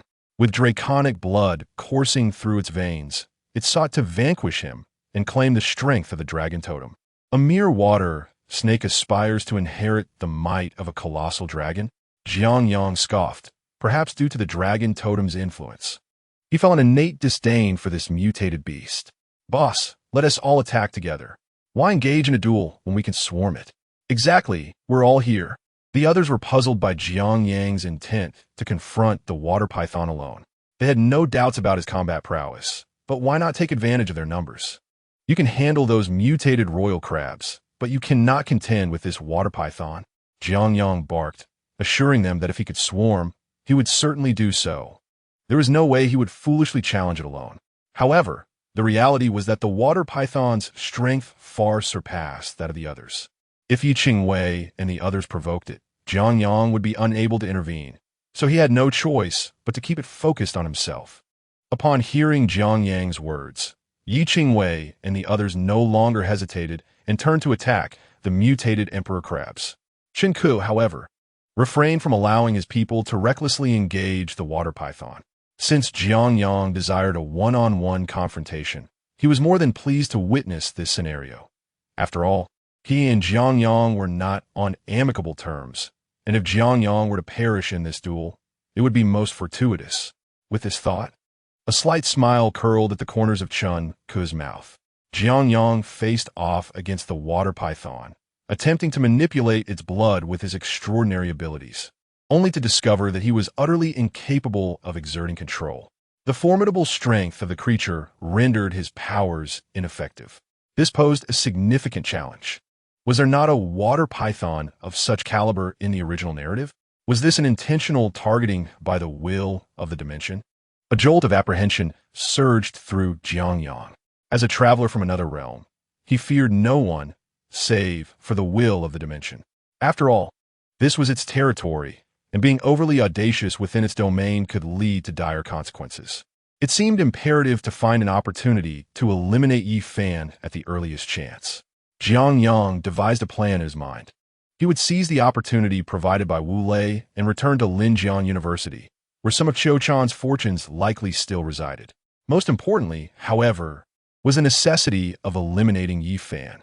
Previously, he had allowed Yi Fan to escape due to a moment of leniency, hoping to nurture the proverbial sheep before shearing it, only to inadvertently summon Yi Fan's father in the process. Nevertheless, the most critical fortunes had already been appropriated by himself. If it came down to it, he would not hesitate to kill. If another chosen one from a different dimension emerged, it was unlikely they would be a reincarnated individual. In the original tale, Yi Fan was the sole reincarnator, suggesting that the next chosen one might merely be an individual on the fringes of fortune. With this calculation in mind, Jiang Yang fixed an icy gaze upon the water python before him. It is said that to strike a snake, one must aim for its 7-inch mark. Even as a mutated beast with dragon-like blood, this critical point remained a fatal weakness. During their previous encounters, Jiang Yang had refrained from targeting vital areas intentionally, allowing the snake to lower its guard. Now, however, it was time for him to reveal his true strength. The mutated water python let out a piercing shriek, its scales transforming to a silvery hue and shimmering with a faint glow. In Jiang Yang's view, a new skill suddenly appeared beneath the creature's information. Silver body, its scales metamorphosed into silver, temporarily enhancing its defensive capabilities, albeit at the cost of agility. How unexpected, Jiang Yang thought that it possessed skills. He had assumed it to be merely a physically robust serpent. System, when will you upgrade my insight ability? If it had skills, why did you not inform me sooner? Jiang Yang lamented internally. The insight of the predator would improve with use, and he was not dissatisfied with this ability. Rather, it was the snake's intelligence that was vexing. If the mutated beasts in the future possessed such awareness, humanity might find itself at a significant disadvantage. Jiang Yang chuklet diri sifali. clashing his black gold ancient blade against the water python. The dark blade effortlessly pried a silver scale loose from the creature. The intense pain caused the python to recoil several meters, staring at Jiang Yang in horror. It had not suffered any injuries from him previously. In the night, the black gold ancient blade became nearly invisible, and while practitioners could see better in the dark than ordinary individuals, they still faced some obstacles. Fortunately, Jiang Yang possessed extraordinary abilities. Although he could not control the blood within the python, he could sense its position, and his heightened perception provided a foresight of sorts. Prior to an attack, the water python would undoubtedly perform preparatory movements, such as coiling its body. Any movement would lead to changes in its blood flow, either accelerating or decelerating, and as long as there were alterations, Jiang Yang would be able to detect them in advance. Quick on his feet, Jiang Yang evaded nearly all of the water python's attacks, engaging in close combat. His black gold ancient blade became increasingly sharper. This weapon was one of the most formidable in the apocalypse, sufficiently sharp and durable. In their previous battles, Jiang Yang had deliberately created an illusion of obscurity regarding the python's scales. Now, he transformed into a relentless meat grinder, mercilessly flaying the mutated water python. Why did this creature's combat prowess seem to have surged? Qiu-chan struck a gap in an emperor crab, shattering it into a heap of remnants. Glancing over towards Jiang Yang with an uncertain expression. Losing focus on the battlefield is a grave error, yet to Qiu-chan, Jiang Yang's battle resembled a grand performance. She yearned to glean some knowledge from it, and thus, when Jiang Yang ceased to conceal his strength, she was the first to notice. How had he gone from merely matching the water python to causing it to wail in distress? Just how formidable was his prowess? Not only was Qiu-chan perplexed, everyone present, including those with Chen Ku, pondered Jiang Yang's combat capabilities. In an instant, he had dispatched dozens of zombies and was now battling a 20-meter-long water python. A far more striking display. Chen Ku, concealed among the crowd and firing at the mutated beasts, wore a grim expression. Having witnessed Jiang Yang's might, he realized just how vast the gulf between them truly was. Subduing him was impossible. For now, he could only vent his frustrations by eliminating these mutated beasts. Though darkness enveloped the night, the moonlight allowed for a semblance of visibility. Suddenly, shadows surged forth like a tidal wave, engulfing the area surrounding the aquarium. A streak of black blade light shot into the heavens, accompanied by a resplendent shriek. The black blade, resembling a crescent moon, devoured all surrounding mutated beasts and bisected the water python. Did it think it could challenge me without consequence? Jiang Yang stood with one foot planted on the massive head of the serpent, the healing effects of the death dance invigorating him and erasing the fatigue of battle. The severed water python thrashed violently, yet its blood was nearly fully drained within seconds. With its formidable body cleaved in twain, Jiang Yang could now manipulate the blood within. What a treasure trove this creature possesses, Jiang Yang said. In truth, had it not been for the unique properties of the black gold ancient blade, he might not have triumphed over the water python. After a fierce battle lasting nearly 10 minutes, he bore no injuries, all thanks to the blade's influence. It was akin to a powerful warrior unleashing their might, sustaining its effects for an entire hour. How easy it felt to traverse the battlefield. Huan scampered over, clutching an emperor crab's claw, and pounced upon the mutated water python's body, tearing into its flesh. Meanwhile, the 5 British short-hair cats bounded over. Hey, I killed this beast. Jiang Yang felt a twinge of discontent. After all his effort to slay the mutated water python, these creatures approached as if it were entirely natural. During the battle, the 5 cats and a dog had rendered him no assistance. Did they not feel a pang of guilt? The 5 cats kept their heads down, while only Huan glanced at Jiang Yang with an intelligent gaze, as if offering encouragement or suggesting there was no need for remorse. Sighing, Jiang Yang signaled for these mutated beasts to leave the python's skin intact. As for the flesh, they could consume it. As Jiang Yang's battle concluded, the remaining mutated beasts in the aquarium were swiftly routed, scattering in all directions. Brother, are you all right? Yi Qingwei rushed over and dove into Jiang Yang's embrace. A green light swirling around her, warmth radiating from her body. Cough, cough. Restrain yourself. There are others present. Jiang Yang gently kissed Yi Qingwei's forehead, but she wore a look of discontent. I was just worried about you. No need to be formal. Have you been hiding your strength all along? Qiu Chan approached, having witnessed the fierce battle of Jiang Yang. Previously, at the aquarium, the confrontation between the opponent and the water python had been evenly matched. Why then? Had the opponent chosen to dominate upon their emergence? After careful contemplation, Qiu Chan arrived at a conclusion. Jiang Yang had deliberately concealed his capabilities to lower the water python's guard, ultimately seizing the opportunity for a decisive strike. Combat, after all, relied on intellect. Unbeknownst to Jiang Yang, he had imparted yet another lesson to Qiu Chan, deepening her admiration for him. What do you think? Have you learned anything? Jiang Yang observed the gradual increase in Qiu Chan's loyalty and surmised that she was likely indulging in her own thoughts. Given her character and reactions, she must have assumed he had displayed some astonishing feats setting aside other matters. Qiu Chan's observational skills were commendable. Their voices were not hushed. At that moment, everyone present could hear them. This simple exchange brought a momentary silence among the crowd, and the reason was clear. Jiang Yang's combat prowess was terrifying. Mo Li's complexion turned pale. Throughout the recent battle, she had been employing supportive skills and had scarcely spoken, not due to a lack of desire, but rather from sheer exhaustion. The overwhelming mental strain had rendered her dizzy and unsteady. As she beheld Jiang Yang's formidable strength, coupled with the performance of his team and the visions he had previously painted, she could not help but feel a stir of emotions. The battle had seen commendable performances from all, with minimal casualties. Jiang Yang surveyed his team. Apart from Huang Zhu and Qiu Chan, few had sustained injuries. In truth, nearly all members of the team had been wounded. They had merely been healed by Yi Qingwei. As for Qiu Chan and Huang Zhu, their injuries were severe due to the onslaught of numerous mutated beasts they faced while accompanying Jiang Yang into the aquarium, necessitating multiple treatments. However, the casualties on Chan Ku's side were more dire, with nearly 10 injured and 5 fatalities among a group that had originally numbered just over 20. Now, only 17 or 18 remained, with an additional 10 wounded, effectively reducing their combat strength to a mere 7 or 8.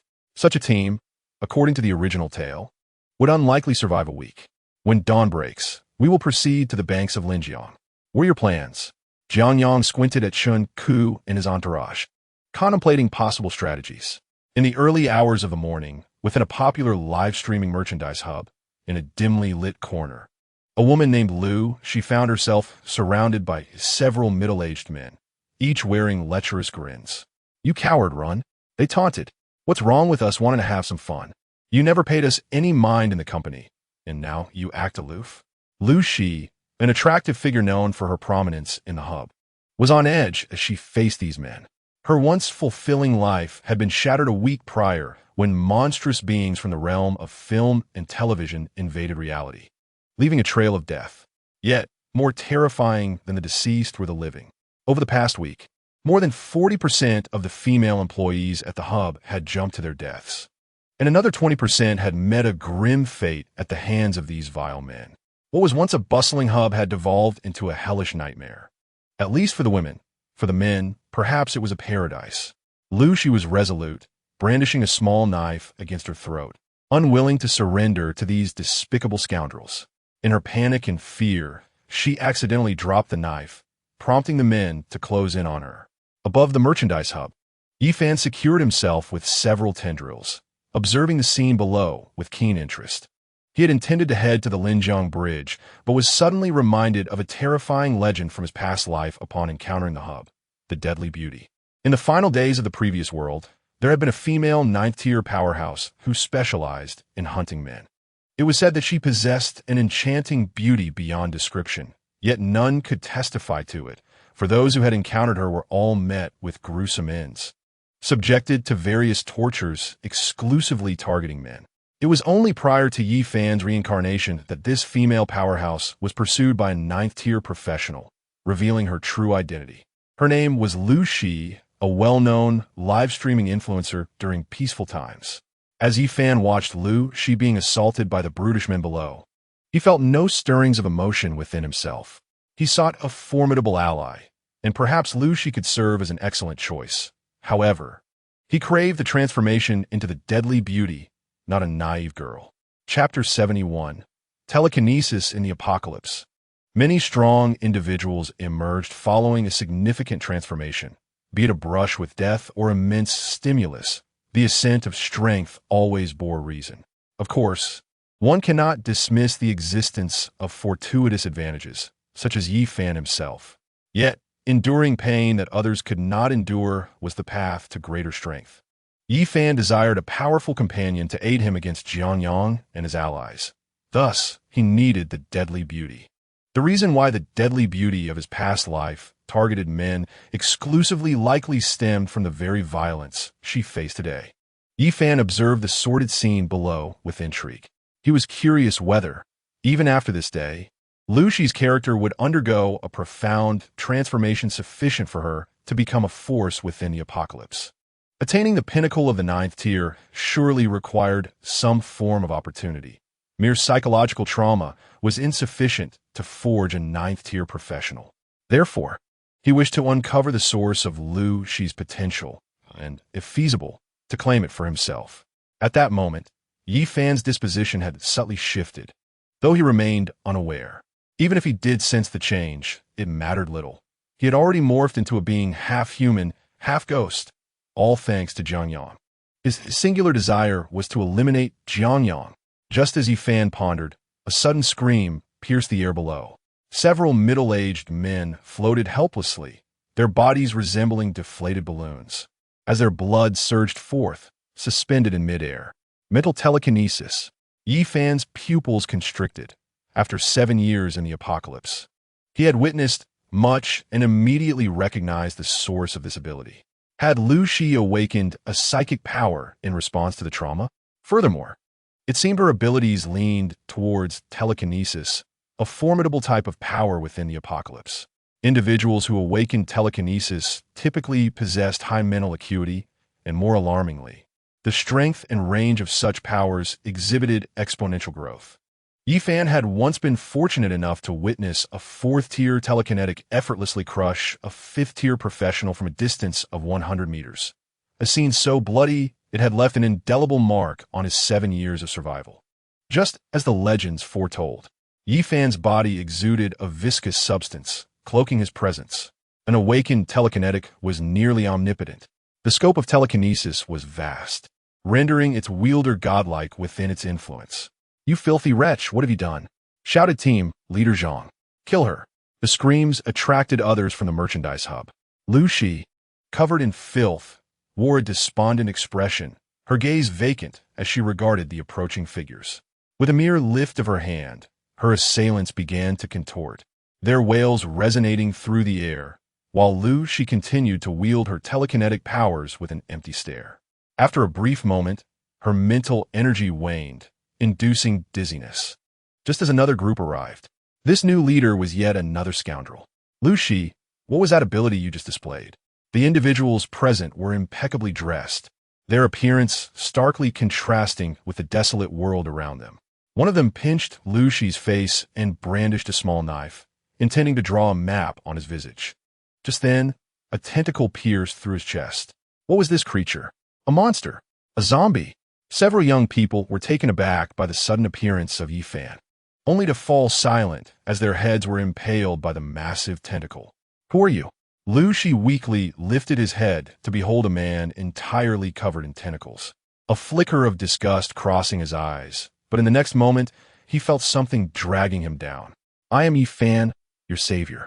As dawn broke, within the pet shop, 2 factions found themselves in a stalemate.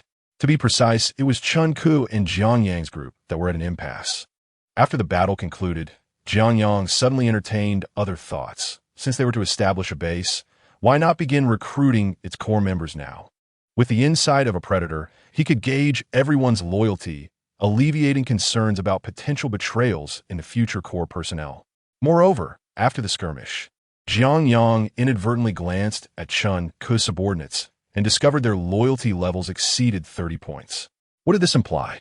These individuals had the potential to become his followers. However, among the crowd, Chun Ku's loyalty was the lowest, barely reaching single digits. It will soon be dawn. I shall reiterate, joining my team requires complete obedience to my commands.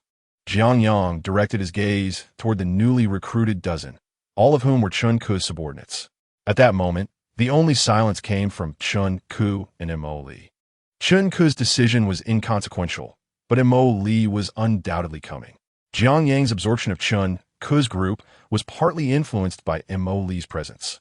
Perhaps they believed that switching allegiances was inappropriate, so he simply consumed their faction, did he not? Mo Lao, sure, what are you waiting for? Jiang Yang inquired, observing the internal struggle and hesitation etched on Mo Li's face. After a moment, she obediently approached Jiang Yang's side. Jiang Yang, Chun Ku is a younger member that our family holds in high regard. Then let him join as well. It merely involves a few more hands at the table. Jiang Yang was unfazed, gesturing for Chun Ku to come over. What are you waiting for? Joining my team will allow you to serve as a temporary squad leader, guiding your comrades. Presently, Chun Ku posed no threat to Jiang Yang. He barely registered in his eyes. The only reason for refraining from killing him was the concern of jeopardizing his relationship with Mo Li. Furthermore, considering Chun Ku's background, the Chun family was a minor player in Linjiang City, and if their family still existed, there might be future utility. In Jiang Yang's view, Chun Ku was a character to be utilized, but not fully trusted. As for eliminating him, the time was not yet ripe. He might still serve as a consumable asset at some point. After all, he was a professional. At this moment, as Chun Ku watched his entire faction gravitate toward Jiang Yang, he had entirely relinquished any thoughts of resisting him. Though he was a professional, survival alone was unattainable. He could only bow his head and join Jiang Yang's ranks, yet he could not afford to soften his words. You indeed surpass me, but that does not imply you will always do so. No worries, at the very least, your tongue is tougher than mine, Jiang Yang scoffed, observing Chun Ku's single-digit loyalty, recognizing the latter's underlying resentment. Chun Ku's loyalty registered at 6. Jiang Yang was not boasting. The original character was likely a delicate, cunning figure akin to a frail young master, appealing to a specific taste. However, prior to his transmigration, Jiang Yang was inherently a bright and cheerful type, and after receiving the serum from the system, he radiated an aura of sunshine and justice. Though he was the antagonist, any passerby witnessing Jiang Yang's gallant and sunny demeanor would likely bestow him with a loyalty score in the teens. Loyalty conveys a plethora of information. A score below 60 equates to fondness. Only upon reaching 60 can it be deemed loyalty. It was evident that a single-digit loyalty indicated a significant grudge against him. Chapter 72. All right. System. Can loyalty reach negative values? Jiang Yang suddenly pondered this question. Chun Ku possessed a mere 6 loyalty points, yet could still endure without taking action against him. If their animosity deepened, could it potentially turn negative? Loyalty can indeed reach negative values. It was true. Jiang Yang glanced at Chun Ku. If loyalty could exist in the negative, then Chun Ku's situation was relatively favorable, as it had not yet dipped below 0.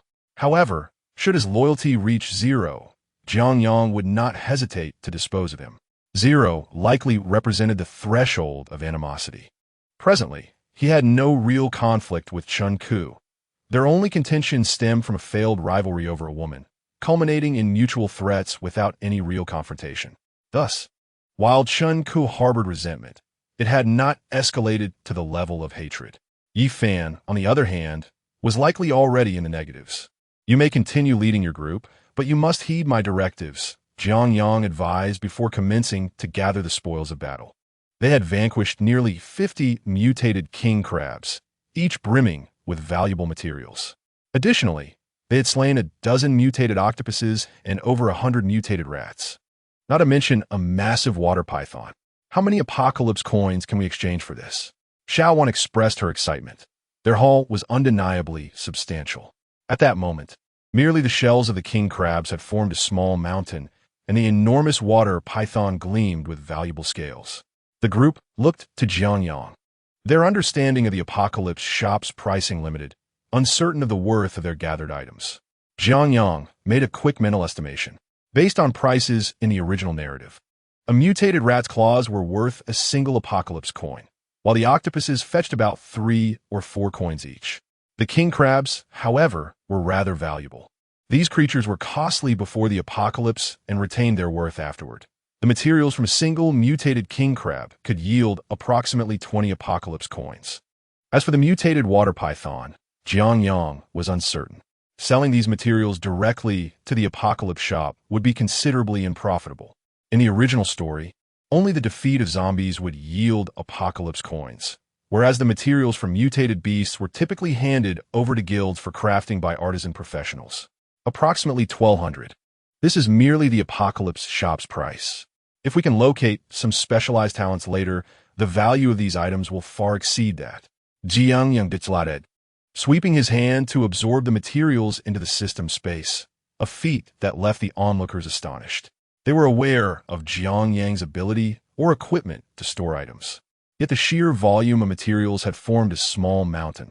How could he possibly contain it all? Mo Li, witnessing the sudden disappearance of so many items, felt a desire to investigate this equipment but felt hesitant to voice it.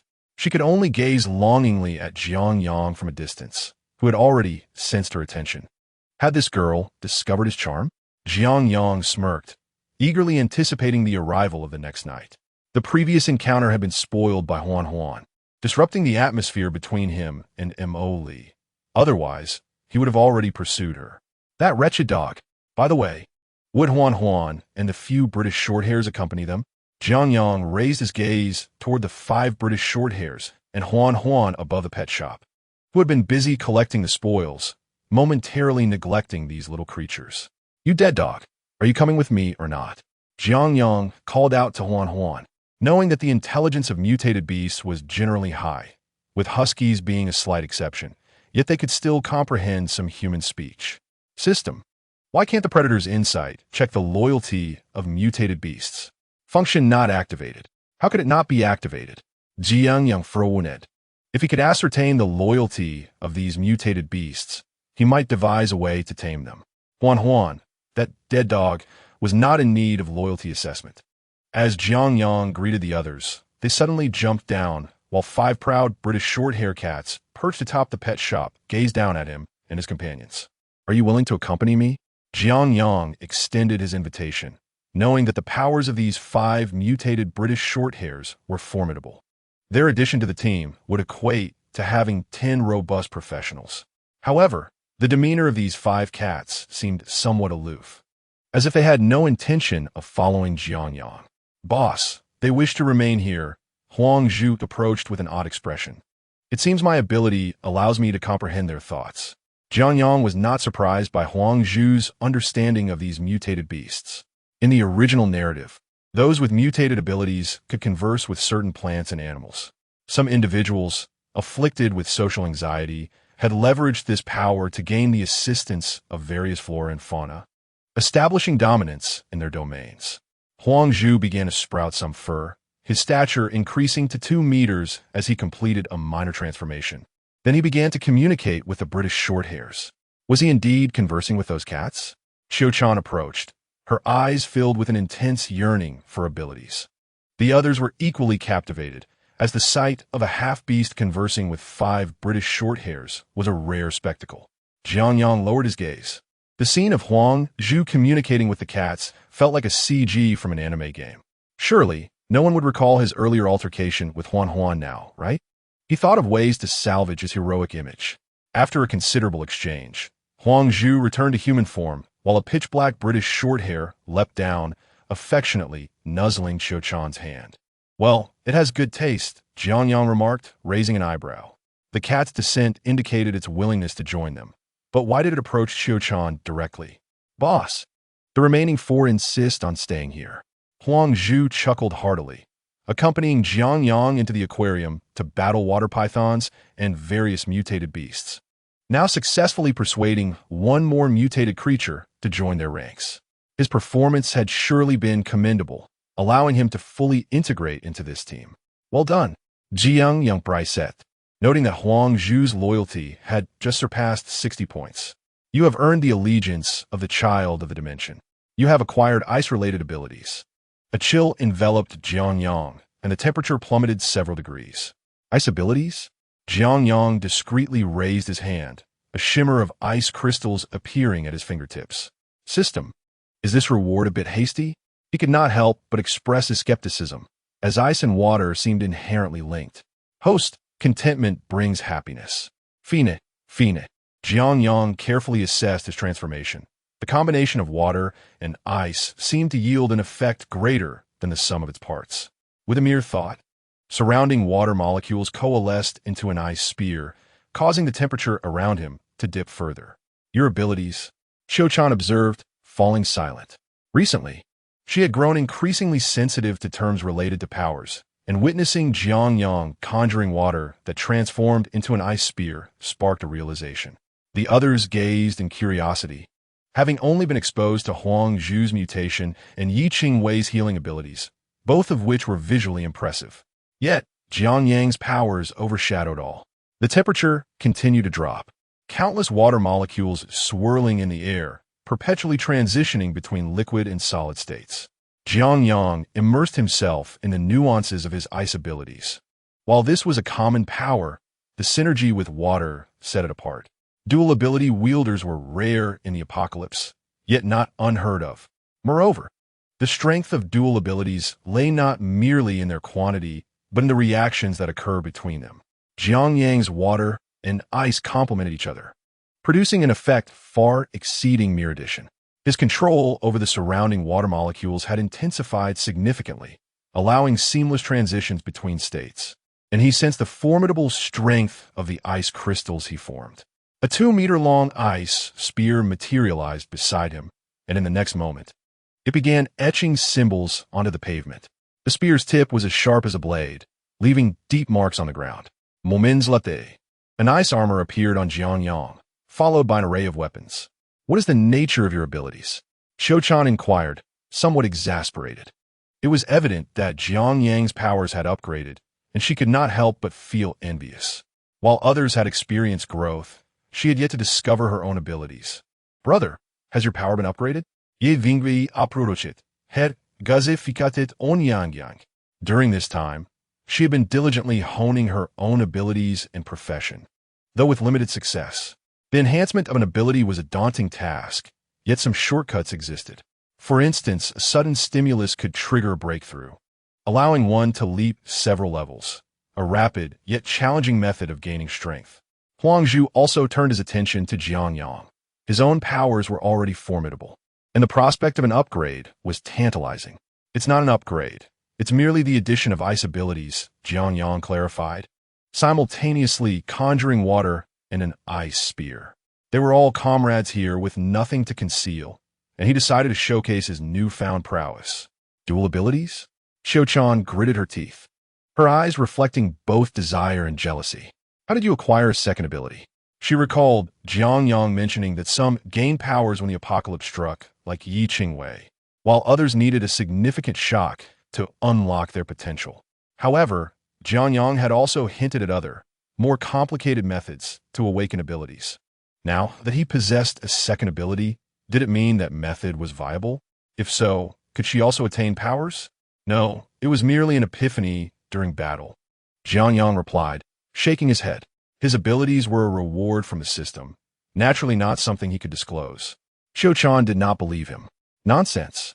You were clearly handling everything with ease. Master, are you hiding something? Cho-chan darted to Jiang Yang's side, gripping his arm with longing, reminiscent of a girl yearning for a lollipop, albeit a remarkably beautiful one. How could that be? Jiang Yang chucklet, wishing Cho-chan were as passionate about childbirth as she was about his abilities. The method I mentioned earlier requires certain materials. We must wait a bit longer. He soothed her, sensing her fervent desire for power, or more accurately, her yearning for strength. And where did your abilities originate? Cho-chan pressed on, relentless. Did you really receive a shock? A man's words are often deceiving. Jiang Yang brushed it off casually, feeling her grip on his arm tighten slightly. Why didn't you mention it before? Cho-chan's frustration mounted. Jiang Yang was unwilling to divulge, leaving her blushing in anger. Suddenly, a mischievous thought crossed her mind, and she smirked, whispering to Jiang Yang, Master, you wouldn't want Qingwei to discover what happened in the meeting room, would you?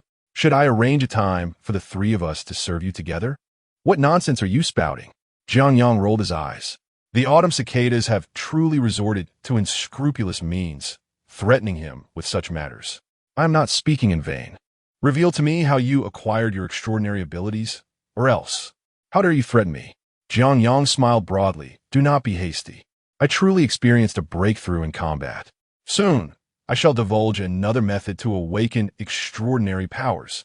The system's method for acquiring abilities is certainly not to be disclosed. Yet Jiang Yang does possess knowledge of an alternative approach to unlocking such powers, which he could share with Qiu-Chan. Master, you best not go back on your word. Qiu-Chan felt she had Jiang Yang firmly in her grasp, a hint of pride and anticipation gracing her features. To be honest, Jiang Yang was somewhat troubled. For his primary concern now was Yi Qingwei. Tanya would pose no objections. She was quite obedient. Navigating among multiple women is a common occurrence in the original narrative.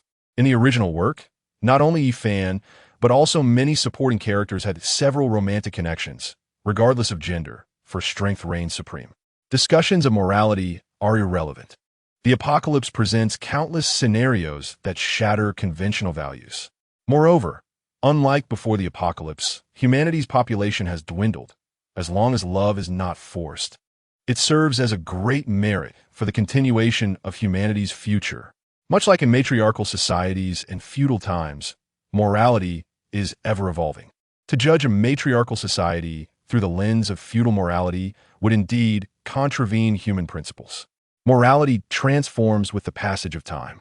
For the moment, Jiang Yang chose to placate Qiu-Chan, preparing to set forth with his companions. However, he must find an opportunity to deal with Qiu-Chan. Chapter 74. The female Magneto within a small and along the banks of the river. Sister Lu, do you think they will truly provide us with food? Indeed, there are over 30 of them, yet only 2 or 3 carry bags. How could they possibly have provisions? They simply wish to seize our territory. Their intentions are dubious. A group of youths whispered among themselves as they observed Jiang Yang and his companions. At that moment, Jiang Yang suddenly turned his gaze toward them. Young man, speaking ill of others behind their backs is a rather poor habit. With a blank expression, Jiang Yang, possessing keen senses, could hear even the faintest sound of a mosquito's wings within a 10-meter radius, and he had caught every word of their conversation. Not only Jiang Yang, but also Huang Zhu and Qiu-Chan had heard them clearly. Turning to regard them with an impassive demeanor, a chilling aura enveloped the inn. Who has spoken ill of you? It is you who harbor ill intentions.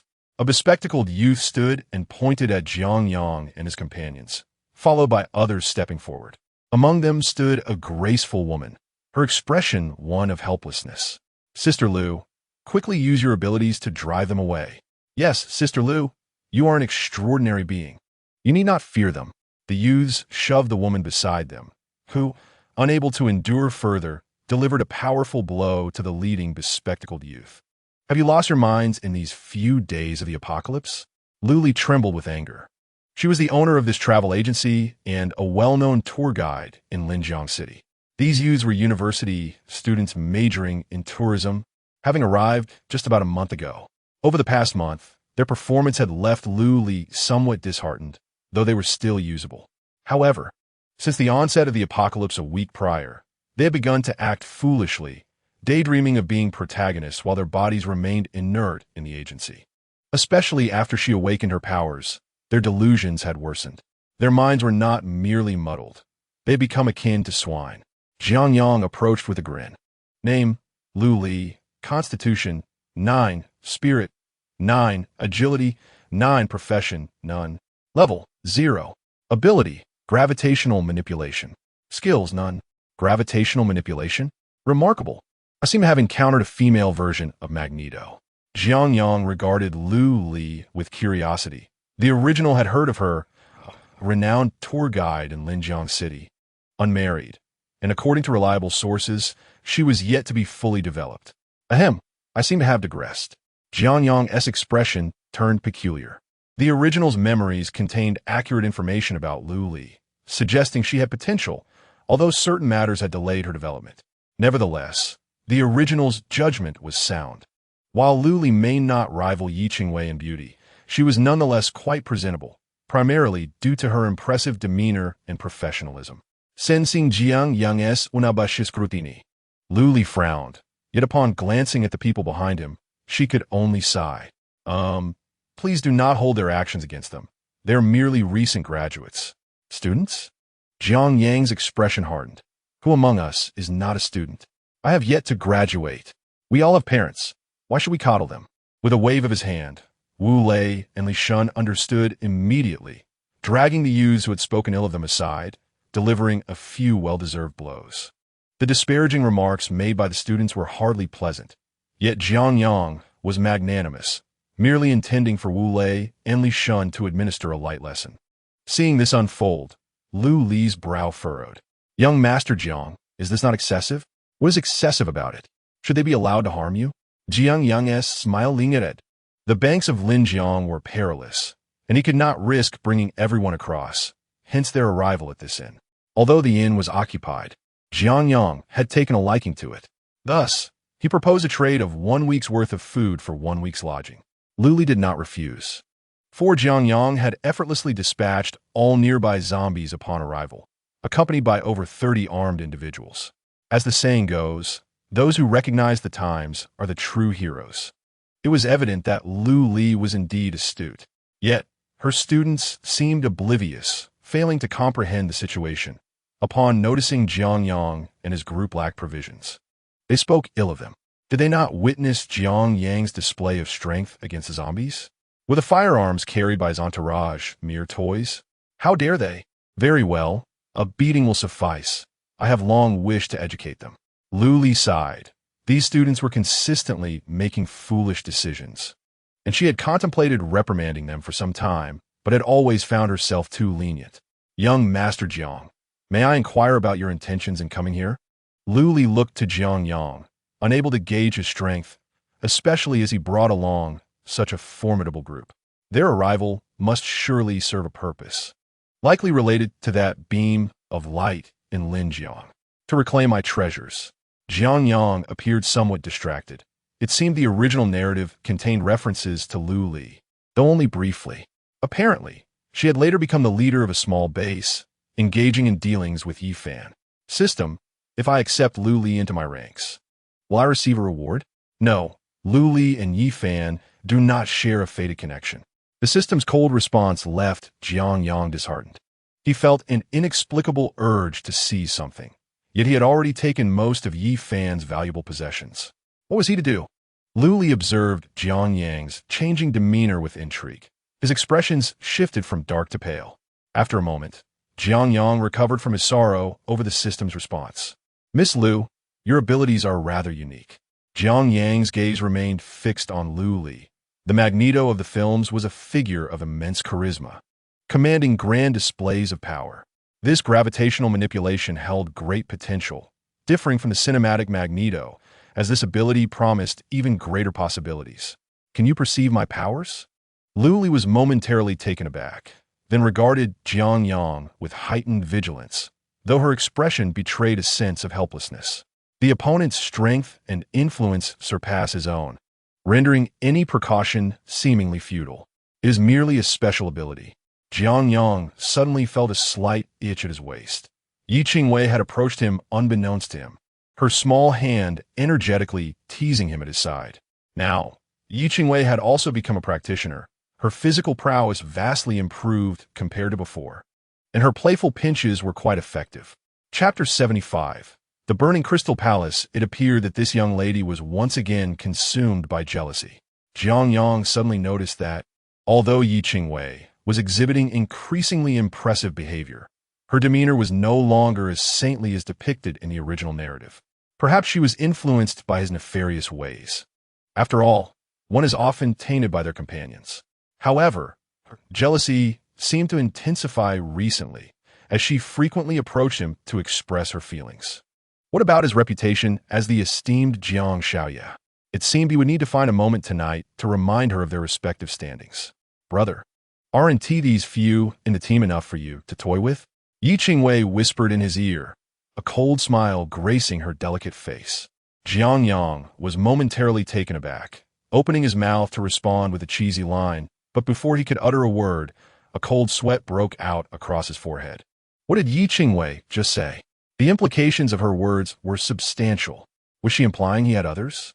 He quickly wrapped his arms around her slender waist, only to feel her body tremble slightly. You know it well, she replied coldly, her pretty face filled with resentment. Jiang Yang felt a wave of embarrassment wash over him. Had she discovered his secret? It was true that they had shared a bed on numerous occasions. In his recent clandestine training sessions with Tang, Ye had likely raised her suspicions. Just as Jiang Yang was about to utter something, he was taken by surprise as Yi Qingwei suddenly kissed him and, with a shy expression, dashed away, leaving him with the parting words. I'll settle the score with you tonight. Jiang Yang did not expect this young lady to turn on him so swiftly, proving that one is indeed influenced by their surroundings. A sense of unease crept into his heart. Standing nearby, Lu Li wore a somewhat unnatural expression, bewildered by the sudden display of affection. Jiang Xiaoye, if there's nothing else, Lu Li began, but her words were interrupted as two tall figures appeared at the entrance of the inn. Mutated beasts, Lu Li exclaimed, small steel balls floating in her hand, only to be swiftly seized by Jiang Yang's grip on her wrist. Allow me to introduce, these two are also our teammates, Huan Huan and Mei Qiu. Jiang Yang hastily named the newly integrated mutated British shorthairs, which suited their pitch-black appearance. Are these your mutated beasts? Lu Li was momentarily stunned, disbelief evident in her eyes.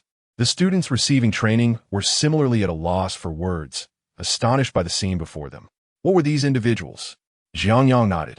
Huan Huan and Mei Qiu had just chased after a mutated beast, and, now that they had returned, it was time to allocate their next course of action. However, as soon as he sat down, he sensed the peculiar gazes of those around him. Ye Vingvi, Qichan, Tangya, Xiaovan, and Emoli were all watching him intently. How is Jiang Xiaoye's progress? Xiaowan asked softly. As Jiang Yang's steward, she remembered how he had sought information about Lu Li. With Jiang Xiaoye's capabilities, it shouldn't take more than 3 days, Qiu-chan remarked dismissively. Then added with a hint of sarcasm, there's time for flirting, but none for teaching his disciples. Yi Qingwei and Tang Ye remained silent, merely exchanging glances with Jiang Yang. While Tang Ye seemed relatively calm, Yi Qingwei's gaze was sharp, far from the fragile girl she once was. Ahem, let us not speculate. Jiang Yang is likely just getting to know her abilities. Emoli interjected, seemingly defending him, yet her tone was oddly inflected, giving an almost mocking quality. Jiang Yang felt awkward. It seemed his harem was already ablaze before it had even formed, and he was unaware of how it had ignited. Could it have been Qiu-chan who leaked information?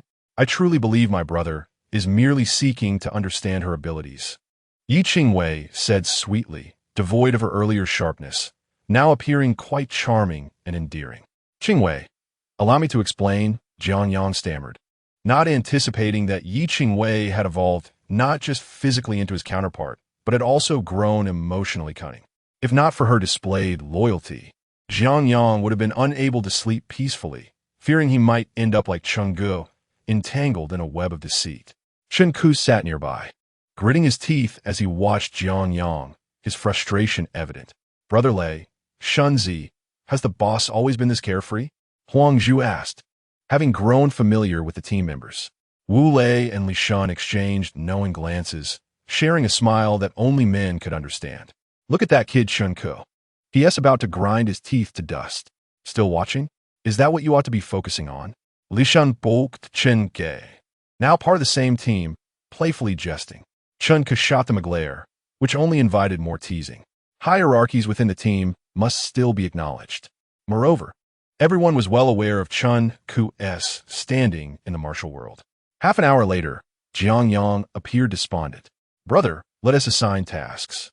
We can discuss other matters later tonight, Yi Qingwei said with a gentle smile, her understanding nature tugging at his heartstrings. Had her loyalty not been at a perfect score of 100, he might have suspected she had hidden a dagger beneath her pillow. Though Jiang Yang had previously conversed with Lu Li, leading to a temporary drop in loyalty to 99, it had now returned to 100. There is not much to assign.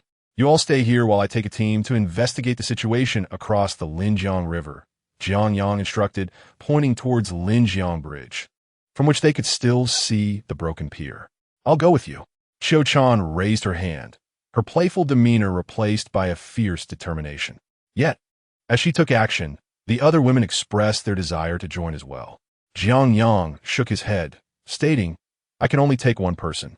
The situation over there is quite complex, and having just one companion will facilitate a swift retreat. Then take me, Qiu-chan insisted, preparing her tang knife, but unexpectedly, Yi Qingwei and the others began gathering their belongings as well. What are you doing? Jiang Yang can only take one person. Qiu-chan frowned, clearly displeased. Only one person can accompany him, and naturally, that shall be me. What sense does it make to bring someone else? Yi Qingwei's eyes glimmered with a fierce resolve, silencing Qiu-chan and the others. The atmosphere crackled with tension, and Jiang Yang felt anxious. The flames of his harem were not out, but rather being restrained. It seemed he needed to find a suitable moment to have an open discussion. You all cannot go. Chen Ke, come with me. Jiang Yang pointed at Chen Ke, who sat in the corner, bewildered by being singled out. Boss, Chen Ke just joined. How can you take him? Exactly. With his combat capabilities? He'd merely be a burden. Wu Lei and the others rose, concerned about Chen Ke's past issues with Jiang Yang and his reluctant inclusion in the team. How could they risk taking him along on such a mission? What if he turned against them? Moreover, while Chen Ke was a practitioner, he still ranked among the least skilled. Right, I want to go. Chen Ke, self-aware, nodded vigorously in agreement with Wu Lei and the others, content to remain on the sidelines. He was no fool. He recognized that Jiang Yang's intent was not to investigate Linjiang, but rather to use him as bait. If he followed Jiang Yang today, his family would only be left to mourn next year. Although Chen Ke has only just joined us, he is still a practitioner. Do not underestimate him, Jiang Yang insisted, not wishing to argue further. Without waiting for a response, he seized Chen Ke and headed towards the travel agency's exit. Huan and Mei Qiu, follow us. Chapter 76. The advancing Chu Han at the riverbank of Linjiang, within a high-end residential area. Chu Han staggered through the grand entrance of the school gate, his body riddled with damage from his transformation into a zombie, rendering him incapable of running swiftly. Is there any way to mend this flesh? Surely, a zombie can evolve as well, he mused, speaking to himself. Despite his vocal cords having decayed, he was still able to articulate his thoughts. Upon entering the upscale neighborhood, he gazed at the surrounding towering edifices, his eyes glazing over with a sense of bewilderment. This place could be deemed the most luxurious community in Linjiang City. Even if he spent his entire life as a streamer, he could never amass enough for a down payment here. Yet, ironically, his girlfriend resided within this enclave. Nana, I have come to find you. Chu Han's face contorted into a twisted smile. He was merely an obscure, small-time streamer, while his girlfriend garnered a modest following, often attracting thousands of viewers during her broadcasts. Furthermore, the #1 supporter frequently showered her with gifts of considerable value. However, therein lay the crux of his concern. That very supporter had gifted Nana a residence in this locality. The implications were glaringly evident. I hope you are still alive. Chu Han approached a building, simultaneously retrieving a length of rope to tether the nearby zombies, pulling them towards the structure. As a zombie, Chu Han felt no fatigue, but his movements had undeniably slowed. Suddenly, he noticed a deceased zombie on the ground, causing his heart to race. Desperate times could drive anyone to extremes. He loosened the rope, contemplating his next steps, when he unexpectedly spotted a glimmering object within the skull of the deceased zombie. What could this be? Chu Han extracted a transparent stone, an insatiable desire to consume it blossoming within him. Recalling countless passages from web novels, he surmised that this small stone resembled some form of energy core, likely capable of aiding in evolution. But how was it to be utilized? Should he ingest it directly? Or was there a specific formula required? It was indeed perplexing. After all, he had died once already. What was there to fear? Gritting his teeth, Chu Han decisively placed the stone into his mouth. Moments later, a surge of warmth coursed through his body. What was happening? Chu Han was taken aback. Since his transformation into a zombie, he had lost all bodily sensations, save for his eyes and ears, which barely functioned. Yet, he now felt a warm current flowing within him. Could this stone truly facilitate a zombie's evolution? Filled with excitement, Chu Han picked up a brick and crushed several zombies, devouring the stones from their brains. During this process, he noticed that the stones varied in size and effect. Ultimately, after consuming over 20 energy cores, he realized that further consumption yielded no additional benefits, as the warmth within him had reached its zenith. His vision suddenly became markedly clearer, and blood began to seep from his body, with some withered flesh regaining vitality. Simultaneously, Chu Han sensed an extraordinary clarity in his mind. By the banks of Linjiang, a zombie was encased in ice, while Chun Ku meticulously sculpted and modified it with a small knife. Rest assured, Lao Chun, as long as you remain compliant, I shall not harm you. Jiang Yang was experimenting with his dual abilities, showcasing his powers before Chun Ku. He brought Chun Ku along not for his combat prowess, but rather because of his rebellious nature, which might serve as bait should they encounter Yifan. After all, Chun Ku's loyalty was questionable. I hope so. Chun Ku gritted his teeth, aware that he was at a disadvantage. Jiang Yang could end his life at any moment should he be displeased. A true gentleman knows when to submit, waiting for the storm to pass. For every setback can lead to greater horizons. Jiang Yang sneered as he led Chun Ku to the Linjiang area. From a distance, the waters had appeared unclear, but now, up close, Jiang Yang observed that the river had turned a sanguine hue, permeated with a foul stench. Jiang Yang, is that thing that smashed the bridge pier still around? Chun Ku brandished a pistol, fixated on the murky, blood-tainted waters, unable to discern anything within. Yet this uncertainty was the most frightening aspect, for they could not know what lurked beneath. Perhaps it should not be on our side. Jiang Yang glanced at Huan Huan and Mei Qiu, the cat and dog exhibiting no signs of alarm. These mutated beasts possessed a knack for sensing danger, suggesting they were temporarily safe. Scanning the Linjiang, Jiang Yang sought out anything unusual. As the name suggests, hidden professions are not easily discerned. Previously observed beams of light merely indicated the emergence of such a profession without revealing its location, necessitating thorough exploration.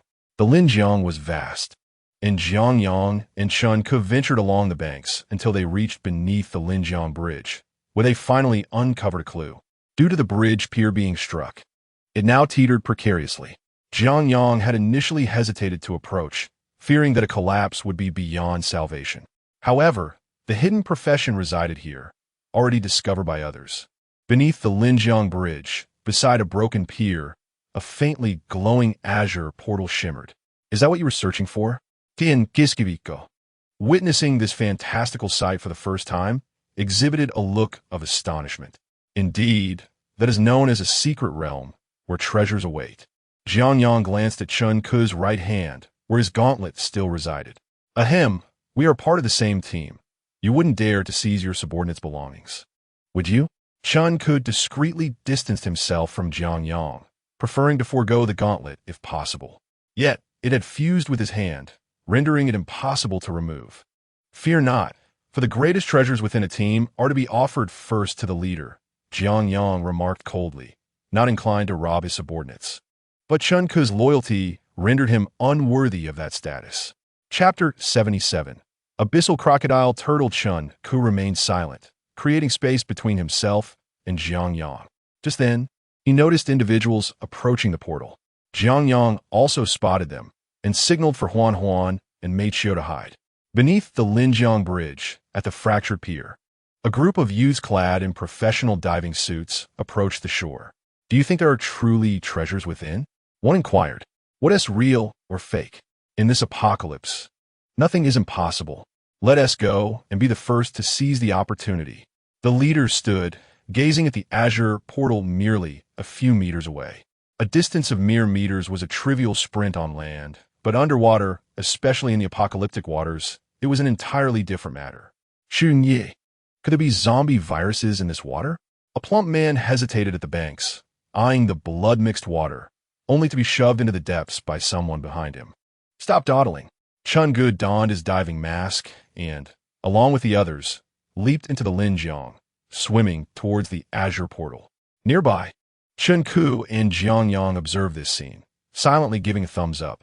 Aren't you worried your fortune might be snatched away? Tien Giskiviko Vispeth, his gaze fervently fixed on the azure portal, yearning for treasures. It cannot be taken. Those individuals are doomed. Jiang Yang shook his head. The portal of the secret realm resembles that of the dragon totem, yet there are distinct differences. Just moments ago, he observed several floating symbols above the portal.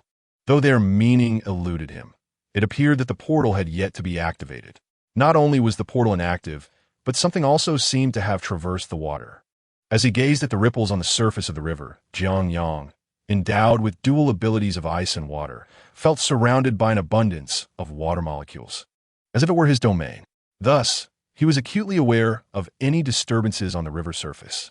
Indeed, before long, a creature emerged, and Jiang Yang focused intently on it. Name: Abyssal Crocodile Turtle. Species: Abyssal Creature. Description: a mutated beast infected by the filth of the abyss. Transformed into a puppet of the abyss, with significantly enhanced physical strength and formidable aggression. Defeating abyssal creatures may yield abyssal skills. Recommendation: the crocodile turtle is akin to a turtle.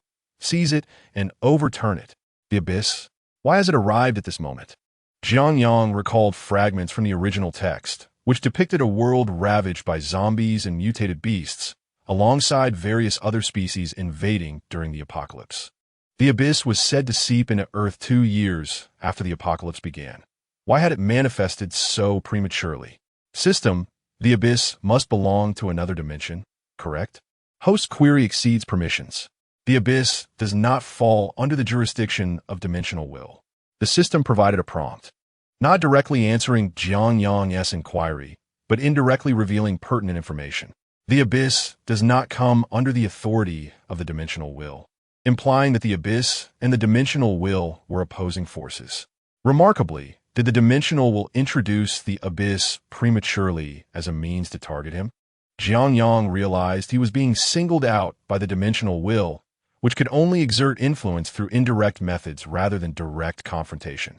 However, was it not excessively ruthless to introduce an enemy into one's own territory ahead of time?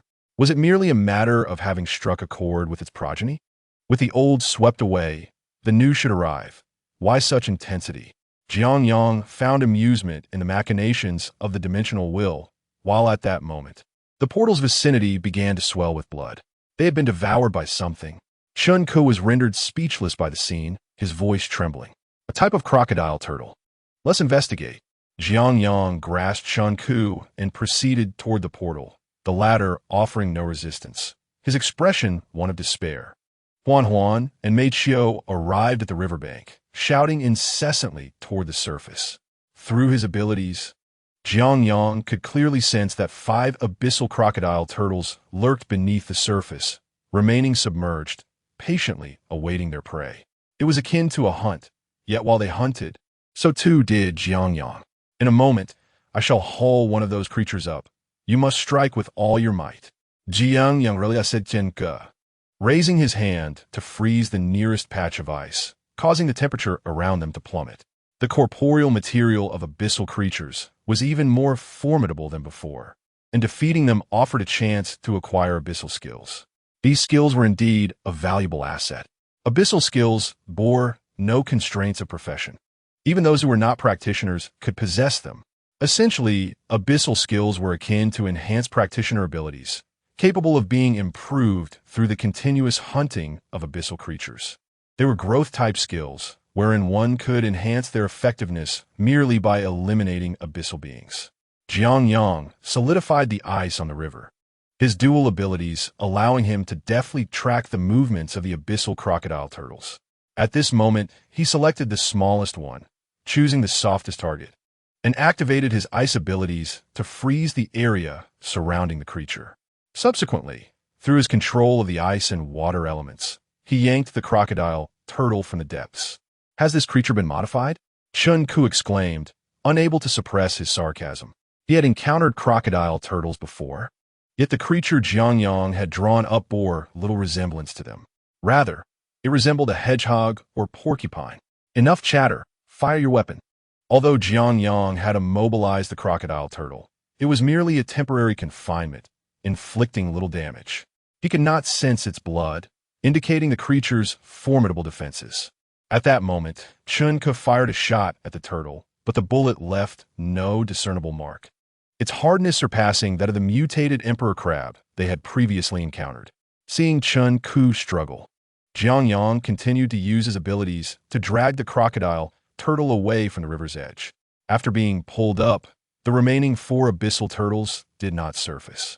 They were not foolish and understood that land was not their domain. However, Jiang Yang could not guarantee that other creatures beneath the river would not emerge, such as that which had shattered the bridge as supports. Could it too be a creation of the abyss? Jiang Yang exerted his powers to drag the abyssal crocodile turtle for over 100 meters before halting, nearly exhausting half of his mental energy. As the creature persistently fought against his control, the ice encasing it had begun to develop numerous cracks. Chapter 78 Main Palace. Do not use that pitiful handgun. Go and strike it. Jiang Yang showed that in frustration. He could no longer bear to watch as Chun Ke foolishly attempted to harm a creature with his inadequate weapon, achieving no damage whatsoever. How am I to strike? The bullets cannot penetrate this monster's hide. Chun Ke shouted, both astonished and terrified. If bullets could not harm the crocodile turtle, how could he possibly engage it without courting death?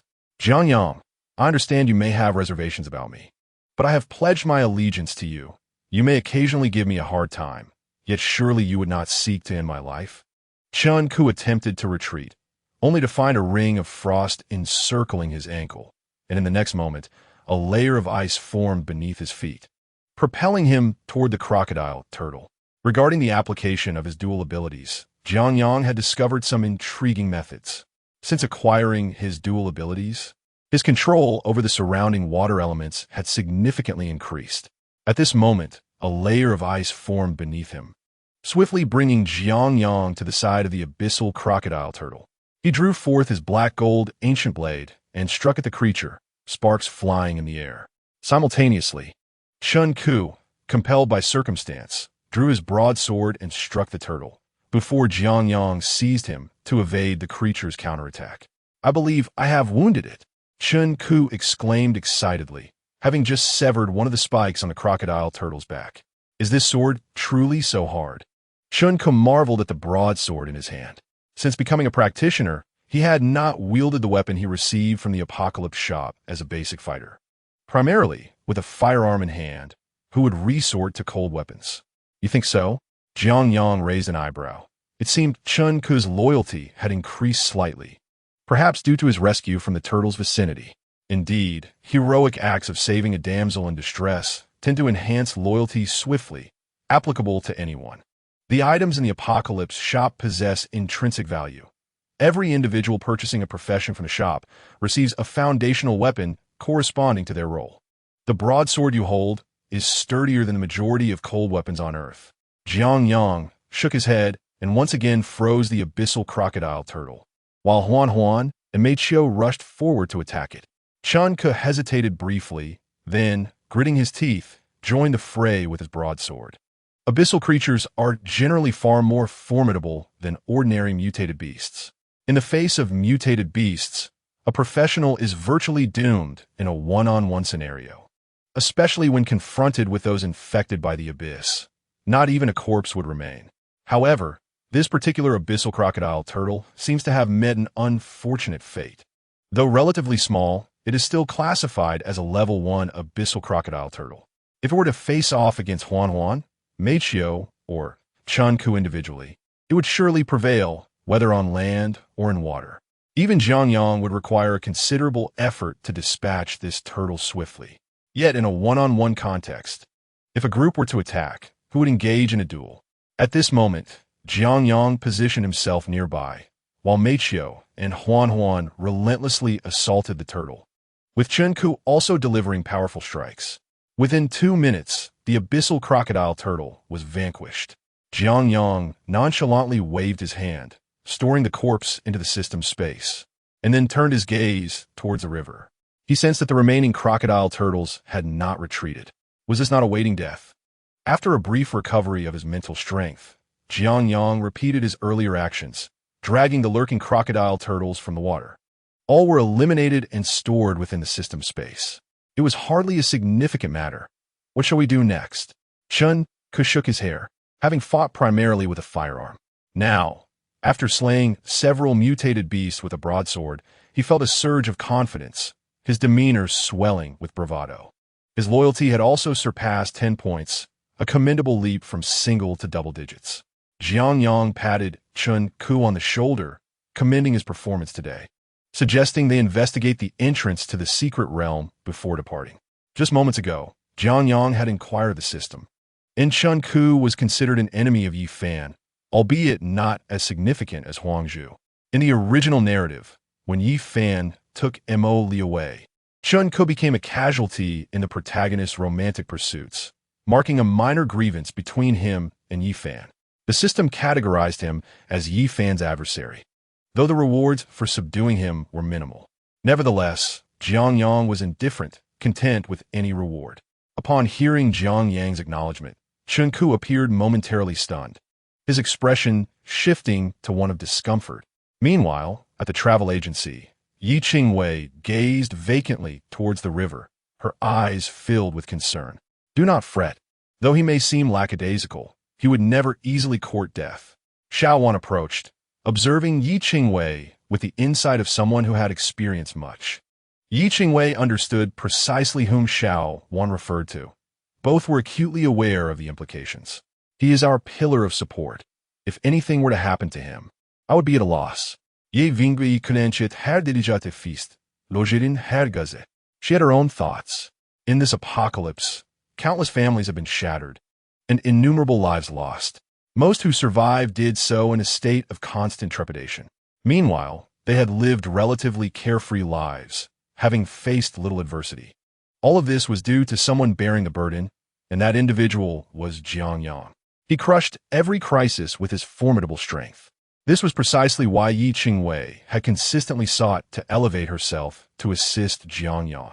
In truth, the incidents of the day had not been inconsequential, Xiao Wan remarked. Blinking, Yi Qingwei nodded, aware that despite Xiao Wan's enigmatic demeanor, as a woman linked to Jiang Yang, whether officially or unofficially, she understood the gravity of the situation. However, some statements, when made explicit, were less palatable. Let us summon everyone to discuss this matter collectively. By everyone, it was evident that she referred to those women, excluding the men in the group. Moments later, Qiu Chan, Tanya, and Emoli gathered. The atmosphere grew tense, with each person exchanging glances, resulting in an awkward silence. Ultimately, Yi Qingwei burst into laughter, breaking the stillness. Indeed, flies do not alight upon an uncracked egg. It should be an unprotected egg, Qiu Chan retorted with a smirk. Xiao Wan sighed. The times have changed. In the future, the young master will be surrounded by even more exceptional women. Those with discernment understood the implications. From matriarchal societies to patriarchal ones, and now to an era of equality, gender relations were ever evolving. Tanya raised her hand first, stating, I concur. After the apocalypse, societal relations will revert to patriarchy. She aligned herself with Jiang Yang, feeling justified. Though slightly disappointed, she did not aspire to exclusivity. To her surprise, Xiaowan shook her head. No, it is about power. She elaborated. Consider this. A woman in peaceful times may be a socialite. After the apocalypse, if she possesses strength, would she not keep several male companions? It is not about gender. It is the balance of power that determines the number of partners. Yi Qingwei had previously discussed such matters with Xiao Wan. In reality, the essence of her words stemmed from Yi Qingwei's own reflections. During her illness over the years, she had read extensively, including history and sociology, gaining profound insights. Yet, the sweet nothings Jiang Yang had whispered to her previously sparked her ire. Yet, having boarded Jiang Yang's ship, it was too late to voice her grievances. If I was too naive. Yi Qingwei's gaze grew increasingly steely. She surveyed the gathering, asserting with authority, let it be known, any woman here who does not wish to follow Jiang Yang should depart immediately. If you remain, heed Jiang Yang while he is present. When he is not, heed me. Who supports this? Who opposes? Originally, Xiaowan had planned to be the first to agree with Yi Qingwei. As Jiang Yang's steward, she understood better than anyone that in this apocalypse, a decisive matriarch was essential for stabilizing their foundation. Otherwise, she would not have sought out Yi Qingwei for a discussion. To her astonishment, Qiu-chan was the first to raise her hand in agreement. I concur, but I have a request. As long as you ensure Jiang Yang teaches me some techniques to enhance my strength periodically, I will continue to support Sister Qingwei. Upon finishing her statement, Qiu-chan cast a meaningful glance at Yi Qingwei and Xiaowan. Tanya immediately nodded in agreement. I have no objections. I support this. Xiaowan raised her hand in agreement as well, then turned to Mo Li. Mo Li awkwardly stated, I am merely a passing researcher. Her words elicited exasperated looks from the other women. No one noticed that Yi Qingwei, who appeared calm and composed like an empress, had her right index finger trembling uncontrollably behind her back. Chapter 79, Frenzied Evolution Yao Yao. Will there be any issues with Jiang Ji's women gathering together? Li Shun expressed concern upon seeing Yi Qingwei and the others congregate. With the leader absent, any discord among the harem could have far-reaching consequences. If it were not for the communication blackout and the surrounding hordes of zombies, Li Shun would have notified Jiang Yang immediately. Show some respect to Sister Qingwei from now on, and refrain from speaking out of turn. Zhang Yao cautioned Li Shun, who scratched his head in confusion. Look, something seems to be happening outside. Huang Zhu exclaimed, noticing some fur emerging from his body, a sign of impending danger. He gazed outside, where the travel agency was situated along a commercial street by the riverbank. Given its location, the area was densely populated, and as the apocalypse struck, the number of zombies surged. During their earlier arrival, they had faced a massive zombie onslaught, only managing to reach the travel agency thanks to Jiang Yang and Huang Zhu clearing a path. The travel agency was spacious, unlike the cramped surrounding shops. With a group of over 30, they could not simply camp on the street and continuously battle the zombies nearby. The number of zombies had already reached a critical mass, creating conditions for a zombie tide, so Jiang Yang dared not lead his team further into the commercial district. If a tide were to form, none would escape. What was going on? Yi Qingwei approached, her earlier anxiety now quelled. She exuded an air of decisiveness and competence, a stark contrast to her former self. The myriad experiences of the post-apocalypse, alongside her time with Jiang Yang, had seemingly transformed her. Yi Qingwei peered through the narrow gap of the window towards the travel agency's exterior. Upon their arrival, the area surrounding the agency had been cleared of zombies. Yet now a horde of them, frenzied and running, filled the space once more. These creatures seemed oblivious to the presence of those inside the agency, instead darting around erratically, as though in a state of madness. What could have triggered such a frenzy? Xiaowan furrowed her brow. It was not only the vicinity of the travel agency that was affected, but zombies elsewhere were also exhibiting the same chaotic behavior. With a sudden crash, one zombie collided violently with the travel agency's door, producing a deafening noise. This drew the attention of the surrounding zombies, who began to hurl themselves against the door. Everyone, gather your belongings and head to the second floor immediately. Yi Qingwei promptly rallied everyone to ascend to the upper level of the travel agency. The building stood 3 stories tall, with ample space to accommodate 40 to 50 individuals without issue. At this moment, the cause of the zombies' inexplicable madness was unknown, and with Jiang Yang absent, Yi Qingwei had no choice but to direct everyone to the second floor, preparing for the worst. Seeing the urgency, Lu Li quickly opened the passage to the second floor, and then approached the agency's door, her expression slightly grim. During the initial renovations, this door had been specially reinforced. It had withstood prior assault from zombies, but none had been as forceful as the current onslaught. As Lu Li spoke, another zombie crashed into the door, creating a small dent in the iron barrier. The strength of these zombies appeared to have increased significantly. Qiu-chan sensed that something was amiss, peering through the window's crack. She gazed outside, her brow knitted in contemplation. The zombies outside were behaving as if possessed, their strength and speed markedly enhanced. Let us first move to the second floor and find something to barricade the first floor door. Je vingvi instructed. as they used cabinets to block the travel agency's entrance before proceeding upstairs.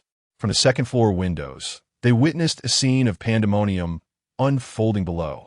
Elevated, they could see that the entire commercial street was engulfed in chaos. In a foot massage parlor directly across from the agency, two men were being torn to shreds by several zombies, their bodies devoured by the surrounding horde. This same horrific scenario was transpiring worldwide.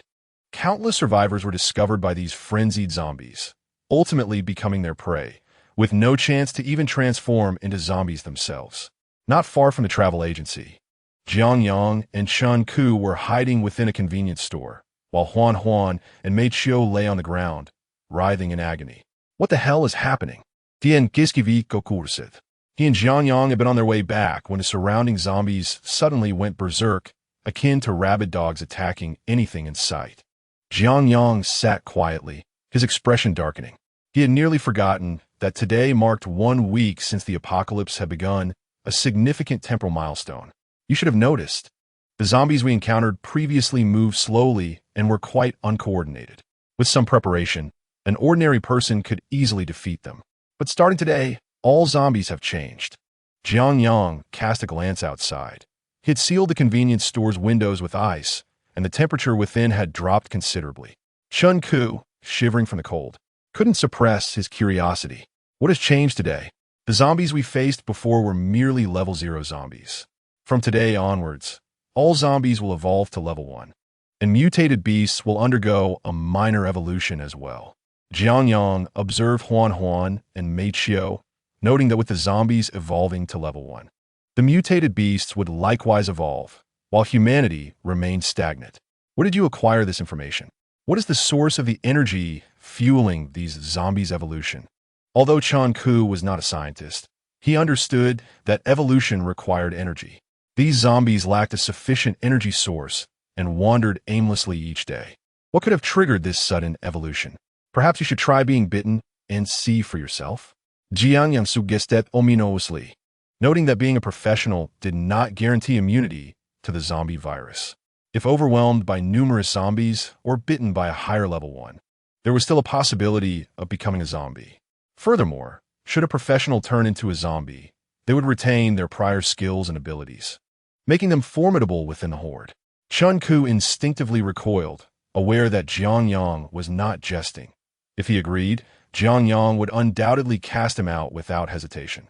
At that moment, Jiang Yang felt a twinge of irritation. He had inadvertently overlooked this crucial temporal juncture. Indeed, human greed can lead to dire consequences. He could not help but wonder how Qing Wei and the others were faring. Huan and Mei Qiu continued to writhe on the ground, their sizes having increased by a quarter. While Mei Qiu remained largely unchanged aside from her size, Huan's fur began to bristle, seemingly hardening into something more formidable. What is happening? Is this dead dog about to evolve into something extraordinary? As Chapter 80 unfolded, Shen Ku also turned to observe Huan, whose fur appeared to harden, resembling iron needles, sparking as it scraped against the floor. Awoo! Huan emitted a painful howl, rising to its feet, its increased size exuding an imposing presence. Yet what truly intrigued Jiang Yang was Huan's newly acquired abilities. Mutated beasts enhance their levels through evolution, which inherently carries uncertainty. Thus, some mutated beasts gain new abilities or undergo physical alterations post-evolution. Now, as a purebred husky, Huan, following its evolution, exhibited an aura of power and wisdom in its gaze. What new abilities have you gained? Jiang Yang mused, scratching Huan's head before opening the convenience store door. Come forth and showcase your prowess. Outside the store, a multitude of frenzied zombies detected Jiang Yang and Shen Ku, charging towards them with the fervor of a man who had been single for 30 years, encountering a beautiful model. However, before they could breach the convenience store's entrance, a massive figure sent them flying. Awoo! The cacophony of zombie howls was drowned out by a resounding wolf's howl as Huan unleashed a slaughter at the store's entrance, effortlessly dispatching several zombies with a single swipe of its paw. Despite all being level 1 creatures, mutated beasts possess a natural advantage over professionals and zombies alike. Once Huan cleared the zombies blocking the entrance, its fur began to undergo a transformation. From a mix of black and white, it turned silver, and suddenly, each hair stood erect. Seeing this, Jiang Yang quickly sought refuge behind a support pillar in the convenience store, while Chun-Ko hurriedly hid beneath a shelf. Outside, Huan's fur transformed into sharp silver needles, launching towards the nearest zombie, which was nearly turned into a sieve, while others were impaled, resembling hedgehogs. Some were pierced through the head, while others lost their support as their limbs were rendered ineffective. Jiang Yang, observing the pillar now riddled with silver needles, reached out to extract one. This needle, unlike ordinary fur, was remarkably sharp, exhibiting unprecedented hardness and penetrating power. My goodness, this is extraordinarily lethal. Jiang Yang turned to gaze at Huan at the entrance, feeling as if he would explode from sheer astonishment, unable to look away. Presently, aside from the fur on Huan's head, nearly all the rest had vanished, transformed into lethal silver needles. Name: Huan, mutated husky, species, Kennedy level, 1 skill, Silver Storm. Fur transforms into indestructible silver needles, inflicting widespread damage to the surroundings. Description: a mutated husky that has undergone a minor evolution, possessing formidable physical strength, yet curiously, its intelligence remains unchanged. Suggestion: employ cunning to navigate interactions with it. Loyalty: 79. Silver Storm? Jiang Yang gazed at the silver needle he had just extracted, which was, in fact, merely a strand of dog fur. Its surface glimmered with a silvery sheen that was now gradually fading, revealing a plain, white dog hair beneath. He glanced at Huan, who was prancing around the convenience store entrance with bravado. Indeed, the power of this silver storm was commendable. However, the cooldown period was rather lengthy, and it seemed that he would have to wait until Huan's fur grew back before he could utilize it again. Furthermore, it was somewhat disconcerting to behold. Nevertheless, it was noteworthy that the Predator's insight could not only perceive the loyalty of mutated beasts, but also unveil their skills, marking a significant advancement. Huan had acquired a skill. What about Mei Qiu? Turning to search for Mei Qiu, Jiang Yang merely caught a fleeting shadow darting past his eyes. Rushing out of the convenience store, although he did not get a clear view, the Predator's insight still managed to capture Mei Qiu's information. Name: Mei Qiu, mutated cat. Species: Felidae. Level 1. Skills: Shadow Step. Passive: significantly enhances agility, can mask its presence. Description: a British shorthair that has undergone minor evolution. A born assassin. Recommendation: do not confront it alone. Was this still a passive skill? Jiang Yang stroked his chin. Passive skills were relatively rare in the apocalypse. Compared to active skills, passive skills typically offered prolonged enhancements or boosts. For example, Mei Qiu's Shadow Step greatly augmented agility, and given that felines already possessed remarkable reflexes, it would surely enhance its dexterity further. At this moment, Jiang Yang pondered the extent of Mei Qiu's newfound agility. There was no definitive standard to judge which was superior between passive and active skills, but Jiang Yang felt that Mei Qiu's Shadow Step was slightly preferable, at least for its lack of glaring visibility. Huan and Mei Qiu had decimated the zombies at the convenience store entrance. Yet more zombies immediately surged forth from the surroundings. Reluctantly, Jiang Yang had no choice but to lead Chun-Ko and the 2 mutated beasts to the rooftop of the convenience store, lying in wait. At that moment, a global outbreak had incited all zombies into a frenzy, and the already scarce survivors dwindled further. Yet, some survivors, amidst this upheaval, were forced to emerge from their hiding places, plunging headlong into the struggle for survival. After several hours, Jiang Yang swiftly returned to the travel agency with Chun-Ko as dusk approached. However, upon arrival, he was greeted by a throng of zombies gathered at the travel agency. A weight settled in his heart as he charged forward with Huan and Mei Qiu, with Chun-Ko closely trailing behind. The travel agency had already succumbed to the invasion of zombies, and Yi Qingwei had led the others to the 3rd floor. "Sister, there are too many zombies," Qiu-chan exclaimed from the stairway, dispatching a rushing zombie with a swift strike. Huang Zhu and Wu Lei, along with others, held their ground at the opposite end of the stairway, while the remaining individuals stood ready with firearms at the stairway's entrance. Among the women, Yi Qingwei was typically addressed as sister, but Qiu Chan continued to refer to her as sister out of respect for their age difference. Yi Qingwei, however, did not mind. Her expression was grave. Peering out the window, she observed that the zombies continued to pour into the travel agency without cessation. Strange. How do these zombies know we are here? Yi Yingwei pondered it, perplexed. They had remained silent on the second floor, making no noise. Yet the zombies outside seemed to have lost their minds, suddenly surging into the travel agency, with a multitude breaching the second floor stairwell. Under duress, Yi Qingwei had no choice but to lead her group to the third floor. It seemed as though something was drawing these zombies towards them. Emily crouched at the stairway of the third floor, observing the zombies on the second floor.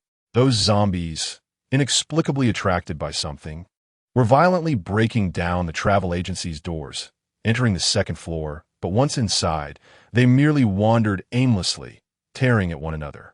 Only 2 or 3 zombies occasionally noticed the presence of individuals on the third floor, making their way up. Indeed, something is attracting the zombies. What should we do? Xiao Wan whispered, as the group refrained from speaking loudly, fearing that even the slightest noise could draw the attention of the zombies below. The influx of zombies from outside showed no sign of abating. Soon, the second floor would be overcrowded. Conservatively estimating, there were at least 100 zombies on the first and second floors combined. Li Shun, recognizing the dire situation, spoke urgently in a hushed tone. Crouched at the stairway, Qiu Chan held her ground, striking down a zombie with a decisive blow. Soon after, Luli utilized her gravitational manipulation to gently topple another zombie. The execution was seamless, yet the faces of the group bore no signs of joy. This marked the 30th zombie they had dispatched that had inadvertently wandered onto the third floor. At this rate, the second floor would soon be overwhelmed with zombies, leading to more being squeezed onto the third floor. Let us wait a bit longer. Jiang Yang will return shortly. Yi Qingwei suggested softly, her thoughts solely focused on him. Only he could resolve the predicament they faced. The others nodded in agreement, finding solace in Jiang Yang's potential presence, while a few individuals in the corner voiced their discontent. If it weren't for you lot insisting on coming to our travel agency, we wouldn't have been discovered by the zombies. One young man, previously beaten and bruised, stood up, wearing a mocking expression. The other youth chimed in, hurling insults at Huang Zhu, Wu Lei, and the others. You all were so tough earlier. Where's that bravado now? If you're so bold, why not go down and kill the zombies? Their raucous voices drew the attention of several zombies lingering near the stairway, prompting Qiu Chan to act swiftly. Huang Zhu, Wu Lei, and others disregarded the youths and rushed to the stairway to eliminate the zombies. What are you trying to do? Yi Qingwei glared at the group, but they showed no fear, turning to Lu Li. Lu Jia, look at these people. They didn't provide us with the food they promised, and now have attracted all these zombies. I told you not to let them into our travel agency. And look where we are now, Lu Li lamented, regretting her earlier decision to admit these foolish students. Do you want to stir up trouble at a time like this? Do you have a death wish? Lu Li's reprimand had no effect. Instead, it emboldened the students, their faces twisted in derision. Lu Jia, look around. The first and second floors are swarming with zombies. With the incessant influx from outside, do we have any hope of survival? Their bickering attracted more zombies from the second floor. Lu Jia, since we're all going to die anyway, could I have a chance to touch? Why should you get a touch? I should go first. The students lunged at Lu Li, but before they could take a step, the leading youth was struck down by Qiu Chan's blade. The remaining youths stood frozen in place, their eyes wide with terror. They had spoken of death, but only when confronted with the reality of it did they truly grasp its horror. She killed Lu Ge. What the hell? Fight back. Go bring the zombies here and let them die with us. Why don't you go? The remaining 3 shouted, screaming, but no zombies ascended the stairway. Lu Ye, these are your people, Yi Qingwei remarked, looking at Lu Li, who paused for a moment, then, regaining her composure, nodded and swiftly utilized her powers to subdue the 3 youths. Meanwhile, outside the travel agency, countless zombies shifted direction, surging towards the opposite side of the commercial street. Jiang Yang crouched atop a building, observing the frenzied horde of zombies below. Guagua, This is indeed a tide of corpses. Jiang Yang, a time traveler, had only recently transitioned from a peaceful era. If this world does not descend into an apocalyptic state, it is almost indistinguishable from his previous life. He has merely assumed a different identity. This is his first encounter with an apocalypse and his inaugural confrontation with the existence of zombies. At this moment, the entire commercial street is filled with frenzied zombies surging towards the end of the street, where a vial of medicine is being fiercely contested. Jiang Yang is relieved that he has a small amount of blood-flavored medicine remaining. Otherwise, he would truly struggle to manage these zombies. They stand outside, observing the scene with utmost clarity. The travel agency seems on the verge of being engulfed by the tide of corpses. Chun-Ku sits at the side, rendered speechless by the spectacle. A week into the apocalypse, he has witnessed considerable chaos, having even slain several mutated beasts with a broadsword just hours earlier. However, witnessing a single zombie is a vastly different experience than facing a horde of them. Huan and Mei Qiu stand uneasily atop the rooftop, feeling overwhelmed by the dense aura of bloodlust emanating from the gathered zombies. In the original narrative, there have been several large-scale battles between humans and zombies, aptly described as mountains of corpses and seas of blood. Jiang Yang initially thought it would be similar, but he now comprehends the terrifying reality of such a notion. The horde beneath, numbering over 1,000, saturates the area with an oppressive aura of bloodlust that even Jiang Yang finds unsettling. We must leave. As he sees the zombies moving away, Jiang Yang seizes Chun-Ku and leaps from the rooftop, racing towards the travel agency. Brother. Upon entering, Yi Qingwei rushes from the crowd, throwing herself into Jiang Yang's embrace, trembling. Boss, you're back. Where have you been for so long? You wouldn't believe it. We almost fell victim to a few scoundrels. The moment the others see Jiang Yang, they feel a renewed sense of hope, looking towards the diverted horde. Knowing that only he could have achieved such a feat, brother. While you were gone, enough, you did well. Jiang Yang gently strokes Yi Qingwei's head, then casts his gaze inside the travel agency. As he steps in, he catches a whiff of a familiar scent. Why have the zombies been drawn here? Jiang Yang ponders internally, realizing that zombies do not cluster without reason. Even a week into the apocalypse, if no one actively attracts them, they would not converge in this location. Yi Qingwei pauses, wiping away her tears. I don't know. They suddenly went mad and surged towards us. It's my fault. I failed to inform you of certain matters in advance. Jiang Yang's face reflects guilt. He neglected to share the news that, after a week into the apocalypse, zombies and mutated beasts would undergo a collective evolution. Chapter 82. The Shattered Vial. Find something to barricade the door. Jiang Yang directs everyone to use various pieces of furniture to block the entrance. Meanwhile, he gathers the surrounding water molecules to cleanse the blood of the zombies within the agency. Finally, he employs his powers to freeze the door shut along with the furniture. After a week into the apocalypse, zombies and mutated beasts will collectively experience a minor evolution. From this day forth, there will be no zombies or mutated beasts below level 1 on Earth. Jiang Yang, feeling remorseful, shares the evolution news with the group. Why can't we humans evolve? Li Shun blinks his eyes, which possess a wisdom akin to a wise elder. The others also stare at Jiang Yang, questioning why zombies and mutated beasts can evolve, yet humans cannot. Li Shun, why must you bring up such matters? Jiang Yang's expression grows slightly awkward as he searches for a response from the original text. Humans still possess the most formidable weapon in the world. Upon hearing this, the group falls silent. The statement is profound and carries weight. Any follow-up questions would seem naive. Thus no one dares to speak. Jiang Yang seizes the opportunity to slip away, ascending to the second floor, where he discovers a shattered vial. Earlier, while downstairs, he had detected a familiar aroma, the scent of blood-flavored medicine. Zombies do not gather without cause. Something must be attracting them. Xiao Chan and the others catch up, and upon seeing the vial in Jiang Yang's hand, their expressions darken. No wonder the zombies charged in frantically and lingered only on the second floor. So this is the reason. I've seen this before. It is sold in the apocalypse shop. Lu Li suddenly steps forward. Although she is not a professional, she has visited the apocalypse shop, though she lacked the currency. Do you know who placed it here? Jiang Yang realizes he has overlooked a crucial point. A week into the apocalypse, some individuals have adapted to this new world. Many must be aware of the apocalypse shop. Besides professions, the shop offers a variety of potions, weapons, and items. The inventory changes as the apocalypse progresses, with goods updated regularly. However, at present, weapons and items are beyond most people's financial reach.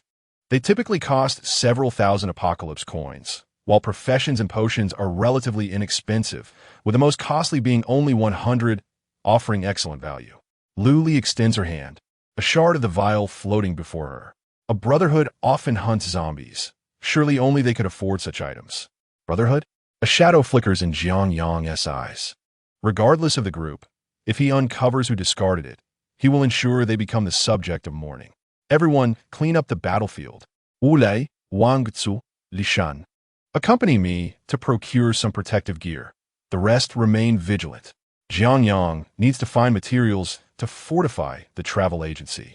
As dusk approaches and no location can accommodate over 30 individuals, they must reinforce the agency's defenses. The so-called protective equipment consists of furniture from nearby shops or other sturdy items, such as SUVs on the street. Gathering several to create barriers would be ideal. Jiang Yang employs his ice powers to effortlessly push them into place. This represents the simplest application of his abilities. He has indeed mastered the use of his powers. 3 kilometers away, within a car dealership, a group of individuals is engaged in revelry. Old Lu, where have you attracted all the zombies? For just a 50-coin potion. It's astonishing how it drew all these zombies. What 50 coins? That has 50 apocalypse coins. Lu Guanchuan's expression reveals mild displeasure. 50 apocalypse coins is no trivial sum. One zombie costs only 1 coin, which amounts to 50 zombies.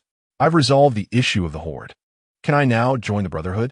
Lu Guanchuan glances at the 5 individuals seated across from him, his eyes betraying a hint of apprehension. He initially thought joining the Brotherhood would allow him to assume a secondary role, but he soon realizes that all 3 leaders are professionals and appear no less capable than he. Of course, but you must introduce yourself first. The leader, a middle-aged man, snaps his fingers, and several beams of light illuminate Lu Guanchuan. Astonishing, the Brotherhood even has electricity. Lu Guanchuan chuckles, but in the next moment, he suddenly vanishes from everyone's sight, only to reappear 5 meters away. In the blink of an eye, he disappears again, materializing before the 3 leaders of the Brotherhood. I cannot disclose my profession, but I can achieve temporary invisibility. A hint of pride graces Lu Guanchuan's face. Before the apocalypse, he was merely an ordinary security guard. But when the end time struck, he hid in the security booth and managed to slay 2 zombies using some protective tools. As days passed, his courage grew, allowing him to kill many zombies in exchange for a basic assassin profession at the apocalypse shop. However, during a hunting expedition, he was accidentally surrounded by a dozen zombies and fell into a sewer while fleeing. Inside, he defeated a mutated rat, gaining the skill Stealth Hunter. Surviving great calamity surely brings future blessings. Indeed, the end of the world appears to have been prepared specifically for me, Lu Guanchuan. At this moment, Lu Guanchuan gazed towards the leader of the Brotherhood. The man, surnamed Shang, was the owner of this car dealership and a wealthy figure of some renown in Linjiang. Just a week prior, Lu Guanchuan's only encounter with him had been while opening the community gate for someone else. Yet now, he had earned the right to stand on equal ground with him. Lu Guanchuan, the 3 of us are your seniors. From today onwards, you shall be our 4th vice leader. Shang Jian rose and kindly patted Lu Guanchuan on the shoulder, while the other 2 offered friendly gestures. Where exactly did you lure the zombies? Shang Jian suddenly inquired. If you attracted nearly 1,000 zombies, whoever they are drawn to will be in dire straits. Lu Guanchuan, you are quite the schemer. I just tossed them into a travel agency, he replied casually. In a luxurious residence, a pool of blood flowed from a dark corner. A massive flesh cocoon began to quiver, revealing a humanoid entity struggling within its confines. Moments later, a hand burst through the membrane, and Shuhan tore apart the fleshly tissue that enveloped him. At that moment, he bore no resemblance to a zombie. He appeared as an ordinary human, entirely naked. with well-defined muscles. The only difference lay in his eyes, deep, pitch-black orbs devoid of any light, resembling two voids. Have I evolved? Chu Han turned to admire his physique before glass door. Although he was not human, he at least resembled one. Despite his nudity, he felt no discomfort. Rather, he appreciated his body even more. Even as a zombie, I remain quite the handsome fellow. A smirk curled at the corners of his mouth. He could only trust half of his own words. Presently, he was no different from before his transformation, with an unremarkable appearance, yet an entirely different aura. Perhaps it was the absence of the need to broadcast every day or to appease viewers for food that granted him a newfound sense of ease. Not being human has its perks, although the term zombie does sound rather unpleasant. Henceforth, I shall refer to myself as a new human. Becoming a zombie is a form of evolution. With a wave of his hand, the surrounding zombies turned to him as if they had encountered a king, bowing their heads in reverence. One zombie dared to raise its head, seemingly hoping to gaze upon their sovereign. Slap! Chu Han swiftly delivered a roundhouse blow, sending the creature spinning. I need to find some clothes. Even if I'm no longer human, I shouldn't remain unclothed. Cursing under his breath, he strode into a residential building, followed closely by the other zombies. Soon, the sounds of wailing echoed through the halls. Outside the travel agency, countless scrap vehicles were pushed together by Chen Ku, forming a makeshift wall, subsequently frozen and secured by Jiang Yang's powers. Boss, how long can your abilities last? Huang Zhu tapped the ice blocks, producing a crisp sound. It was August, with high temperatures. Such ice exposed to sunlight would likely not endure long. I'm not sure. Perhaps a day or two should be fine. Jiang Yang assessed the power within the ice blocks. His abilities stemmed from the system, differing somewhat from those of ordinary ability users. According to the original narrative, abilities were a manifestation of humanity's latent genetic powers, requiring significant stimuli to unlock the genetic locks and awaken these powers. Jiang Yang's powers, granted by the system, were still a mystery in terms of their distinctions from normal abilities. However, he was confident that anything produced by the system would be of exceptional quality. Thus far, he had not encountered any water or ice ability users and remained unaware of how he measured against them. Nevertheless, having read the original work, he felt his capabilities exceeded those described. In the original text, ice ability users could only sustain their creations for a few hours. But Jiang Yang, since this could last a day or two, a man must be enduring. A day or two, Huang Zhu thought to himself, astonished. His own transformation could only last a day, while Jiang Yang's ice blocks could persist for 1 to 2 days. Wu Lei and Li Shun envied him. Both still ordinary practitioners. If it can last 1 to 2 days, why not use your abilities to create a protective barrier? Chen could push another vehicle over, her face full of resentment. With so many people here, why do you only command me? Jiang Yang shot her a glance. Her loyalty had improved dramatically but remained the lowest in the group. If not her, then who else would he command? Brother, come here for a moment. Yi Qingwei suddenly emerged from the travel agency, followed closely by Qiu Chan and the others. At this moment, Yi Qingwei exuded a hint of a leader's aura. What is it? Jiang Yang's expression stiffened. He could easily handle any of the women individually, but together they posed a challenge. Women's hearts are as inscrutable as the depths of the sea. Even with loyalty ratings, he was uncertain of what schemes they might devise when gathered.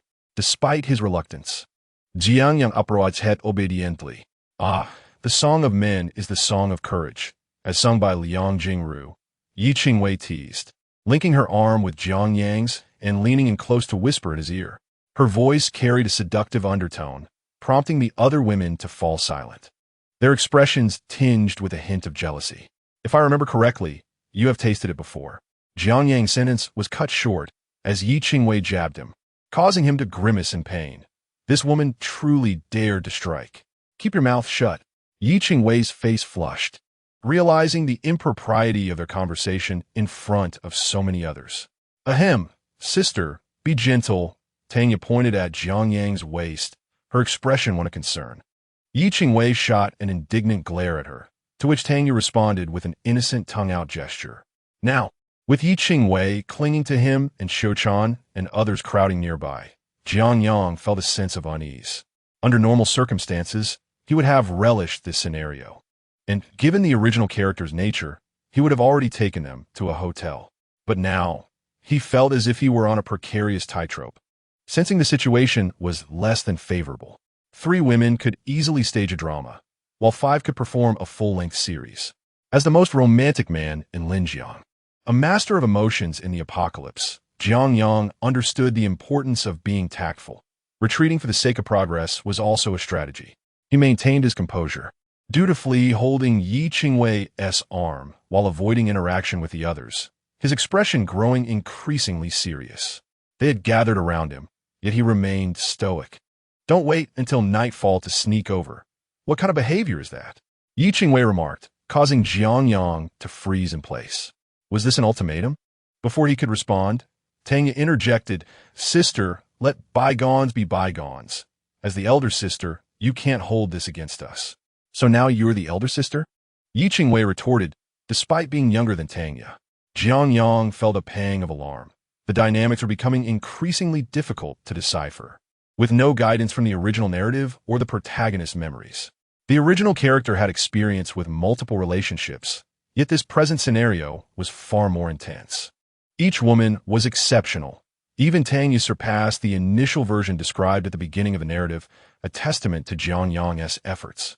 Past experiences no longer served him. From here on, he would have to rely on his own wits.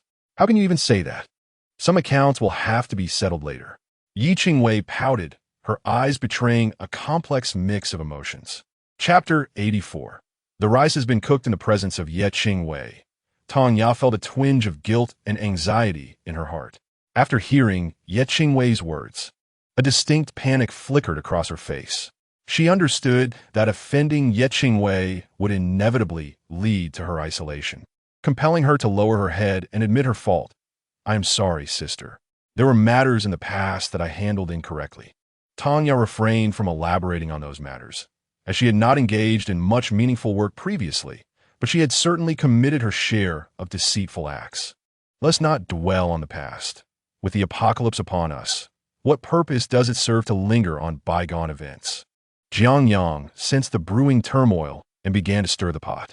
Xiaowan suddenly spoke with utmost seriousness. Now is not the moment for such discussions. There are a few individuals that require attention. Upon finishing her statement, she gestured towards the travel agency, indicating Lu Li and a few students. "What is missing?" Jiang Yang recalled there being 4 students. "I eliminated one," Xiao Chan replied with a nonchalant expression, as if she had merely crushed an ant. "Brother, hear us what transpired." Ye Qingwei recounted the earlier events to Jiang Yang. After listening, his expression darkened. With nearly 1,000 zombies congregating in the commercial street outside, who would dare shout for everyone to perish alongside them?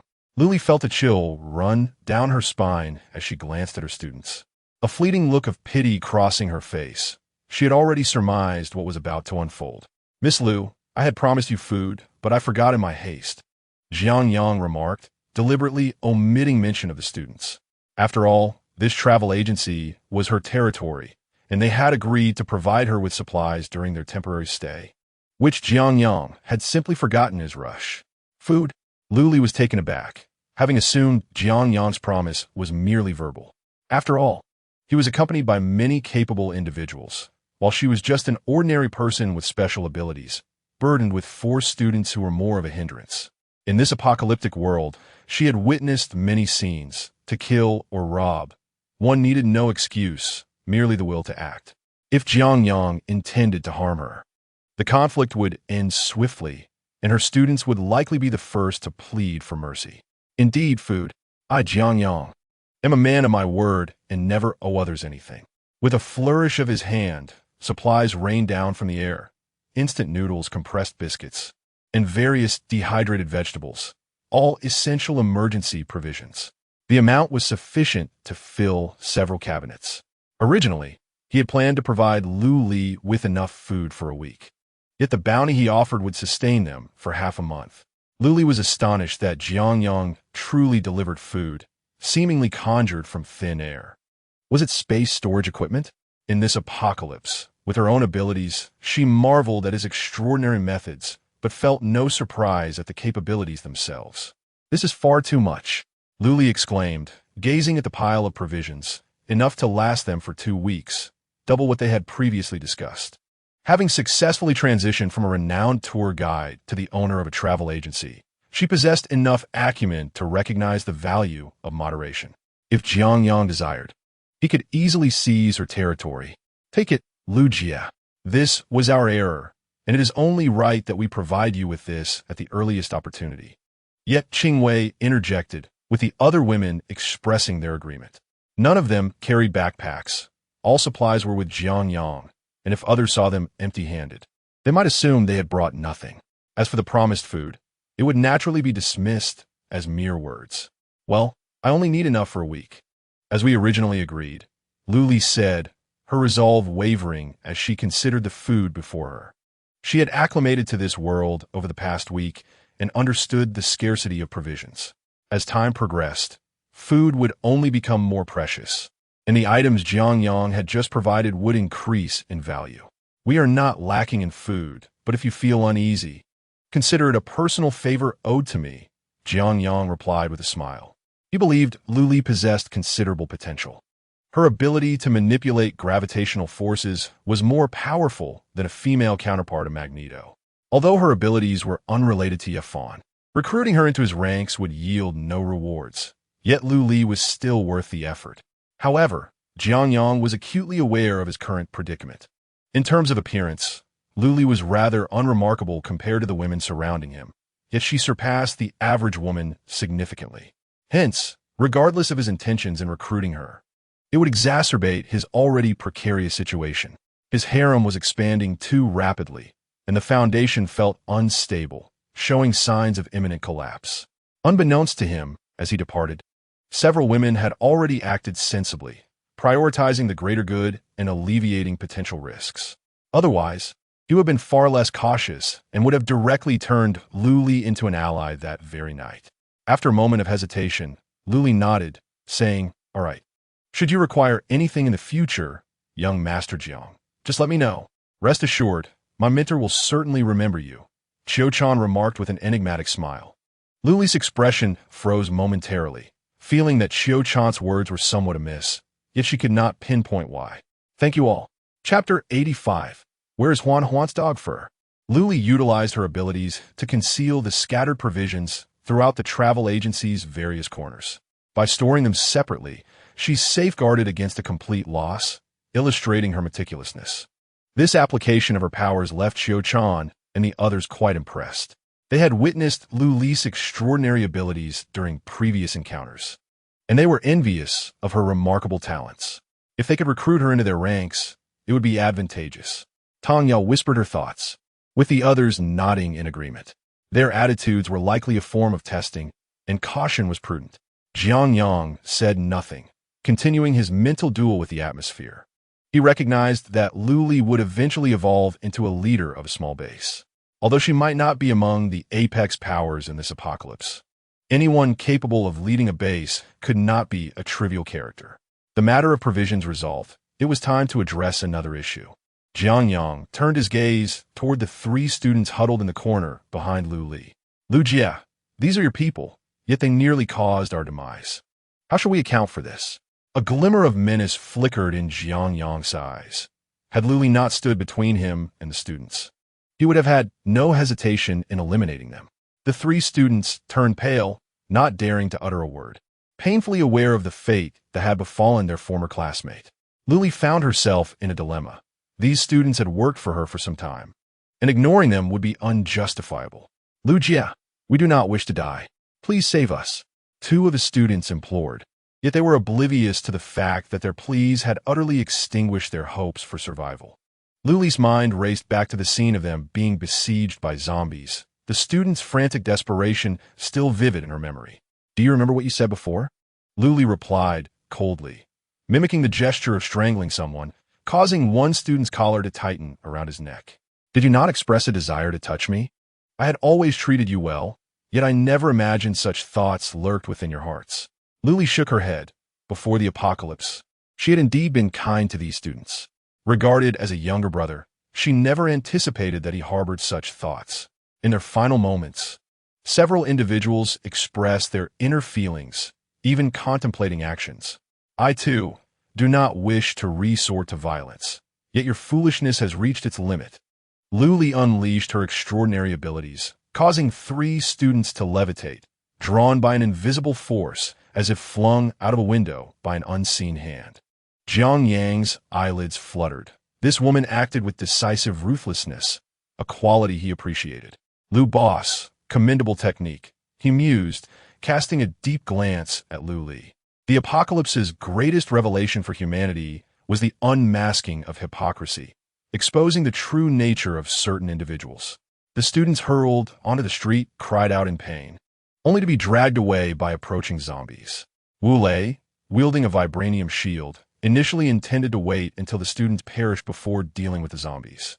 However, upon witnessing the scene, a look of confusion crossed his face as he muttered, "These zombies have grown clever. They even know how to drag people away. They have evolved. And with that, their intelligence has undoubtedly increased." Li Shun remarked enigmatically, casting a sidelong glance at Wu Lei. "You've read the foundational settings of apocalypse novels, haven't you?" Wu Lei fell silent. Having crouched for a decade, he indeed had not. Li Shun was good at everything, except for his tendency to speak too much. At the travel agency's entrance, having resolved matters with Lu Li, Jiang Yang found himself ensnared in a new predicament. "Huan Huan's fur," Jiang Yang exclaimed. "What have you done to him?" It was quite a spectacle. Huan Huan, a purebred husky, was once considered a striking canine. Yet now, he was nearly bald save for the fur atop his head. "Well, both Huan Huan and Meiqiu have evolved," Jiang Yang stammered, hesitant to elaborate as he sensed the simmering anger emanating from Yi Qingwei and the others. "So that's why he is bald? What about Meiqiu?" Yi Vingwei Fumet, gesturing towards Meiqiu, who lay elegantly to one side, her glossy dark coat gleaming, resembling a regal queen despite her short legs. The stark contrast between Meiqiu and Huan Huan left everyone bewildered. However, the women recalled a particular incident involving Jiang Yang and Huan Huan fighting in the pet shop late at night, leading to their expressions turning peculiar. Jiang Yang sensed a shift but dared not inquire. Jiang Xiao, there are 5 of us," Tanya whispered, heightening the strange atmosphere. Jiang Yang's complexion turned a shade of deep crimson. It seemed he had been overly lenient with Tanya in recent days. "Huan Huan appears to be male," Emoli added, causing the group's expressions to grow increasingly complicated. "What does that even mean?" "Huan Huan has acquired skill." Jiang Yang recounted the events surrounding their evolution, yet the complexity of their gazes persisted. Despite recognizing that the women were intentionally teasing him, Jiang Yang felt utterly powerless. It appeared that only during a moment of solitude at night could he hope to regain some ground. As night fell, the travel agency was encircled by vehicles arranged as a makeshift wall, with traps and obstacles set around. Unless significant disturbances occurred, a large gathering of zombies was unlikely. Jiang Yang also shared updates regarding the situation near Linjiang. "As it stands, we must wait for some time until the portal to the secret realm opens." "When will the portal open?" "It should be soon," Jiang Yang replied, furrowing his brow. He too was uncertain about the timing of the portal's opening. This opportunity belonged to Wu Lei, and if possible, Jiang Yang wished to secure it for him. Compared to the original narrative where Yi Fan assisted Wu Lei in seizing opportunities, they were ahead of schedule. Therefore, Jiang Yang resolved to wait here for a week. If the opportunity eluded them, they would head to Shicheng. During this period, Jiang Yang also needed to devise a way to eliminate Yi Fan. As long as Yi Fan remained alive, the will of the dimension would continue to target him, effectively lowering Jiang Yang's luck to its nadir. Of course, mishaps like choking on water or stepping in dog waste would still be avoided. The will of the dimension could not interfere with daily life, yet it could influence certain opportunities or battles. Upon hearing that they needed to wait, there was no visible change on the faces of the group. Wherever Jiang Yang went, they would follow. After all, he was the leader. Future actions were not their concern. They entrusted everything to him. Wu Lei and Huang Zhu reclined in their chairs, appearing to listen intently while actually succumbing to slumber. In the dimly lit corridors of the Linjiang University-affiliated hospital, Yi Fan walked alongside a somewhat alluring woman. "Where are your companions?" Lu Shi, with her fiery figure clad in revealing attire, elicited uncontrollable desires from any man who laid eyes on her. Even Yi Fan, standing beside her, found himself stealing glances. After 7 years of apocalypse, he had encountered numerous beautiful women, many of whom rivaled Lu Shi. Yet, knowing she was once a deadly beauty in his past life imbued her with an unparalleled allure. Why are you sneaking glances at me? If you desire something, feel free to ask directly. Lu Shi purred, leaning close to Yi Fan, her sultry visage painted with intoxication. For a fleeting moment, Yi Fan felt his heart stir. However, recalling the earlier hours when he had witnessed Lu Shi being humiliated by a group of individuals, his indifference had transformed her into a deadly beauty. He was suddenly filled with revulsion. Not towards her, but towards himself. He was not always this way. All of this was Jiang Yang's fault. The image of Jiang Yang embracing Yi Qingwei flashed in his mind, driving him to the brink of madness. I'll take you to meet our team. Yi Fan gently pushed Lu Shi away and strode towards a small examination room, where a tentacle protruded ominously from the door. Lu Shi followed, pushing the door open, her eyes briefly flashing with disdain before she expertly concealed it. Inside the examination room were 7 individuals, 3 male doctors and 4 young nurses. They appeared much the same as before, yet their bodies were coated in a viscous crimson substance, and various parts of them sporadically bulged with small abscesses that rapidly dissipated. Fu Chang observed the tentacle extending from his body, feeling as if it were an extension of himself, responding to his will. The other 2 male doctors curiously examined their own transformations, while the 4 female nurses struggled to accept their new reality. One even attempted suicide multiple times, only to discover that she could not die. Each time the scalpel grazed her neck, only a trickle of blood would flow before the wound healed at an astonishing rate. This nurse, undeterred, continued to slice her neck, the pain becoming numbed, yet she remained unable to end her own life, her eyes filled with despair. Suddenly, the door to the examination room swung open, revealing Yi Fan and Lu Shi. Do you wish to die? Yi Fan glared at the nurse who incessantly tried to take her own life, a flicker of ruthlessness crossing his gaze as he stepped beside her. With a swift motion, his mouth split open to reveal a cavernous maw lined with sharp teeth, which promptly consumed her. Those unwilling to join the glorious evolution shall serve as stepping stones for my ascent to higher life forms. Yi Fan coldly surveyed the rest of the room. The hospital fell into a profound silence. Outside the travel agency, Jiang Yang briefly assigned tasks, finally securing a moment alone with Yi Qingwei. They found themselves in a small hotel adjacent to the travel agency. Brother, what are we doing here? Yi Qingwei asked, her eyes betraying a hint of panic. She was likely meant to share a room with Qiu Chan and the others. Yet Jiang Yang had pulled her away without explanation. We are having a private gathering. You're hosting a private gathering in a hotel? Yi Qingwei felt a surge of panic, while Jiang Yang, after dispatching the zombies surrounding the hotel, displayed a sinister smile. Qingwei, where has that formidable spirit from the day gone? Jiang Yang pressed her down, noting how the once spirited girl had transformed into a pliable figure before him, akin to a delicate cake ready to be molded. What formidable spirit! Yi Qingwei's cheeks flushed, her eyes betraying her flustered state. Just as she was about to speak again, Jiang Yang leaned in closer. The small hotel, which had been quiet during the apocalypse, regained its former vibrancy that night, albeit without Jiang Yang paying for his stay. A night of intimacy unfolded, showcasing his dominance. Ding! Emoli returns to her heart. Acquired exclusive skill, Dragon Breath. Inside the travel agency, in one of the rooms, Tanya, Qiu Chan, Emoli, and Xiao Wan were squeezed together. At least Qingwei is comfortable, while some others are doomed to sleepless nights. Qiu Chan snorted. The others wore complex expressions, and at that moment, Xiao Wan quietly inquired, "Do you think Jiang Yang will come looking for training Xiao tomorrow morning?" Upon hearing this, Tanya's cheeks flushed crimson. "What are you saying, Sister Xiao Wan?" "I feel he might," she replied. "He probably won't. He might tone it down a bit. Who knows?" As they exchanged words, Tanya kept her head down in silence, her face still red. Emoli had integrated into this group, although she spoke little, sitting close to Tanya. She had seen both Tanya and Xiao before. Being from Linjiang University, leaning against Tanya, thoughts of Jiang Yang's past words surfaced in her mind. If he were not so lustful, he had many commendable qualities. Mo Li's thoughts were tangled. If Jiang Yang were present, he would notice her loyalty was rising, nearing a critical point. The following dawn, filled with satisfaction. Jiang Yang was about to rise when Yi Qingwei grasped him.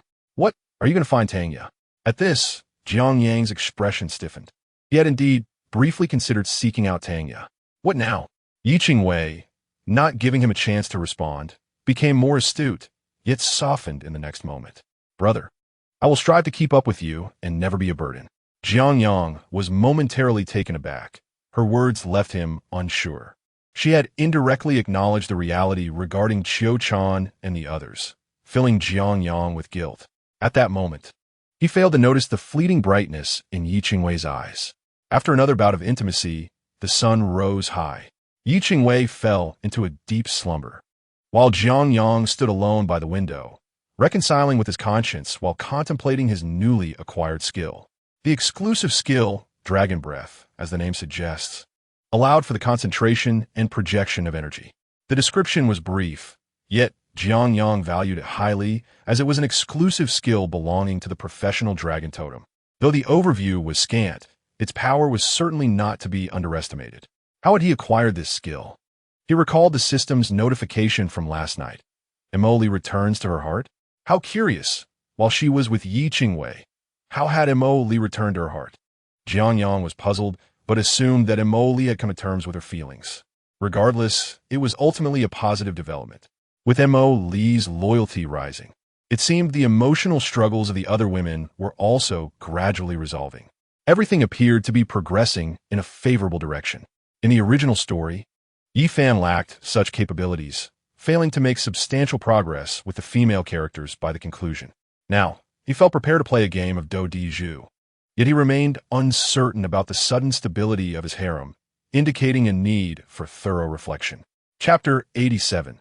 The cruel main theme several hours later. Jiang Yang emerged from the small hotel, cradling the trembling Yi Qingwei in his arms. Meanwhile, at the travel agency, a middle-aged man swiftly exited with a bag of compressed biscuits, hastening toward a nearby residential building.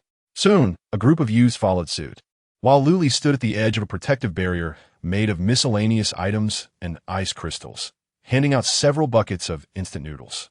Thank you, Sister Lu. You're a kind soul. Go back and be careful of the zombies. Luli glanced behind her. Only a small portion of the food remained in her box.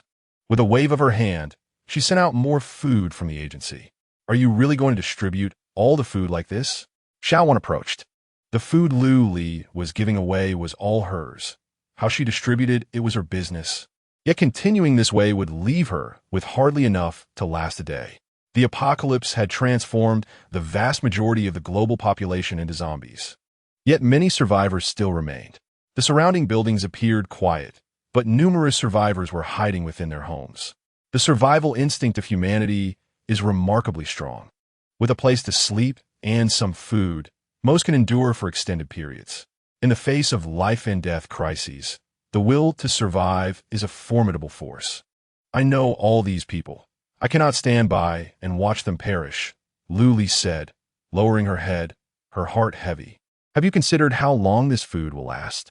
Qiu-chan replied coldly, gesturing toward the surrounding buildings. There are many survivors in those apartments. Do you have a capacity to shelter them all? Should we simply abandon them? Luli's bro furuba. Just then, a little girl came rushing from a nearby alley, followed closely by a zombie. As the girl approached, Wu Lei swiftly shot and killed the zombie. Thank you, big brother. The girl's bright voice rang out, thanking Wu Lei, who paused, a grim expression crossing his face. Qiu-chan and the others also looked somewhat uneasy. Where are your family members, little sister? Emoli handed the girl a chocolate bar, but she did not accept it, instead lowering her head and choking back tears. My brother told me to come here. I can survive if I follow you. At this declaration, the faces of those around grew tense. Emoli, taken aback, gently knelt beside the girl and said, You're lucky to have found us. You can come with us, but you must help out too.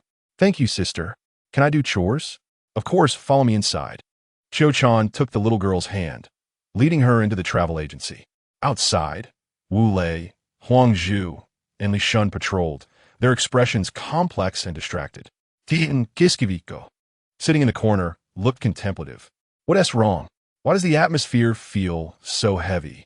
Jiang Yang approached with Yi Qingwei from distance, just as Mo Li was leading the little girl over. What is her name? Tong Tong. We can only take in one.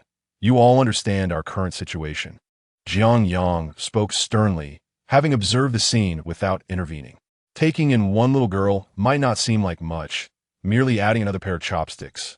Yet accepting one would lead to the need to accept a second and a third. The capacity of their group had its limits, and Jiang Yang could not be invincible. Until we establish a base, try to suppress your empathy, he stated coldly, casting a sharp gaze at everyone in the group. They lowered their heads in silence, resembling chastised students. Cruelty is the main theme of the apocalypse. Do not be misled into thinking our group is strong. In reality, we are like clay figurines crossing a river, barely holding on. All we can do is look after ourselves. Do not let your foolishness bring harm to your friends, brothers, or lovers. Jiang Yang's words resonated deeply, prompting deep reflection among all present. Yi Qingwei observed the newly welcomed Tong Tong and cast a healing spell. Over a week into the apocalypse, the girl bore many wounds, though fortunately, she had not contracted the zombie virus. Starting tomorrow, Tong Tong will learn how to fight with Qiu-chan, and that was your agreement. Jiang Yang remarked with a hint of amusement that this young lady was rather unruly. Autumn Cicada met his gaze without flinching until he drew closer. Be honest. Yi Qingwei pulled Jiang Yang back, her eyes narrowing. Was he really going to approach her while she was still here? That simply would not do. Ahem, I merely intended to offer her some guidance. She's already capable of making decisions for me, Jiang Yang replied with an innocent expression, having narrowly avoided a kiss. Should we perhaps teach you a lesson first? Xiao Wan interjected, and the attention of the women immediately shifted towards Jiang Yang, who shrugged and reluctantly withdrew. It seemed he would need to find a way to reinforce his authority in the future. After Jiang Yang departed, Mo Li and the others gathered around Tong Tong. While LV Li stood to the side, her expression vacant. A base? Are they really going to establish a base? This was not the first time LV Li had encountered the term. She had often come across it in novels she had read before. However, it was the first time she had heard it since the onset of the apocalypse. The arrival of the apocalypse had obliterated human civilization, transforming thriving cities into desolate ruins. With no access to water, electricity, food, weapons, or defensive equipment, Elvili felt an overwhelming sense of powerlessness. She was but a tiny speck in the vastness of this new world.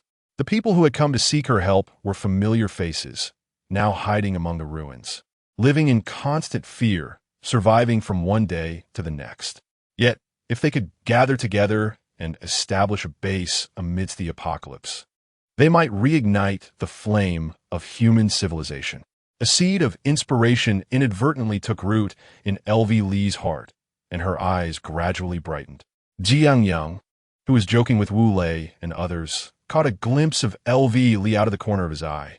It seemed the first batch of awakened individuals in this apocalypse was emerging.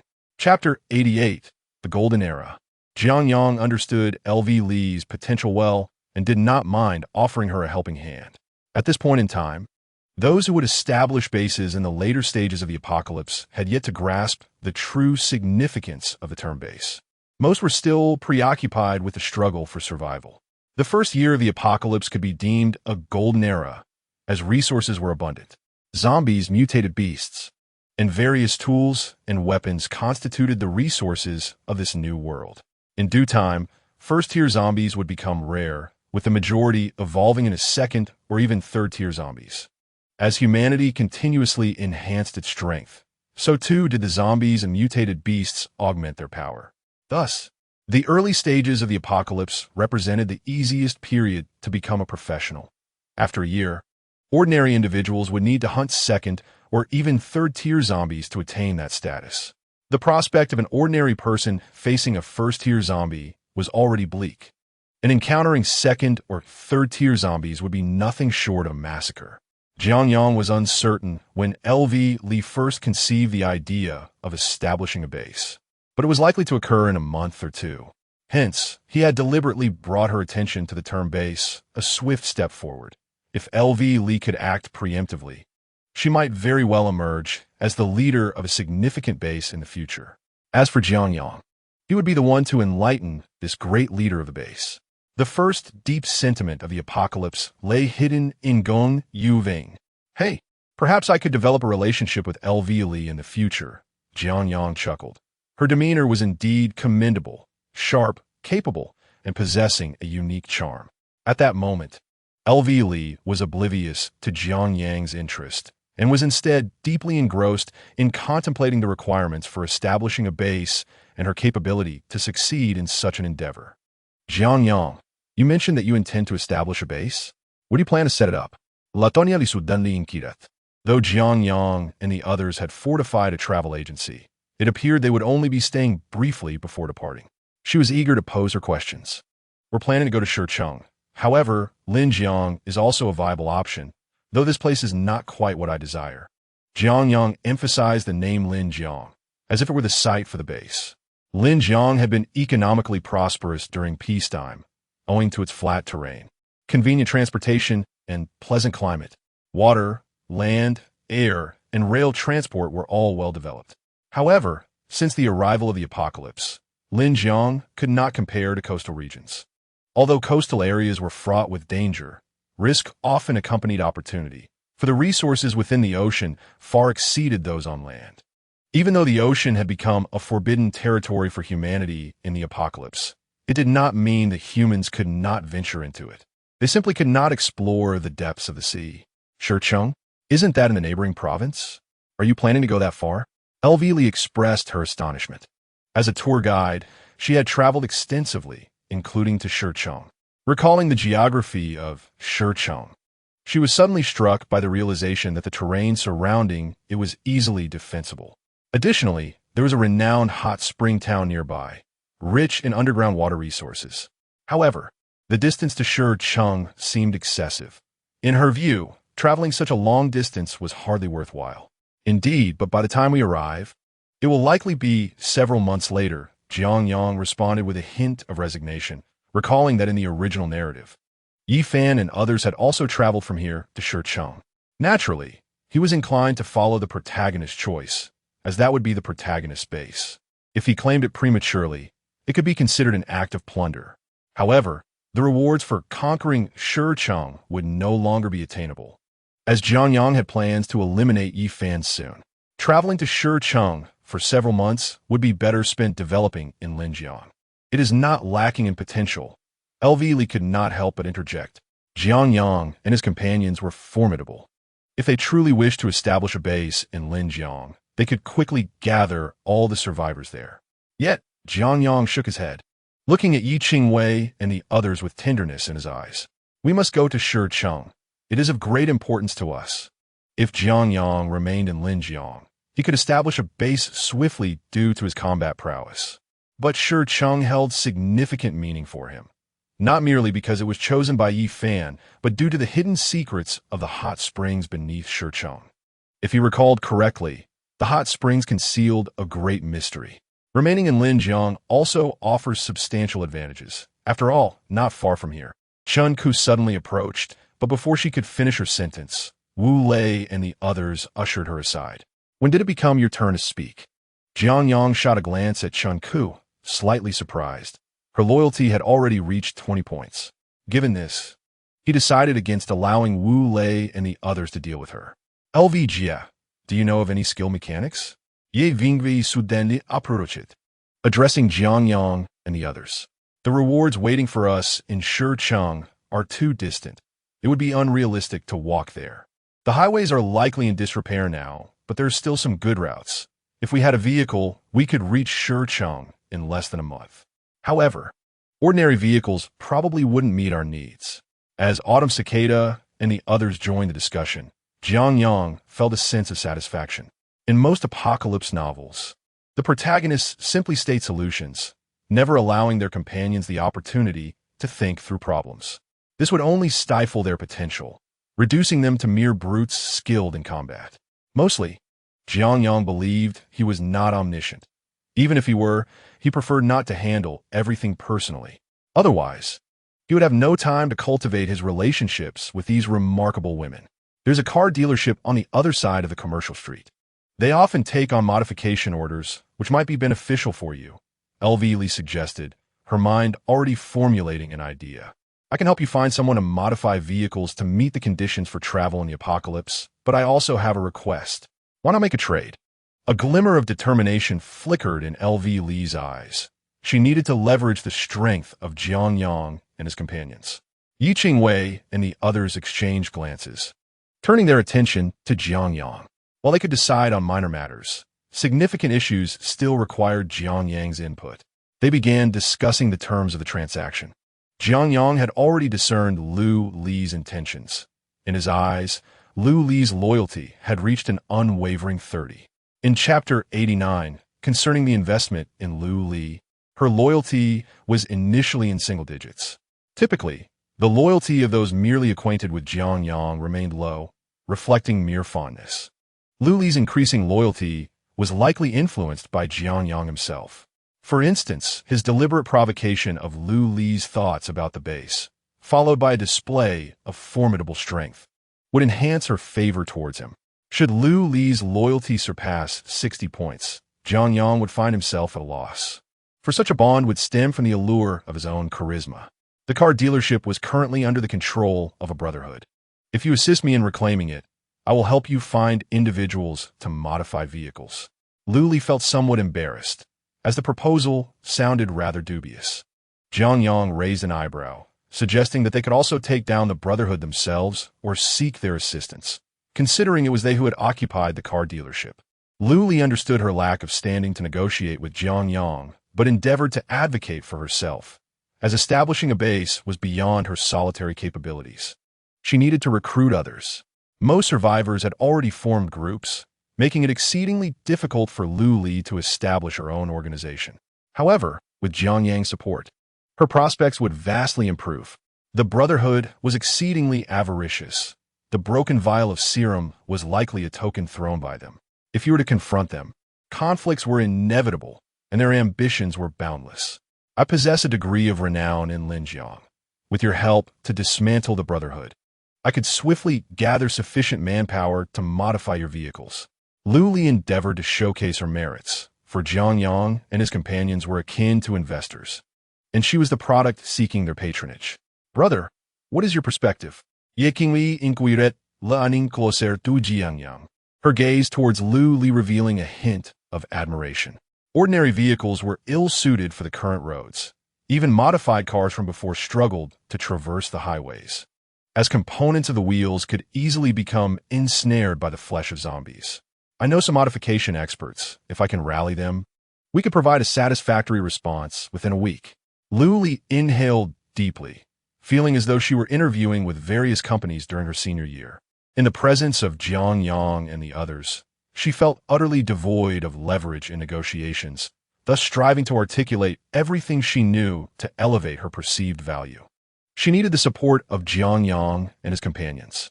Jiang Yang, I believe we should consider this, Lee whispered, while the others turned their gaze towards Jiang Yang, all women holding a favorable impression of Lee. They discerned from her words that she aimed to establish her own strength and create a base in Linjiang. Though they too sought to form a base, the initial idea had originated from Jiang Yang, alleviating their concerns about the next steps, which they entrusted entirely to him. Moreover, they possessed ample capability to establish a base, in stark contrast to Lee, whose circumstances were considerably lacking, yet she displayed the courage to pursue this endeavor, marking her as a woman of substantial investment potential. Very well, but merely this will not suffice for me to place my bet on you.